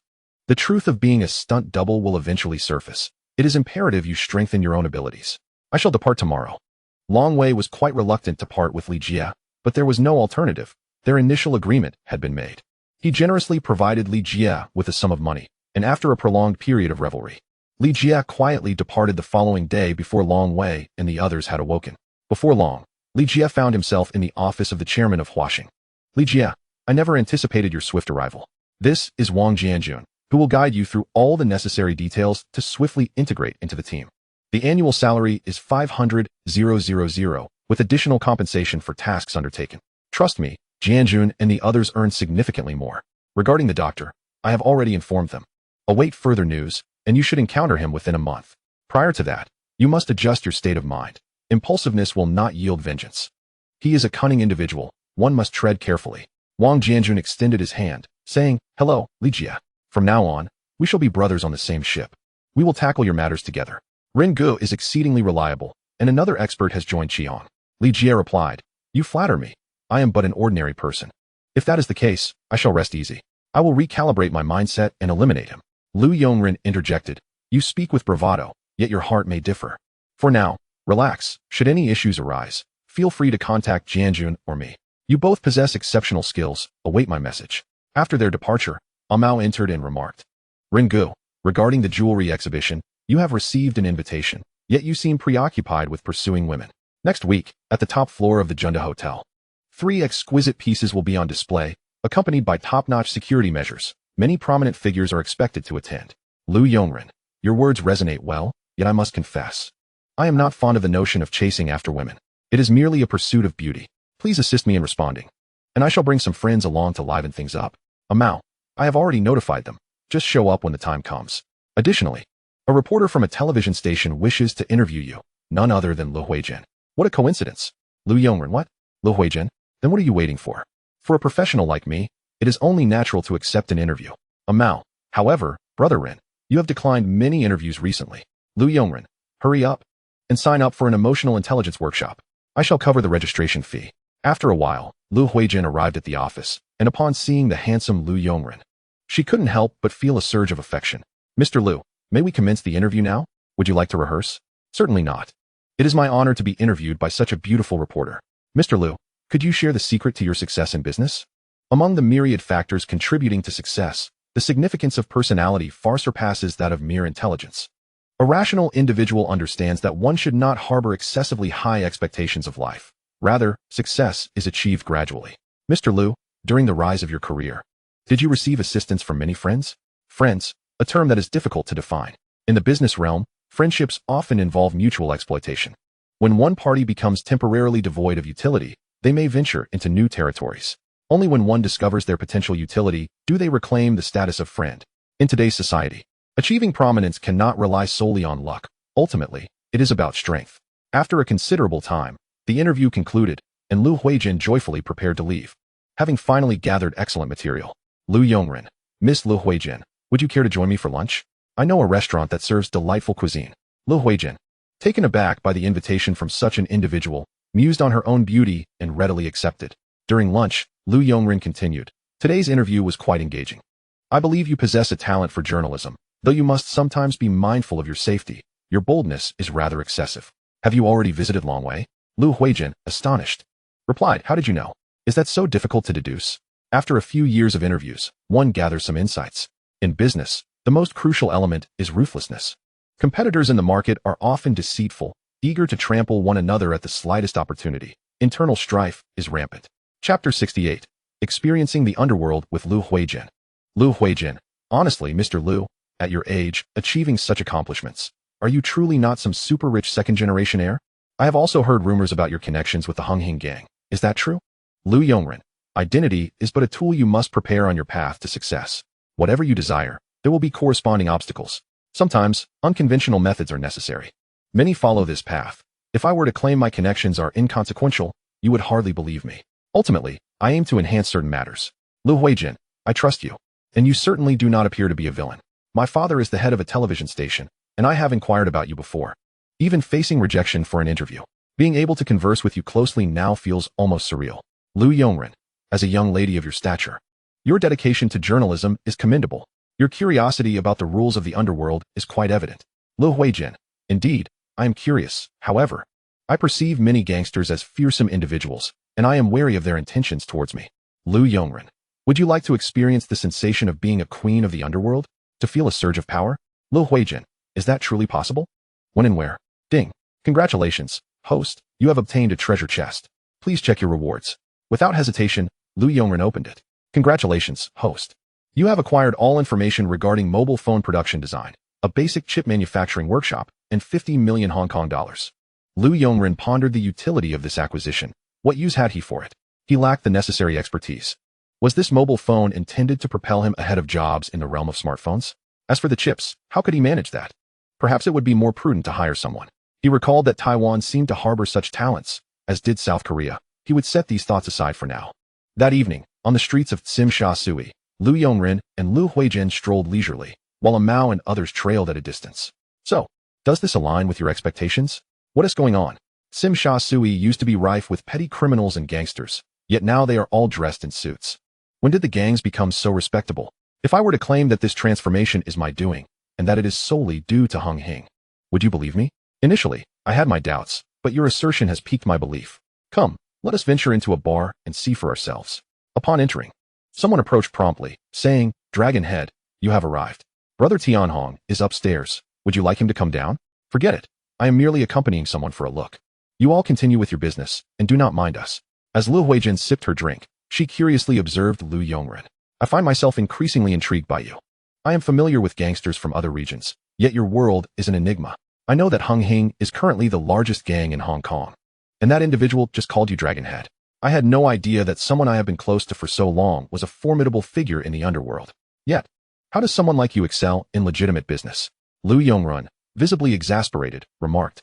You ought to refrain from indulging in those ridiculous novels and instead watch some proper Hong Kong films. I am no illegitimate child. I have merely endeavored to survive in this world. Moreover, Miss Lu Huijin, are you not aware that a woman's curiosity about a man often marks the beginning of love? Lu Huijin, it is said that the head of Huaxing is a master of romance. Now I believe it. With your status, I find it unsurprising. I initially wished to experience the aura of a true leader, yet it appears that they are merely part of the working class. Lu Yongren, you have hit the nail on the head. Those who navigate this world do so for monetary gain. Countless individuals swim through the sea of wealth. Yet there are always deep nets ensnaring human greed. The scenes of conflict you have witnessed are numerous. I simply manage fewer of them. I shall escort you home shortly. It is unsafe at this hour. Lu Huijin, if I am beside the dragon head of Hung Hing, then surely my safety is assured. Unless it is you who poses a threat. As they drank, illuminated by the ambient light, the atmosphere became just right. Lu Yongren, without reservation, embraced her and kissed her. The other subordinates, understanding the situation, discreetly stepped aside to prevent any unwarranted disruptions from interfering with their leader's enjoyment. At that moment, a subordinate hurriedly ascended the stairs, exclaiming, Brother Tianhong, we have crossed paths with Lianqing's crew. The instigators are from Big D and Lin Huayue. Then what are we waiting for? Let us take action. Also, Brother Ren is inside the bar with an unknown lady. Goodness, you truly know how to flatter me. How many women must I call sister-in-law? Lu Huijin noticed many people beginning to move around, yet a few meters surrounding her, and Lu Yongren were blocked off by others. What is the matter? Are you afraid?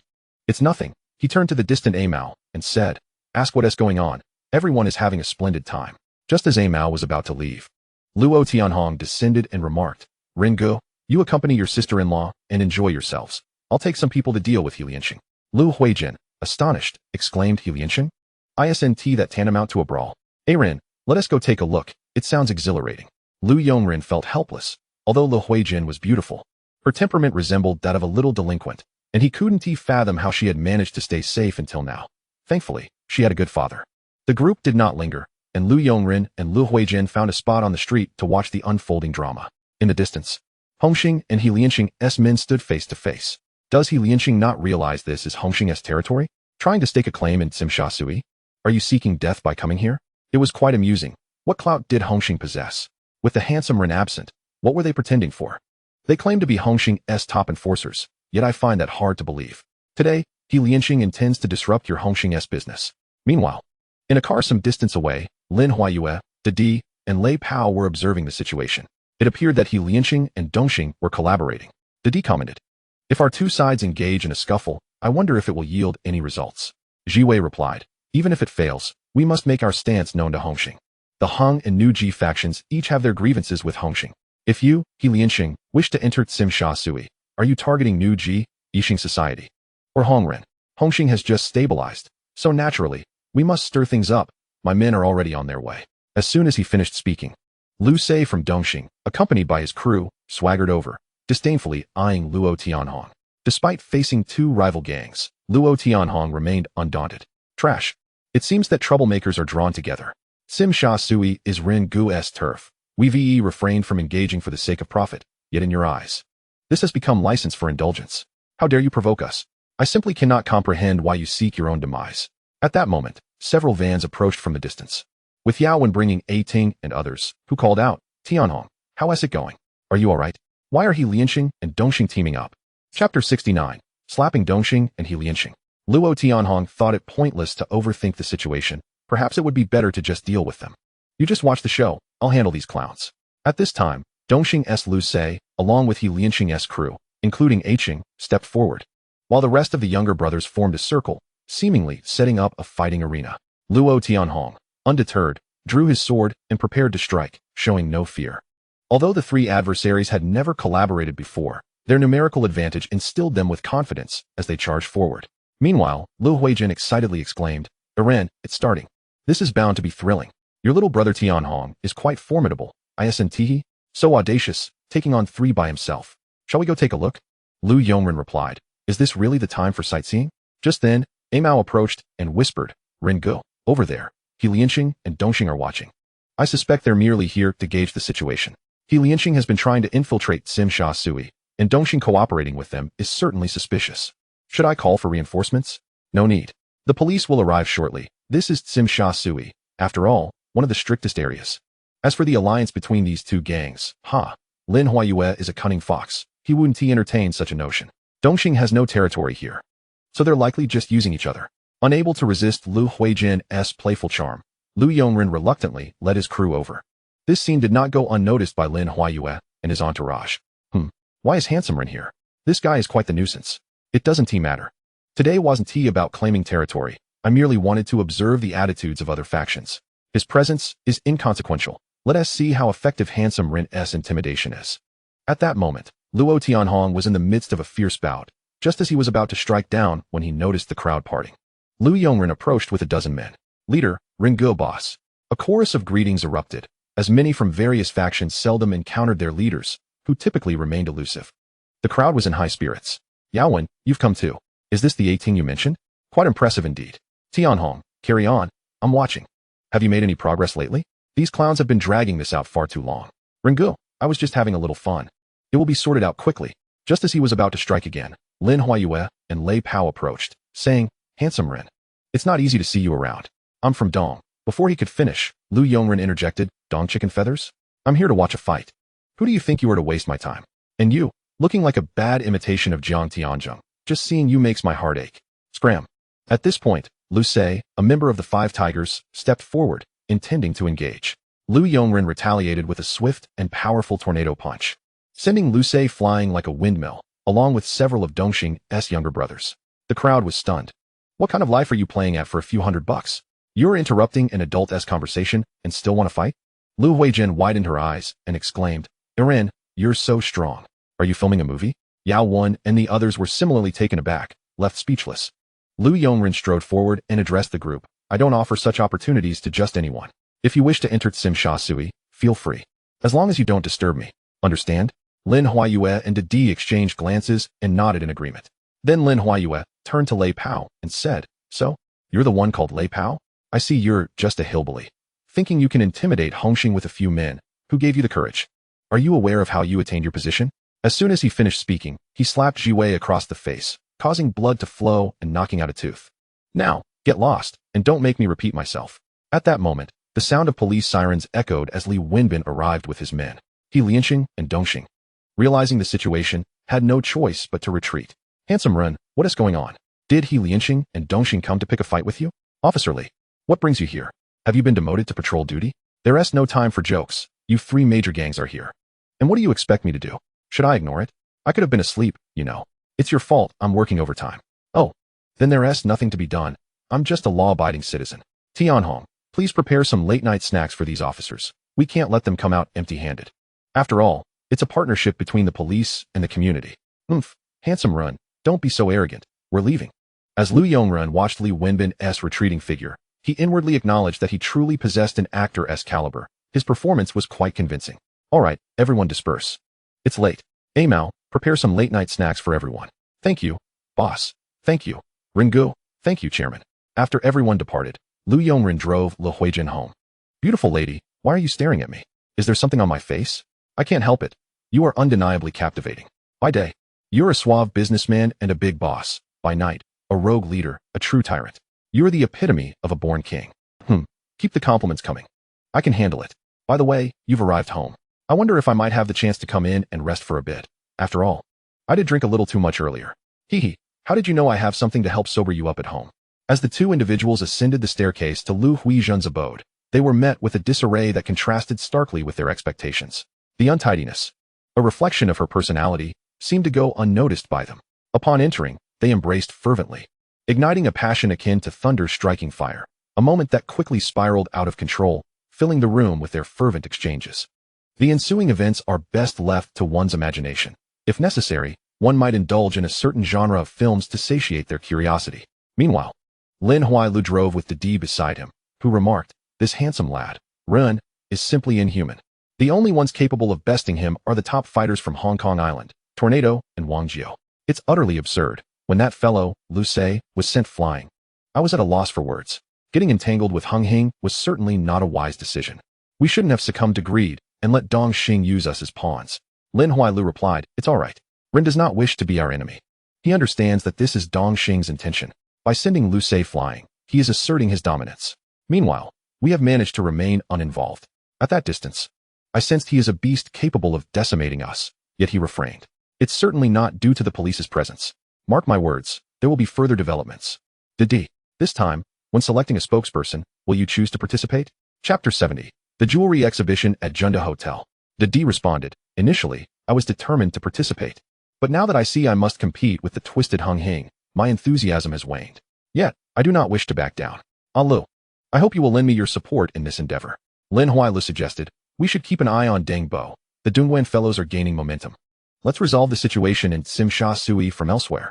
Rin controls 70 of the situation, leaving us with some chance. The current chaos presents an opportunity." Didi chuckled. "Dongguan fellows? What kind of characters are they? We shall see the outcome in a few months." At the same time, within Dong Xing, Jiwei grimaced as he remarked, "I intended to drag He Liansheng down with us, but it seems Ren has caught on. His tactics are truly diabolical." Lei Pao interjected, "At least He Liansheng's attitude towards Hung Hing will surely not be favorable, which is a silver lining. However, you and Lu Se may face hardships. I never anticipated that this run would be so formidable. It appears that only Wang Jiu from the Triads or Lian Hao Long could handle him. As for Tornado, no one can afford to summon him." Lu Se suggested, "Why not use firearms and eliminate him up close? It would guarantee success." Lei Pao countered, "Gangsters brawling is a common occurrence, and the authorities maintain public order. If firearms are introduced, the situation changes entirely, prompting the Flying Tigers to intervene. We would be in a precarious position, and if they retaliate with guns, how do you think the officials will respond? I cannot swallow this. That damned Ren has left us no dignity," he fumed. "Dignity matters little. What matters is penetrating Hung Hing. Inform Lei Yao Yang that our plan is set to commence. We shall all lend a hand." Hours later, news of the Tsim Sha Sui incident began to circulate once more, solidifying Ren's reputation as the Tiger of Tsim Sha Sui. At the Yao Ma Tea Hall, Yaowen contemplated strategies for seizing territory when his companion, Ah Ting, remarked, "Brother One, the leader exudes an intimidating aura. It's no wonder you agreed to switch sides. If a conflict arises, we might find ourselves overwhelmed." Yaowen acknowledged, "I know Ren can fight, but I never imagined him to be this monstrous. It feels like a scene from a movie, yet it emboldens me." With Ai Lian gone, only Zi Jian remains unspoken. We must find an opportunity to eliminate him. Send someone to secure Yao Ma Ti, but let us hold off on Temple Street for now. Prepare yourselves, this is a chance. The following morning, Lu Huizhen gazed at the robust Lu Yongren beside her, recalling the events of the previous night, and felt a wave of shyness wash over her. "As long as you are happy, you must be responsible for me moving forward. Let us descend for a meal, after which I shall escort you to the television station." "What? I'm the woman here. Shouldn't you be responsible for me?" she exclaimed, incredulous. "Hey, aren't you the big shot from Hung Hing? How can you be so unreasonable?" "Huh, if that's the case, I'll take on the responsibility. Let us go. I've expended too much energy and I'm famished," he replied. To her astonishment, Lu Yongren consumed a meal fit for 6 with remarkable ease. "No wonder you're so formidable. You eat an extraordinary amount. Are all martial artists this ravenous?" she inquired. "It's all about energy consumption. If you do nothing, a single plate of char siu rice is sufficient. But for someone like me, it hardly registers. Now, let's not dwell on it any longer." After escorting Lu Huizhen, Lu Yongren chose not to head to the company. At that moment, he yearned only for sleep at home, where only a shui awaited him. The charitable foundation had indeed kept them busy, and he fell asleep with her, feeling the strain of recent days. In the ensuing days, he found himself surrounded by the women in his life. Lu Huizhen also arrived at the residence, aware of Lu Yongren's other relationships, yet surprised by the harmony among them and their beauty. That evening, Lu Yongren summoned everyone to the conference room at Huaxing Group's headquarters, stating, "Tomorrow is the jewelry exhibition. Jianjun has done well this time. While others profit from security, you'll be compensated for it. We're taking on this task directly, with funding from the company, and a bonus of 10,000 as a reward. This is progress. Work smart, understood? Familiarize yourselves with the layout of Jundu Hotel. This time it will be on the 75th floor. Everyone must be armed to prevent those individuals from taking action. Make sure to conceal yourselves well. They will enter through the underground parking lot. Let us have Jean take charge. The doctor is quite cunning. Among them is a woman named Fei Fei, who is particularly shrewd. Be cautious not to be deceived by her charm. The doctor's brother, Sang Bang, is a formidable terrorist, and he will be dealt with by Feng Yuxiu. Your marksmanship has improved, and there is also a fellow nicknamed Rabbit, who is equally crafty. Gao Jin, you shall take action this time, while Wang Jianjun will handle the rest. As for the doctor, I will brief you later. Your task is simply to eliminate him. Has everyone understood? Prepare for action. This is not merely a quest for revenge for Ajia, but also an opportunity to elevate Qi Long's reputation. Your salaries will depend on the outcome of this battle. The group responded in unison, marking the most united front Qi Long had ever presented. As for Luo Tianhong, he could only maintain a presence in Simsha Sui. Time flew swiftly, and before long, the following evening arrived. At that moment, Jundu Hotel brimmed with an assembly of socialites, as numerous guests attended the jewelry exhibition. In his past life, Lu Yongren had seen such extravagant jewels on screen, pondering whether wearing them would be burdensome. However, upon witnessing them up close, he thought, I wish I could possess these. As the crowd swelled, Lu Yongren strolled through the hall with a Mao, Gao Jin, and Li Jie, searching for their target. Before long, Lu Huizhen entered alongside an exceptionally charming gentleman. Laughing and conversing amiably, Lu Yongren felt a twinge of jealousy, though it was fleeting. Why be envious of someone dead? This man was, after all, the doctor. He promptly informed Li Jie, whose expression gradually turned cold. Stay composed, this is not the right moment. There are too many people here, and the number of gunmen is undoubtedly significant. Your next task is to confront him, eliminate him, and leave the rest to me. Li Jie inhaled deeply, suppressing his anger. The group dispersed, preparing to execute their plan. At that moment, Lu Yongren was captivated by a striking figure and quickly approached, saying, Excuse me, miss. May I have the pleasure of knowing your name? I am Gang Sheng, Wang Zuxian. Sir, what is it that you require? What a coincidence.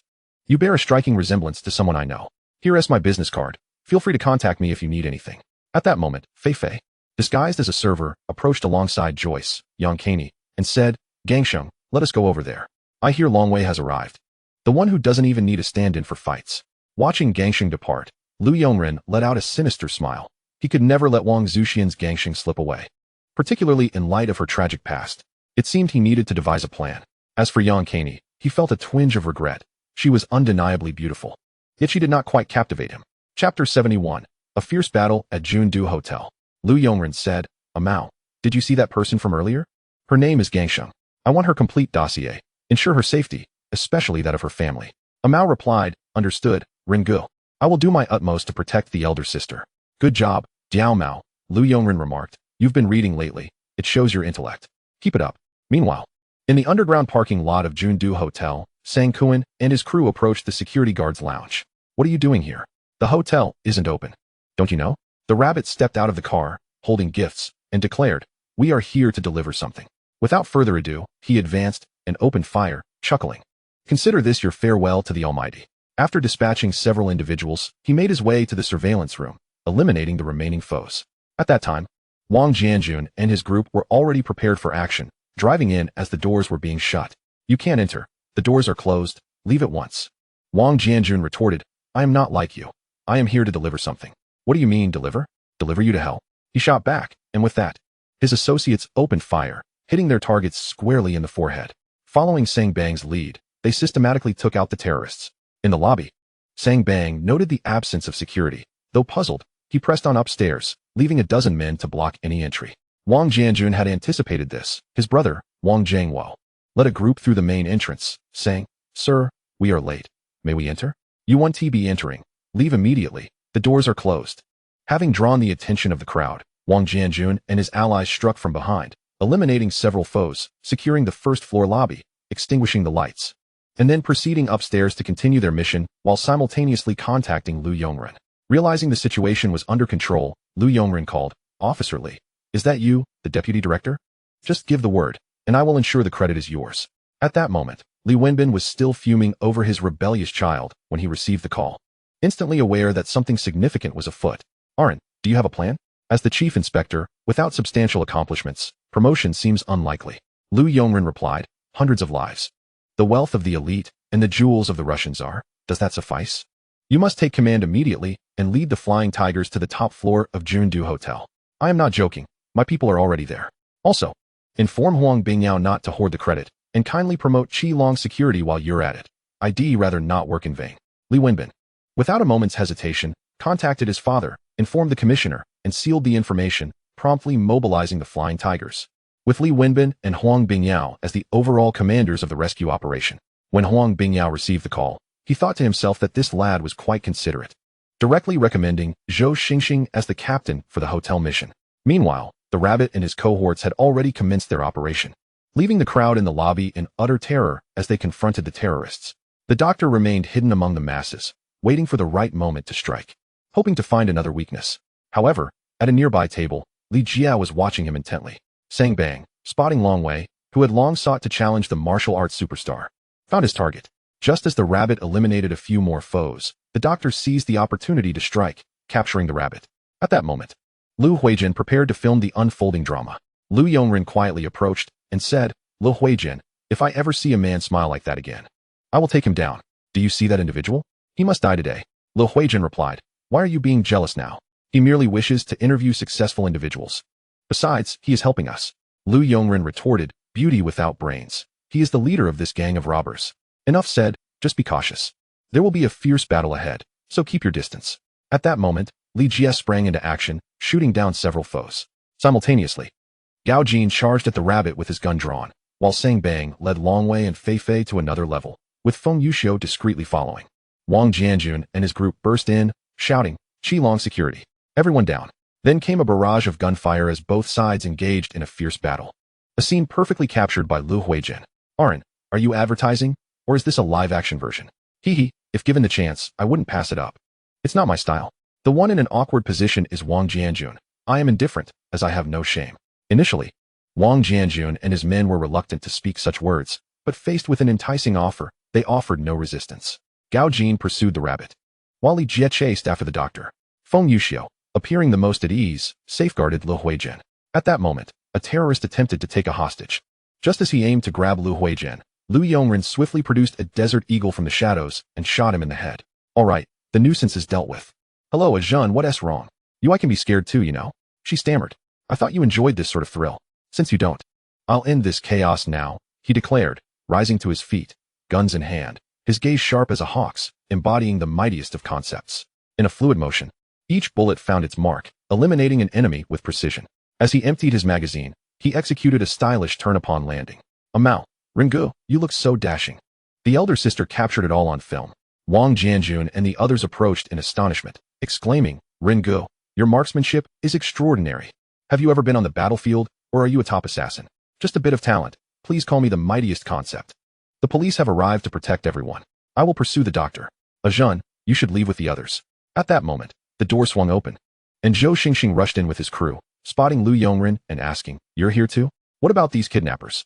Lu Yongren replied, no time to explain. They're on the floor. Also, some of my support team have split up. Act swiftly. Meanwhile, the rabbit had been thoroughly beaten, sporting a bruised face as he stared at the elegant Gao Jin, who was adjusting his tie and looking to strike again when Zhou Xingxing and his team intervened, swiftly overpowering him. On another front, Sang Bang had lost too much blood and collapsed, while Feng Yuxiu attacked mercilessly, showing no mercy. In front of him, Fei Fei attempted to employ her charms to gain an advantage. Handsome, what is the point of fighting? Why not we, however? Her attempts proved futile against a man like Feng Yuxiu, who delivered a powerful eagle claw technique followed by a series of Xingyiquan strikes, leading to her untimely demise. He had not anticipated encountering such a steadfast individual. Feng Yuxiu surveyed the scene with satisfaction, casting a disdainful smile at the trembling Long Wei before turning to leave. Chapter 72. Eliminate the Doctor and Capture Gangshan. Meanwhile, Li Jia was fervently pursuing the doctor, finally reaching the rooftop, where he found the doctor had taken a hostage and was rigging an exclusive bomb. Coldly, he looked at Li Jia and said, Aren't you the bomb disposal expert? I've prepared a gift for you. Enjoy it at your leisure. The sense of justice within Li Jia forbade him from abandoning the hostage. At that moment, Lu Yongren dashed over and exclaimed, Jia, don't just stand there. Leave this to me. Upon hearing the voice, Li Jia felt emboldened and continued his pursuit. Even when they reached the ground floor, he did not relent. The two plunged into the alley below, continuing their fierce struggle. As Lu Yongren approached, he realized that the woman bound before him was indeed Gangshan. A plan formed in his mind, and he hurriedly stepped forward, saying, Gangshan, how did you end up here? Why do you have a bomb on you? With tears streaming down her face, Gangshan replied, Mr. Lu, I don't know. I heard gunshots and started to flee. There were so many armed people. I barely escaped, only to be captured by that villain who strapped a bomb to me. I'm so scared. Lu Yongren comforted her with an embrace, discreetly severing the metal wire at her back. This was the most exquisite work of a doctor, had it not been for his knowledge of the situation. No one would have been able to cut it correctly. Do not fear, Gangsheng. From the very first moment I laid eyes on you, I felt we were destined to be together. Regardless of the circumstances, I will remain by your side. You need not be afraid. I won't leave you. In Lu Yongren's embrace, Gangsheng found a modicum of safety, yet the bomb had less than 2 minutes left, leaving Lu Yongren with little time to rescue her, or rather, to profess his love. Gangsheng, our destinies are particularly intertwined. You lack the essence that I provide. With my presence, you shall be blessed for life. Turning peril into safety is a mere formality. Generally, I do not believe in such things, but now that I have met you, I cannot help but think it may be a divine blessing.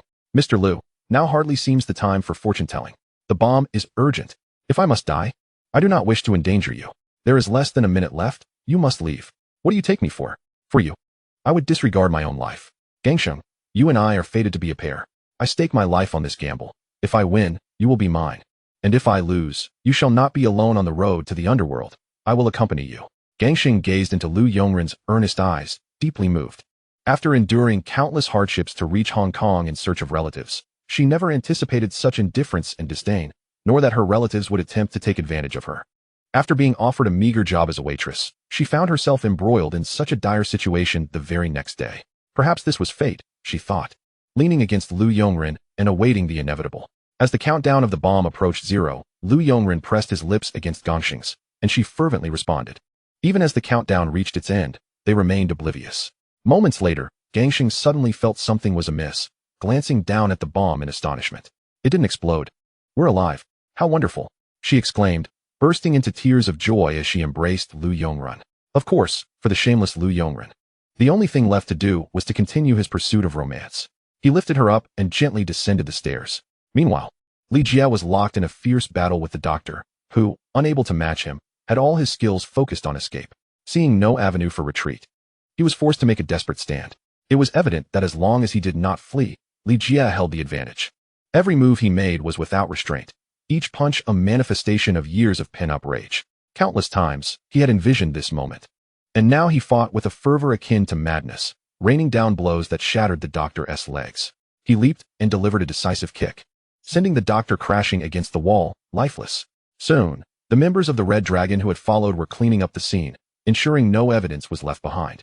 For Li Jie, however, there was no joy in vengeance. Without a target, he felt like a mere shell of a man, wandering through the night of Hong Kong. Wang Jianjun witnessed this and sighed, instructing his men to follow closely, ensuring that nothing unexpected occurred. They should take a moment to rest and regroup. On another front, Amao had managed to gather all the information about Gangsheng, and Lu Yongren, already prepared, responded with anger. Amao, those thugs burn my house, and have them break all his legs. If he likes tattoos so much, let us cover him in the laws of Hong Kong. After hanging up, Lu Yongren returned to the car, glancing at the frightened yet exhausted Gangsheng, and drove directly to a hotel near the company. He held her close as they fell asleep, primarily to soothe her fears. The next morning, Gangsheng awoke in a panic, staring at the handsome Lu Yongren beside her, momentarily taken aback. Gangsheng, did you sleep well? From now on, you'll be working at my company. Just call me Ren. Given our experiences, this must be an upgraded version of a life and death bond, right? A debt of gratitude for a night's sleep. Haha. Gangsheng blushed deeply, this being her first encounter with such a rogue, and surprisingly, she found it quite delightful. Lu Yongren, with his cleverness intact, did not rush to leave. Instead, he gazed at the captivating Gangsheng before leaning in for a kiss, and she, recalling the events of the previous night, eagerly reciprocated. At that moment, the room finally fulfilled its purpose, and the sounds that had been awaited all night finally erupted, the details of which are best left to the reader's imagination. Several hours later, Lu Yongren, satisfied, escorted Gangsheng back to her home. As for her relatives, that was out of the question. Gangsheng, aware of Lu Yongren's nature, understood that a man like him would never settle for just one woman. Upon arriving at the villa, the other women greeted her warmly, making it clear that even without Lu Yongren, they could find joy in their time together, especially during mahjong. At that moment, the system's voice rang out, ding. Congratulations, host, you have received a treasure chest. Please check your rewards. Without hesitation, Lu Yongren opened it, though this time the spoils were less than ideal. Congratulations, host, you have received a comprehensive guide to fashionable outfits, 30 million Hong Kong dollars, a premium ashtray, a pure copper Buddha statue, and a collection of rare photographs of Wang Zuxian. Lu Yongren exclaimed, and Jira, are you being a bit dismissive here? I already have Gangsheng. What do I need a collection for? I want to complain about the ashtray, at least I can use that. But what is the deal with the pure copper Buddha? Is it gold or copper? Are you skimping on me? If you can't afford to give, then don't. Regarding Lu Yongren's inner outburst, Anjira remained unfazed, disdainfully replying, whether you want it or not, the rewards from the treasure chest are correlated with the danger of the plot. Keep up the good work, young man. And by the way, you're truly shameless. You look like quite the scoundrel. Chapter 73, Brotherhood in the Jianghu. Days later, Li Jie had regained his composure and, alongside Xiao Fu, stayed closely by Lu Yongren's side, proving more useful than a dozen men. Mao reported, Brother Ren, that Feng San is dead. Li Aji has taken people to pay their respects, and Deng Jiayong has returned.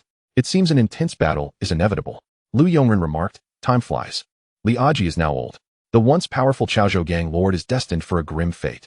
What territory do they even have now? Mao replied.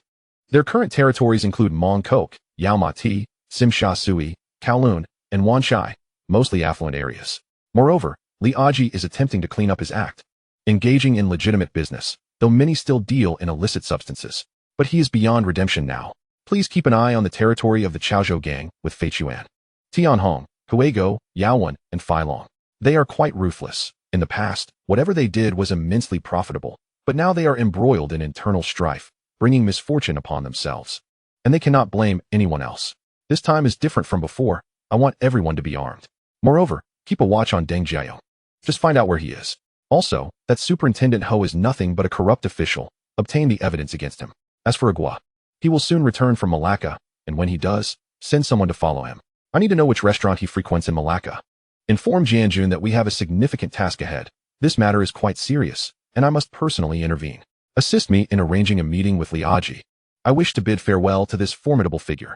Meanwhile, at the banquet, Zhu Laoda was vehemently criticizing Deng Jiayong, Yong, for his actions when he was abruptly eliminated in front of a large audience, his methods exceedingly brutal. At this moment, Li Aji, upon learning of this, intended to discuss matters with Deng Jiayong at the nightclub, for his own side was evidently lacking in combat capability. That evening, at a nightclub in Mong Kok, Yong sat opposite Superintendent Ho, observing the latter's demeanor. Li Aji realized that Ho had been bought off by Yong, placing himself at a disadvantage. Li Aji, Yong, your return has seen you overstep too far. It has been a long time since we shared a drink. These two restaurants belong to Zhu Laoda and me. Yong, I am quite inexperienced in the restaurant business. Whatever needs to be done, Brother Ji can take the lead. Li Aji, it is better to discuss matters. There are many misunderstandings between us. With Superintendent Ho present, let us have a proper conversation. Yong, no? We are all good friends, Brother Ji. You think too much. Our relationship is solid, so we should drink a bit more. Are you getting old and unable to drink? Li Aji, fine, I shall drink. It would be best if we could coexist peacefully moving forward. Yong, what is this, Brother Ji? Speaking like that makes it seem like you fear for your safety around me. Aren't you the one who once wounded me? Haha, that strike was quite precise. Had Agua not pleaded for mercy, I would have been done for. And those few remnants behind you are all toothless now. I came alone to drink, not to fight. Li Aji, haha, your memory seems to be failing you. They were once your friends who wanted to see you, so they came along. Yong, now that you mention it, I recall. We were all following Brother Ji back then. If you need them for something, just let me know. No need to be so polite, coming in person. Are you truly afraid I might eliminate you? Then you shouldn't have instructed Zhu Laoda to do the same. Haha, now that you can't eliminate me, you come to discuss these things while being terrified. You weren't always so timid. What's wrong? Can't drink anymore. Or have you lost your courage? Li Aji, I honestly don't know what you and Zhu Laoda are plotting. I never meddle in others' family matters. Yong, don't think I fear you. It's just that the bloodshed between us has been quite severe. Yong, what? Bloodshed? How can you openly declare such intentions in front of Superintendent Ho, a high-ranking officer? You are utterly reckless. The conversation between the two ended on an exceedingly unpleasant note, with Li Aji getting into his car, planning to leave. At that moment, Xiao Fu approached and said, Mr. Li Aji, my boss Liang Xiren wishes to speak with you. Li Aji, Liang Xiren from Hongxing? I don't believe we have any prior connection, although I did have a fleeting acquaintance with Jiang Tianxing. Nevertheless, it wouldn't hurt to meet. Lead the way. Before long, they arrived at a restaurant in Sim Sha Sui, where Lu Yongren had been waiting. Arun, I have long heard of your esteemed name, Li Aji. Meeting you today, you truly are a legendary figure. Li Aji, you flatter me. You are quite accomplished yourself. I shall take the liberty of addressing you as Arun. Pray tell, what is the purpose of your invitation? Lu Yongren, if I were to say that the midnight snacks here are delectable, you would likely not believe me. I am aware that Deng Jiayong intends to harm you. To be frank, Hongxing has several territories and businesses adjacent to yours. If it were you, Brother Ji, I would be more than willing to cooperate. Who wouldn't he want a good neighbor? However, I hear that Zhu Laoda has fallen, and his territories and businesses have been seized by Deng Jiao. This man is arrogant and tyrannical. He once had you shot through the palm, and it seems that blood will inevitably be shed between you two. Upon hearing this, Li Aji recalled his earlier conversation with Yong and smiled, saying, Arun, I understand your concerns. To be honest, we are all here to make a living and seek profit, and I advocate for stability. As for Yong, I apologize, and I will do my utmost to resolve this situation, though I currently face some challenges. Lu Yongren, Brother Ji, it is not merely a challenge. It is a grave issue. Do you know that Deng Jiayong has already bribed Superintendent Ho and reported to the police department, planning to lead a team to apprehend you? Do not doubt the veracity of this matter. Tomorrow there will be attempts on your life, which I do not wish to witness. As for Agua, he has gone to plead on your behalf, but that will likely prove futile. After so long in prison, his resentment towards you cannot be resolved with mere words. I seek stability, but your current strength may not suffice. I advise you to prepare in advance. Here is my business card. Keep it well, for you may find it useful. Alternatively, you can come find me at Huaxing Group. Brother Ji, you are one of the few people I admire. Do not let misfortune befall you. With that, he departed. Chapter 74. Li Aji decides to avenge his family's wounds. After leaving, Li Aji returned to investigate. And upon confirming Lu Yongren's claims to be accurate, he couldn't help but marvel at Hongxing's intelligence capabilities. One of his subordinates, De Yin, remarked, Lu Yongren is quite kind. Coming to warn us. It seems we need to make early preparations. Over the years, we have given Superintendent Ho a great deal of money. I never imagined he would be so heartless. Li Aji, our ruin is well-meaning. Haha, this young man is far more formidable than Deng Jiao. At this moment, he is like a wild beast, capable of commanding Hongxing, the largest gang on Hong Kong Island, with his subordinates utterly obedient to him. Such a person cannot be a good man. What he seeks is nothing less than to consume the wealth of the Chaozhou gang. His appetite is vast, and his plans are meticulous. I wonder if he will ultimately succeed. I have been in this world since I was 7, having encountered many leaders. But Lu Yongren is undoubtedly the most impressive. His acting is top-notch, and most importantly, he is exceedingly intelligent. A company as robust as Huaxing Capital must be a subsidiary of Huaxing Group. To avoid stock market risks, Lu Yongren is indeed a cunning fox. Such a person, as long as he does not meet an untimely end, I shall have to address him as Mr. Lu in our future encounters. I hope we do not become adversaries. That would be quite troublesome.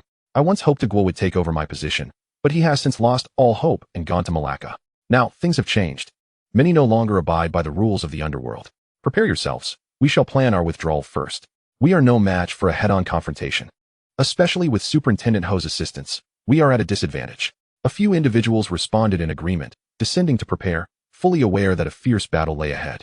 The following day, Officer Ho led his team to this location, intent on capturing Liaji. Observing that only one person remained in the room, Officer Ho halted the officers outside and ventured inside alone, saying, Brother Ji, we are old friends. I would prefer not to handle this in such a manner. Now that the villa is just you, I assume you've received the news. It seems you have some acquaintances in the police station. If you surrender and confess to your drug trafficking and arms dealing, and admit your wrongdoings in court, I can assure you that you will have the opportunity to see the world again during your lifetime. You know what to say in court, don't you? Li Aji retorted disdainfully. I haven't left because it would be futile. What do you want me to confess? That you have embezzled millions over the years? That your position as chief constable was bought by flattery? Huh. Your judgment has truly deteriorated, allowing that fellow Yong to corrupt you. Officer Ho replied, at this point, your words hold no weight. You have aged and lost your former ambition. In your prime, you were indeed a figure of admiration, and everyone called you Brother Ji. But now, Yong has you firmly in his grasp. I am merely adapting to the circumstances. As for bribery, it's all a matter of mutual exploitation. Will I escort you out, or shall I leave it to the people outside to eliminate you? With that, he raised his gun, prepared to end Li Aji's life. For the evidence of his own corruption must remain hidden from others. However, Li Aji was no pushover. Despite his age, he still possessed strength. After the gunfire, Officer Ho was swiftly eliminated, sustaining multiple gunshot wounds himself. The police outside, attempting to intervene, were fiercely repelled by Li Aji's subordinates. Those who came to support did not hesitate, swiftly departing by boat as the police commenced their pursuit, issuing a wanted notice for Li Aji. With the involvement of Lu Yongren, Li Aji's two subordinates, Big Eye and Big Fool, had survived. The group quietly hid at sea, and days later, they set off to Malacca with their wives, seeking refuge and recuperation. Meanwhile, Yong learned of these developments and promptly set out in pursuit. Lu Yongren's undercover agents were also aware of the situation. Ringu, what shall we do? Assist Liaji? Or? Asked Mao. Lu Yongren replied. Li Aji is a formidable figure. After this, he will die with dignity. Just wait for the call. I anticipate news within a few days. By the way, how is the information on Meng Bo coming along? Mao responded, I have people monitoring him around the clock. Meng Bo is quite the flirt, much like you. But he struggles to manage his girlfriend, Huixiang. I also know that her cousin, Bigfoot, is quite wealthy and plans to board the Huaxing ship on its maiden voyage. Inviting Huixiang, although she has yet to agree, Lu Yongren sighed inwardly, realizing that his presence had caused the disappearance of the fortune ball. Furthermore, his own cruise ship was even more luxurious and grand. It appeared that the narrative of the urban hunter would unfold aboard his vessel. What a predicament! I would be heartbroken if it were to be ruined. It seems I must devise a plan. Reflecting upon the matter, he said, were you implying that I am a flirt, Diao? That is a form of love. Someone like you, who only seeks pleasure through monetary means, could never understand. Keep an eye on these individuals, and also find a Japanese girl named Qingzi. She is the daughter of the wealthy newspaper magnate, Jin Cun Hongzi. Ensure someone follows her and contacts her father regarding her return home. I will handle it. Days later, in Malacca, Agua and Li Aji were engaged in a barbecue conversation, while their families enjoyed a meal inside, blissfully unaware of the impending danger. Li Aji said, Agua, I appreciate your hospitality these past few days. I must return to clarify matters. You need not accompany me. You have built a life here with your family. Embrace your happiness and avoid this murky water. Agua replied, Brother G, I've prepared your passport and documents. I will go ahead with Big Eye and the others, and then return to fetch you. The authorities are still hunting for you, and Officer Zhang has been closely monitoring you. Just then, a loud explosion erupted in the restaurant. The two were taken aback and quickly rushed inside, only to be met with the sight of lifeless bodies strewn about. They wept openly, realizing they were the last two standing, as even Ayong's father had perished in the blast, revealing Ayong's descent into madness. Having failed to eliminate Li Aji, Ayong returned to Hong Kong, but before he could reach home, Officer Zhang summoned him for a discussion. After much hesitation, Ayong entered and said, Officer Zhang, long time no see. How about we become friends? Officer Zhang replied, what I want most right now is to apprehend you. A mountain of files filled with troublesome cases all relate to you. Without further ado, please hand over your travel documents. Ayong protested, surely, Officer Zhang. This must be a misunderstanding. I have many business dealings that require frequent travel. Your actions are hindering my operations. Chapter 75, Li Aji's downfall and the expansion of Hongxing. Officer Zhang chuckled, is there business in Malacca? Many years ago, Li Aji sought to befriend me, only to be humiliated in the process. I was then transferred to the border, spent years guarding it, and later taught at the police academy for a while. Now that Officer Ho is no longer here, I've finally returned to this position. Unlike you, your enemies are countless. The mere news of Li Aji's return keeps you awake at night, requiring a dozen men for protection. What is the point of living like this? You might as well be dead. At that moment, Officer Zhang received a phone call and stepped away to answer it, instructing his subordinate to take Ayong to complete the necessary paperwork. He continued, Brother G, you're back, aren't you? Are you thinking of surrendering? If so, just come to me directly. You know where to find me. Li Aji responded, I wish to collaborate with you. Ayong has protection, and you're keeping a watch on him around the clock. I have no way to deal with him, and it prevents me and Agua from taking action. You might as well tell your men to stand down. Officer Zhang questioned, Brother G, do you know what you're saying? Why would I do that? Your current situation is perilous. Li Aji replied, I have no intention of leaving alive this time. When I take action, I will inform you of where to collect the bodies. That way, you can achieve merit in your first major case as the newly appointed officer. Officer Zhang, I've previously outsmarted you. Consider this a token of my gratitude. Honestly, I admire your principles. You've guarded the border for so long, and now you've finally risen to prominence. Officer Zhang retorted, no need for pleasantries. Aren't you the one with principles? You've caused families to be torn apart without a hint of remorse. Li Aji countered, what is there to regret? At the age of 7, my father brought me into this line of work. Over the years, I've witnessed countless bodies lying in the streets. I chose this path with foresight. I will not bemoan my fate or blame my father, for he too fought for his life to raise me. If my destiny is to see my family destroyed, so be it. Officer Zhang, please arrange for the collection of the bodies.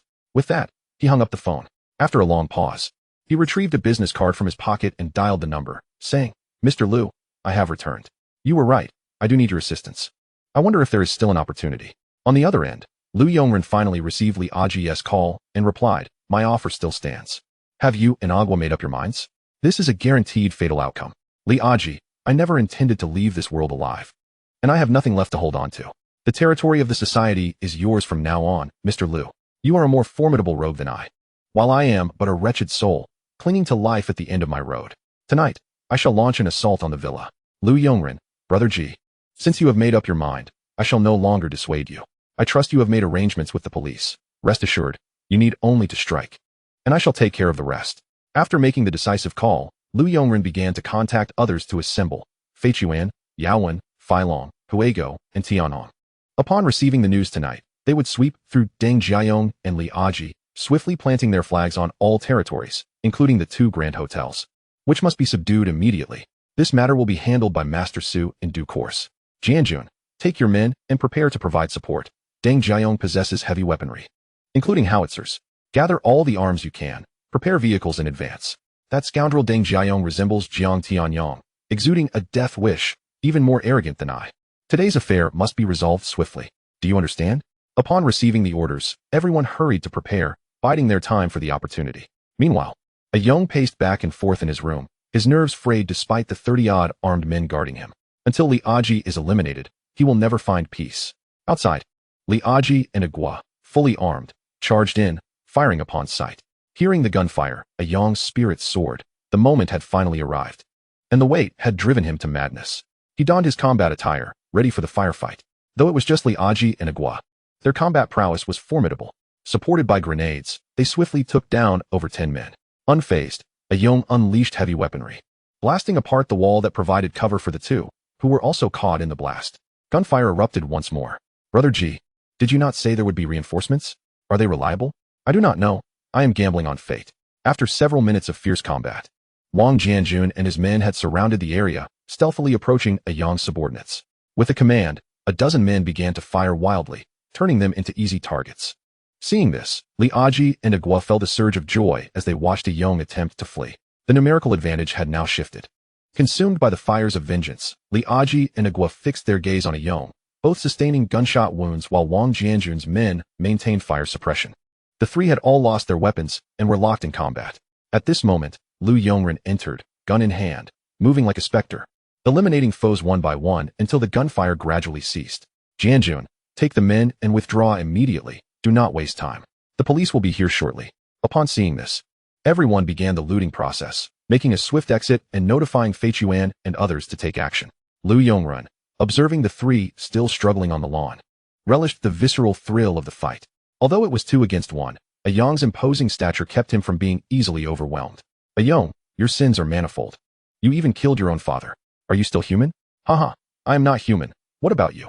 You claim to be brothers, yet conspired with this scoundrel to kill me. And you, Li Aji, you wanted to kill me back then. I will not rest until I avenge that gunshot. At that moment, Lu Yongren was fiddling with a grenade launcher used by Li Aji and Agua. Its power akin to artillery. He stowed it in his spatial backpack. Bullets could be procured with money. Currently, the Red Dragon relied on handguns and submachine guns, lacking the heavy firepower they needed. Lu Yongren mused to himself about seeking Johnny's arms smuggling group.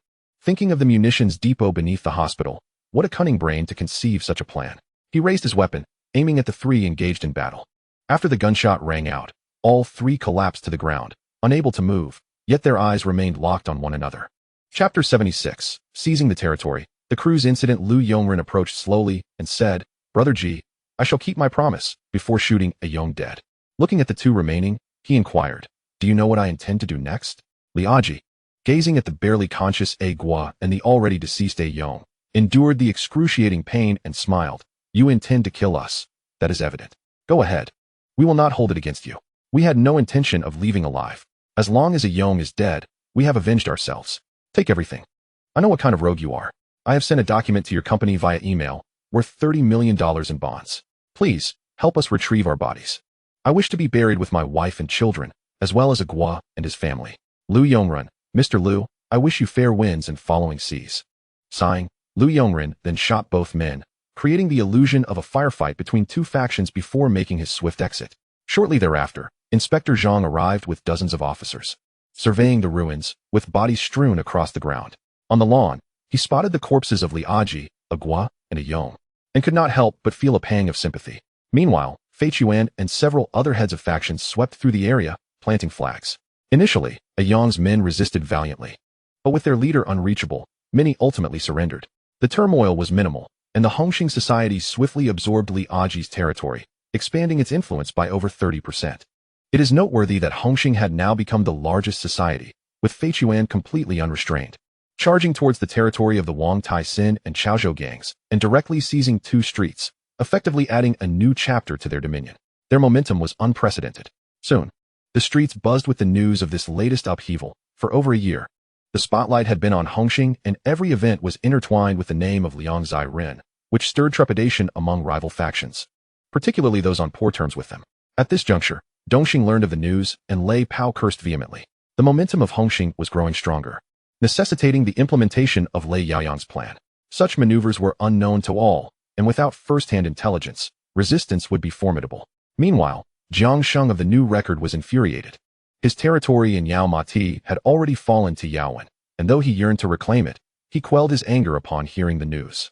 This infuriated the young heir, who vowed to make Yaowen pay dearly. Upon receiving the news, Big D from Lianxing contemplated the possibility of collaboration.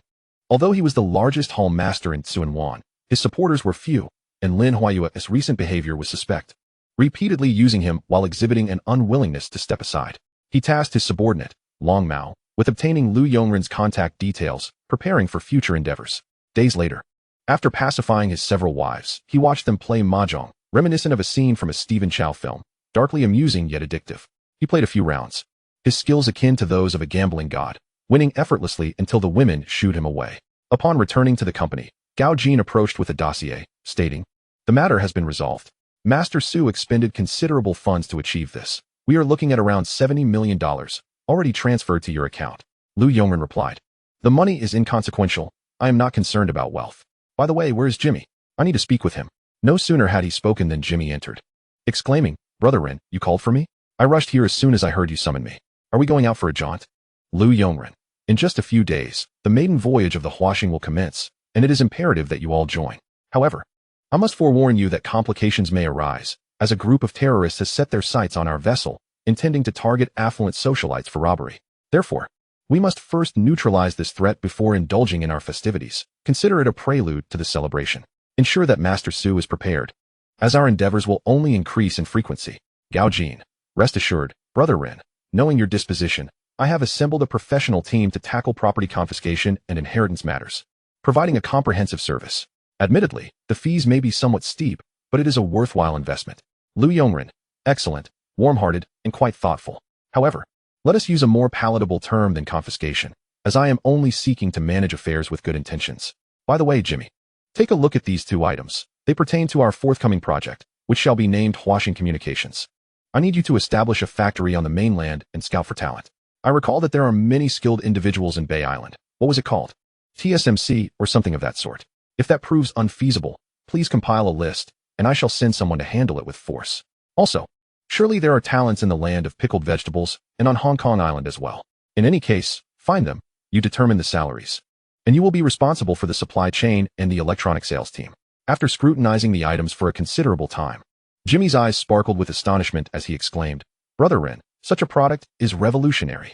Once this emerges, it will be a game-changer, astonishing the world. This will serve as Huaxing's secret weapon in the realm of technology. Brother Ren, I will dedicate myself fully to this endeavor. Let the other matters be handled by Jean." Lu Yongren, I appreciate your attitude. It is commendable. The initial investment for this venture will be substantial, necessitating a strategic allocation of resources. I shall allocate $100 million to initiate operations, with plans for further investment later. My aim is complete control. If words fail, then let currency speak, and if that proves ineffective, then bullets shall suffice. In any case, I am determined to succeed. This is a long-term endeavor, and the arrangement of manpower and resources must be meticulous. Do you understand? Additionally, we can seek assistance from Bear Country and Lighthouse Country. Jimmy, understood, Brother Ren. I know precisely what to do. I will coordinate this matter immediately. Such an undertaking cannot be perfected by merely 1 or 2 companies. After a few departed, Lu Yongren summoned the members of the Red Dragon in the conference room, stating, "I believe the Huaxing's maiden voyage has attracted the attention of a terrorist group. To prevent chaos and panic, we must preemptively eliminate all risks. They will likely disguise themselves as waitstaff, and the leader is a character named McDonald. We will devote ourselves to locating this group, considering anyone who interacts with them a target. Once aboard, any contact should be dealt with immediately. We must conduct a thorough search of all areas that may harbor weapons and ammunition, as numerous dignitaries will be on board. I wish to avoid any untoward incidents. All members of the Red Dragon must be on alert, and I will enlist the assistance of Tianhong and Gao Jin. Jian, do you have anything to add?" Wang Jianjun, Brother Run, I have already reached out to many former associates, and the Red Dragon now comprises nearly 80 individuals, which is more than sufficient for this security operation. All are skilled personnel, and we will conduct thorough inspections, marking those individuals in advance for elimination. Lu Yongren, once the ship has sailed far enough, dispose of them by feeding them to the sharks. Those who dare to act must be prepared for death. Utilize suppressors whenever possible. At that time, we will play music loudly throughout the vessel to mask any sounds. Chapter 77, City Hunter. A fortnight later, under a radiant sun, the atmosphere was particularly uplifting. At the port, a colossal luxury cruise ship loomed majestically over the waves, awaiting the arrival of its passengers. For the sake of security, I chose not to bring my women this time, fearing unforeseen incidents. After all, it is my vessel, and I can indulge whenever I wish. Wealth truly affords one the liberty to act as they please. Currently, this is the case, and I shall not concede that it is due to Yazi. At this moment, while Lu Yongren observed the throngs awaiting the ship, he spotted Huixiang and the large-footed siblings. Soon, Meng Bo hurried over, anxiously searching for Huixiang's presence, but regrettably, he had not purchased a ticket. Just as Lu Yongren was admiring Yazi in the distance, his phone rang. Upon answering, Huang Bingyao's voice came through. Arun, I have news. There may be terrorists aboard your ship. This time, we are collaborating with Interpol to apprehend them all. My daughter has gone to gather intelligence on the enemy. If it is convenient for you, please look after her. Her name is Yazi. Lu Yongren. Huang Yazi? Old Huang, your naming skills are rather mediocre. Furthermore, with someone like you, how exceptional can your daughter possibly be? Wait a moment. Are you referring to the Yazi standing before me? Huang Bingyao, are you mocking me? Be careful, or I shall teach you a lesson with my benevolent gun. My daughter bears her mother's surname. She is my only precious daughter, and you must ensure her safety. By the way, isn't my deadly scissor kick quite impressive? Perhaps you should consult an eye doctor. Lu Yongren. Hee, rest assured. Huang Shu. No, Huang Uncle. I will make certain to treat Yazi well. Huang Bingyao. From the tone of your voice, something seems off. In any case, safety comes first. Do you understand? After hanging up, Lu Yongren leered at Yazi and whispered, she must be protected. Old Deng, prepare yourself. Before long, everyone boarded the ship, and as the ship's horn sounded, the Huaxing embarked on its inaugural journey, a 3-day, 3-night adventure. The luxurious cruise ship offered the finest in dining, accommodation, and entertainment. The tickets were offered at a 40% discount. Though Lu Yongren intentionally inflated the prices to achieve this discount, emulating those unscrupulous merchants of the past, such a scheme was truly exhilarating. Coupled with the extensive promotion by Lu Huijin Television, which lavishly extolled the vessel's comfort, this voyage became a highly sought-after experience. Meng Bo's presence aboard was a deliberate act by Lu Yongren, as he sought to avoid disrupting the narrative. Who knows how many events might intertwine in this parallel world? As Wang Jianjun and the others facilitated the boarding process, they efficiently dealt with several terrorists disguised as crew members, stripping them of their clothes, rendering them unconscious, and tossing them into a container prepared for such a purpose, ready to be discarded at sea, discreetly covered with attractive fabric for aesthetics. They closely monitored the guests boarding, while Mao and a few associates stealthily trailed Yazi and her companions. Lu Yongren was aware that Yazi's backpack contained weapons. With such items, how could I ensure her protection? Naturally, they would be confiscated, as the Red Dragon was in need of weaponry. As night descended, the vast majority congregated in the central bar area, a multifunctional space complete with a stage, champagne, and gaming tables. Under Lu Yongren's meticulous planning, he had invited several dancers to electrify the atmosphere, filling the cruise ship with the essence of music, save for Meng Bo, who was preoccupied seeking food. For Wang Jianjun and his team, this was the signal to commence their hunt. With dozens acting simultaneously, having previously marked numerous individuals, and with Li Jie, the demolition expert, having located a significant quantity of explosives, the operation began. Under the guise of room service, they eliminated all the criminals, consolidating their remains within the container. Now only the mastermind, MacDonald, remained in his quarters. Lu Yongren, accompanied by his team, approached the door of the room, overhearing the conspiratorial whispers within. He smiled and remarked, it seems there is no need to knock. Someone will emerge shortly. The adjacent room belongs to Qingzi. Mao, ensure that Miss Qingzi is well guarded. Simply follow along. This young lady will not heed unless she faces some adversity.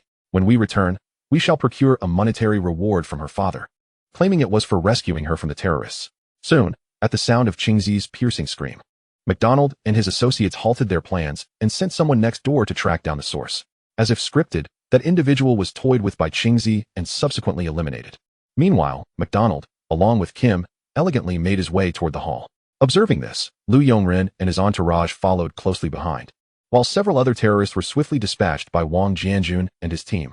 At that moment, MacDonald was oblivious to the fact that he was left with only his muscular companion by his side. Lu Yongren quickly approached and pretended to faint, seizing the opportunity to swap his handgun. My apologies, sir. The liquor here is simply exquisite. As compensation, may I treat you to a drink?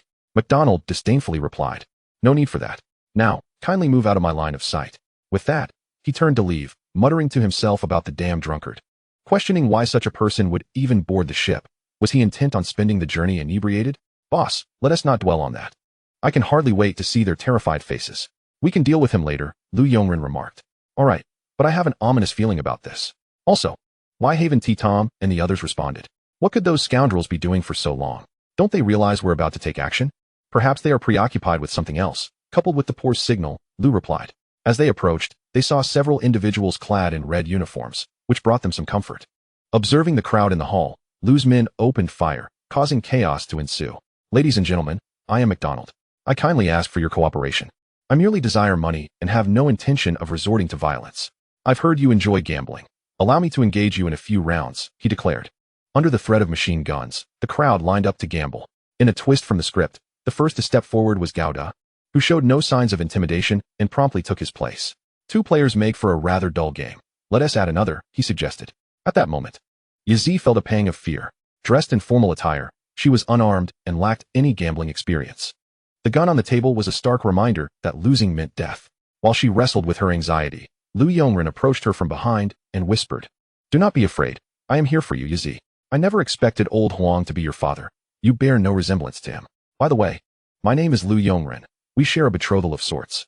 Without waiting for her response, he took his place at the gambling table. Chapter 78, Resolving the Crisis. Recruiting Gao de MacDonald, upon realizing he was face-to-face with the very drunkard he had been pondering how to eliminate, seized the opportunity to have the dealer, Gao Jin, deal the cards. Meanwhile, Yazi was still processing Lu Yongren's words, suddenly realizing that this man was the owner of the ship. A billionaire and leader of the Hongxin gang. How could someone of his stature be betrothed to her? And why was he sitting at the gambling table on her behalf? She found herself utterly bewildered. You two are quite remarkable, having won 3 consecutive times. It seems you are indeed skilled, she heard Lu Yongren say. In any case, it's impressive. Don't you enjoy a thrill?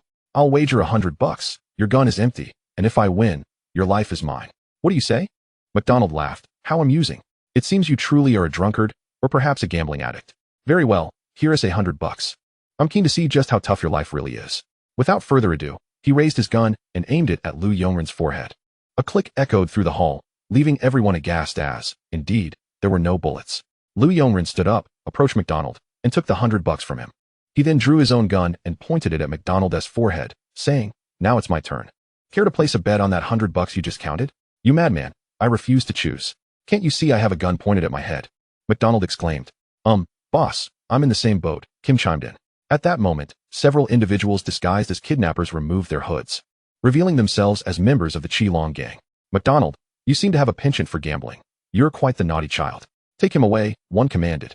Turning to the crowd, Lu Yongren introduced himself. I am Lu Yongren, the owner of Huaxing. This little escapade is merely a performance, part of a gift segment. Please, continue to enjoy yourselves. The Huaxing will remain safe, with Qilong security in place. There is absolutely no cause for concern. Let us change the music for everyone. As his words faded, the musicians, who had been waiting in the wings, began to play, gradually dissipating the earlier tension. Yazi stepped forward, joining in. Meanwhile, on the other side, Meng Bo, having just found something to eat, encountered Qingzi.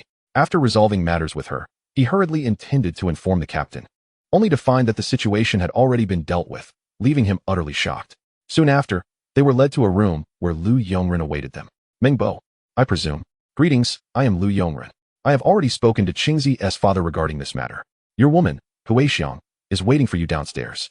I sought you out to help me find a certain individual, known as the Flying Eagle, who bears a striking resemblance to you. Ah, that fellow. He has a penchant for adventure. Logically, he should be in Europe by now. Locate him for me. I'm willing to pay 1 million for his recent itinerary. If he makes his way to Africa, follow him closely. You'll be generously compensated. Here is my number. Well, you could have mentioned that earlier. This scene nearly gave me a heart attack. I thought you were asking me to pay for my ticket, Meng Bo replied with a chuckle. Oh, you think so? How else would you have boarded the ship? Now go and do your job. The world outside is perilous, and your father is searching for you. He has had quite the struggle. I'll arrange for someone to escort you back. Ding. Congratulations, host. You have received a treasure chest. Please check it. Congratulations, host. You have acquired a gambling ship, complete with personnel and documentation, already stored in your space. Cash, 50 million Hong Kong dollars. Danger perception, maximum ability to sense impending danger. 1 liter of seawater. Ankila, come forth. The first 3 are commendable. You performed admirably. What does seawater mean? I am on the sea, and you present me with seawater? Speak. Are you withholding rewards? Plot danger. Only through the host's precise planning could such generous rewards be granted. Please refrain from complaining. After dealing with a few individuals, the ship had already sailed far. At that moment, the advisor, Sue, had extracted over $50 million from McDonald, linked to multiple overseas accounts, which posed a bit of a problem. Mr. McDonald, I trust you had a splendid time? Do you see that shipping container? That will be your final resting place. Let us send them beneath the waves. Wang Jianjun swiftly executed the order, sealing McDonald within the container, dousing it in gasoline, and setting explosives before employing the ship's apparatus to cast it into the sea. As the flames roared, it resembled a bonfire on the ocean, followed by a resounding explosion, gradually sinking beneath the waves as if nothing had ever transpired. Jimmy, allocate these funds for the development of communication projects. For now, let us enjoy ourselves. Everyone, have a good time. Amidst the jubilant cheers, everyone relaxed, reveling in the joy of their vacation. The following day, Lu Yongren found himself before Gouda, declaring, "Your gambling skills are quite impressive. Would you be interested in serving as a technical advisor on my gambling ship? I assure you, your freedom will not be compromised. Merely appear when needed. A person of your caliber would find it difficult to survive without backing." Gouda pondered for a long moment before asking, "How were you so certain that his gun was empty?" Lu Yongren, when I arrived, I casually swapped out his gun. The gambling table was merely a facade for show. I possess no gambling skills, yet my hand speed is remarkably swift, an innate talent honed during my single days. What do you think? Consider it. Gouda, as a wealthy tycoon from Hong Kong and a figure of the underworld. It seems I have no reason to refuse your gracious offer, Boss Lu. I look forward to your guidance in the future. At that moment, Yazi approached with a drink in hand, and Gouda, with a keen sense of awareness, took his leave. One cannot help but admire Gouda's high emotional intelligence. As his counterpart, it appears that a Mao still has much to learn. From a distance, a Mao, gazing at a beautiful woman, sneezed, indicating that someone must be thinking of him. Yazi, Lu Yongren, just as the records indicated, you possess remarkable skills and are rather handsome. But how does someone like you know my father? He is the police commissioner, after all. Lu Yongren, do you know how the commissioner attained his position? It is primarily due to my benevolent nature and my pursuit of cooperation between the police and the community. Rest assured, your father is not corrupt. I have made donations to the police station as well.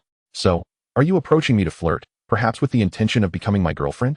Yazi, I have spoken to my father, and there is no such thing as a prearranged marriage. That was many years ago. You are deceiving me. Moreover, my father advised me to be cautious around you, as he deems you dangerous. Lu Yongren, defamation. Pure, unfounded defamation. I shall sue him for slandering my reputation. I am an idol to many youths in Hong Kong. To deny me is to deny the future of Hong Kong itself. Can he bear that responsibility? Chapter 79. Returning to Hong Kong, Uncle Huang inquired. Yazi, my father claims you are shameless, and it appears to be true. Additionally, my suitcase has gone missing. What happened? Was it one of your people? Lu Yongren. Yazi, do you not trust my character? I am not that sort of person. Nor am I a perverted voyeur who would rummage through your belongings. A girl must be cautious when venturing out. Staying close to me would be safer. Furthermore, I saved you, and rather than thanking me, you come to interrogate me? Is this the tradition of the police? Yazi, thank you for reminding me that I am a police officer. Can you tell me where those terrorists have gone? I searched the ship and found nothing. Such matters should be left to the police. Also, are you attempting to court a police officer? That takes quite a bit of audacity. Do you not realize that your association with gang leaders is antagonistic? Lu Yongren, tell me, which law in Hong Kong forbids me from pursuing you? What of the police? Do I look like a Triad member to you? I am a law-abiding citizen of Hong Kong. Please do not make baseless accusations. Everything you say, I refute. Except for the matter of courting you, which I find quite feasible. What do you say? Should you consider it? We could be quite compatible. Yazi, if it were not for your status, I would genuinely consider it when you saved me. Lu Yongren, you must have more than one woman already. Do you still wish to entice me? Are you not afraid I might stab you one night? Lu Yongren, if we have reached the point of sharing a bed at night, and you still wish to kill me, it would only prove that I have truly wronged you and deserve death. By the way, I suggest you practice a few more stabs. Yazi, are all big shots like you so irreverent? You are quite different from the gang leaders I imagined. How can you manage Hung Hing? Lu Yongren, managing a company requires intellect. Moreover, I engage in conversation with you because you possess the privilege of beauty. My relationship with your father is amicable, and my current status does not intimidate me. I am merely a businessman. Is it not my duty to be unscrupulous? By the way, Yazi, you are truly beautiful. With that, he turned and left. Yazi, hey, Lu Yongren, I will uncover the truth about you. Then continue your investigation. This is merely the beginning of your infatuation with me. Yazi chuckled softly, feeling shameless. However, Lu Yongren's image increasingly occupied a significant place in her heart. 2 days later, the Huaxing returned smoothly to Hong Kong. In response to the incident, the company issued a statement, asserting that they were cooperating with the police to address a malicious event and commending the police for their attention and collaboration in repelling the terrorists. Just as Lu Yongren was preparing to head home, he was intercepted by Yazi in her sports car, who seductively inquired, Arun, I wonder if you have any time? It is not easy to return to Hong Kong, and I do not plan to leave soon. Would you be willing to be my tour guide? Lu Yongren, certainly, but the cost might be rather steep. With that, he hopped into the car, and they sped away. Days later, Lu Yongren found himself on a rooftop being reprimanded. Damn it, you scoundrel. I entrusted you to take care of my daughter. How have you done so? In bed? A prearranged marriage? How dare you even think of that? Just wait until I get my hands on you. Oh dear, Uncle Huang, let go of me. Such a lad, and yet this trick does not work on you. You scoundrel. After all those women, you still dared to touch my daughter. I truly wish to tear your mouth apart. What did you just call me? Heh, father-in-law should suffice, right? This matter is primarily due to my exceptional qualities. When it comes to romance, it is challenging to convey clearly. A talented man and a beautiful woman truly make a perfect match. Nonsense. Do you not understand what you are doing? It is dangerous. If you die, what will happen to my daughter? Thus, you must assist me diligently. If danger arises, notify me immediately. If you perform well, I shall treat your daughter kindly. What do you say? A fair trade, no deception involved. You. All right. Why did you summon me? Do not tell me it is merely about Yazi. You usually do not concern yourself with her choice of boyfriend. Humph. One day, I will settle the score with you. An international terrorist organization may be planning an attack on the school.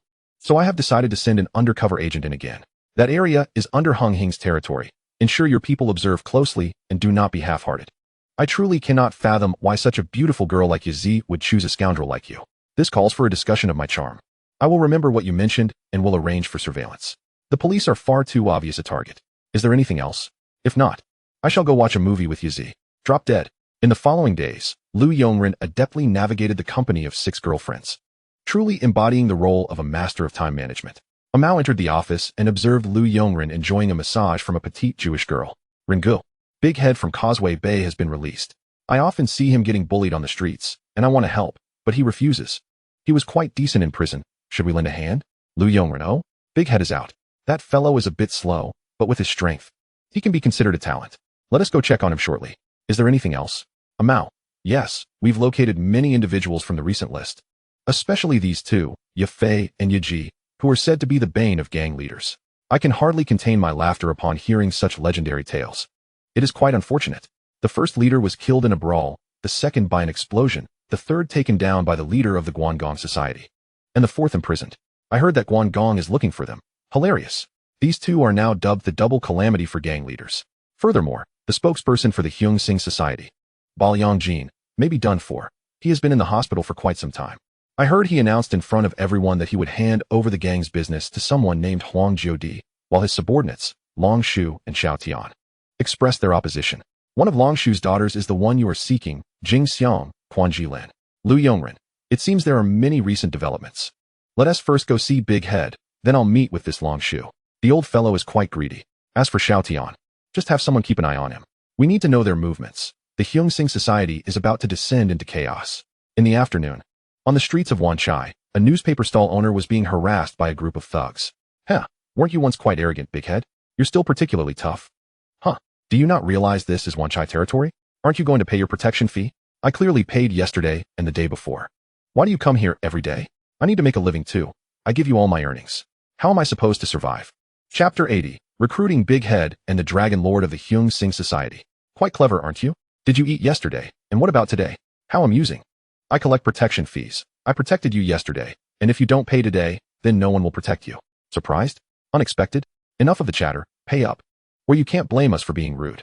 You are bullying me too much. There's no need to do it this way for protection fees. Oh, so you want to be disrespectful, huh? Brothers, let us go.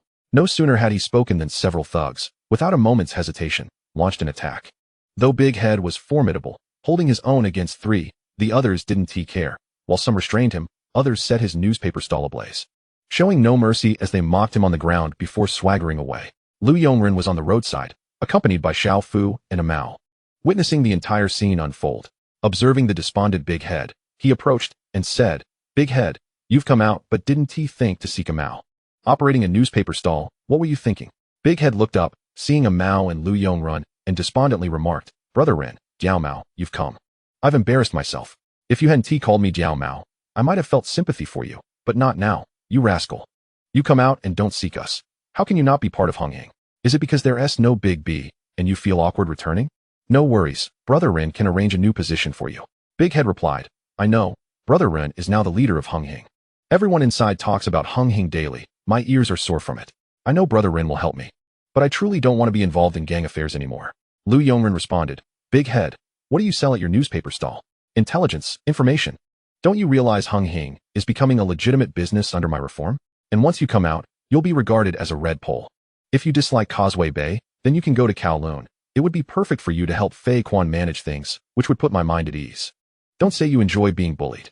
Tomorrow, you will reopen this stall, those thugs will return. How many newspapers do you have to burn?" Big Head, "We are not children, some matters are not so simple. If you wish to withdraw from the underworld, you must first have the capability. Understand? Without capability, you can only be bullied. Besides, is the status of Hung Hing something you look down upon? Stop wearing that aggrieved expression. I'll give you 200,000. Handle yourself. If anything comes up, seek Jiao Mao. I will speak to Fei Quan about this." Currently, at Wong Tai Sin, there's a street territory taken from the late Lia Ji, enough to establish a base. As the department manager in the Hung Hing group, perform well. For Fei Quan is a fighter. Without me holding him back, he would have already gone to war with over 10 surrounding gangs. Keep an eye on things. If an opportunity arises, I will elevate you. It's settled. A Mao interjected, "Big Head, what are you hesitating for? This is a splendid opportunity. Now that you've come out, focus on doing good work. You need to consider your family too. Brother Ren offers chances to those with ability. Look at me. Even though I'm still a grass shoe, I hold the title of a white paper fan under Hung Hing, which speaks volumes about my intelligence and wit." Lu Yongren replied, "If you hadn't said anything, I would have felt fine, but now you've made me feel nauseated. It's settled then. A Mao. Accompany Big Head to sort things out. I'll handle other matters." With that, he left with Xiao Fu. Big Head thought, Brother Ren truly has an aura about him. Decisive and serious in his work. He is off to negotiate again. A Mao remarked, "Brother Ren is off to charm the ladies. You'll understand in time." 70% of his time is spent with his girlfriend, while the remaining 20% is for finding a new one, accomplishing tasks and making money in the shortest time possible. Brother Ren is the most imposing person I've ever seen. Let us go, stop dawdling. I'll let you know, I'm now a wealthy man. Meanwhile, Xiao Fu arrived at the tea house of Dragon Uncle from the Hyung Sing Society in Wong Tai Sin. Indeed, heroes emerge from the youth, and it's no wonder the underworld speaks of the impressive presence of the handsome Ren, who dares to appear anywhere accompanied by a bodyguard, which explains why Hung Hing now dominates the island. Haha, Dragon Uncle, you're too polite. Just call me a Run. Those matters are merely courtesy among the people of the underworld. I've come this time to meet the old veterans of the underworld and learn from their experiences. I am quite amiable. Arun, let us speak plainly. There has never been cooperation between the Hyung Sing Society and Hung Hing. Now that Hung Hing has extended its reach into Wong Tai Sin. Although Lia Ji is no longer here, the order in Wong Tai Sin remains. Haha, you speak well. Hung Hing has always valued harmony. I've come with matters to discuss. I've heard that Dragon Uncle's daughter, Jing Xiang, has reached marriageable age. I, lacking in talent, feel that I am quite compatible with Jing Xiang. If possible, I would be very willing to deepen our relationship. Furthermore, Hung Hing will fully support Dragon Uncle in becoming the new spokesperson for the Hyung Sing Society. Once successful, I will gladly hand over the territory of Wong Tai Sin. What do you think? Upon hearing this, Dragon Uncle's heart stirred. He had long coveted this position of spokesperson. With the death of Bao Yangjin, only he and Xiao Tian were capable, yet the leader's last instructions were given to a fellow named Huang Jiodi. With Hung Hing's assistance, great things could be achieved, and Lu Yongren's appearance and power were entirely fitting for Jing Xiang. Haha, if that is the case, I will speak to Jing Xiang about it. This is indeed a fortuitous match. The two cunning foxes conferred for a long while before departing satisfied. Xiao Fu drove, saying, Brother Ren, though I don't understand, I sense that you don't seem to particularly like Dragon Uncle. Why do you appear so cheerful while conversing with him? Lu Yongren replied, Xiao Fu, if you maintain this mindset, you will be very happy and optimistic. However, if you were in a high position, acting would become your job. Every day, you face all sorts of people and must treat them differently. Just as I trust you and Jiao Mao immensely, I must remain cautious with Dragon Uncle. He wishes to utilize me against Xiao Tian to achieve his own goal of becoming the leader. Everyone aspires to rise, but as Yao Wen wisely said, being a host or a leader is merely a precarious position.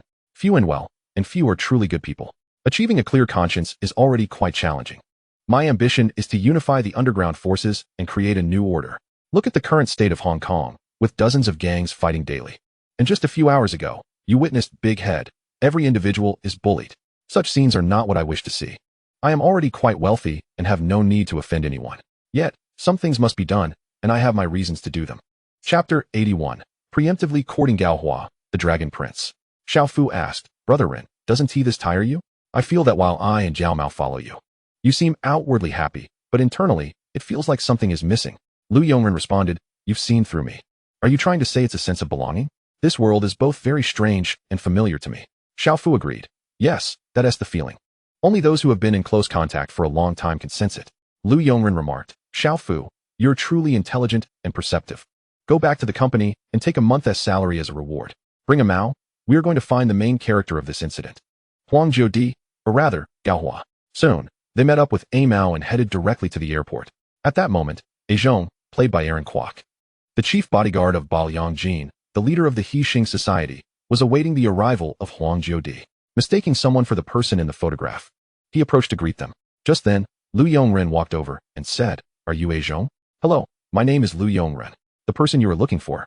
Huang Jiudi is not this individual, he is Gao Hua. Their identification documents have been swapped. Huang Jiudi is of short stature. You must quickly contact the airport security to rescue him, otherwise, Hixing Society will face grave danger. Please verify this. At that moment, Gao Hua approached but hesitated to introduce himself, appearing as if he wanted to say something but couldn't. Lu Yongren said, Hello, Gao Hua, I am Lu Yongren, your future friend in Hong Kong Island. Here, you can be yourself without the fear of being watched. Gao Hua replied, Really? Brother Ren, I swapped documents with someone who looks very similar to me to get here. I dislike being treated as a mere tool. A Zhong carefully compared the photographs and said, You truly do not fit the description of Huang Jiudi, yet you bear a striking resemblance. Please, do not leave just yet. I need to verify this. Mr. Lu from Hixing, I kindly ask you to wait a moment. As this concerns the survival of Hixing, Lu Yongren responded, It matters not. I have a collaboration with your leader Baoyang Jin. I simply did not mention it to you. Otherwise, do you think I took over Wang Tai-sin's territory merely to monitor Long Shu and Xiao Tian for Baoyang Jin? Alas, my esteemed predecessor Baoyang Jin has departed. A Zhong replied, Is that so? I see. Please hold on for a moment. I will return shortly. Lu Yongren instructed. Xiao Fu, go buy some delicious sweets for Gao Hua. From now on, Gao Hua will be a member of the Hua Xing group, holding a status equivalent to Gao Jin and Jimmy. Do not underestimate Gao Hua. He is a true genius, apt in learning, and everyone will want to befriend him, understood? Before long, Gao Hua immersed himself in snacks. He was indeed a genius, quick to learn, though mentally still quite young, with a gentle and kind-hearted nature. A few hours later, A Zhong approached and said, Mr. Lu, thank you so much. We have located Huang Jiudi. The payment has been made, and he will be on the next flight back. I apologize for the trouble and appreciate your assistance to Hixing Society. Lu Yongren cautioned, A Zhong, do not rejoice just yet. I must tell you, this Huang Jiudi has a rather unpleasant temperament. One could say he is exceedingly treacherous, engaging in all manner of villainy, thriving on underhanded dealings. Though he is a dwarf, his ambitions tower higher than buildings. Here is my business card. I hold you in high regard. If you choose to work alongside me, it will not be within Hixing, but rather at Qilong Security. I assure you, you will not be at a loss. I understand your loyalty to Baoyang Jin, but with his absence, Hixing Society is bound to change. In time you, a devoted follower of the previous leader, will be seen as a thorn in their side. Should you require my assistance, do not hesitate to contact me. With that, he departed with a few companions. Lu Yongren had been monitoring A Zhong's every move, knowing that if Gao Hua and Jing Xiang were to meet again, it would complicate his own romantic pursuits. Meanwhile, at Huaxing Tower, Gao Jin and Jimmy were equally astonished upon hearing this news of Gao Hua. Lu Yongren said, Gao Hua, from now on, these individuals will be your good friends, trustworthy allies. You will remain by Jimmy's side to learn the ropes. Jimmy, take good care of Gao Hua. With him around, Huaxing communications and chip mobile endeavors will surely flourish. Be sure to prepare plenty of snacks for him.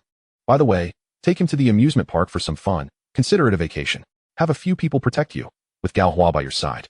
He will undoubtedly become a competent general manager in due time. Jimmy replied, Sure thing, Brother Ren. I will ensure Gao Hua has a splendid time on Hong Kong Island. After all, This is a rare vacation. Gaohua, let us head to the amusement park tomorrow. Whatever you wish to eat or do. Tomorrow is all about you. Jimmy will foot the bill, haha. As everyone engaged in cheerful conversation, on the other side, Longshu was discussing the day's events with his two daughters, Jing Xiang and Jing Yi. Jing Xiang, what do you think? This Aaron seems quite infatuated with you. If you are not interested, then just play along. Once your father secures his position, we need not fear Hixing, and we can sever ties without concern. I intend to use him to eliminate Xiao Tian, and soon, Huang Jiudi will return. At that point, we will find an opportunity to dispose of him. All right, father. Regardless, since you have made a promise, I shall see what this Lu Yongrun is like. If he proves unsuitable, you must not force me into something I do not desire. At that moment, atop a building in Tsim Shui, Lei Yao Yang, accompanied by several subordinates, was mercilessly beating the captured Tyrannosaurus. You bastard! How dare you capture me? Do you wish to wage war against Hixing? Haha, wage war. Your brain must be made of excrement. I brought you here to enjoy the night view of Tsim Shui. How could you think otherwise? It truly saddens me. Hixing has been quite impressive lately, occupying so much territory on Hong Kong Island, yet you still intend to confront Wen Zhengxing. I fail to grasp your artistic sensibilities. What are you talking about? Why did you drag me from Tunmun to here? Do you want money? You and your brother Han Bin, who is wealthier. There may be some cash flow, but when it comes to spending, it is scarce. Do you think I would extort someone like you, a pauper? You are delusional. Among your subordinates, there is a talent who understands the prevailing trends. You, however, are impervious to reason. Look at this splendid view you have sullied. Do you know that I have recently developed an interest in a particular art form? It is the sound of objects plummeting, a heart-wrenching melody.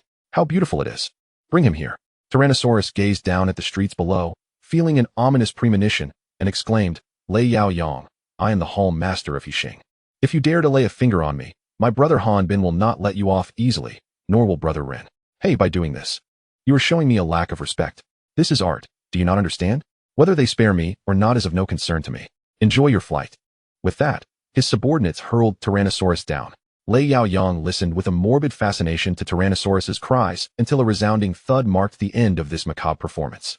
Chapter 82. The competition between the Raw and the Big Head. The next day, a shocking piece of news rocked the underworld. The Hixing's Tunmun leader, Tyrannosaurus, had been killed, with his body found on the streets of Tsim Shui. The police determined that he had been thrown from a height. Meanwhile, in the Hixing conference room, the atmosphere was heavy with tension as Lu Yongrun and several hall masters awaited Han Bin's arrival.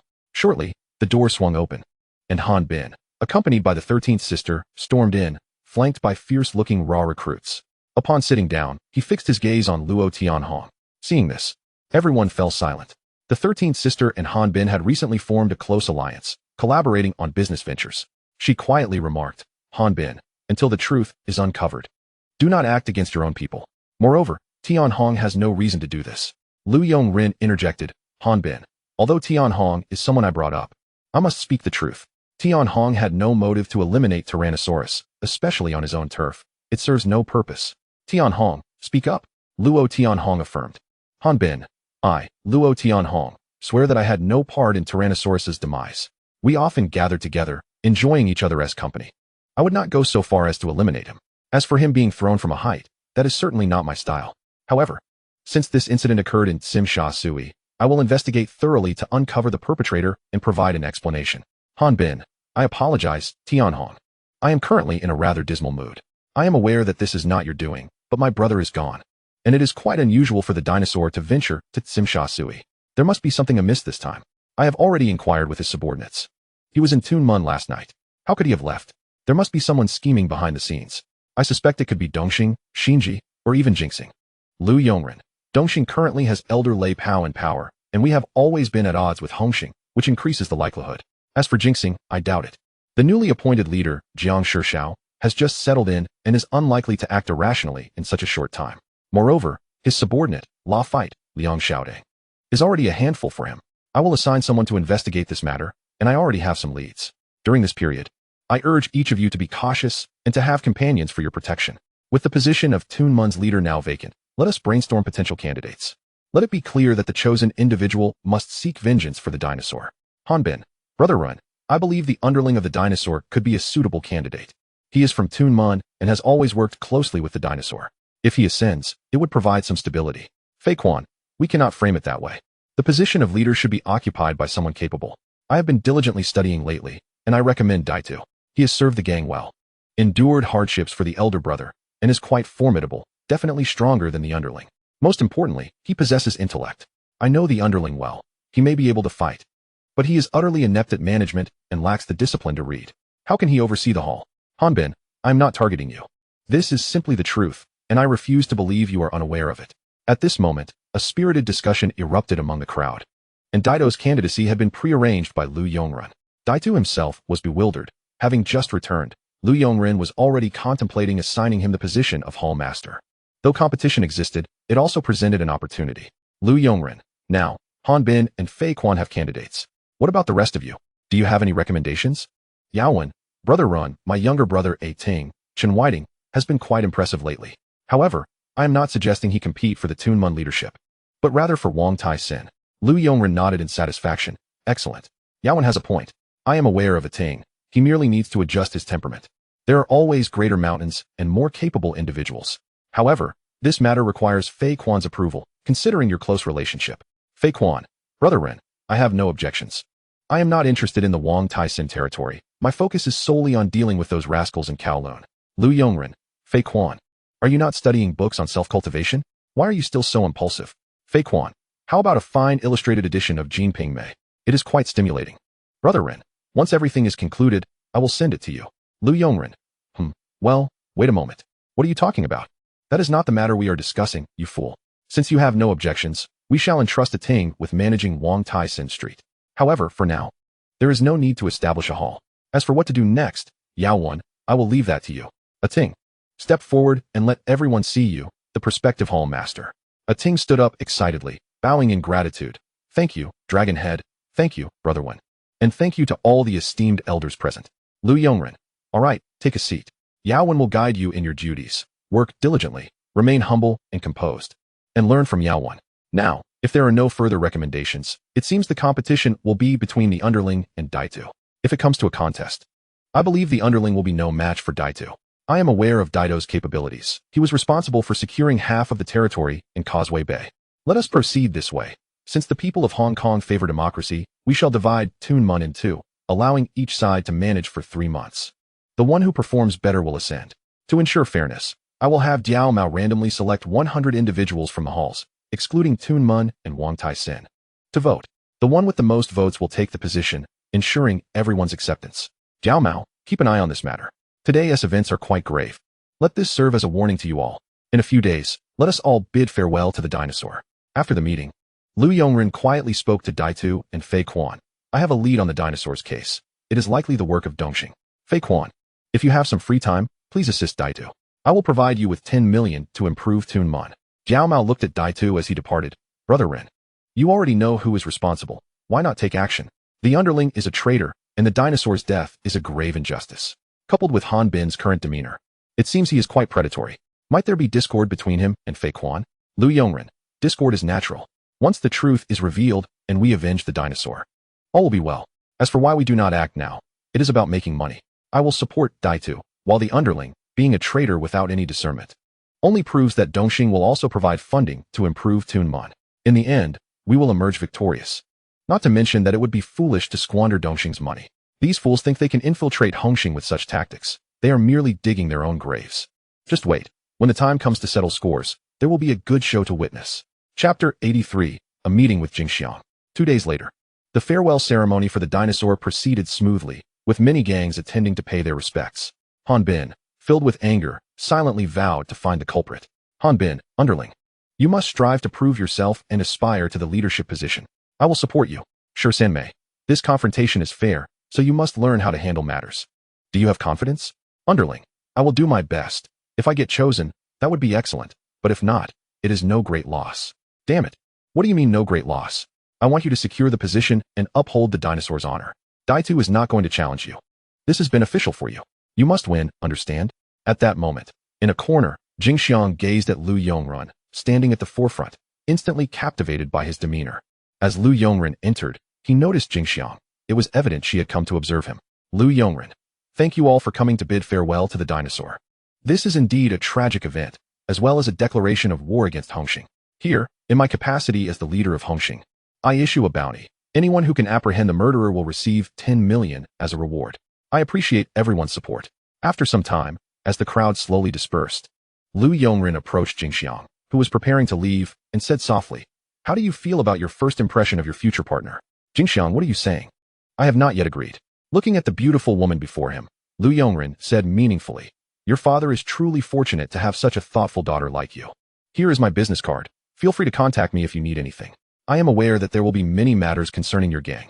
I will do my utmost to assist you and your father. However, I wonder how Huang Jiudi measures up. Have you met him?" "Jingxiang, I have met him. He is quite handsome, but he is rather short. I do not mean to discriminate, but a leader like that may not be readily accepted by many. If you were to assist my father, could it be dangerous?" Lu Yongren stepped forward, gently brushing aside Jing Yin's hair as he spoke. "Rest assured, you shall not be left in solitude. Your well-being is of utmost priority, and do keep an eye on that Xiaodian. He is not someone to be trifled with." With that, he turned and departed. At that moment, the system's voice finally chimed in. "Ding. Congratulations, host, you have received a treasure chest. Please check it." Jing Yin stood rooted to the spot, gazing deeply at Lu Yongren's retreating figure until he vanished from sight. Just then, Jing Yi approached and nudged her, saying, "Sister, stop staring. Brother-in-law has already gone far. I never expected Dad to find someone so remarkable for you. So many powerful figures in the underworld are focused on him. A person like that is undoubtedly a protagonist." Jingxiang interjected, "What? Are you interested too? Should I mention it to him for you?" "Sister, I heard he seems to have other women. Can you tolerate that? It would be strange for someone like him to have only one woman. Let's wait and see what father thinks. We should leave. The affairs of the society are bound to become chaotic, and this Huang Jiudi cannot command respect." In the car, Lu Yongren wasted no time opening the treasure chest. "Congratulations, host. You have received 50 million Hong Kong dollars, an advanced lock-picking skill. No more worries about forgetting your keys. 30 rounds of grenade launcher ammunition, applicable to weapons in the host's space, and a 3-inch black and white television." Lu Yongren remarked, "Come on, Ankila. Hold off on your business for now. The first few items are quite useful, especially the ammunition. Can you explain to me? Is the television meant for the ants to see black and white or color? Are you treating me like a Japanese person here?" Ankila replied, "It's a complimentary product. The host may consider it at their discretion. 3 inches is adequate for you, isn't it? Silver gun wax head. Haha." Lu Yongren retorted, "Who are you being sarcastic with? Ankila, can't you see? You have no idea how impressive this is." After a considerable pause, he continued, "Ameo, keep a close watch on the movements of the newcomers, but do so discreetly. The He-Shing Society will soon take action. I have other matters to attend to. Remember that school? I may need to visit again, hoping there are no issues." Ameo responded, "Understood, Brother Ren. I will inform you of anything promptly." News just came in that someone is eager to possess the talents of the double kill from the plane. It's that Guangong, truly fearless. Lu Yongren remarked, "Guangong? That guy is the original master of sales pitches. He is indeed fearless. Keep an eye on them. When the time comes, we can offer them some funds to head to Dongxing. I'm genuinely hesitant to meet these two talents. They are quite intimidating. Even if I don't fully believe in feng shui." Ameo added, "Also, you seem quite busy. Brother Jimmy called, saying he has something to discuss with you. Shall we head to the company? There's nothing pressing, so let's check it out. He is probably enjoying his time with Gaohua." At that moment in the company, an unexpected visitor arrived, and as Lu Yongren entered the room, he stood frozen in place. The person rose and said, "By the looks of you, it seems you know me. Allow me to introduce myself. I am from the Daquan gang, known as a Bao." Lu Yongren certainly recognized him. This was Director Shi from the mainland, who was now preparing to report back. The wheel of fate had once again brought him to Jimmy. "It's just the two of us here. Speak freely, Daquan Bao, or shall I say, Director Shi? It seems my guess was correct. You truly know my identity. I am curious as to how you discovered it. I thought I was doing rather well at concealing it. Your aura, manner of speech, and demeanor, among even the Daquan gang's underlings, none possess your level of composure. Here in the headquarters of Huaxing Group, few enter without feeling nervous. Clearly, you are not among them. Moreover, the Daquan gang is known for their boldness and fighting spirit. One wouldn't expect someone like you to emerge from that milieu. Your observation surprises me. It's the first time I've doubted my disguise. I will return soon. I have gathered enough information here. I came to see if there was a chance for friendship, and it is evident that you are an intriguing individual. The first mainland investment tycoon to emerge from a gang background, establishing Huaxing's foundation, yet the current leader has abandoned a thriving business to pursue legitimacy and even pays taxes.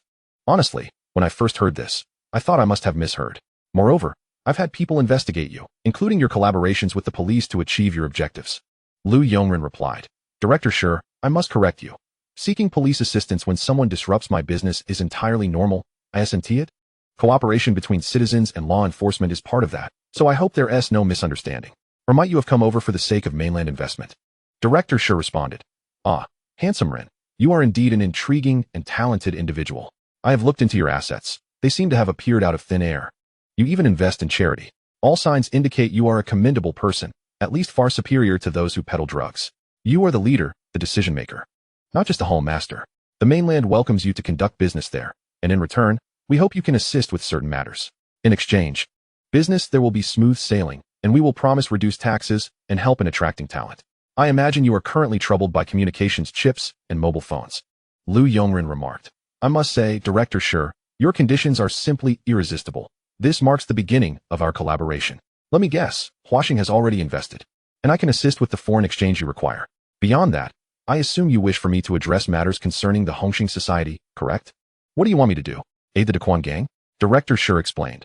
We have studied the society's matters. Over the decades, it has expanded significantly, transforming from the Hongmen into a gang that bullies the weak, trafficking drugs, and engaging in various illicit activities, creating a complete industrial chain.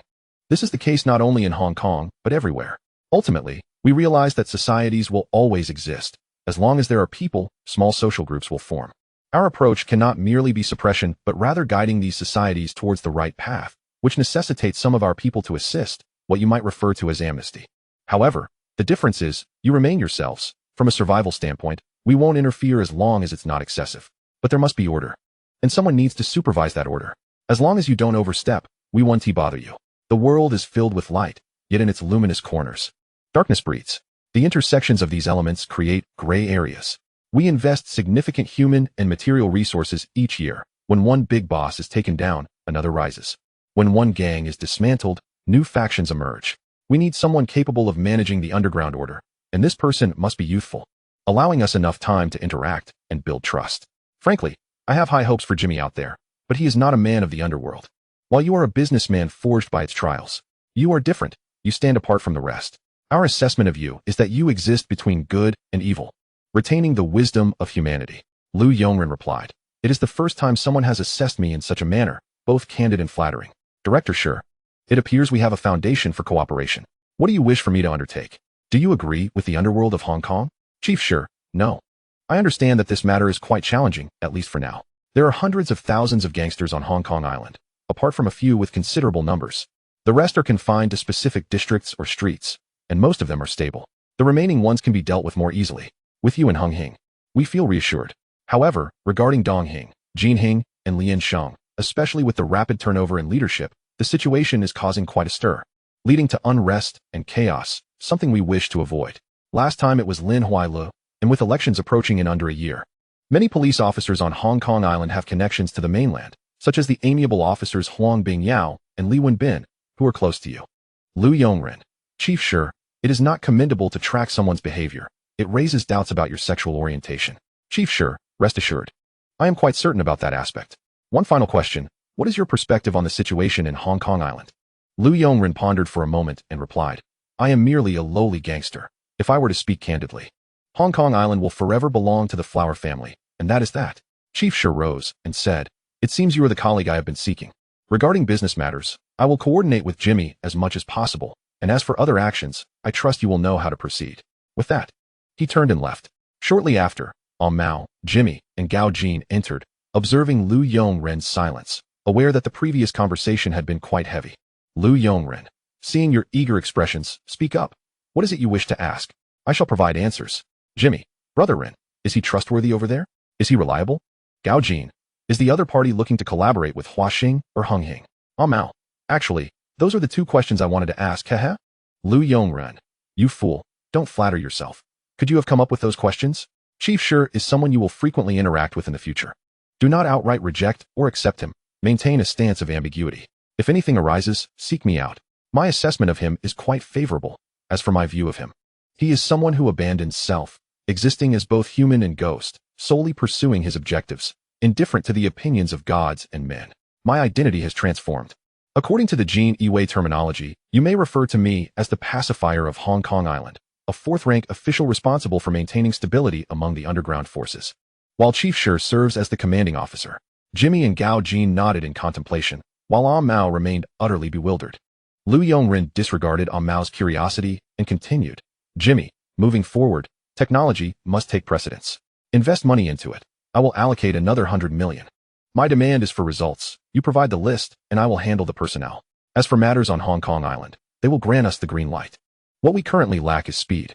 As for Gao Hua, you must handle him well. Overcoming certain challenges may hinge on him. Trust him, grant him space, and accompany him well. You will reap unexpected rewards. Ajin, you are in charge of the company's overall management. Each department has its own manager to handle other affairs. Managing a company with a predatory nature requires incentives. You will handle those matters. The current business is flourishing, but Huaxing Capital currently lacks a leader. The person I have my eye on will arrive shortly, and I expect you to prepare for other matters in advance. Hong Kong Island does not lack talent. What it lacks is a discerning eye. Mao, do you remember the list I provided you? Search diligently for everyone. You can command them. I require results. For events in the Underworld, inform me immediately, or you may convey the information to Xiao Fu. He can remember it as well. We are about to enter a period of company expansion, and we must maintain stability. Matters involving the society may sometimes require Gao Jin's assistance, not just in business. Well then, that will suffice for now. If any issues arise, I will inform you at the earliest opportunity. Now, go and get to work. Jimmy and Gao Jin departed. And Mao continued. I just received news that Guangdong seems to be facing difficulties as well. His speech was excellent. But the power of the double calamity in the aircraft is even greater. He will soon be overwhelmed. At that time, I will arrange for someone to deliver funds to Dongheng. Chapter 85. Fang Zhambua joins Huaxing Group. As for Hixing Society, there appears to be significant internal turmoil. Huang Jiudi indeed possesses some capabilities, having hired foreigners to prepare for action. As for Xiao Tian, he is foolishly fearless. And since Uncle Long partnered with us, he no longer fears Xiao Tian. Furthermore, recently, Fang Zhambua has been listless in all endeavors, reportedly losing over 300,000 in the stock market, and his spirits are quite low. Officer Chen Jiaju is investigating a company, possibly for illegal activities. Namely the one you instructed me to look into that involves Shalina. Lu Yongren. Understood. You may proceed with your tasks. I need to contemplate how to manage these chaotic affairs. After watching Mao leave, Lu Yongren finally had time to consider how to address these myriad issues. It seems matters must be tackled one by one. The plot twists of these Hong Kong films are coming in rapid succession, deviating from the predictable trajectories of cinema. With that in mind, I shall first resolve the situation with Fang Zhambua. Just as Lu Yongren was about to rise and descend the stairs, Mao hurriedly re-entered, saying, Brother Ren, Fang Zhambua is here to see you. He mentioned someone has arrived. Lu Yongren's lips twitched as he replied, Do not use such terminology. Set it aside for now. Leave the cultural aspects out for the time being. It gives me a headache. Bring him in. Before long, Fang Zhambua entered and said, Mr. Lu, my master has passed away. I wish to inquire whether your previous promises still hold true. Lu Yongren's heart jolted. Indeed, the plot is convoluted. And the timeline is chaotic. Yi Tian's death so soon is entirely unreasonable. Nevertheless, he maintained a calm facade and replied, Of course, my commitment to you remains unchanged. The position of general manager at Huaxing Capital is still vacant and currently managed by Gao Jin, though he is not particularly adept at such matters. I need someone of your caliber, Fang Zhambua. Have you learned the final incantation from your master? Fang Zhambua. Mr. Lu, how do you know about the incantation? Do you understand all its meanings? Lu Yongren. These words will serve you well. The stock market is initially a splendid resource trading platform, yet due to human factors, many situations often deviate from their original intentions. The capricious nature of greed is ever present. The principle of not betting to win is a reflection of Senior Yi Tian's life. When observing matters, particularly in the stock market, one must view them from a human perspective. Starting tomorrow, you may commence work directly. Go seek Gao Jin. Some matters are entirely different when spoken versus when acted upon. Truth emerges from practice. This is the stage I have prepared for you. My demands are minimal. Stocks are illusory, while I prefer tangible enterprises. Since you have arrived, it indicates you are mentally prepared to enter the trading industry. I will provide you with 500,000. Take some time to organize yourself. I anticipate your performance. After finalizing matters with Huaxing, Lu Yongren began plotting how to maximize interests with Hixing Society. Initially considering a strategy of marginalization, the approach had now shifted towards acquisition. Meanwhile, internal strife within Hixing Society had quietly commenced. Huang Jiudi, a Zhong. Your loyalty to the boss is commendable, but some things have changed. It is no longer as you perceive. For Hixing Society to grow strong, these individuals cannot remain. Furthermore, I have already negotiated with those foreigners. Once a few shipments are secured, we will reap substantial profits. Zhong, my elder brother, I comprehend your thoughts and resolve. It suffices to give a gentle reprimand to Xiaotian and a few others who are disobedient. There is no need for such extreme measures. Furthermore, With Long Yi already allied with Hongxing, taking immediate action could backfire, leaving us besieged on all sides and resulting in a net loss. Huang Jiodi, you handle matters with great prudence. In light of this, I shall assign you to monitor Uncle Long. I find his gaze upon me rather distasteful. Inform me immediately should you gather any intelligence. After Zhong departed, a foreigner approached and said, Boss, the matter has been settled. How shall we deal with this Zhong fellow? Huang Jiodi, humph, I have returned to Hong Kong for less than 3 months, and this scoundrel has defied me over 100 times. Whatever I attempt, he obstructs. He is no bodyguard. Rather, he is an undercover agent, a remnant of the past who once stood by my side but is now dead to me. There are certain lines I prefer not to cross, yet ultimately, these individuals must perish. As for Jingxiang, she catches my eye. If there is a chance to keep her around, I would not object. These words reached Zhong's ears upon his return, filling him with disappointment and concern for the future of Hixing society. Meanwhile, Xiaodian stormed away from Uncle Long's villa, their conversation ending on a sour note. Humph. This old fool believes that by marrying the charming Rin of Hongxing, he can ascend to a position of authority? His demeanor has become so arrogant, should this rascal succeed. I can only imagine the humiliation he will inflict upon me. And Jingxiang, that vixen, is truly deranged. My treatment of her has elicited no response. Yet she readily agrees to run. Brother, should we seek an opportunity to eliminate them? These fools lack any sense. And Huang Jiodi has recently summoned some individuals to protect him while secretly investigating us, the Hall Masters. We must be cautious. Xiaodian, indeed, you speak wisely. Let us deploy someone to monitor their every move. I wish to be informed of all their actions. Fear not, brother. The bodyguard beside Uncle Long has already been bribed by us. Once the time is ripe, we shall strike. Meanwhile, within the villa, Uncle Long, soothed by Jingxiang, had just calmed down. My daughter, have you visited Rin? From your earlier conversation with Xiaodian, it seems you were somewhat pleased. Jingxiang, I must marry eventually. Overall, Rin is quite satisfactory, albeit a bit fickle. However, I do not find any other man appealing. Uncle Long, I am aware of your sentiments. The choice remains yours. The competition has commenced, and Huang Jiodi has already made his move. Xiaodian is merely a brash, reckless individual, unlikely to achieve greatness. You should dispatch someone to keep an eye on matters. At this moment, Zhong did not comply with Huang Jiodi's orders. Instead, he called for a meeting with Lu Yongren. Zhong, Mr. Lu, the current situation is as follows. Everyone is seeking alliances with other factions. Uncle Long is reaching out to you. While Xiaodian is backed by Dongxing and other forces, Huang Jiodi's foundation is shaky, having enlisted foreigners, and I am uncertain of how to proceed. I wish to inquire. What is your true motivation for supporting Uncle Long? Lu Yongren. If I were to claim it is solely for Jingxiang, you would likely not believe me. To be frank, Zhong, your capabilities alone are insufficient. Allow me to outline the forthcoming scenarios. If Huang Jiodi prevails, all of you will perish. Naturally, I will protect Jingxiang. If Xiaodian triumphs, you will also meet your demise. As for Long Yi, he is a cunning fox, a relic of the old era who will not spare you. And the same fate awaits Qi Liang. The ascent of one is invariably accompanied by bloodshed. Among these options, the only constant is you, Zhong. I cannot fathom how you will survive. Your loyalty is commendable, yet you are tethered to the will of Ba Liangjin. With his demise, you embody that will. How can you coexist with those others? The values you uphold are destined for abandonment.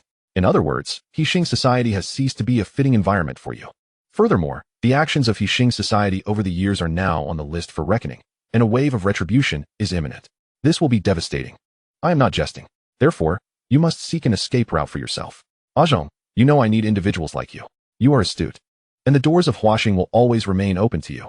The following day, Lu Yongren arrived at the school, only to find that He Min was no longer teaching there. She had taken on the role of a charity ambassador, with Gangsheng by her side learning. Meanwhile, at the company, a Shui and the little Jew played the roles of assistants, and it must be said that Lu Yongren's arrangements were impeccable. Hello everyone. I am your new substitute teacher. You may call me Teacher A. Ren. My focus will primarily be on extracurricular activities. Do not be deceived by my good looks. My physique is quite impressive. The students, upon hearing this, expressed their disbelief, perceiving it as mere boasting, and eagerly eyed his abs. In the entire class, only 2 remained speechless. One was the recently awakened Zhou Xingxing, pondering how this individual had arrived, unaware of the dangers that lay ahead. The other was Xian Di, Zhuyin, who thought to herself that while Zhou Xingxing had previously seemed quite handsome, the new teacher A. Ren was exceptionally charming. In comparison, Zhou Xingxing was no longer so dazzling. Lu Yongren had noticed the 2 from the outset and led the entire class outside to play basketball. Zhou Xingxing quietly approached and said, Brother Ren, why have you come here? This place is quite perilous. Individuals like you could cause chaos throughout Hong Kong if something were to happen. Lu Yongren, I appreciate your concern for my safety, but Uncle Huang summoned me. This matter is fraught with danger, and after considerable contemplation, I decided to come myself. After all, I am significantly more capable than you, am I not? Zhou Xingxing, I know you are stronger than I, but are you referring to Uncle Huang? It wouldn't happen to be my superior, Huang Bingyao, would it? Lu Yongren, indeed. And his daughter is my girlfriend. What do you think? Enough of that. Have you gathered any leads during your time here? Zhou Xingxing, having regained his composure, replied. If that is the case, we are at a standstill. Both Chao Dahua and I have been surveying the school, and there are also members from the action team present. We have discovered that some higher-ups at the school have been in contact with terrorists, so for now, we must remain vigilant. Lu Yongren, very well.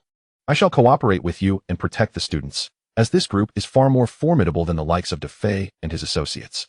You, as the leader of the action team, owe your achievements to me. Zhou Xingxing, are you referring to the Jundu Hotel incident? How could there be danger there when you are involved? Lu Yongren, close your beak. I am here to save innocent lives. Stay alert, and remember, no flirting here, otherwise. Do not think that the traffic police are your limit. I will report you to the Waterway Patrol. After several days of interaction, CND had grown quite familiar with Lu Yongren, to the point where they could speak freely. This was largely due to the presence of Hongxing members at the school, who, upon learning that the leader was there, eagerly offered their support. As for CND's sister, one need not even mention a kiss. Dragging her to a hotel would meet with no objections. Thus, without the shadow of a third wheel, Lu Yongren found himself facing the innocent CND like a wolf encountering Little Red Riding Hood, engaging in a complete and overwhelming advantage. Brother Rin, are you truly a teacher? Why do you speak of many things that do not exist in this school? Compared to Ringo, I still prefer to hear you call me Qinggo. What I speak of pertains to societal matters. Even within the confines of school, it constitutes a small society, albeit one with a more limited circle. Moreover, this is an elite institution, predominantly attended by families of considerable influence and power. What does your father do? Humph. You only know how to bully others. You hardly exhibit the demeanor of a teacher. As for my father, he is engaged in maritime transportation, possessing merely a few vessels at sea. Cindy, excessive modesty may come across as pretentious. Just a handful of cargo ships, is it? That indeed signifies substantial capability. As your teacher, I impart all that I know to my students, providing personalized one-on-one guidance, emphasizing intimate education. As the two strolled and conversed, they observed couples kissing in the distance, and Cindy's heart began to race with anxiety. In a moment of exhilaration, she mustered the courage to grasp Lu Yongren's hand and dash to the rooftop, saying, "Shall we share a kiss? Have you kissed other girls?" "I haven't, and I wish to try." Lu Yongren replied, "Your question leaves me at a loss for words. As your supervisor, I feel compelled to correct your inquiry. Let us engage in a kiss as part of our educational endeavor." With that, he swept her up in a princess carry, spinning around as he kissed her. Cindy wrapped her arms around his neck, savoring the tranquility of the moment. Cindy, where are you?" "I have returned." At that moment, Lu Yongren, still lost in bliss, was gently pushed away by the bashful Cindy. My sister is looking for me. I must go. Shall we meet again tomorrow?" she said, her face flushed, leaving with a smile that betrayed her true feelings. Lu Yongren, however, remained at ease. Meanwhile, at the Hixing Society, the leader Huang Jiudi was hosting several hall masters and elders, including Long Shu, Xiao Tian, and Qi Liangban. It was evidently a standard Hongmen banquet. At this time, a Zhong, Jingxiang, and others were absent. Huang Jiudi addressed the gathering. "This gang has thrived for so long thanks to your support. I raise a toast to you all. The Hixing Society is gradually stabilizing. Many matters from the past have eluded my attention. Today marks our first formal gathering. Let any past grievances dissipate in this moment. The future of our organization relies on our collective efforts. Naturally, with a new leader firmly in place, we can all carry out our duties effectively," Qi Liangban added. While Xiao Tian and Long Shu observed silently, gauging the reactions of others, Huang Jiudi was acutely aware that only these two rebellious figures resisted his authority, marking the beginning of his plans. After the banquet, the attendees departed the restaurant, unaware of Huang Jiudi's schemes awaiting them. Long Shu sat in the car, gazing at the misty rain outside, contemplating how to ascend to the position of leader. Suddenly, two vehicles surged forward, sandwiching Long Shu's car. Gunfire erupted, and the vehicle soon overturned. Long Shu, albeit injured, staggered as he attempted to escape. A group of assassins approached, proclaiming, "We've taken care of this old man. Brother Xiao Tian can now proceed without worry. Let us return and report our success." On the other side, Xiao Tian had just arrived home and was preparing for sleep when a subordinate rushed in, exclaiming, "Boss, our shipment has been hit. Many venues have been smashed by Long Ye's men, and the losses are estimated in the tens of millions. The goods haven't even been distributed yet." "What? That scoundrel moved so quickly. I intended to let him and Huang Judy fight it out, but this fool has struck first. Order our men to retaliate. Everyone, follow me. We will eliminate him. Since he has made his move, there is no turning back. We must strike decisively. Send someone to locate Huang Judy. And after dealing with Long Shu, eliminate Huang Judy without hesitation. The battle between Xiao Tian and Long Shu erupted without any unexpected twists. Meanwhile, Huang Judy leisurely listened to music, awaiting the chaos to unfold, anticipating his emergence as the savior of the He Xing society, poised to claim everything with rightful authority. Zhong observed all of this with disappointment. The 8 Liang Jin had tasked him with protecting Huang Judy, and he would not abandon his post until the latter was dead. His loyalty to 8 Liang Jin remained steadfast. At the same time, Lu Yongren became aware of the situation, suspecting something was amiss, and promptly dispatched someone to investigate Huang Judy's movements. Meanwhile, Long Yu was recuperating in a villa, relieved to be relatively unscathed, accompanied by the Jingxiang sisters. Dad, fighting has erupted outside. I've already sent people to act. Xiao Tian claims we've ruined his business and goods. What is going on? That rascal Xiao Tian is merely seeking an excuse. They nearly killed me. This matter is far from over. I've ordered an all-out attack. There will be no retreat. Soon, I will have a Rin take action. As the father and daughters deliberated, Xiao Tian led a group of over a dozen men toward the villa, bolstered by the bodyguards he had bribed from Long Shu's crew, quickly seizing control. Xiao Tian sneered, "Old man. You truly thought you could disrupt my business and survive unscathed? And you ungrateful wretch. I've treated you well, yet you show me no gratitude. Xiao Tian, get out. This is not your playground." Jingxiang retorted, "Ah, splendid. I relish your spirit. It's exhilarating to conquer. Capture Long Shu and Jingyi. Xiao Tian, let go of me. Don't touch my daughter. If you have grievances, direct them at me." Xiao Tian arrogantly replied, "Jingxiang, aren't you involved with the handsome Rin? You all, take Jingyi upstairs for some fun, but be gentle. There is enough for everyone." Xiao Tian, you are utterly shameless. Retribution awaits you. A Ren will take you down. A Ren? Oh, how delightful that sounds. Will he spare me? Regardless, today is your misfortune. He then forcefully pinned Jingxiang against the sofa, adding, "If you don't want your sister to suffer too much, you'd better start performing." What is the matter? Not inclined to undress? Very well.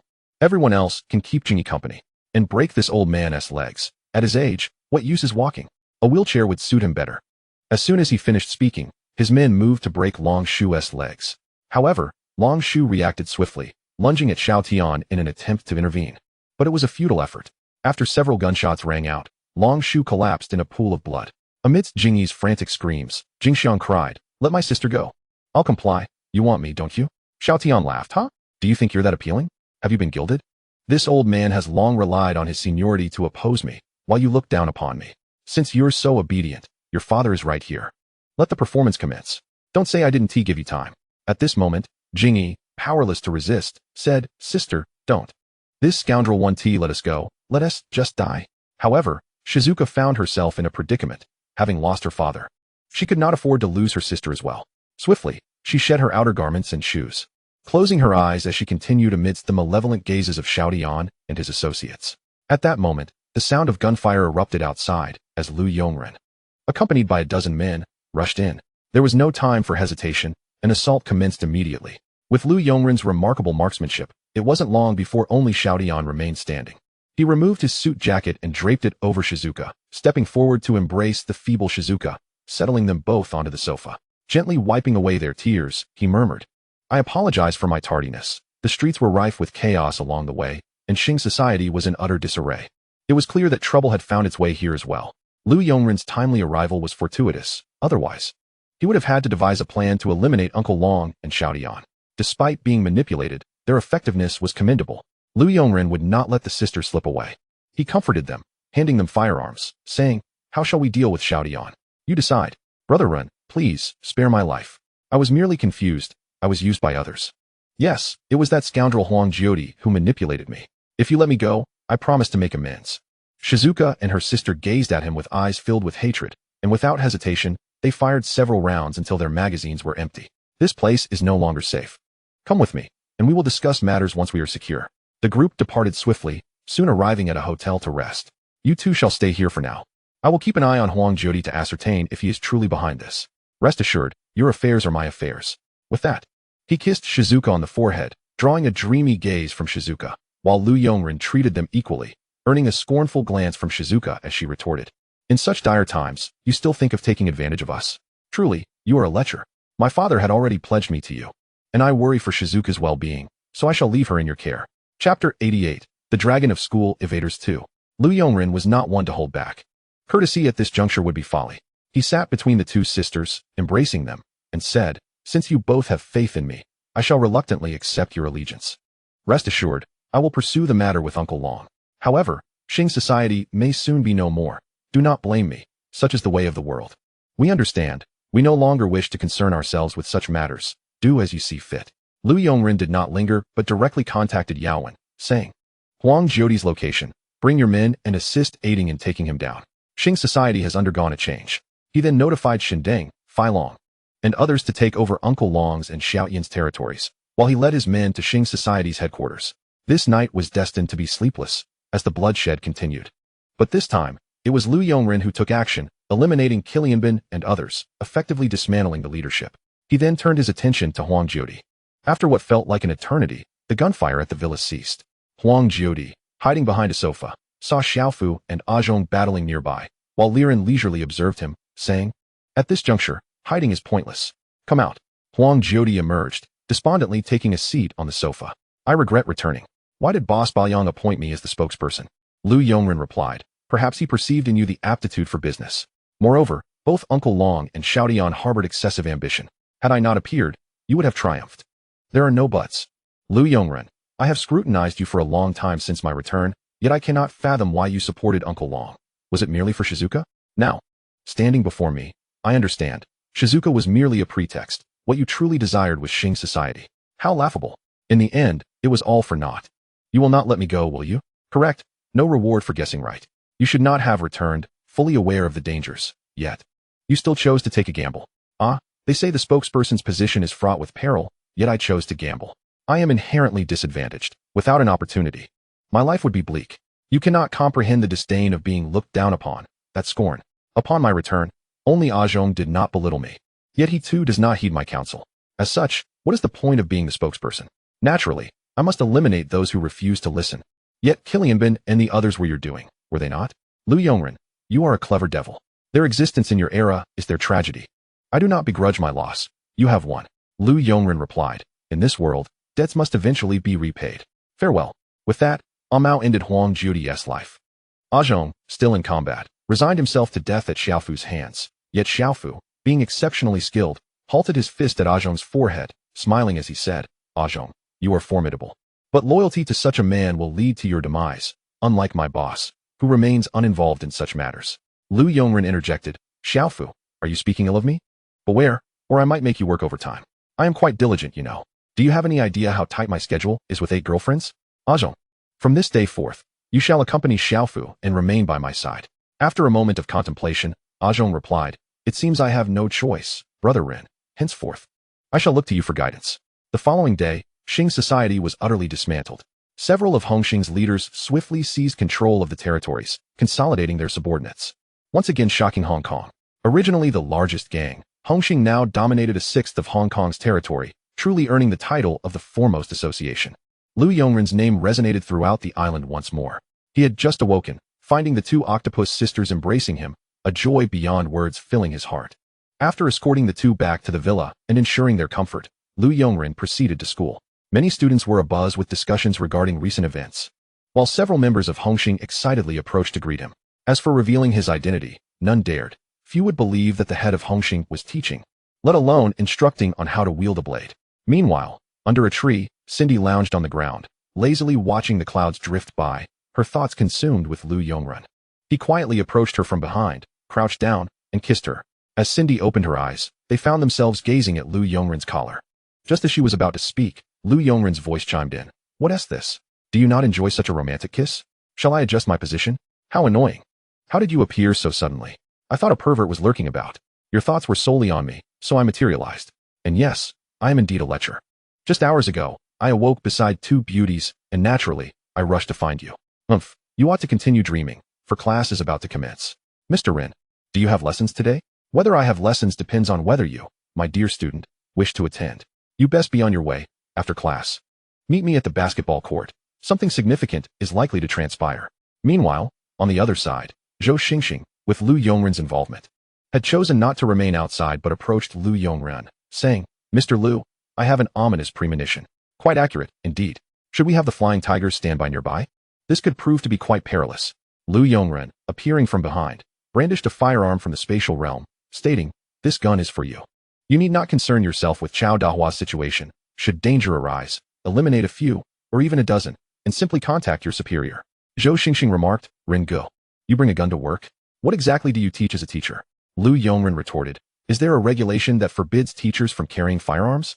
Nonsense. Inform Chao Dahua to prepare for combat.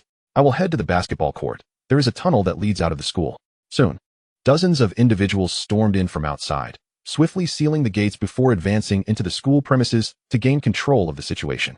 At that moment, Cindy and her companions, filled with trepidation, arrived at the basketball court. Chao Dahua transformed into a futuristic warrior, exuding an imposing presence, but within mere seconds, he fell victim to a group assault.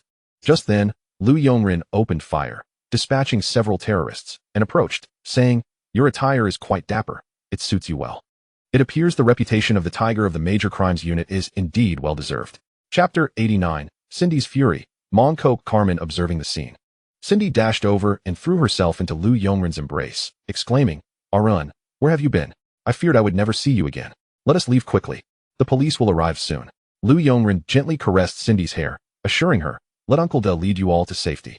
He is indeed the Tiger of the Major Crimes Unit. We can discuss matters further once you are safe. I have other business to attend to." He then addressed Uncle Da. "Do not show off. After escorting them out, summon your girlfriend and launch a direct assault on the school. Zhou Xingxing and I will coordinate from the inside." "Understood, Mr. Lu. I will take them out immediately." Lu Yongren set Cindy down and departed. Once outside, Cindy curiously inquired, "Director, why do you refer to our Ren as Mr. Lu? Are you all police officers?" Chao Dahua explained, "Zhou Xingxing and I are officers, but as for Mr. Lu, how should I put it? Are you familiar with Huaxing and Hongxing? Chairman Lu Yongren is one of them. As for the rest, you'll have to investigate on your own." The nearby students, though inexperienced in the underworld, were aware that Huaxing was a significant business entity, and many recognized its name, given their affluent backgrounds. Regarding Hongxing, its notoriety as Hong Kong's largest triad was well known, even if many had never encountered its members in person. For those who idolized Lu Yongren, details about his life, including his romantic entanglements, were common knowledge. At that moment, Cindy felt as though she were abandoned by the world, though she was about to escape the school. Her innocence made her susceptible to Lu Yongren's deception. The events of the day were indeed true. This scoundrel had a woman. Why did he come to provoke her? This vile rogue. As for Lu Yongren's motives for remaining behind, it was undoubtedly to protect Zhou Xingxing from harm. The altered narrative left the outcome uncertain. Meanwhile, Zhou Xingxing was fiercely engaged in hand-to-hand combat with the enemy. True to his elite status, he swiftly incapacitated several adversaries. Just as he was about to catch his breath, more terrorists opened fire, and it seemed he was moments away from death. Lu Yongren appeared just in time to save him, stating, "Chao Dahua has safely evacuated many. The police have arrived and are launching an assault. Go and assist. Change into your gear. I can leave safely now. Zhou Xingxing, we shall meet again." With that, he departed. Zhou Xingxing thought to himself that he had no desire to see Lu Yongren again. Encounters with him only heralded trouble. Nonetheless, he acknowledged that Lu Yongren had saved him and readjusted his focus to join the elite unit in their counteroffensive. When Lu Yongren next encountered Cindy, the atmosphere had shifted entirely. "Ah, is that Chairman Lu? What brings you here instead of masquerading as a teacher in search of female students?" she teased. "Perhaps you come to offer an apology?" Lu Yongren replied, "Cindy, I was wrong. Shall we start anew? I assure you, I am quite innocent at heart." "Clearly, you are a simple-minded rogue," she retorted, turning away. Lu Yongren intended to stop her, but found himself at a loss for words. Realizing that his affections had led to this predicament. Being too exceptional is hardly my fault." Days passed without news from Cindy. Meanwhile, Lu Yongren found himself at Ahua's, Andy Lau's, residence, saying, "How do you feel? Look at yourself, covered in blood. You may be strong, but you are still but a man with only one lackey. This little gang of yours, they would release him without my prompting." Ahua responded, "Mr. Lu, we are surprised to see you. I never imagined you would come to seek me out. I've been with the gang for quite some time. Although I have my differences with Tony, switching sides would be difficult." Lu Yongren replied, "I've given you my business card. If you have any thoughts, contact me later. Moreover, if you continue down this path, problems will inevitably arise. Wu Ying is a troublemaker. You may assist him this time, but what about next? Don't pretend you want to help him. If he accepts a fatal assignment, what will you do?" Ahua, in silence, confessed, "I don't know. For so many years, I've wandered aimlessly. Even after stepping out to work, Nothing has changed. I truly don't know when I might be eliminated. I just want to live a simple life with A. At that moment, Lu Yongren gazed at Ah Hua with warmth in his eyes. A is a good girl. Do not disappoint her. I asked you this question because I have received word that Wu Ying has taken on a death contract to eliminate the captured Zue. Since you've chosen to retire, live well. I must take my leave. Ah Hua stood astonished. What? Wu Ying took on such a task? Has he lost his mind? This is a guaranteed death sentence. All for a severance payment? No, it is for himself. He no longer wishes to live an aimless life. He aspires to rise above. He no longer wishes to rely on your protection. In any case, it is no longer your concern. Since you are at peace, do not let A down. Wu Ying kept this from you to avoid your interference. As Lu Yongren departed, Ah Hua remained speechless, lost in contemplation over Wu Ying's choices. Soon, a call from Wu Ying's underling confirmed the news. A gazed at the distraught Ah Hua and asked, "Did you heed Mr. Lu's words? Or, are you willing to make the choice you spoke of earlier? Your silence tells me you have not given up. Soon you will leave to rescue your underling. You are destined for the underworld. I will not obstruct you, nor will I force you to stay. I can see that Mr. Lu holds you in high regard and can assist you. Joining Hongxing would benefit both you and Wu Ying. Go, release me, and free yourself. But think carefully.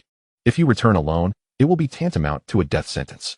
After a long while, watching Ah Hua's retreating figure, A wept inconsolably, unable to find peace. Meanwhile, Lu Yongren was inspecting the treasure chest at Mong Kok Carmen, triggering it to reveal, "Congratulations, host. You have received 50 million cash, a bottle of Labi, Pinduoduo version, and 2 pieces of premium black Zhongshan suits, tailored for the host, perfectly fitting, automatically increasing charm value and commanding presence. In a crowd, you shall be the focal point." Lu Yongren remarked, "And Jaira, why is the reward so meager? As for Labi, can it be consumed? Will it be toxic? This suit, however, looks quite elegant." And Jaira replied, "Rewards are distributed based on the protagonists, whether singular or dual male leads, or the difficulty of the film. The host is advised to follow up on the selection." Chapter 90, Elevating Presence. Ah Hua counsels the fly. Upon returning home, Lu Yongren promptly deposited the money into the vault, discarding Lei Bai without a second thought. Adorning himself in his new attire, he admired his tall and handsome reflection in the mirror, exclaiming, "Why does this outfit evoke a sense of being a grand master? I must admit, I quite fancy this image. It somewhat resembles Xie Wendong, doesn't he it?" After stepping out of his room, the women were instantly captivated, setting aside their tasks to approach him.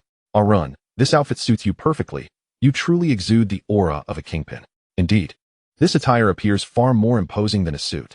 I feel like I've seen this before. Ah yes, it's the Zhongshan suit. Truly magnificent, Arun. Your presence feels remarkably enhanced." Lu Yongren smiled and remarked, "Clothes make the man. This outfit complements me splendidly. The weather is delightful today, esteemed ladies. I trust you have no pressing matters, hee." A few hours later, Lu Yongren departed the villa, thoroughly satisfied. One must acknowledge the extraordinary prowess of the Rui Jingu Bang. Indeed formidable. With Ah Shui by his side, there was no escaping her presence from now on. 2 cars set off for the company, with Xiao Fu driving as a part-time bodyguard, Ah Mao seated in the front passenger seat, while Lu Yongren and Ah Shui occupied the back. In the second vehicle, Ah Zhong remained vigilant in the rear, constantly surveying the surroundings. A bodyguard should be elite rather than numerous. Otherwise, one attracts undue attention with an overabundance of personnel. Yet, unbeknownst to them, Lu Yongren drew attention wherever he went. Throughout the journey, the entire company marveled at the chairman's commanding presence that day. Even Gao Jin and Jimmy expressed their astonishment, saying, "Ringu, you seem different today. There's something about you. Perhaps it's the attire. Your aura is undeniably strong." Lu Yongren smiled and replied, "This was custom-made for me. Quite an investment, but certainly worth it. By the way, Jimmy, how are things on your end?" Jimmy excitedly responded, "The technical challenges are being addressed. With the assistance of Officer Sure, we've rapidly overcome many barriers. We've already signed material contracts in Europe, Lighthouse Country, Kimchi Country, and Cherry Blossom Country, and we anticipate producing the first batch of washing phones within a year. With your designs and detailed research, this is a remarkably swift pace. However, over 70 of the components will need to be imported. The trademark is secured, and the factory is under construction. It will definitely be completed within a year. As for the chips, it's an endless pit. Millions invested with little to show for it. I'm currently recruiting talent, and Gao Hua is diligently studying this field, making swift progress, soon to become an expert in overcoming these challenges. Production primarily relies on photolithography machines, which cannot be produced by a single company or even a nation. It's exceedingly difficult." Lu Yongren remarked, "Without an investment of several hundred billion, it's impossible to conduct research in this area. Fortunately, in our era, we have access to resources without significant restrictions. Money can buy almost anything. Some items may not justify their price, but we must take the first step. Remember, the future belongs to technology. That is inevitable. The inland development is accelerating rapidly, and we must keep pace with the trends, understand? Don't be stingy with money. That would be foolish. If we run out, we can always earn more. Tomorrow, I'll provide you with another billion. Regarding the materials you mentioned earlier, we are currently too weak to produce the majority of them, but that doesn't mean we won't be able to in the future. We cannot allow others to choke us. We can have a prototype, but we cannot lack ambition. Some ventures may incur losses, but they must be undertaken. Gao Jin, how are things progressing on your end? Ringu, the overall operations of the company are running smoothly.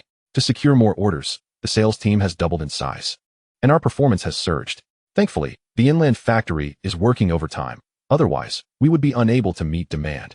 Currently, several surrounding countries, including the entire Southeast Asia region, are placing substantial orders. Huaxing Capital is now fully entrusted to Feng Zhanhua, with 500 million in the account, ample for his use. The recent momentum in the Hong Kong stock market is promising, and the transportation sector is taking shape. As for Qilong, after several promotions, we received a plethora of security requests. We are currently understaffed with only 80 personnel. I intend to discuss with Jianjun about increasing that number by 20. Lu Yongren instructed, obtain gun licenses while the opportunity still exists. This will not be available indefinitely. Qilong's personnel can be increased to 120. When Jianjun is unavailable, Li Jia will assume responsibility as Deputy General Manager. Inform Feng Zhanhua to closely monitor stocks, particularly those related to technology and healthcare. If suitable opportunities arise, invest accordingly. If it weren't for budget constraints, I would have made direct acquisitions. Jimmy interjected, Ringu, your spending pace is already quite rapid. Fortunately, Huaxing's current strength allows for smooth operations. Otherwise, no one could withstand it. We must also devise ways to generate revenue. I plan to head inland tomorrow, while Gao Hua continues his diligent studies. Other matters will be left to Gao Jin. Lu Yongren declared, you two are the guardians of Huaxing. I will authorize an assistant team for you. Delegate tasks to them for greater efficiency. Additionally, we must remain vigilant regarding issues of safety, legality, oversight, and finances. Meanwhile, on another front, Ahua was fervently pursuing the fleeing Fly. After several streets, he finally cornered Fly in an alley, exclaiming in anger, why are you running? I'm pursuing you to discuss important matters. Are you feeling guilty? I am your superior. Why do you flee upon seeing me? Have you wronged me in some way? Fly retorted, why do you think I'm running? Don't assume I'm unaware of your intentions. I want you back down. I'll do as I please. And I don't need your approval. Ahua scolded, you're foolish. Sacrificing your own prospects for someone else's agenda. What is wrong with your head? Being a leader can be impressive, but look at me. I received my settlement at 16, yet here I am, still in the same position. Has anything really changed? You hide from me, fearing my words. Why didn't you consider the implications of your actions before? Fly replied, haha, did I not consider it? Do you have any idea what they say about me? How they look down on me? Their words are more foul than mine. They call me a mere shadow of you. You were once formidable, yet here I am, still a nobody. No one knows who Fly is. I refuse to live like this. Chapter 91. Ahua ascends to power in Mongkok. Ahua countered, let them say what they will. Why do you let their words affect you? Just because they label you as such doesn't mean you have to accept it. When Big Mouth was caught, those uncles feared exposure, hence the lottery. You, on the other hand, are fleeing in fear. Stop this, Fly. It's not too late to turn back. Fly responded, don't concern yourself with me. I don't want to hear your criticisms. I chose this path, and I will walk it alone. I appreciate your concern, but I cannot repay it. Ahua paused and said, wait, Fly. If, and I stress if, I ascend to a position where I can manage a territory, would you be satisfied to remain a lowly foot soldier while we are both absent? Fly replied, I want to be true to myself. Moreover, Huagu, you're a red stick now, but without resources or finances, how can we secure territory? Ahua produced a business card and declared, we can do it. If I say we can, then we can. However, in exchange, we'll need to change our living arrangements. Upon receiving the call, Lu Yongren summoned Fai Long and made his way to Tony's mahjong parlor.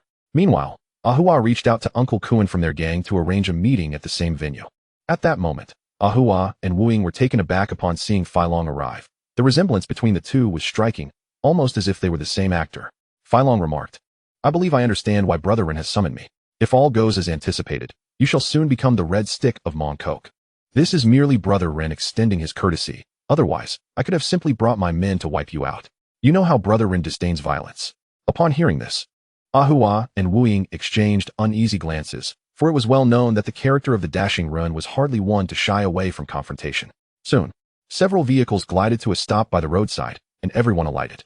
Lu Yongren emerged before the crowd, causing even Fai Long to be momentarily taken aback. Let alone Ahua and Wu Ying. I knew you would make the call, Ahua, and you must be Wu Ying?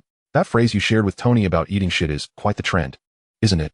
Wu Ying responded, Brother Ren, greetings. I am Wu Ying. Ahua added, Brother Ren, I appreciate your assistance. It is an honor to have you here personally. From now on, I will follow Brother Fai Long. Lu Yongren acknowledged, you two bear an uncanny resemblance, almost like brothers. Fai Long is my original crew, a trusted confidant. Stick by his side and learn well. Who knows, Mong Kok might very well be yours in the future. Initially, I intended for Fai Long to handle this matter alone. But I suddenly realized that Tony bears a striking resemblance to Jiang Tianyang. It wouldn't do for me not to show up.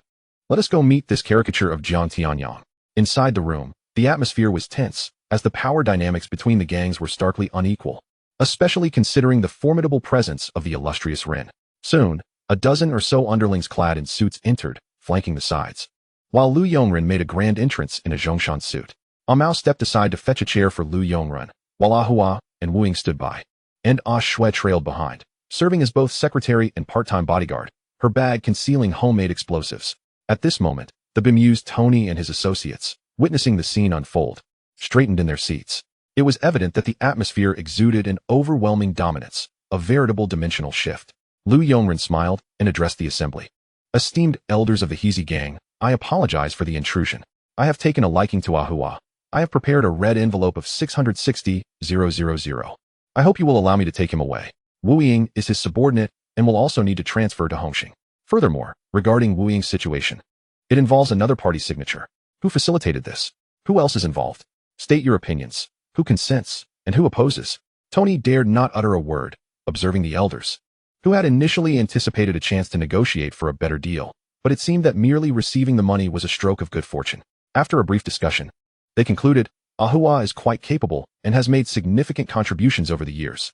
His opportunity with Hongxing is indeed a blessing, and we concur. Lu Yongren smiled approvingly. Excellent. Now, there is one more matter. You are Tony, correct? I hear you're quite skilled at mahjong and have a fondness for it, though your character may be questionable. Your courage appears lacking. You bear a striking resemblance to someone who displeases me, yet this is not your fault. I had initially contemplated eliminating you all, but I realized that such an act would be deemed overly tyrannical by others. Consider yourself fortunate. I have changed my mind. From now on, you shall manage this mahjong parlor. Conduct yourself wisely. With that, he rose to depart, while Xiao Fu delivered the money before also taking his leave. Once Lu Yongren and his entourage had exited, the remaining individuals were already perspiring with anxiety. Outside, as Lu Yongren was about to enter the vehicle, he instructed Fai Long, I entrust you with those two. They may succeed you in the future. Attend to your duties. When it comes time for the big vote, ensure they are present. It will surely be an intriguing affair. Ahua, Wu Ying, this will present an entirely different challenge for you. Ahua, as the red stick, and Wu Ying, as you ascend. It seems the paper fan is not quite suitable for you. Focus on supporting your elder brother and avoid causing unnecessary trouble. However, remember that Hongxing is not one to shy away from conflict. With those words, he entered the vehicle and departed. Once everyone had left, Wu Ying remarked, Brother Hua, this feels surreal. Brother Ren's aura is overwhelming. This is the true image of a leader in my eyes, so majestic. Ahua replied, we must tread carefully. As newcomers, I am stepping directly into the role of Red Stick. For the time being, we must be prudent until we establish a solid foundation. I also wish to bring Ai back. In the vehicle, Mao stated, Brother Ron, I have given the twin troublemakers over at Feiji Shuangsha 300,000 each to join Dongxing. They are now working under Lei Yaoyang as fourth-tier henchmen. Haha. Lu Yongren responded, those two are purely magical attacks. I dare not meet them. Just tell them to remain eternally loyal to Dongxing, and I will cover their salaries. Such talent must be retained within Dongxing. Mao continued, there is another matter regarding the individual you asked me to keep an eye on, Aji. He is currently working under Wang Bao of the West Ring's Poison Snake Gang as their top enforcer. He then glanced at Shui, Jiao Mao, speak your mind. Even if you don't, Brother Ren will find other women. Just pretend I don't exist. From now on, I will follow you all and manage the company's affairs. They are far too tedious. Mao grinned. Indeed, good sister-in-law. That teacher named Xin, Li Jiasen, is currently employed at a school in Tunman. As for Bobo, Guan Jilin, she bears a striking resemblance to Sister Jingxiang and has been located. Though it seems she is facing financial difficulties and is contemplating working at a nightclub. I have arranged for her to receive a high offer at our own nightclub in Wanchai. I have also ensured it is reputable. He continued. As for Shalina, Lin Qingxia, she seems to be encountering some troubles, With the police currently investigating her company boss, Zhu Tao, perhaps there are legal issues at play. Chapter 92. Long live Ah Shui, the essence of a hero. Additionally, there's Meng Luo, Zhang Min, who is now working at a bar in Wanchai that has only recently opened. Lastly, Ah Zhan, Wang Zuxian, is currently working as a waitress at a bar in Wanchai, and it appears she is being pursued by a certain Chen Xiaodao. However, fear not, Brother Run, I have intervened on her behalf. This fellow has a penchant for gambling and loan sharking. Moreover, there is a certain Wang Fengyi who is reportedly returning from studying abroad. She is in a relationship with a police officer, but it seems incompatible. Wang Fengyi is the daughter of Wang Dong, the head of Chuanxing, and recent events suggest she may face prison time for reformation.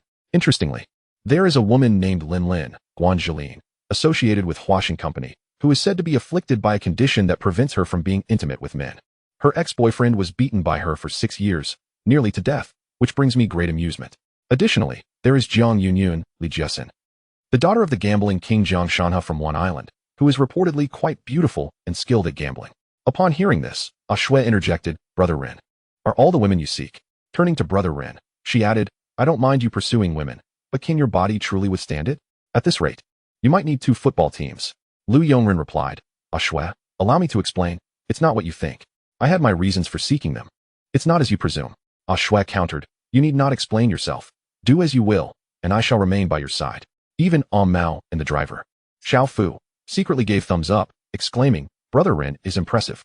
At that moment, the phone rang, and upon answering, the voice of Gao Jin came through, Brother Ren. The Zhongxing Society from One Island, Long Yi, wishes to collaborate with you. I am uncertain if you are available, or if you would like me to decline. Lu Yongren inquired Long Yi. Zhongxing, that indeed signifies the dragons soaring across the seas. Goodness, it appears there is truly everything one could wish for. Reply to him. Let us meet tomorrow evening in Sim Sha Sui. You choose the venue. You should also attend, as you are well versed in the matters of the company. It's quite intriguing. It seems many events are commencing in various directions. Mao, let us pay a visit to Xiaomago. If I am not mistaken, Song Zaheo should be returning shortly. Mao, I have already dispatched someone to gather information. He has returned to Hong Kong Island, and is currently employed at our taxi company. The manager is called Uncle Jian, and his staff are all individuals who have served time and now wish to engage in honest work. Lu Yongren, excellent. It would be best if he could be taken care of. Let us go and see him. At that moment, on a street, Xiao Ma Gu was diligently cleaning a car when Tan Sheng, accompanied by a group, approached the vehicle. He nonchalantly extracted a stack of money from his hand, tossed a few bills onto the ground, and left with an air of nonchalance. Xiao Ma Gu, with a resigned smile, found it difficult to pick up the money due to his leg issues, and staggered as he pushed the car away. This scene did not escape the notice of Lu Yongren and his companions. While not far away, Song Zaheo watched the entire episode with a heavy heart. Xiao Ma walked ahead, eating a boxed meal in the desolate underground parking lot of a supermarket, his weathered face narrating tales of hardship. Suddenly, an excited voice from Xiao Ma broke the silence. As he continued to eat, he turned in disbelief to see Song Zaheo's figure, rising unsteadily to his feet, tears welling in his eyes as he exclaimed, Brother Hao, you have finally returned. We can be together again. Together, what can we not accomplish? Song Zaheo, Xiao Ma, what you wrote in your letter is entirely different. I am currently working at a taxi company. You should come over as well. Let us discuss things first and refrain from meddling in the affairs of the underworld. Xiao Ma, what are you saying, Brother Hao? How have you changed so much? Has prison altered you this drastically? What happened to your former self? You need to regain your former spirit. At that moment, Lu Yongren's vehicle slowly approached and came to a halt beside them. The window rolled down as he said, Song Zaheo, Xiao Ma, would you be interested in a conversation? I am Lu Yongren from Hongxing, and there are some matters I wish to discuss with you that are of great significance. After a considerable time, within a restaurant, everyone was enjoying their meal. During this, Xiao Ma also introduced Lu Yongren's influence, which left Song Zaheo quite impressed. After they had feasted, Lu Yongren remarked, Brother Hao, the place where you work is one of the properties of Huaxing Company, hence I am aware of your movements. I mean no harm, feel free to do as you please. The main concern is Xiao Ma. He is not one to easily accept defeat. Moreover, the reason for your current situation is due to Tan Sheng's machinations. Presently, there is a considerable counterfeit currency operation in Hong Kong, all orchestrated by him. Furthermore, they are already aware of your return, and your presence is a point of concern for them. Soon, Tan Sheng will come seeking you. You have my contact information. Should you require assistance, I will be there. Song Zaheo and Xiao Ma exchanged glances and said, Mr. Lu, we should not be acquainted. Why would you come to our rescue? Lu Yongren, consider it a means to rectify the regrets I carry from many. Some people and events are fated to occur. I am aware that I cannot dissuade you. And I also understand that Xiao Ma cannot contain his anger. My washing company is in need of an external trade manager. And both you, Brother Hao, and Xiao Ma, have experience in substantial business dealings and a wide network of connections, making you both suitable candidates. Rest assured, washing engages in legitimate business, and it is my lifeblood. Please, take some time to contemplate this. Ding. Congratulations, host, you have obtained the Heroic Essence treasure chest. Given that there is more than one installment of Heroic Essence, the treasure chest is available only once. Please check it carefully. Lu Yongren. This is nothing short of blatant exploitation. Series like Police Story, Heroic Bloodshed, and Fight Back to School have multiple installments. Yet you present but a single treasure chest? Truly the epitome of vile capitalism. Could you not learn from the virtuous? Get back to your affairs. Congratulations, host. You have received 80 million Hong Kong dollars in cash and the latest model of Xiaomi phone from August 2011, along with half a bottle of fruit-flavored drink. Lu Yongren's mind went blank for a moment, and after a long pause, he inwardly raged. Angelia, get out here. Shouldn't it be a fruit-flavored orange? What kind of manufacturer is this?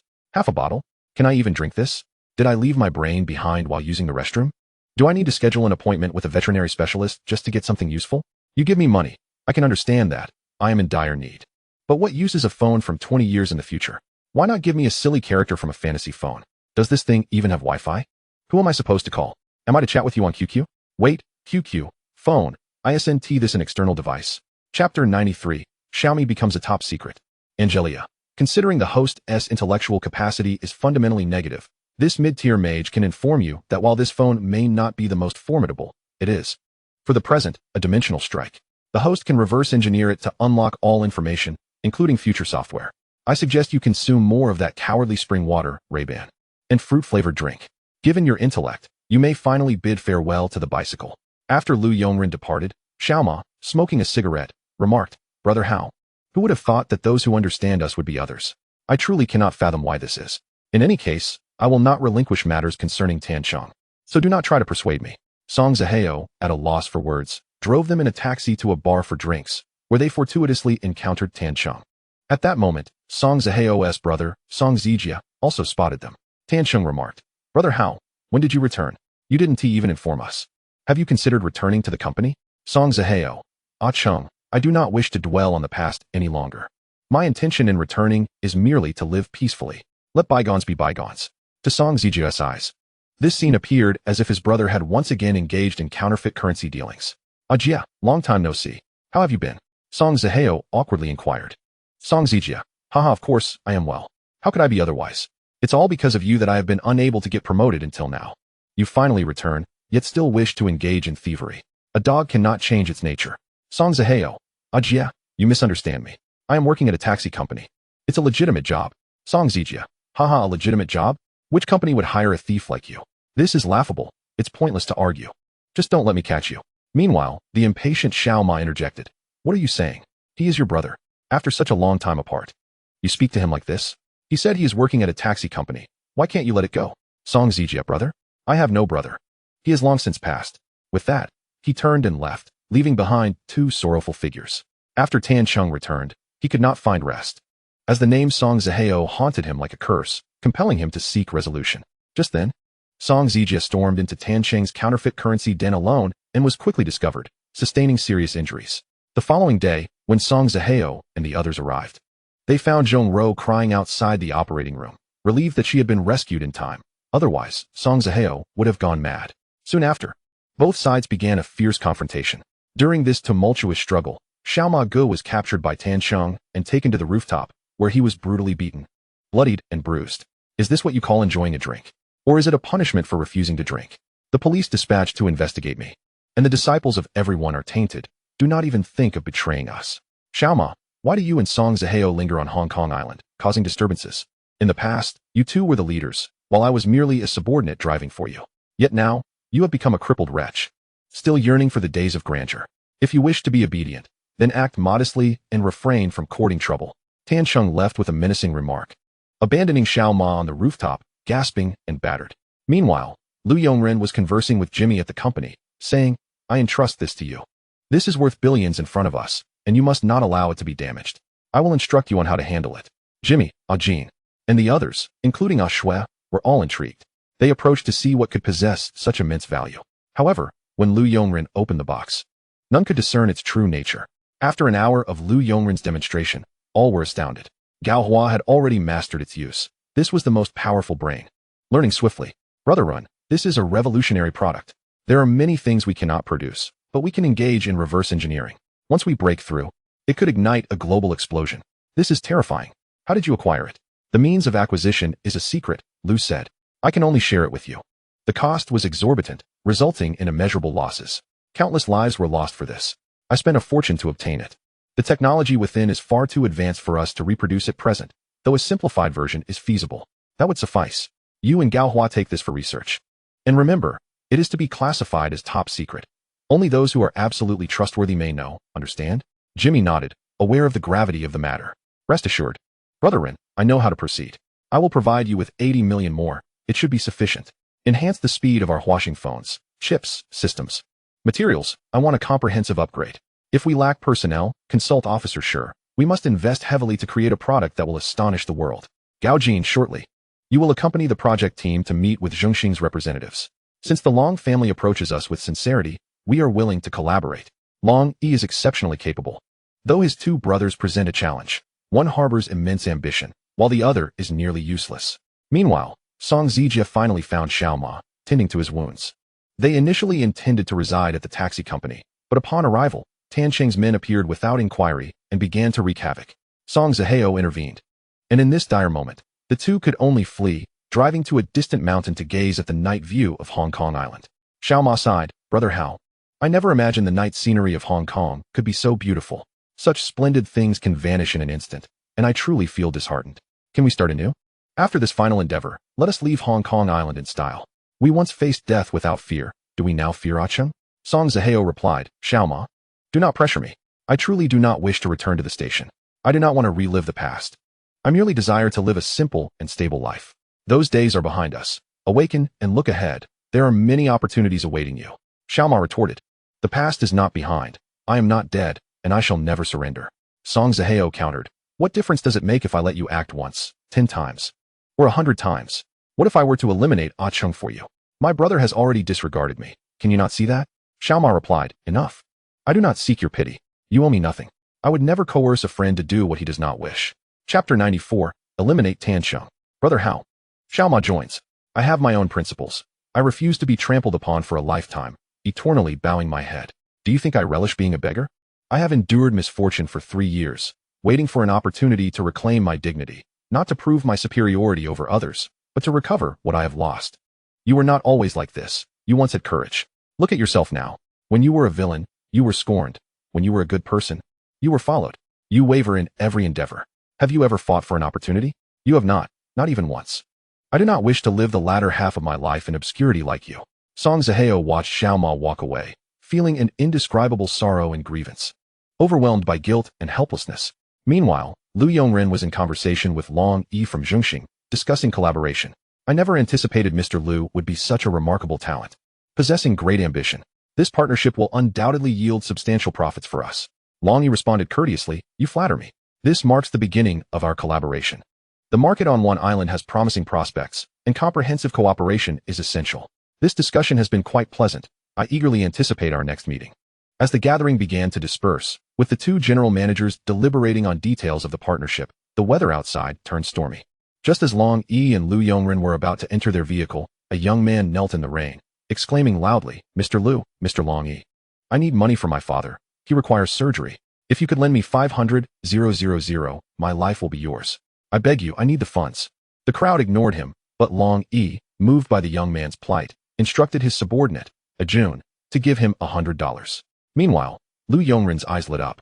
This young man was Xiao Lin, a formidable assassin, akin to Ah Zhong and Xiao Fu, masters in their field.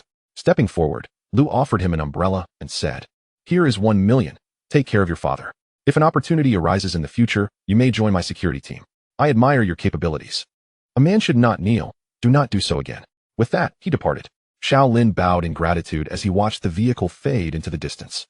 On the return journey, Mao answered a phone call, saying, Brother Ren, the taxi repair station where Song Zihao is located was attacked by Tan Cheng's men. What should we do? Lu Yongren replied, What? How dare they? Do they not understand who they are provoking? Prepare a team with Fei Quan. Jian Guo will lead the charge. We will take down Tansheng's stronghold, regardless of whether the money is real or counterfeit. Amao promptly set off to carry out the task. Just then, his phone rang, and he answered to hear Song Zaheo's voice. Mr. Liu, is the position of General Manager of Foreign Trade at Huaxing Group still available? Liu Yongren responded. Brother Hao, that position is yours by right. I understand your intentions. This matter extends beyond you, as my taxi repair shop has also been attacked. You and Xiao Ma may proceed with your plans. I will send people to assist you. After hanging up, he instructed Mao, Jin, take 20 men, fully armed, and set off to eliminate Tansheng. To make it more exciting, we shall all go. Xiao Fu, you are in charge of protecting Shui. Hours later, Song Zaheo and Xiao Ma engaged in a fierce gunfight against Tansheng and his 30 men at the harbor. Brother Hao, when will Mr. Liu arrive? I do not know. If we calculate the time, he should be here soon. Let us hold our ground and delay Tansheng. His counterfeit money den has also been raided by Mr. Liu's men. As Tansheng felt victory was within reach, several vehicles burst onto the scene, accompanied by 2 speedboats from the sea, fully armed and ready to launch an assault. Xiao Ma joyfully exclaimed, "This is exhilarating. These are special forces indeed. Mr. Liu truly possesses formidable weapons." Meanwhile, Liu Yongren arrived with his men, while Zhong was engaged in combat with the others. How good, Xiao Ma, are you alright? Given your injuries, it seems you've endured quite a bit. In the future, let's avoid such impulsiveness. Swift resolutions are crucial. The commotion here will soon attract law enforcement. Before long, the opposing force was decimated, and after securing the area, Wang Jianjun quickly led the retreat. Tansheng, barely clinging to life, gazed at the gathered individuals. Liu Yongren approached and remarked, "Your abilities fall short, yet your ambitions are grand. In this line of work, one must eventually pay the price. Here, take this heat pack. Rest well." After everyone departed in their vehicles, Liu Yongren pressed a button, and suddenly, flames erupted skyward, leaving no trace of Tansheng. The explosives were a contribution from Mei Daniel. A few days later, when Song Zaheo and Xiao Ma arrived, the atmosphere had transformed entirely. This is Gao Jin, the chief administrator of Huaxing. Rest assured, he is not a eunuch. There will be numerous collaborations ahead, particularly in the external sales and after-sales departments. The company will soon unveil groundbreaking products, and you will have plenty to occupy yourselves with. Correspondingly, your lives will become increasingly fulfilling. How good. Regarding your brother Ajia's promotion issue, I have already reported it to an officer who will address it. And Xiao Ma, your leg has a significant chance of recovery, though it will be quite painful and require several months. You can now enjoy the forthcoming times with peace of mind. Thank you, boss. This is wonderful. Xiao Ma, you still have a chance to regain your former self. At that moment, Xiao Yutai entered and said, "Arun, there is a handsome gentleman outside looking for you, named Shaolin. He says he is here for an appointment to fulfill a promise." Liu Yongren replied, "Really? Please bring him in." And Xiao Yutai, "Didn't I hire an assistant? Why are you handling this?" Xiao Yutai responded, "It's not tiring, and besides, an extra paycheck is quite valuable." A Shui couldn't help but laugh. Joy is indeed contagious. And the room filled with laughter prompted Xiao Yutai to hastily exit the office. Shortly after, Shaolin entered and said, "Boss, I'm here to express my gratitude and fulfill my promise. From now on, my life belongs to you." Liu Yongren stepped forward, stating, "Your presence signifies our mutual trust. Your life ultimately belongs to you. Let everyone here introduce themselves. Henceforth, you will accompany Zhong as my bodyguard, earning an annual salary of 200,000, with rewards for tasks completed. You will reside near my villa, allowing for closer proximity. Your life will improve significantly. Remember to smile more, even though you are quite handsome. Zhong, you two ought to converse more. A bit of sunshine does wonders." Chapter 95, The Police Story begins. Within 2 months, significant breakthroughs occurred with Gao Hua and Jimmy, and Fang Zhanbua showcased his talents, thriving in the stock market while befriending Chen Taodao. Huaxing Group continued to lay a stable foundation, poised to launch its products within 2 years. The only burden was financial, and Liu Yongren found himself somewhat troubled, pressing on Mao to contact Meng Bo to trace Feng's whereabouts, while simultaneously tracking Chen Jiejun. To achieve wealth, one must seize opportunities. At that moment, Mao entered and said, "Ringo, there has been an incident involving Zhu Tao. The worst affected is Chen Jiejun, who is now accused of murder. Should we take action?" Liu Yongren replied, "It has finally begun. Let us go. Officer Chen is in dire need of assistance." Meanwhile, at the police station, Chen Jiejun shouted in anger, "I am innocent. I did not commit murder. Why won't you listen to me? Jiejun, please remain calm. We are investigating the matter." As Chen Jiejun saw others closing in to arrest him, he swiftly took a gun and held the officer hostage, seeking to prove his innocence. It seemed his only option was to protect Shalina and apprehend Zhu Tao. Just as he fled, a Zhong's car pulled up in front of him. Officer Chun, get in quickly. Shalina is in danger. Without hesitation, Chun Jejun jumped into the car, asking, "Who are you? Why are you helping me?" "Our boss believes you to be the most upright officer, and since you have conflicts with Zhu Tao, we intend to assist you. You will meet the boss shortly." Elsewhere, Shalina, hiding with her briefcase, was uncertain of her next move when Xiao Lin approached her and said, "Miss, come with me. Officer Qin Jejun is currently being framed and needs your help. I've been sent to bring you to him. You must deliver the evidence." Although Shalina was frightened, it was clear that hesitation was not an option. Several hours later, in a parking lot behind a mall, Chun Jejun and Shalina faced Lu Yongren. "Mr. Lu, thank you for your assistance, but your methods are rather unorthodox." Lu Yongren replied, "Officer Chun, I admire your integrity and stance. Some matters cannot be judged solely by appearances. The underground and the darkness also require order. While our positions differ, ensuring stability in Hong Kong is a shared aspiration, is it not? Furthermore, your and Miss Shalina's current predicament does not seem favorable. I can inform you that Zhu Tao is right inside. You have two choices. First, you go alone with Shalina, and the outcome is certain demise for both of you, as she will lack evidence against Zhu Tao and will be released, leading to vengeance upon her. The second option is that I assist you. Officer Chen, do you not trust Shalina? You suspect my group of engaging in illegal activities. If she manages the finances at Huaxing Group, I will offer her a director position, and I will help you capture or eliminate Zhu Tao. The choice is yours. Zhu Tao is about to leave, accompanied by a dozen armed men. You may be able to fight, but how many can Shalina take on? If she is gone, your evidence will be in vain, and no one will believe you. By the way, you currently appear to be a suspect. They could eliminate you without a second thought." Shalina and Chun Jejun exchanged glances and deliberated before responding. "Very well, Mr. Lu, we will collaborate with you. I am willing to work at Huaxing. It is better than being with Zhu Tao, and I am quite strict. If you engage in wrongdoing, I will not spare you. And I will inform Officer Chun and ensure your arrest." Lu Yongren smiled. "Of course, you embody justice. Now, let us proceed to find Xiao Zhuzhu, Zhong, Xiao Lin, Xiao Fu. You three shall ensure Shalina's safety. From now on, her salary will be under your management. Avoid conflict. Focus on assisting Officer Chun in apprehending Zhu Tao." The three nodded and followed suit, while Chun Jejun and Shalina attracted Zhu Tao and his men with their bags. "Where is Shalina?" And Chun Jejun, "Capture him and retrieve the bag." Zhu Tao's voice echoed throughout the mall, as Chun Jejun and Shalina prepared to flee. Zhong reassured him, "No worries, Officer Chun, just take your time. Those fools across the way are inconsequential." In no time, Zhu Tao's three henchmen arrived, and Xiao Fu sprang into action, swiftly and decisively incapacitating them. "Officer Chun, are they really that formidable?" "These are all Mr. Lu's bodyguards. Each one is as capable as I am." With them around, Zhu Tao is in for a rough time. Zhong, Xiaolin, and Xiao Fu had already discovered Zhu Tao and swiftly moved to apprehend him. In the midst of the chaos, Chun Jejun found himself bewildered about who the true antagonist was. While Shalina also joined the fray, Lu Yongren, accompanied by a few others, was still leisurely strolling through the opulent shopping mall, which delighted Aksu, as she admired the splendid decor. However, with the brawl erupting among their group and Chun Jejun's antics, it seemed the mall would suffer financial losses. Ameo whispered, "Brother Rin. Actually, we hold over 30 of the shares in this mall. Gao Jin plans to take full control next month to facilitate our business endeavors." Lu Yongren's mouth twitched at this revelation, prompting Aksu to mock him. "You should have mentioned this earlier. How was I to know which was Huaxing's?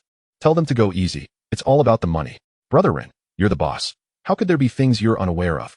"Well, with my daily responsibilities, it's only natural that I forget some details. Enough chatter. Let us capture Zhu Tao and call the police." Meanwhile, the five had surrounded Zhu Tao, disregarding his protests, and began to unleash a barrage of punches and kicks. Even Shalina indulged in a few strikes. Ameo rushed over, saying, "All right, let's wrap it up. The police are on their way. I'll have someone handle the rest. Miss Shalina, congratulations, you're now the financial director." At that moment, Lu Yongren received a notification from the system. "Congratulations, host. You have received a treasure chest.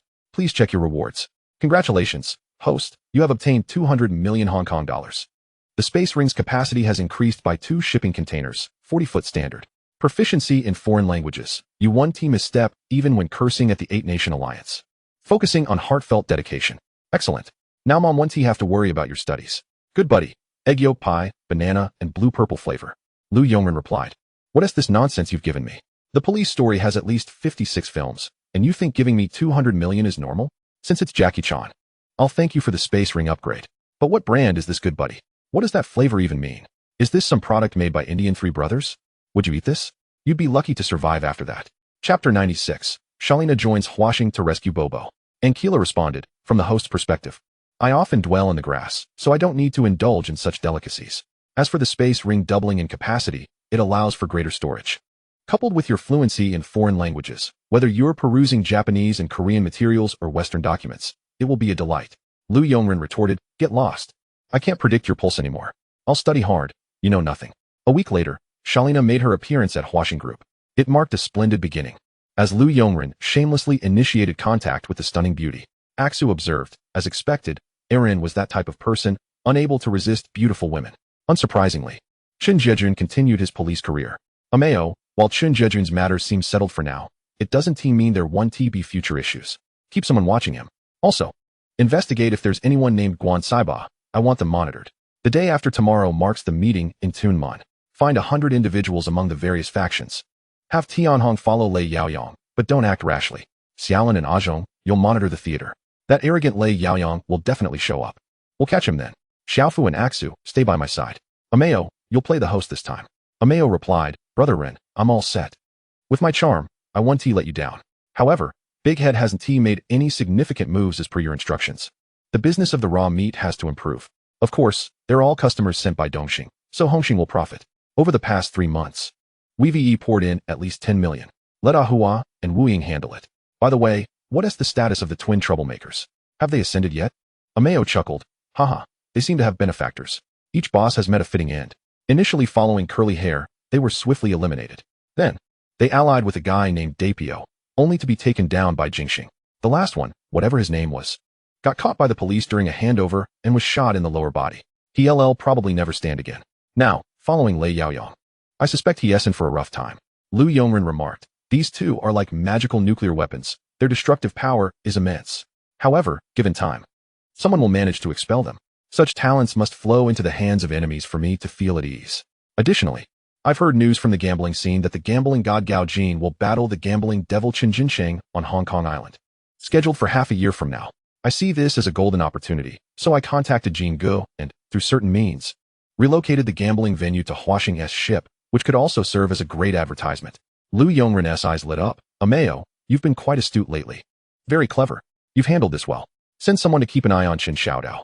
If someone resembling Xiamage appears by his side, inform me immediately. Tonight, let us visit Asian and Bobo. I can't rest easy until I rescue them. Ameo said, Brother Ren, you truly are a kind-hearted person. Let us handle this ourselves. There is no need for Sister Aksu. Lu Yongren replied, you're quite clever. I almost don't recognize you. Just the 4 of you will accompany me. At that moment, in a nightclub in Mongkok, Bobo, Guanjolin, was vehemently resisting the advances of a portly, balding tycoon. Having just started her job, she found it thoroughly unappealing. With her family burdened by debts, her mother deceased, and her father a gambling addict, she was at a loss for how to refuse. Just as she was contemplating her dilemma, Lu Yongren approached, wrapping his arm around her and saying, Darling, what are you doing here? You're being naughty. If you like drinking, let us go over there. I'll take you. Bobo gazed at the handsome Lu Yongren, clad in a black Zhongshan suit, exuding a powerful aura that, combined with his looks, was utterly captivating. Realizing he had come to her rescue, she smiled and said, Brother Ren, you finally arrived. Let us go. I want to drink a few more with you. The middle-aged businessman, Chun, was displeased and about to protest when Ameo swiftly occupied the seat next to Bobo, embracing Chun and saying, Don't speak. Be good. This is Hongxing's territory, understand? Once they reached a corner, Bobo expressed her gratitude. Thank you, Brother Ren, for saving me. Let me buy you a drink. Lu Yongren replied. Isn't the script all wrong? I recall that after a hero saves a beauty, the beauty typically offers herself in gratitude. Are fairy tales all lies? Bobo responded. Brother Ren, you jest. A person like you seems beyond my reach. Lu Yongren asserted. What family? Your gambling addict father? He has already sold you off. If it weren't for my people intervening, he would have bet you away to some random scoundrel. By the way, he won't be coming back. Bobo gasped. What? Where is he? Lu Yongren replied. Aren't you supposed to hate him? He is dead. Shouldn't you be relieved? Remember, he owes 500,000 in debts, which might fall upon you. After all, he is my father, even if he is a scoundrel. With so much money, I don't know how to repay it. This situation has become rather complicated, for the person searching for you is likely outside. I have merely come to inform you, hoping you are adequately prepared. Having said that, I took my leave immediately. Although Bobo harbors feelings for Lu Yongren, the sum of 500,000 is indeed substantial. After lengthy discussions with the boss, it became clear that there was no feasible way forward. After work, Bobo walked alone on the street, hastily departing, only to be confronted by Gao Liqing, who remarked, "Beautiful lady, here to repay your debt?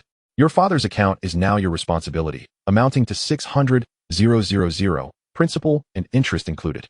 Bobo, trembling with fear, replied, "Wasn't it stated to be 500,000? Oh, so you are aware," he sneered. "Did you not know there would be interest?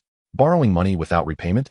After a month, the amount changes, but given your appearance, we could arrange payments by installments. Let's say 1,000 each time. How shameless. You have such lofty aspirations. I will repay the money. But I currently lack sufficient funds. Please grant me a little more time, but no additional interest. My dear girl, matters are not so simple. Time has passed, and you have not paid us a single cent in interest. It becomes increasingly difficult for us to report back. If you do not comply, you will soon be met with individuals who do not appear particularly gentle. We are offering you an opportunity. 5 of us are here, so let's settle for 10,000.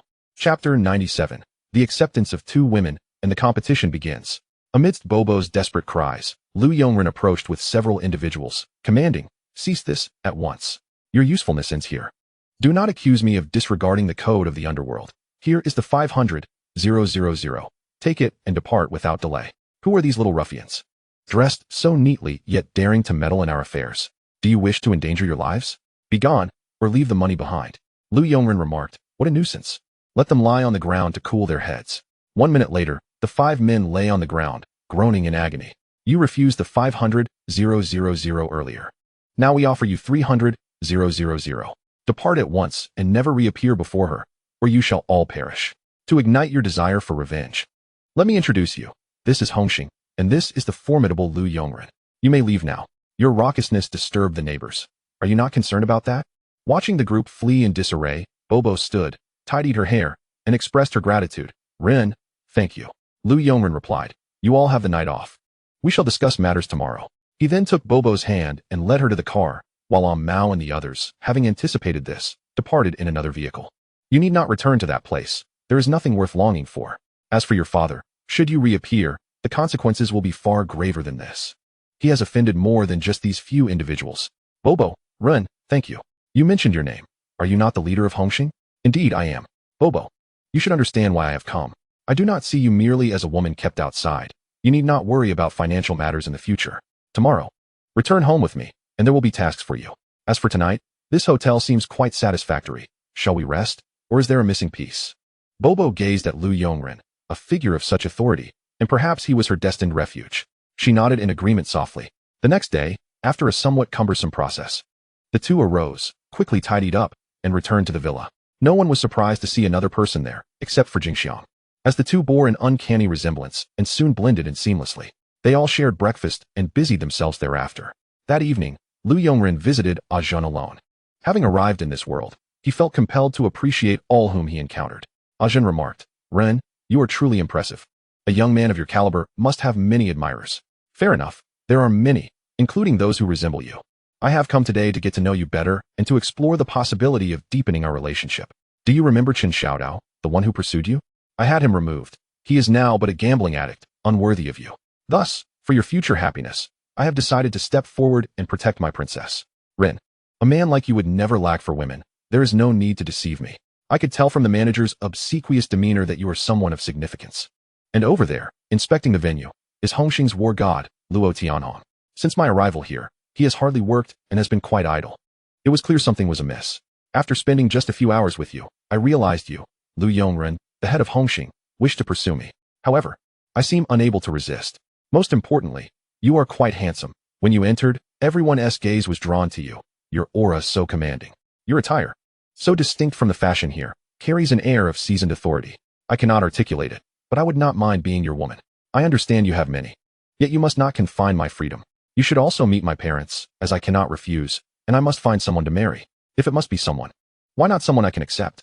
Lu Yongren responded, You are the most vivacious and open-minded woman I have encountered, and you have piqued my curiosity. It seems tonight is destined for a bit more indulgence. The two enjoyed a spirited evening, while Luo Tianhong kept a watchful distance, ensuring no interruptions. Once the guests departed, Lu Yongren leisurely embraced Ajun as they exited, remarking to Tianhong, Follow Lei Yaoyong. Tomorrow shall be your moment to act.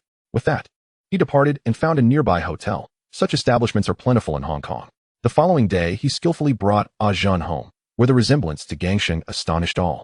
The two quickly found common ground, and everyone was well aware of Lu Yongren's capabilities. Few could withstand his prowess. Soon, another fierce battle unfolded within the villa.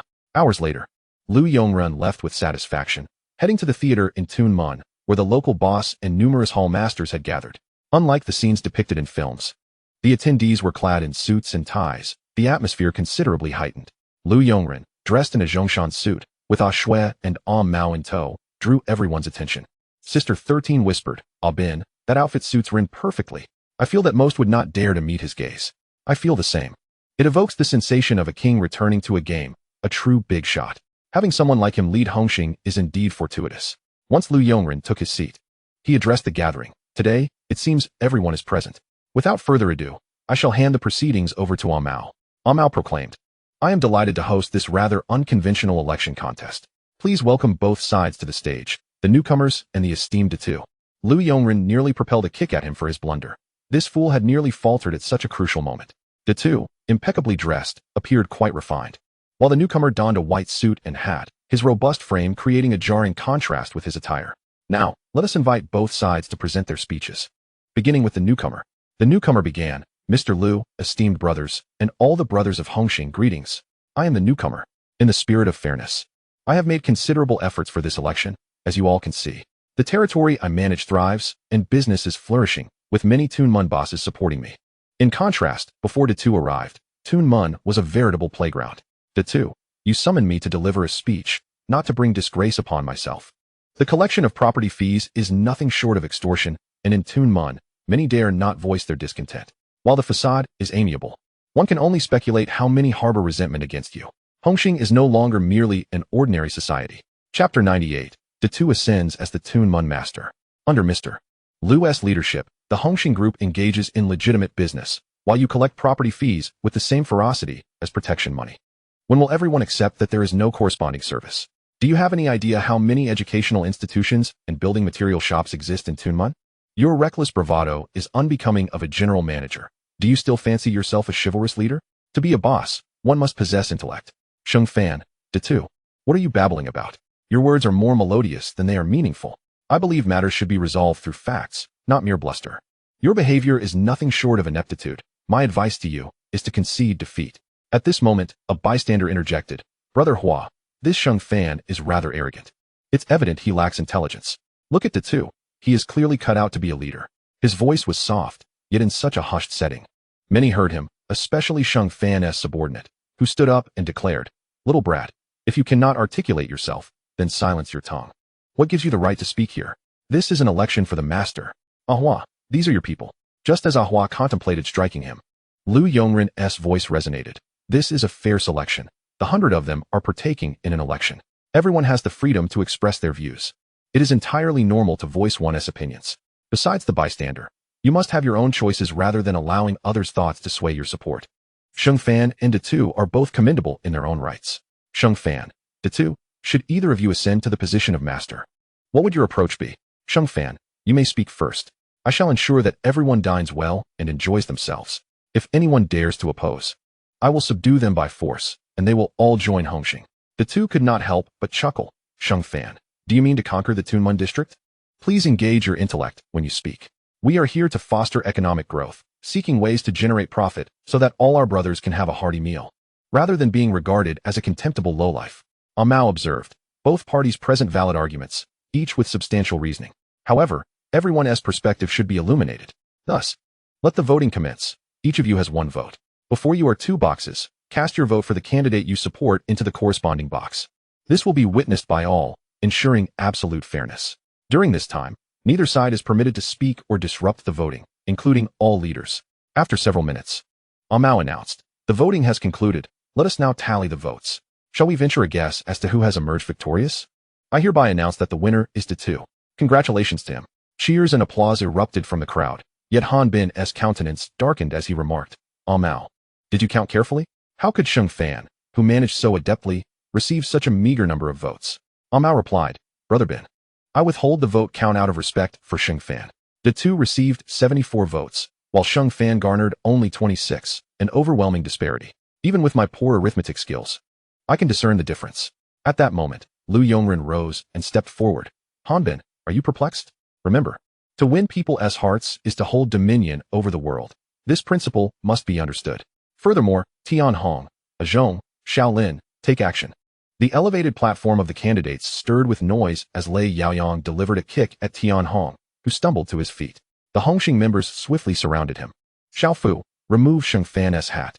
In this sweltering heat, how could you even conceive such a notion? As Sheng Fan weakly resisted, the contents beneath the hat came into view, equipment for official communications. Lu Yongren chuckled and remarked, Hanbin, your support for Sheng Fan poses no issue. However, this fool has already been bribed by Dongxing. Should he ascend, he will merely be a puppet. This Lei Yaoyang is the instrument of destruction for the dragon, and he collaborates with Sheng Fan. As for the remaining matters, you may ponder them yourself. Furious, Hanbin charged onto the stage, seizing Sheng Fan by the collar.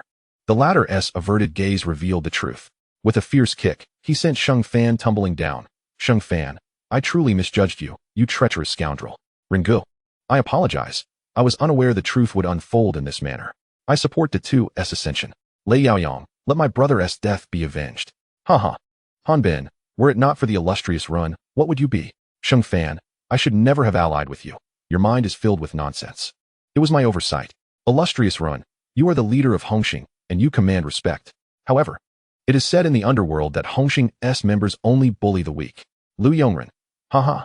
Lei Yaoyang, you are indeed formidable. Very well. I shall grant you one opportunity. Find someone to fight against you. Should you win, you may leave, but only today. Tian Hong, you vowed to avenge the dragon. Now it is time for you to demonstrate your prowess. Luo Tianhong stepped before Lei Yaoyang, coldly tossing a knife and stating, do not accuse me of bullying. If you dare to frame others, you deserve your fate.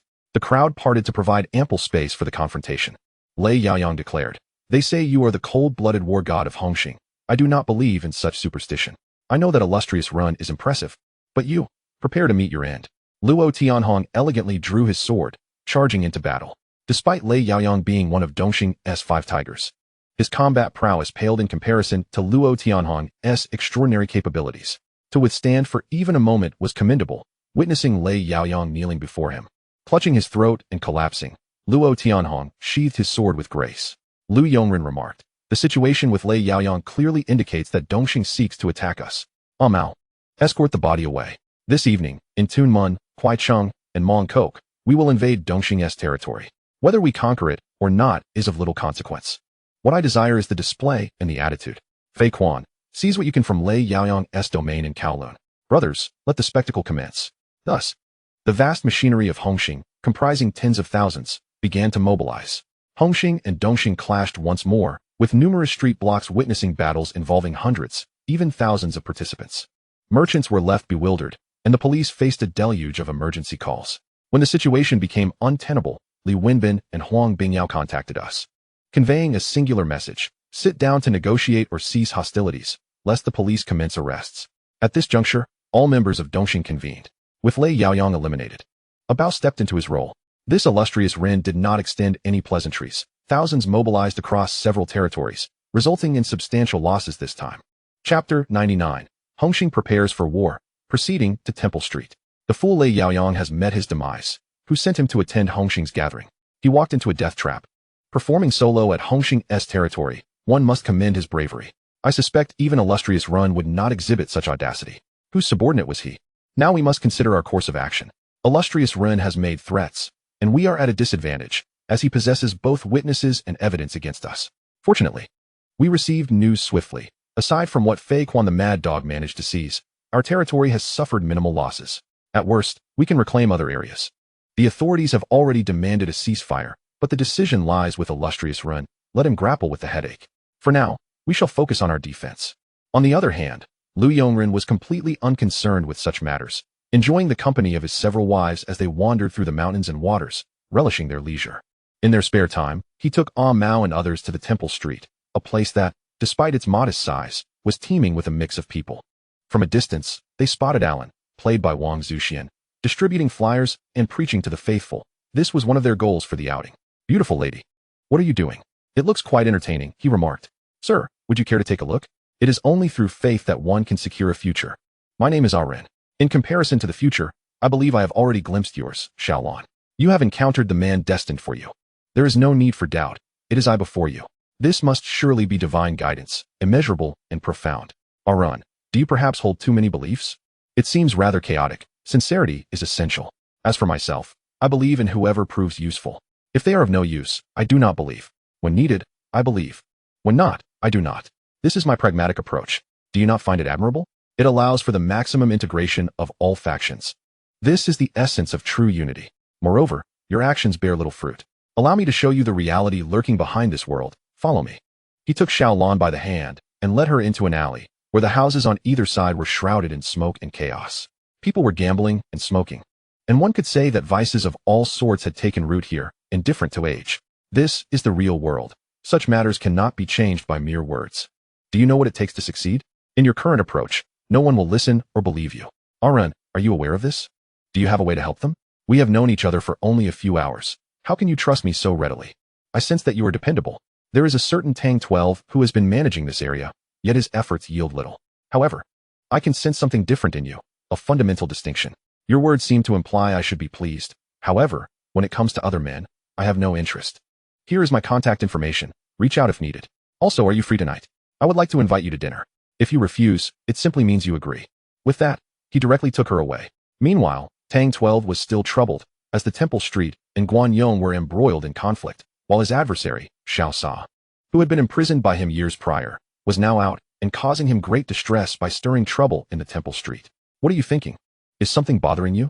Speak up. Let me share in your joy, Lu Yongren said with a smile as he approached and sat at a nearby table. Who are you? You seem somewhat familiar, as if we have met before. What do you want with me? I am Lu Yongren. Surely you have heard my name. Tang 12. Your background is quite formidable. However, times have changed. I have heard of your troubles. That Xiao Sa fellow is a madman, hell-bent on revenge. And you possess no substantial followers. It's akin to throwing an egg against a stone. The head of the Hongxing gang, the Dashing Ren, no wonder you seem so familiar. It appears your subordinate, Yaowen, has heeded your instructions to refrain from attacking the Temple Street. This place, the Temple Street, breeds talent, mighty tiger gang, violent organizations. Dozens of small groups, coupled with Xiao Sa's watchful eye. I cannot fathom why so many are drawn to this small locale. I have come to inquire if you would be interested in becoming a red stick of the Hongxing gang, managing the Temple Street under the leadership of the Tong, and collaborating with Yaowen to take Yaomati. Brother Ren, I am not particularly fond of violence. The Hongxing gang is a large temple. Someone like me would only bring shame. Are you certain? If Xiao Sa's men were to come for you and your adoptive parents, with dozens of them sweeping through your territory, creating chaos, what would you do? Stand by helplessly? This is not an era governed by rules. Unless you possess sufficient strength to establish them, you are destined to be eliminated. Tang, here is my contact information. I believe you can instigate change. But do not regret your decisions once made. Otherwise, you shall lose much. With that, he departed.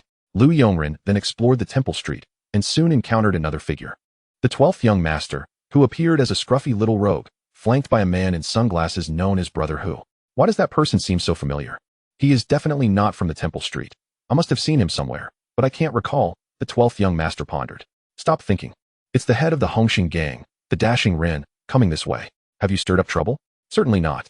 Recently, I have merely been playing cards with Xi and E and Czi. I haven't caused any trouble. You know me. I'm quite honest. You're honest? Let's see if the newcomer has ill intentions.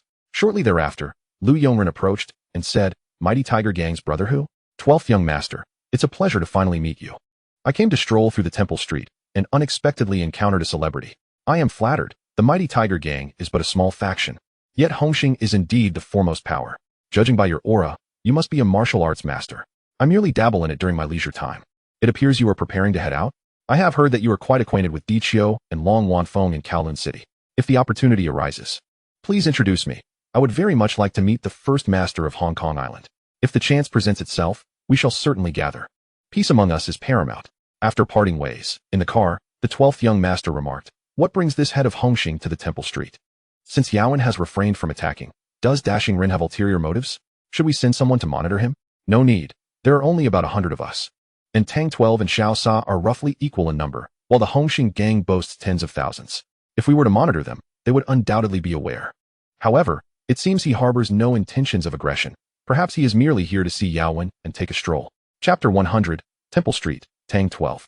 I hope so. But I can't shake the feeling that something significant is about to unfold in the Temple Street. A major event? Send someone to bolster defenses. Tang 12 and Xiao Sa are bound to clash, and it seems that confrontation is imminent. Meanwhile, Lu Yongren, in the car, opened the long-awaited reward. This was the treasure chest of the 12 young master of the Temple Street. Congratulations, host, you have received 50 million in cash. A skill upgrade scroll for Bajiquan, and half a box of authentic Ba Guya Lu walnut milk, a plant-based protein liquid for the comatose. Oh my, it tastes absolutely delightful. Haha, Ankila, you truly know how to entertain me. You bring me walnuts and call it Ba Guya Lu, this protein for the comatose. If I am not mistaken, it's just urine, right? Ankila, the final interpretation rights belong to the system. Please consume promptly to avoid expiration. After engaging in a playful exchange with Ankila for several rounds, Lu Yongren finally awaited the appearance of Dalan. Mao and others could not help but admire their leader. Wherever there were beautiful women, he could always find them by scent. After they finished dining, they strolled through the streets of Tsim Sha Sui. Do you see? On one side lies prosperity, while the other harbors darkness. Some things, when viewed from a different angle, appear entirely different. You are not wrong. However, I feel that most people are still quite kind-hearted. You are indeed correct, but your observations pertain solely to the impoverished, those lacking power and influence. A person's ambition swells infinitely with the acquisition of more. Your exposure is insufficient. Let's take your acquaintance, Tang Shire, as an example. He currently possesses the desire to protect his neighbors, yet feels powerless to do so. The likes of Xiaosua and others vie with him both openly and covertly. And the so-called vengeance is merely a pretext. It is the territory of Temple Street that he truly covets. After all this time, I refuse to believe you have not heard of Hongxing. The current leader is also a greedy individual, perpetually seeking to expand his domain. Is that not selfishness? I contest your assertion. Our 20-plus groups spread across various locations to preach, yet only Hongxing's territory remains untainted. Those clad in suits and ties are altogether different. I learned of these matters through discussions with my sisters. Witnessing so many engage in trolling, fighting, and gambling amidst chaos and darkness is disheartening. Rather than this waywardness, it would be preferable for Hongxing to manage it all, for at least they could save many people. Your perspective is rather intriguing and somewhat reassuring. Xiaolan, do you not realize that residing in Temple Street is exceedingly perilous? You must avoid Xiaosua's domain, do you understand? Allow me to escort you back. Being with you brings me a profound sense of tranquility. After a while, upon exiting the vehicle, Lu Yongren gazed into Xiaolan's eyes and remarked, do you not perceive how wasteful it is to be in such a setting, with this atmosphere, without an appropriate embrace? Noticing Xiaolan's silence and lowered gaze, Lu Yongren stepped forward and embraced her. In the midst of her astonishment, he kissed her, and after a considerable pause, said, now that seems more like a leading lady. I shall return to find you tomorrow. Be cautious, do you understand? If you are harmed, I would be deeply saddened. And just so you know, I am the Lu Yongren you are aware of. Remember, if anyone bullies you, simply state who your man is, and I shall have a conversation with them. What? You are the head of Hongxing, yet you do not resemble a member of a gang at all. The eyes cannot deceive, but they can mislead.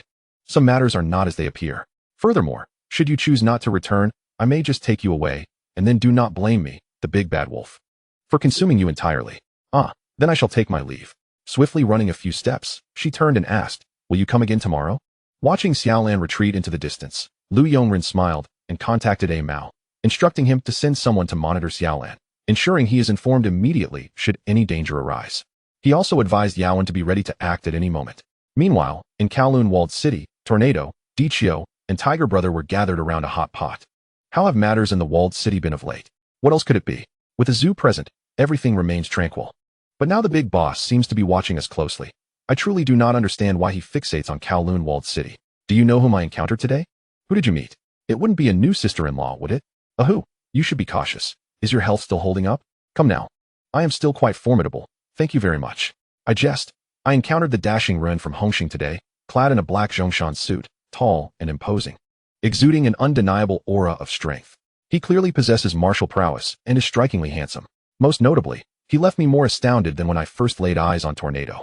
This man may be even more formidable than Zhang Xiaozu, Tornado, portrayed by Gu Tianla, in his youth. The current generation is indeed alarming. Exceptional martial skills and the ability to manage the largest gang, with his washing company being remarkable as well. He is a billionaire, engaging in philanthropy. I cannot fathom how he manages it all. Such a person is truly intimidating. When he appeared in Temple Street, my first thought was that Hongxing would launch an assault. But upon reflection, that did not seem right. If Yaowen from Yao Ma Ti wished to attack, he would have done so long ago. Why wait until now? After listening to this, Tornado fixated solely on Lu Yongren's formidable strength, astonished by the emergence of such a character. Stop overthinking. Your position will eventually be handed to Shire. Do not fret. A man like Lu Yongren possesses unparalleled cunning and strategy. In the future, the underworld of Hong Kong will undoubtedly revolve around him. Who knows? Perhaps we will eventually be compelled to address him as Mr. Lu. This fellow is indeed legendary. Within 2 years, he has established such an extensive enterprise. It appears his connections in both the underworld and the legitimate world are significant. I truly wonder how he managed it all. Let us not dwell on him. We are growing old, and their affairs should be left to the younger generation. The following evening, Xiaosua had dispatched his underlings multiple times to harass Temple Street, disrupting business and assaulting their neighbors. Tang Shire, feeling utterly helpless, was compelled to confront Xiaosua on his turf with 2 of his subordinates. Meanwhile, Xiaolan had forgotten Lu Yongren's well-meaning warning and was seized directly by Xiaosua's men. This scene was witnessed by Mao's associates, who promptly informed their boss. Xiaosua, the conflict between Temple Street and Guanyong must cease. Let us negotiate peace. The grievances have lingered for far too long, and this approach is untenable. Tang Shire stated to Xiaosua, Haha, you come to negotiate. What a joke. Do you know what I've relied on during my time here? With that, he revealed the characters Shire Shao tattooed on his left arm and declared fiercely, Your name provides me with the motivation to survive. I have emerged to settle the score with you. Do you not wish to play? Chapter 101. Taking Temple Street, Wealth Source. Tang Shire, Xiaosua. My willingness to negotiate does not imply fear. Rather, I seek to avoid collateral damage. What is your grievance? You have been profiting from the powder trade all along. My visit signifies my sincerity. Let us agree to coexist peacefully. At that moment, one of the underlings dragged Xiaolan over, stating, Boss, this woman is spreading her teachings on our turf. She is yet to pay her protection fee. Tang Shire interjected, She belongs to Temple Street. I will take her away. From now on, let us avoid disturbing one another. Xiaosua laughed heartily. Are you joking with me? You wish to take her away? Very well, inflict a wound upon yourself. If you cannot bring yourself to do it, let this woman bear witness to your self-inflicted injury. I am curious to see if you will play the hero to save the damsel. Xiaolan, terrified at the sight of the knife, exclaimed, Do not come near. Release me and Shire Shao. My man is Lu Yongren. If you bully me, he will not spare you. Xiaosua scoffed. Lu Yongren, the head of Hongxing? You truly are delusional to think he would be interested in a woman like you. Moreover, this is my territory. I fear no one, not even the king of heaven. Oh, your king? Let us see if you truly fear him. Lu Yongren's voice echoed as he approached, flanked by Yao Wen and a security detail. He swiftly stepped forward, embracing Xiaolan and assuring her, Do not fear. Everything will be fine with me here. He then turned to Tang Shire and said, Do you recognize your error in judgment? This man, even I do not fear him. Will he care for your well-being? I believe I have no choice left. I shall join Hongxing, Tang Shire conceded. Excellent. Shortly, Yao Wen will assist you. Now, let us deal with these scoundrels. Xiaolan, let us engage in a little game. Close your eyes and cover your ears. Holding the obedient Xiaolan, Lu Yongren fixed his gaze on Xiaosua and declared, No one may flaunt their bravado before me. Let the confrontation commence. Zhong Shaolin and Xiao Fu immediately opened fire. Yao Wen then approached Tang Shire to clear the area. Lu Yongren, cradling Xiaolan, made a slow exit as Xiaosua's men, armed with knives, proved no match for them. Tang Shire stepped forward without hesitation, swiftly dispatching the opposition. Yao Wen remarked, You are a red stick from the main hall. I shall refrain from directing you. From now on, you will manage affairs in Temple Street, while we look out for one another in Yao Mati. Thank you very much. From now on, we shall be brothers in this community. Outside, in the car, at this moment, Xiaolan clung to Lu Yongren, feeling an extraordinary sense of security. So, tell me, do you trust my words more than those you previously believed in? You are quite mischievous, aren't you? I have told you time and again, yet you refuse to listen. Had I not arrived in time, you would have faced dire consequences. I am not afraid, for you are here with me. Moreover, you promised to protect me, and fortuitously, you have come. This is what love truly is. Look, a hero rescues a damsel in distress, suddenly appearing to vanquish the villain. At this juncture, what should you do? I trust you know without my instruction. Recently, the weather has been arid. Why does my mouth feel a bit dry? Before the words could settle, Xiaolan's kiss followed in quick succession. A few days later, Mao entered the office and said, Ringu, we have news from Mengbo. The Flying Eagle is preparing to head to Africa. Furthermore, we have also uncovered information regarding Guaiba. This fellow has close ties with a general from the Golden Triangle. After the recent incident, his financial chain has faced issues, and he is likely to venture into the Golden Triangle region shortly. Lu Yongren replied, In the meantime, I will be making a trip to Africa. If any developments arise, we shall discuss them upon my return. Keep an eye on this group. Should you discover that Chun Jiajue is involved, inform me immediately. No unauthorized actions are permitted. Days later, After finally concluding his affairs, Lu Yongren arrived in Africa. Upon meeting Meng Bo, the transaction was successfully completed, and the pursuit continued. Lu Yongren's primary purpose for this journey was to retrieve the 240 tons of gold, a fortune preserved since the Nazi era, hidden within a military base. Among the protective squad, one named Adolf managed to escape. Their objective this time was to locate the gold.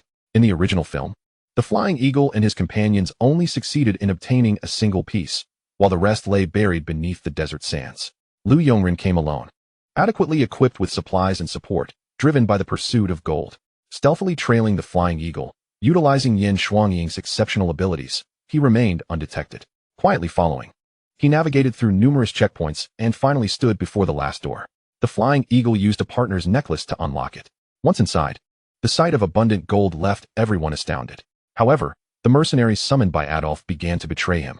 Seizing the moment, Adolf cleverly led the Flying Eagle and his companions to the control room, followed closely by the mercenaries to avoid raising suspicion. At this juncture, Lu Yongren recognized his opportunity.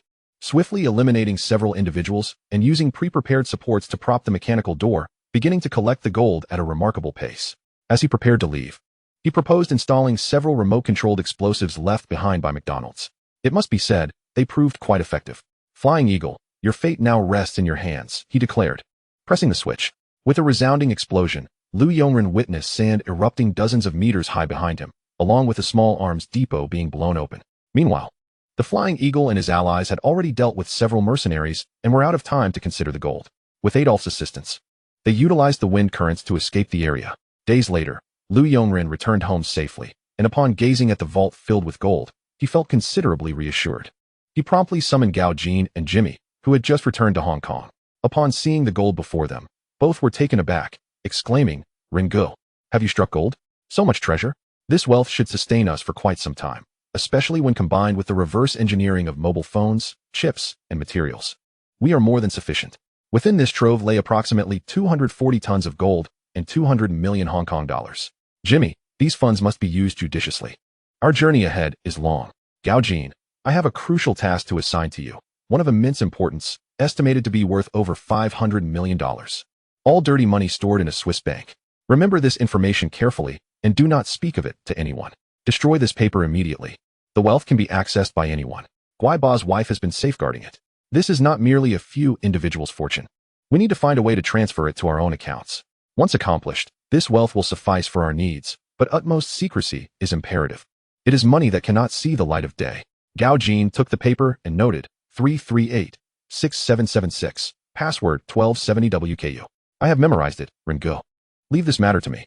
For safety's sake, I will first head to the lighthouse country, then to Singapore, and once I alter my trajectory, I will reach Switzerland more securely. Chapter 102.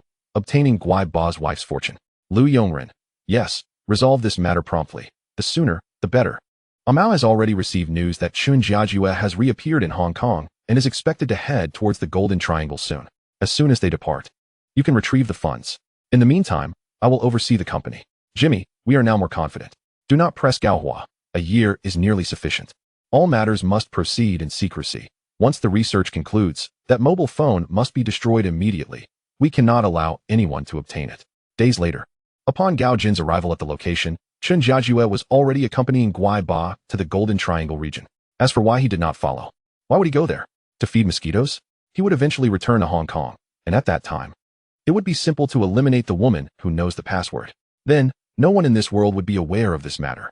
Furthermore, why had the Flying Eagle and his companions not received the reward for the gold? Do you think Lu Yongren is not greedy? If they communicate, there is a risk of exposure. He certainly does not wish to live beneath the sands, entrusting his life to that wind current. Absolutely not. Days later, when Chun Jiajue returned to Hong Kong, Amao was the first to learn of the situation and reported back immediately. Lu Yongren, Gao Jin has taken care of that side. This time, the objective is to eliminate Guaiba's wife. This individual must be removed. She is a menace. Zhong, Shaolin, Xiaofu, Wang Jianjun, and I will all disguise ourselves. Guaiba's target this time is his wife, who will be transferring prisoners from the prison. They will deploy helicopters, so the opportunity will be limited. I need you to follow closely. As soon as you have a chance, eliminate her without revealing your whereabouts. Chun Jiajue is a destroyer, and besides that, there will be action on the train. In short, prepare yourselves mentally. The following day, as the plot unfolded precisely as in the original film, Guaiba had learned of the two officers' identities and began to clean house. A fierce gunfight ensued, while Lu Yongren and his group followed in their vehicles and stages. Mao, Ringo, will our pursuit in these vehicles be too conspicuous? Who is that woman beside Qinjiajue? She is quite formidable. Lu Yongren, your discernment is keen, but I wonder if you can withstand a beating. That is an inland police officer. Even 10 of you would be no match for her. She could easily take you down. Best not to dwell on it. Stay close. If we act together, our chances will increase.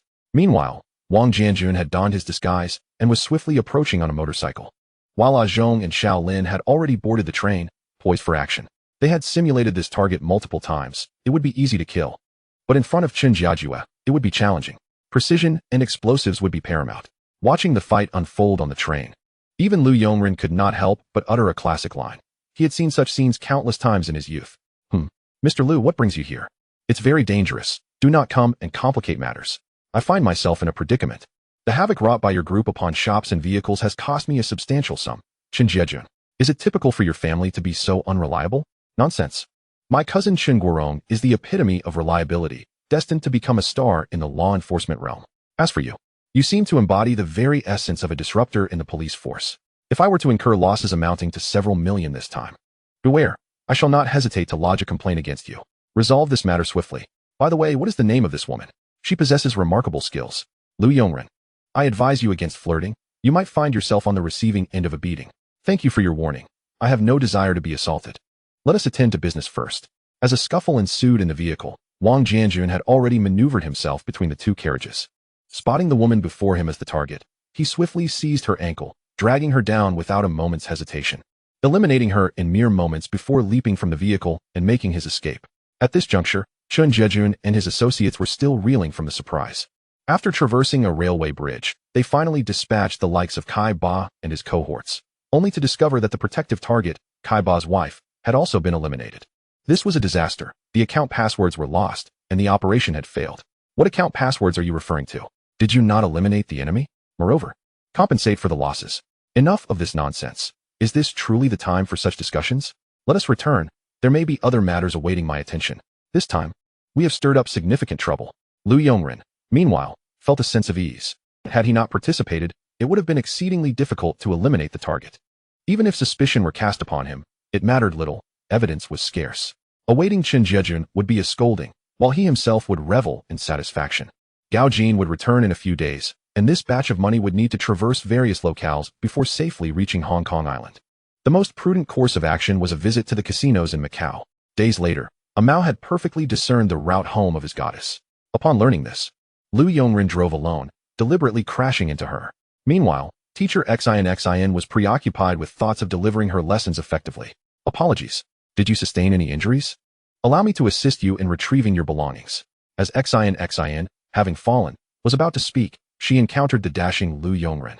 Despite her initial displeasure, her tone softened considerably. How could you drive so recklessly? It's quite dangerous.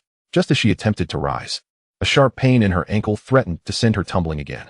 Lu Yongren swiftly enveloped her in his arms, saying, "Your foot is injured. Do not move. I shall take you to the hospital for treatment. Rest assured, I am a responsible man." Without waiting for Xin's consent, he placed her in the passenger seat, tidied her belongings, and drove off. A few hours later, Xin, seated in the passenger seat, opened the car door to find Lu Yongren applying ointment to her ankle in a purely innocent manner, devoid of ulterior motives. "How does it feel? Am I skilled in my technique? What is your profession?" Lu Yongren inquired, feigning ignorance. Xin, her cheeks flushed, replied, "I am a teacher here in Tunman. Today has been rather hectic, hence my preoccupation with work." "Thank you. No need for thanks. Your foot is my responsibility. I shall ensure your well-being. It is my honor to be the protector of such a beautiful woman.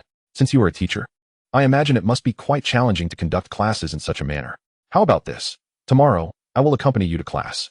I have experience as a teacher myself, at a school in Kowloon." Xin gazed at the credentials Lu Yongren presented, those of a substitute teacher during his pursuit of He-Min, now proving useful once more. "Mr. Lu, so you truly are a teacher? That is an esteemed institution. You must possess considerable teaching experience. Just call me a run. I have a modicum of experience, primarily in conversing with students to foster connections based on understanding." "That is wonderful. Our school lacks such teachers. Would you be willing to teach my students? They are all good kids, but they've been drawn into the allure of gang life. I truly wish for them to focus on their studies." Chapter 103. The handsome teacher, a run, begins his class. Well, I suppose I can make that happen. For you, such a small task is certainly within my capabilities. I will coordinate with the school administration. Tomorrow, I'll return to escort you. By the way, how was my massage technique? Lu Yongren, who had no real skill in massage, was merely taking advantage of the situation. Observing Xion's blushing face filled him with joy, while she found great satisfaction in Lu Yongren's demeanor, gentle, responsible, knowledgeable, and affluent. Such a man aligned perfectly with her aesthetic ideals. Very, very good. My foot is no longer in pain. Thank you, Aren. Let us dispense with the formalities between us. Come, I shall escort you home. I will be responsible for you until the end. Upon arriving downstairs, Lu Yongren seized the opportunity, sweeping Xion into a princess carry before she could struggle. Adhering to the philosophy that a lack of refusal equates to consent, he swiftly ascended to her floor. As he departed, he playfully pinched her nose, saying, "See you tomorrow," and left, leaving behind a figure shrouded in hidden accomplishments and accolades. Yet, that night, Xion found herself unable to sleep, her mind filled with thoughts of Lu Yongren. The following morning, she contacted the principal and received support. Descending the stairs, she anxiously scanned her surroundings for Lu Yongren's arrival. However, as time passed without his appearance, disappointment began to settle within her, prompting her to slowly make her way to school. Who might this beauty be? Waiting here like a stone waiting for her husband? Are you awaiting my arrival? Lu Yongren's voice resonated from behind her. Xion's earlier discontent vanished in an instant as she turned to greet him. You're here. I thought you might not show up. How could I? I always keep my word. I promised to take responsibility for you. Come, let us get in the car.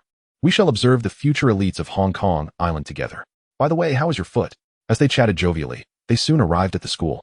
Preparing for class, Xion directed Lu Yongren to the classroom door, saying, Arun, this class has a few mischievous students, but at heart, they are good kids. Please engage them in conversation during your lesson. Rest assured, Xion, I shall inspire them with love. You hurry along to your class. I need to adjust my mindset before entering. Different students require different approaches. Upon hearing this, Xion felt it made perfect sense. Believing Lu Yongren to be an exceptionally capable teacher. Once Lu Yongren noticed the absence of others, a smile crept upon his lips. He was well aware of who was inside. Without hesitation, he kicked open the classroom door and strode in, fully embracing his rogue persona. Inside, the room filled with laughter, led by Fei Shi and Shan Zai, was reminiscent of a small society, especially among the unruly students. As the door swung open, all eyes turned towards the new teacher. Lu Yongren brazenly closed the door behind him and declared, it seems the study habits are lacking, yet attendance is commendably high. I am your substitute teacher. You may call me Brother Ren or simply teacher. I am here to engage you in conversation, primarily because you lot seem oblivious to the concepts of rules and order. With that, he inscribed several words on the blackboard, stating, Today, I shall teach you about rules. I overheard someone boasting at the door, claiming to know all about Hung Hing and Dong Hing. Let us see if you truly understand. Speak up. Fei Shi could no longer contain himself in the face of such an arrogant teacher and stood up to retort. Hey, what kind of teacher are you? There's no one like you. However, I must admit, I quite like your attitude. No homework and no unnecessary chatter. Since you asked sincerely, we shall enlighten you. My boss is the Emperor of Dong Hing, and Hung Hing is currently the largest gang in Hong Kong. Lu Yongren remarked with a hint of amusement. Dongxing? What is that? The name of a pastry? Emperor, are you mistaken? What time do you think it is? Fei Shi retorted. Look at you, utterly clueless. Since you're so ignorant, allow me to enlighten you. Emperor is merely a nickname, you fool. The current leader of Dongxing, Lei Pao, is a veteran from the Camel era, commanding the formidable 5 tigers of Dongxing along with several impressive hall masters. Without a doubt, it stands among the top-tier gangs on the island. On the other hand, their nemesis, Hung Hing, is presently the largest gang in Hong Kong, with the dashing leader, Liang Zirun, indeed a figure of great renown.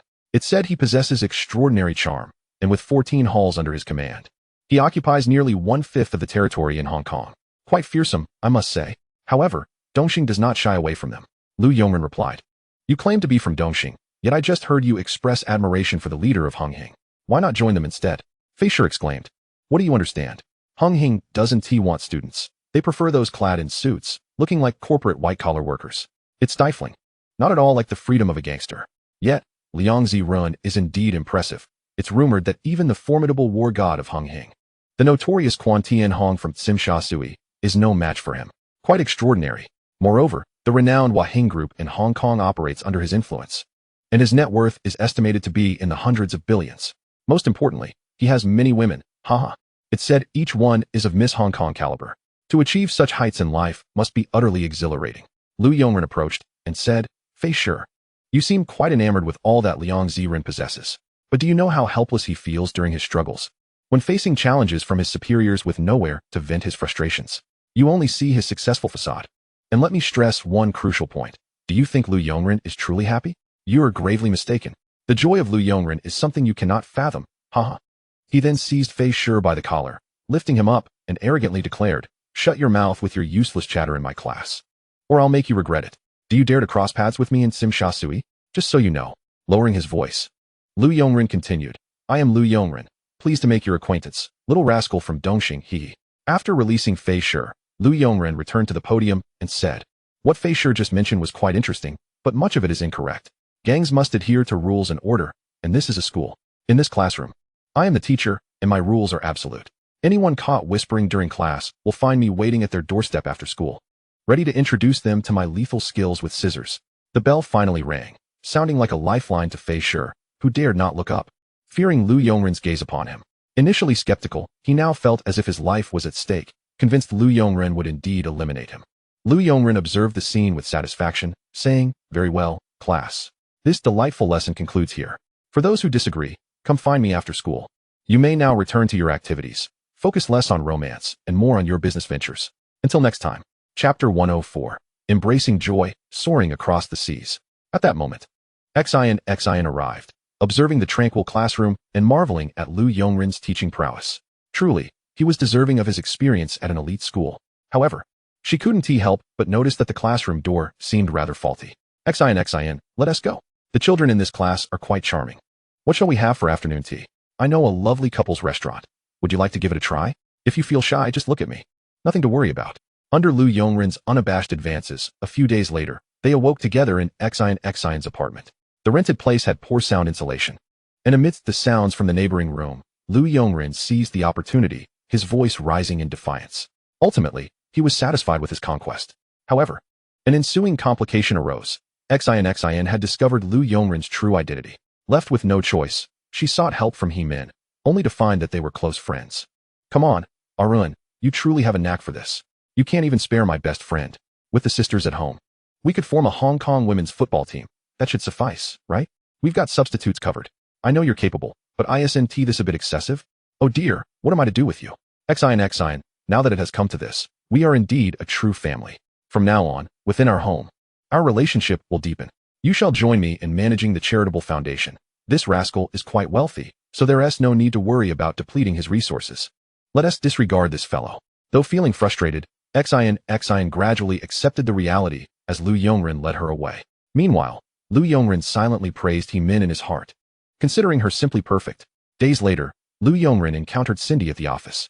Seeing her exquisitely adorned figure, he couldn't help but remark, How have you changed? What prompted such a transformation? Cindy huffed, I've just returned from abroad after an argument with my father. From now on, I'll be staying in Hong Kong and won't be going anywhere. Without a job and no food to eat, I've come to find you, you scoundrel. From now on, you're stuck with me. How are those 4 women of yours? Are they getting along well? Will it be a problem if I move in? Well, originally you were to be the 5th, but now you're the 13th sister. Heh. Lu Yongren, you scoundrel. Just wait until I get my hands on you. Though the injury was minor, Lu Yongren could not retaliate harshly. After some arduous persuasion, he managed to stabilize the situation, bringing her home to meet everyone.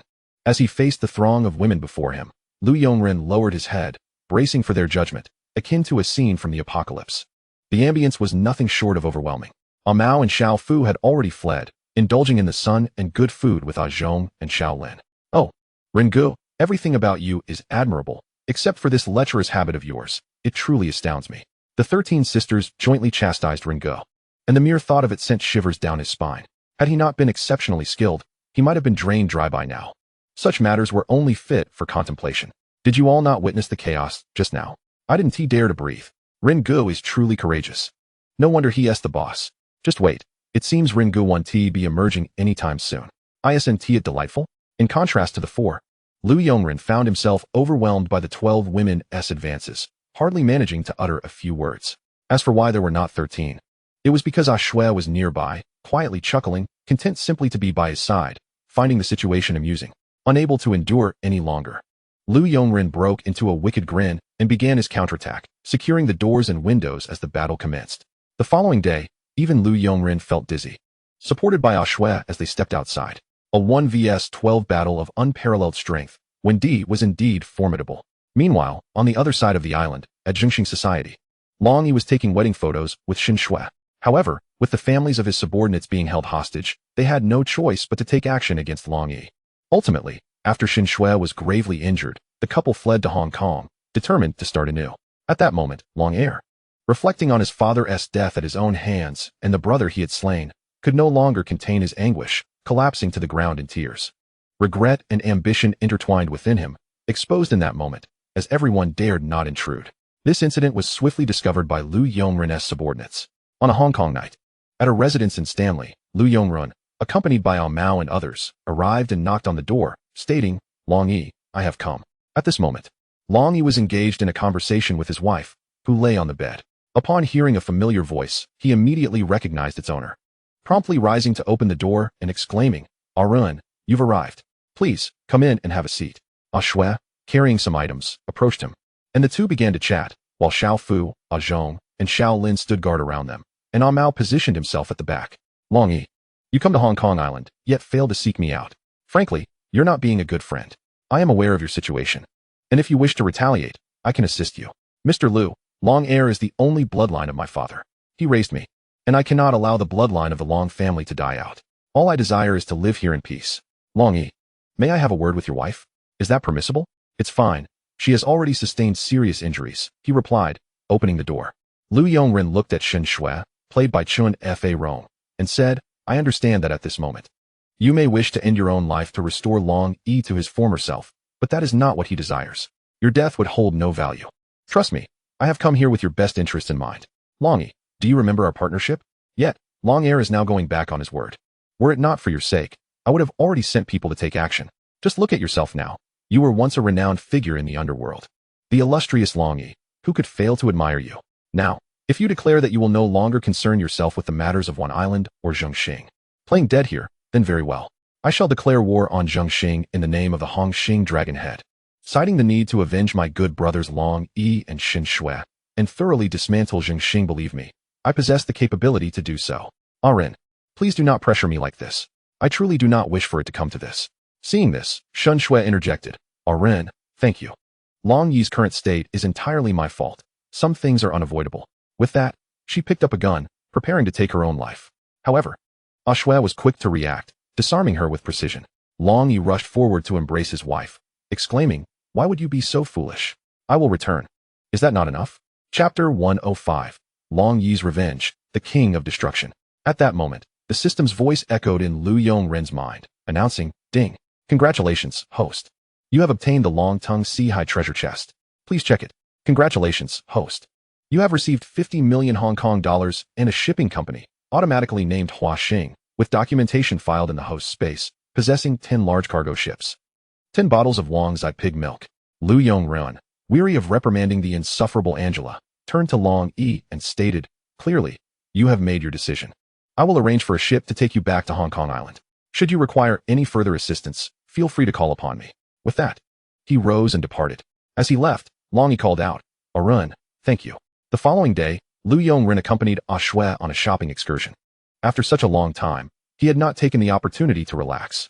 A delivery worker caught his attention, prompting him to approach and confirm, "Hello. You resemble a friend of mine named Xing. May I ask your name?" "I'm sorry, sir, but you must have mistaken me for someone else. My name is He Jinin, played by Zhou Xingqi, and I am on my way to deliver food to the Elite Center. I am running out of time." "Very well. In that case, allow me to give you my business card. I believe you may find it useful in the future." Receiving such respect for the first time, He Jinin, recognizing the wealth in Lu Yongren's demeanor, did not bother to check the card and simply replied, "Thank you, sir. Until we meet again," before departing. Shui approached with a puzzled expression. "Arun, that person just now looked remarkably like Zhou Xingqi. Is he also a formidable character?" "Formidable, you could say. In my eyes, he is more of a classic figure. Have Mao send someone to follow him. If he encounters anyone resembling Shu, inform me immediately. We should see where this He Jinin goes, as he is destined to inherit the ancient boxing technique, the invincible windfire wheel." Soon, He Jinin arrived at the Elite Center, serendipitously encountering his dream girl, Ali. However, due to his timid nature, He was unable to hold his head high. He then encountered Black Bear, a master of Taekwondo. Lu Yongren, eyeing the treasure chest, approached and said, "Ali, is it? Greetings, you are truly beautiful." Black Bear interjected, "Hey, who are you? The first person to come here with a code to flirt? If you lack the ability to speak, I can assist you." I was conversing with Ali. As for your spacious bed at home, save it for your bear. Without hesitation, Black Bear threw a punch. But Lu Yongren was prepared, dodging effortlessly and countering with a spinning fist. Against such an opponent, brute strength was unnecessary. To He Jin-In's astonishment, Black Bear was sent flying, leaving Ali and the others agape. In the elite center, such disgrace was unnecessary. "Ali, I sought you out to convey that sometimes one must recognize the shining points in others, such as He Jin-In," he said before departing with Ashue. At that moment, the system's treasure chest sound echoed, signifying the acquisition of the King of Destruction's reward. Ali, puzzled, wondered why this man was speaking to her, as he seemed to be advocating for the small delivery worker. His figure lingered in her mind, refusing to fade. Upon returning, Lu Yongren promptly opened the treasure chest, announcing, "Ding. Congratulations, host. You have received 50 million in cash, a pack of gum, upgraded Green Arrow version, and a new bulletproof vehicle, parked at the villa, with all documents in order." Viewing the rather satisfactory rewards, Lu Yongren no longer held much hope for Angela. Meanwhile, He Jin-In, under surveillance by Ah Mao's men, finally arrived at the grocery store of the Ghost Kingdom. It was evident that the ability to swindle had drained He Jin-Yin's finances, leaving him with nothing but the invincible Windfire Wheel, having yet to witness the Ghost Kingdom's demonstration. Days later, in the parking lot of the Elite Center, Black Bear once again cornered Ali, saying, "What must I do for you to agree to go on a date with me? That day was an accident. You must believe me. I am strong, and if I encounter that punk again, I will not let him go." Ali retorted, "I refuse you because I dislike you. You know? Get lost, and don't waste my time returning home." As the two tugged at each other, He Jin-In appeared in a black training outfit, sporting a Garfield headband, executing the invincible Windfire Wheel with flair, sending Black Bear tumbling down and departing with elegance. In Ali's heart, he was the masked hero. For reasons unknown, she thought to herself, if only this person were Lu Yongren from that day. Meanwhile, Lu Yongren observed intently from his vehicle and approached He Jin-In, who was cheerfully sipping soda, saying, "You have ideas, love, and have invested effort. Why not give it a try? You are quite timid. If someone else impersonates you, Ali could be taken away. Come. I too wish to see how far the Ghost King has fallen." The two returned to the Ghost King's deceitful establishment, reminiscing about the place and feeling as though they were back in time. "Ghost Kingdom, how have you resorted to such means for survival? Is this He Jin-In your chosen heir for the ancient boxing technique? You have indeed found a reliable fellow." You know me? Yet I feel you look quite familiar. Kid, are you a celebrity? My name is Lu Yongren, head of Hongxing." He Jin-In and Master Do were engaged in a spirited water-spraying contest, resulting in both of them sporting disheveled hairstyles. "Ringo, what brings you here? Is it for protection money? Or has Ain gotten into trouble?" "Not at all. He Jin-In is quite an admirable individual, with a bit of training under your guidance. His future is promising. I merely wish to observe. The infamous muscle devil of yours seems to have fared better than I expected. Here, I bring you 300,000 in cash to enhance your lives a little. I shall take my leave now." As Lu Yongren departed, leaving behind the cash on the table, Master De felt a surge of gratitude. However, he soon embarked on a fierce competition with He Jin-In over the money. Meanwhile, Lu Yongren was not idle. He promptly issued orders to acquire the Elite Center, and Gao Jin began operations. Under the pressure of financial temptation, news quickly arrived from the opposing side agreeing to the sale. Days later, when the master of the water-cutting flow made his appearance, He Jin-In faced yet another setback. Contemplating suicide. Yet, under the scorn of the Ghost Kingdom, he regained his confidence and prepared to stage a comeback. At that moment, Ghost Kingdom, accompanied by He Jin-In, approached the Elite Center, determined to not relent until they achieved their goal. "Where is the master of the water-cutting flow? We seek him." "Isn't that Ghost Kingdom? They are in a meeting upstairs. If you have business, you may go directly to see him." The two stealthily entered the conference room to glean information. Chapter 106, The Master of the Water-Cutting Flow. "I have returned at the behest of headquarters to train the elites," the master announced. "Haha, of course, the Elite Center is indeed home to the elite. These gentlemen are the main commanders, masters in judo, boxing, and swordsmanship. This one is the Black Bear. You are the Black Bear who was recently defeated twice by a mysterious figure?"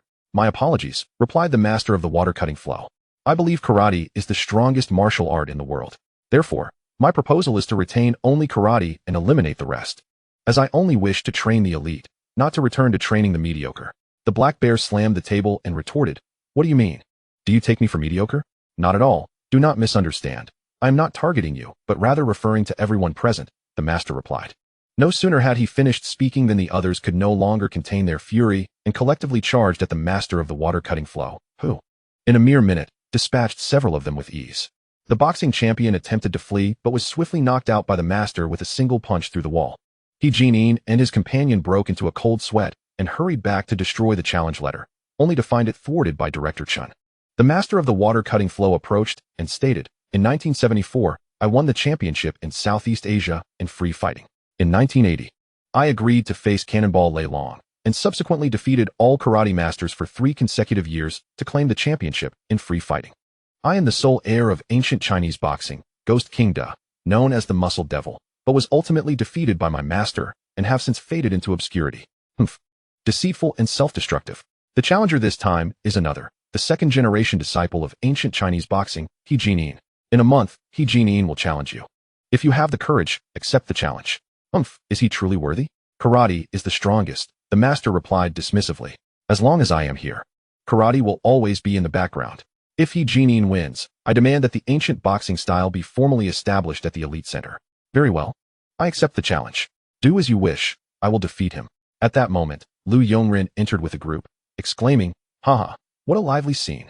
Director Chun, take a look at this document. Henceforth, I shall be the new boss."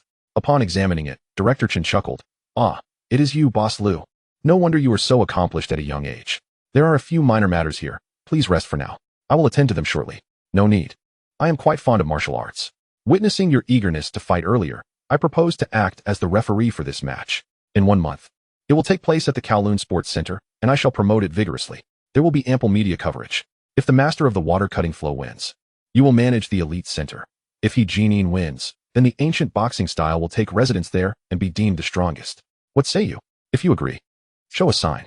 The master of the water-cutting flow looked at He Jinin with disdain and remarked, "Mr. Lu, I have no objections, but I fear some lack the courage to accept." At that moment, He Jinin longed to flee, but Ghost King Da whispered, "Now, you must step forward. Think of Asian. Mr. Lu is here to support you, and your dignity is at stake. If you are a man, accept the challenge. Do you wish to be a coward?" He Jinin steadied himself and replied to the master of the water-cutting flow, "I accept. I will await you in a month." The next day, with Lu Huijin's assistance, the news rapidly spread, pitting the karate master against the heir of ancient boxing, who, unbeknownst to many, lacked any real martial prowess. Lu Yongren capitalized on this situation to initiate betting on the periphery, not on who would win, but on whether He Jinin would survive the bout, and whether he could withstand the onslaught for 3 rounds. Given the vast disparity between the two competitors, many wagered on a knockout within 1 or 2 rounds. While a few bold souls bet on the 3-round possibility, yet the number of those who emerged unscathed was few. On the other side, Ghost King Da and He Jinin engaged in rigorous training, indulging in hot pot, beautiful women, and entertainment, while occasionally, Ghost King Da drove He Jinin to practice the binding techniques of ancient boxing. Time swiftly passed, and the day of the match arrived. The contestants were ready. With Lu Huijin serving as the commentator, naturally given her personal connection, the event was organized by Huaxing Group, with chairman Lu Yongren in attendance, along with several martial arts masters serving as judges to ensure fairness. Both parties had signed agreements and absolved one another of responsibility in case of injury. "Let the participants enter," Lu Huijin announced. As she finished speaking, both competitors emerged from their respective corridors. The master of the water-cutting flow remained composed. Casting a dismissive glance at his opponent, He Jinin, Lu Yongren understood that the first 2 rounds would be a psychological battle. So he instructed Lu Huijin to refrain from excessive commentary to instill a sense of pressure on the master of the water-cutting flow, ensuring he remained oblivious. To further distract him, he had Shui prevent Miss A. Li from appearing. Miss A. Li, the one who saved you that day, used the unbeatable wind-fire wheel, a technique known solely to He Jinin. Thus, you have been deceived by the master of the water-cutting flow. Do not reveal yourself until a victor is determined. Then you shall see whether I and Ruin have misled you. Miss A. Li, having no doubts, followed Shui to observe from a distance. Feeling that the master was not at all gentle and lacked the protective aura she had felt when he saved her. After 2 rounds passed, advertisements for Huaxing's products were aired, followed by the beginning of the final round, where both competitors engaged in fierce combat. He Jinin fought without restraint, while the master of the water-cutting flow displayed his formidable strength, causing the fighting platform to tremble. The referee finally became animated, realizing that the two were truly engaged. At the sound of the bell, the 3 rounds concluded, with He Jinin winning the wager, though he lost the match. The master of the water-cutting flow, unable to accept this outcome, shouted furiously, "You scoundrel! This is nothing but a trick. I will not hold back. I shall defeat you." Humph. By acting in such a manner, you are clearly underestimating the formidable thunderous hand Grenade Tai. Your arrogance lasts but a fleeting second before you are rendered unconscious by the swift and decisive strikes of the waterflow breaker. Subsequently, a chaotic melee ensues, marking the most gratifying moment for the waterflow breaker, who stands undaunted against dozens of opponents. Observing this, Liu Huijin remarked, "He Jinin, take a look at that prize wheel. The invincible fire wheel. Arin has said the rest depends on you, and Ali is watching you closely." He Jinin glanced at Ali in the audience, a knowing smile gracing his lips, silently expressing gratitude to Liu Yongrun, and then, with an air of bravado, he addressed the waterflow breaker, saying, "If you have the guts, come at me. Didn't you want to fight me? Bring it on, you trash."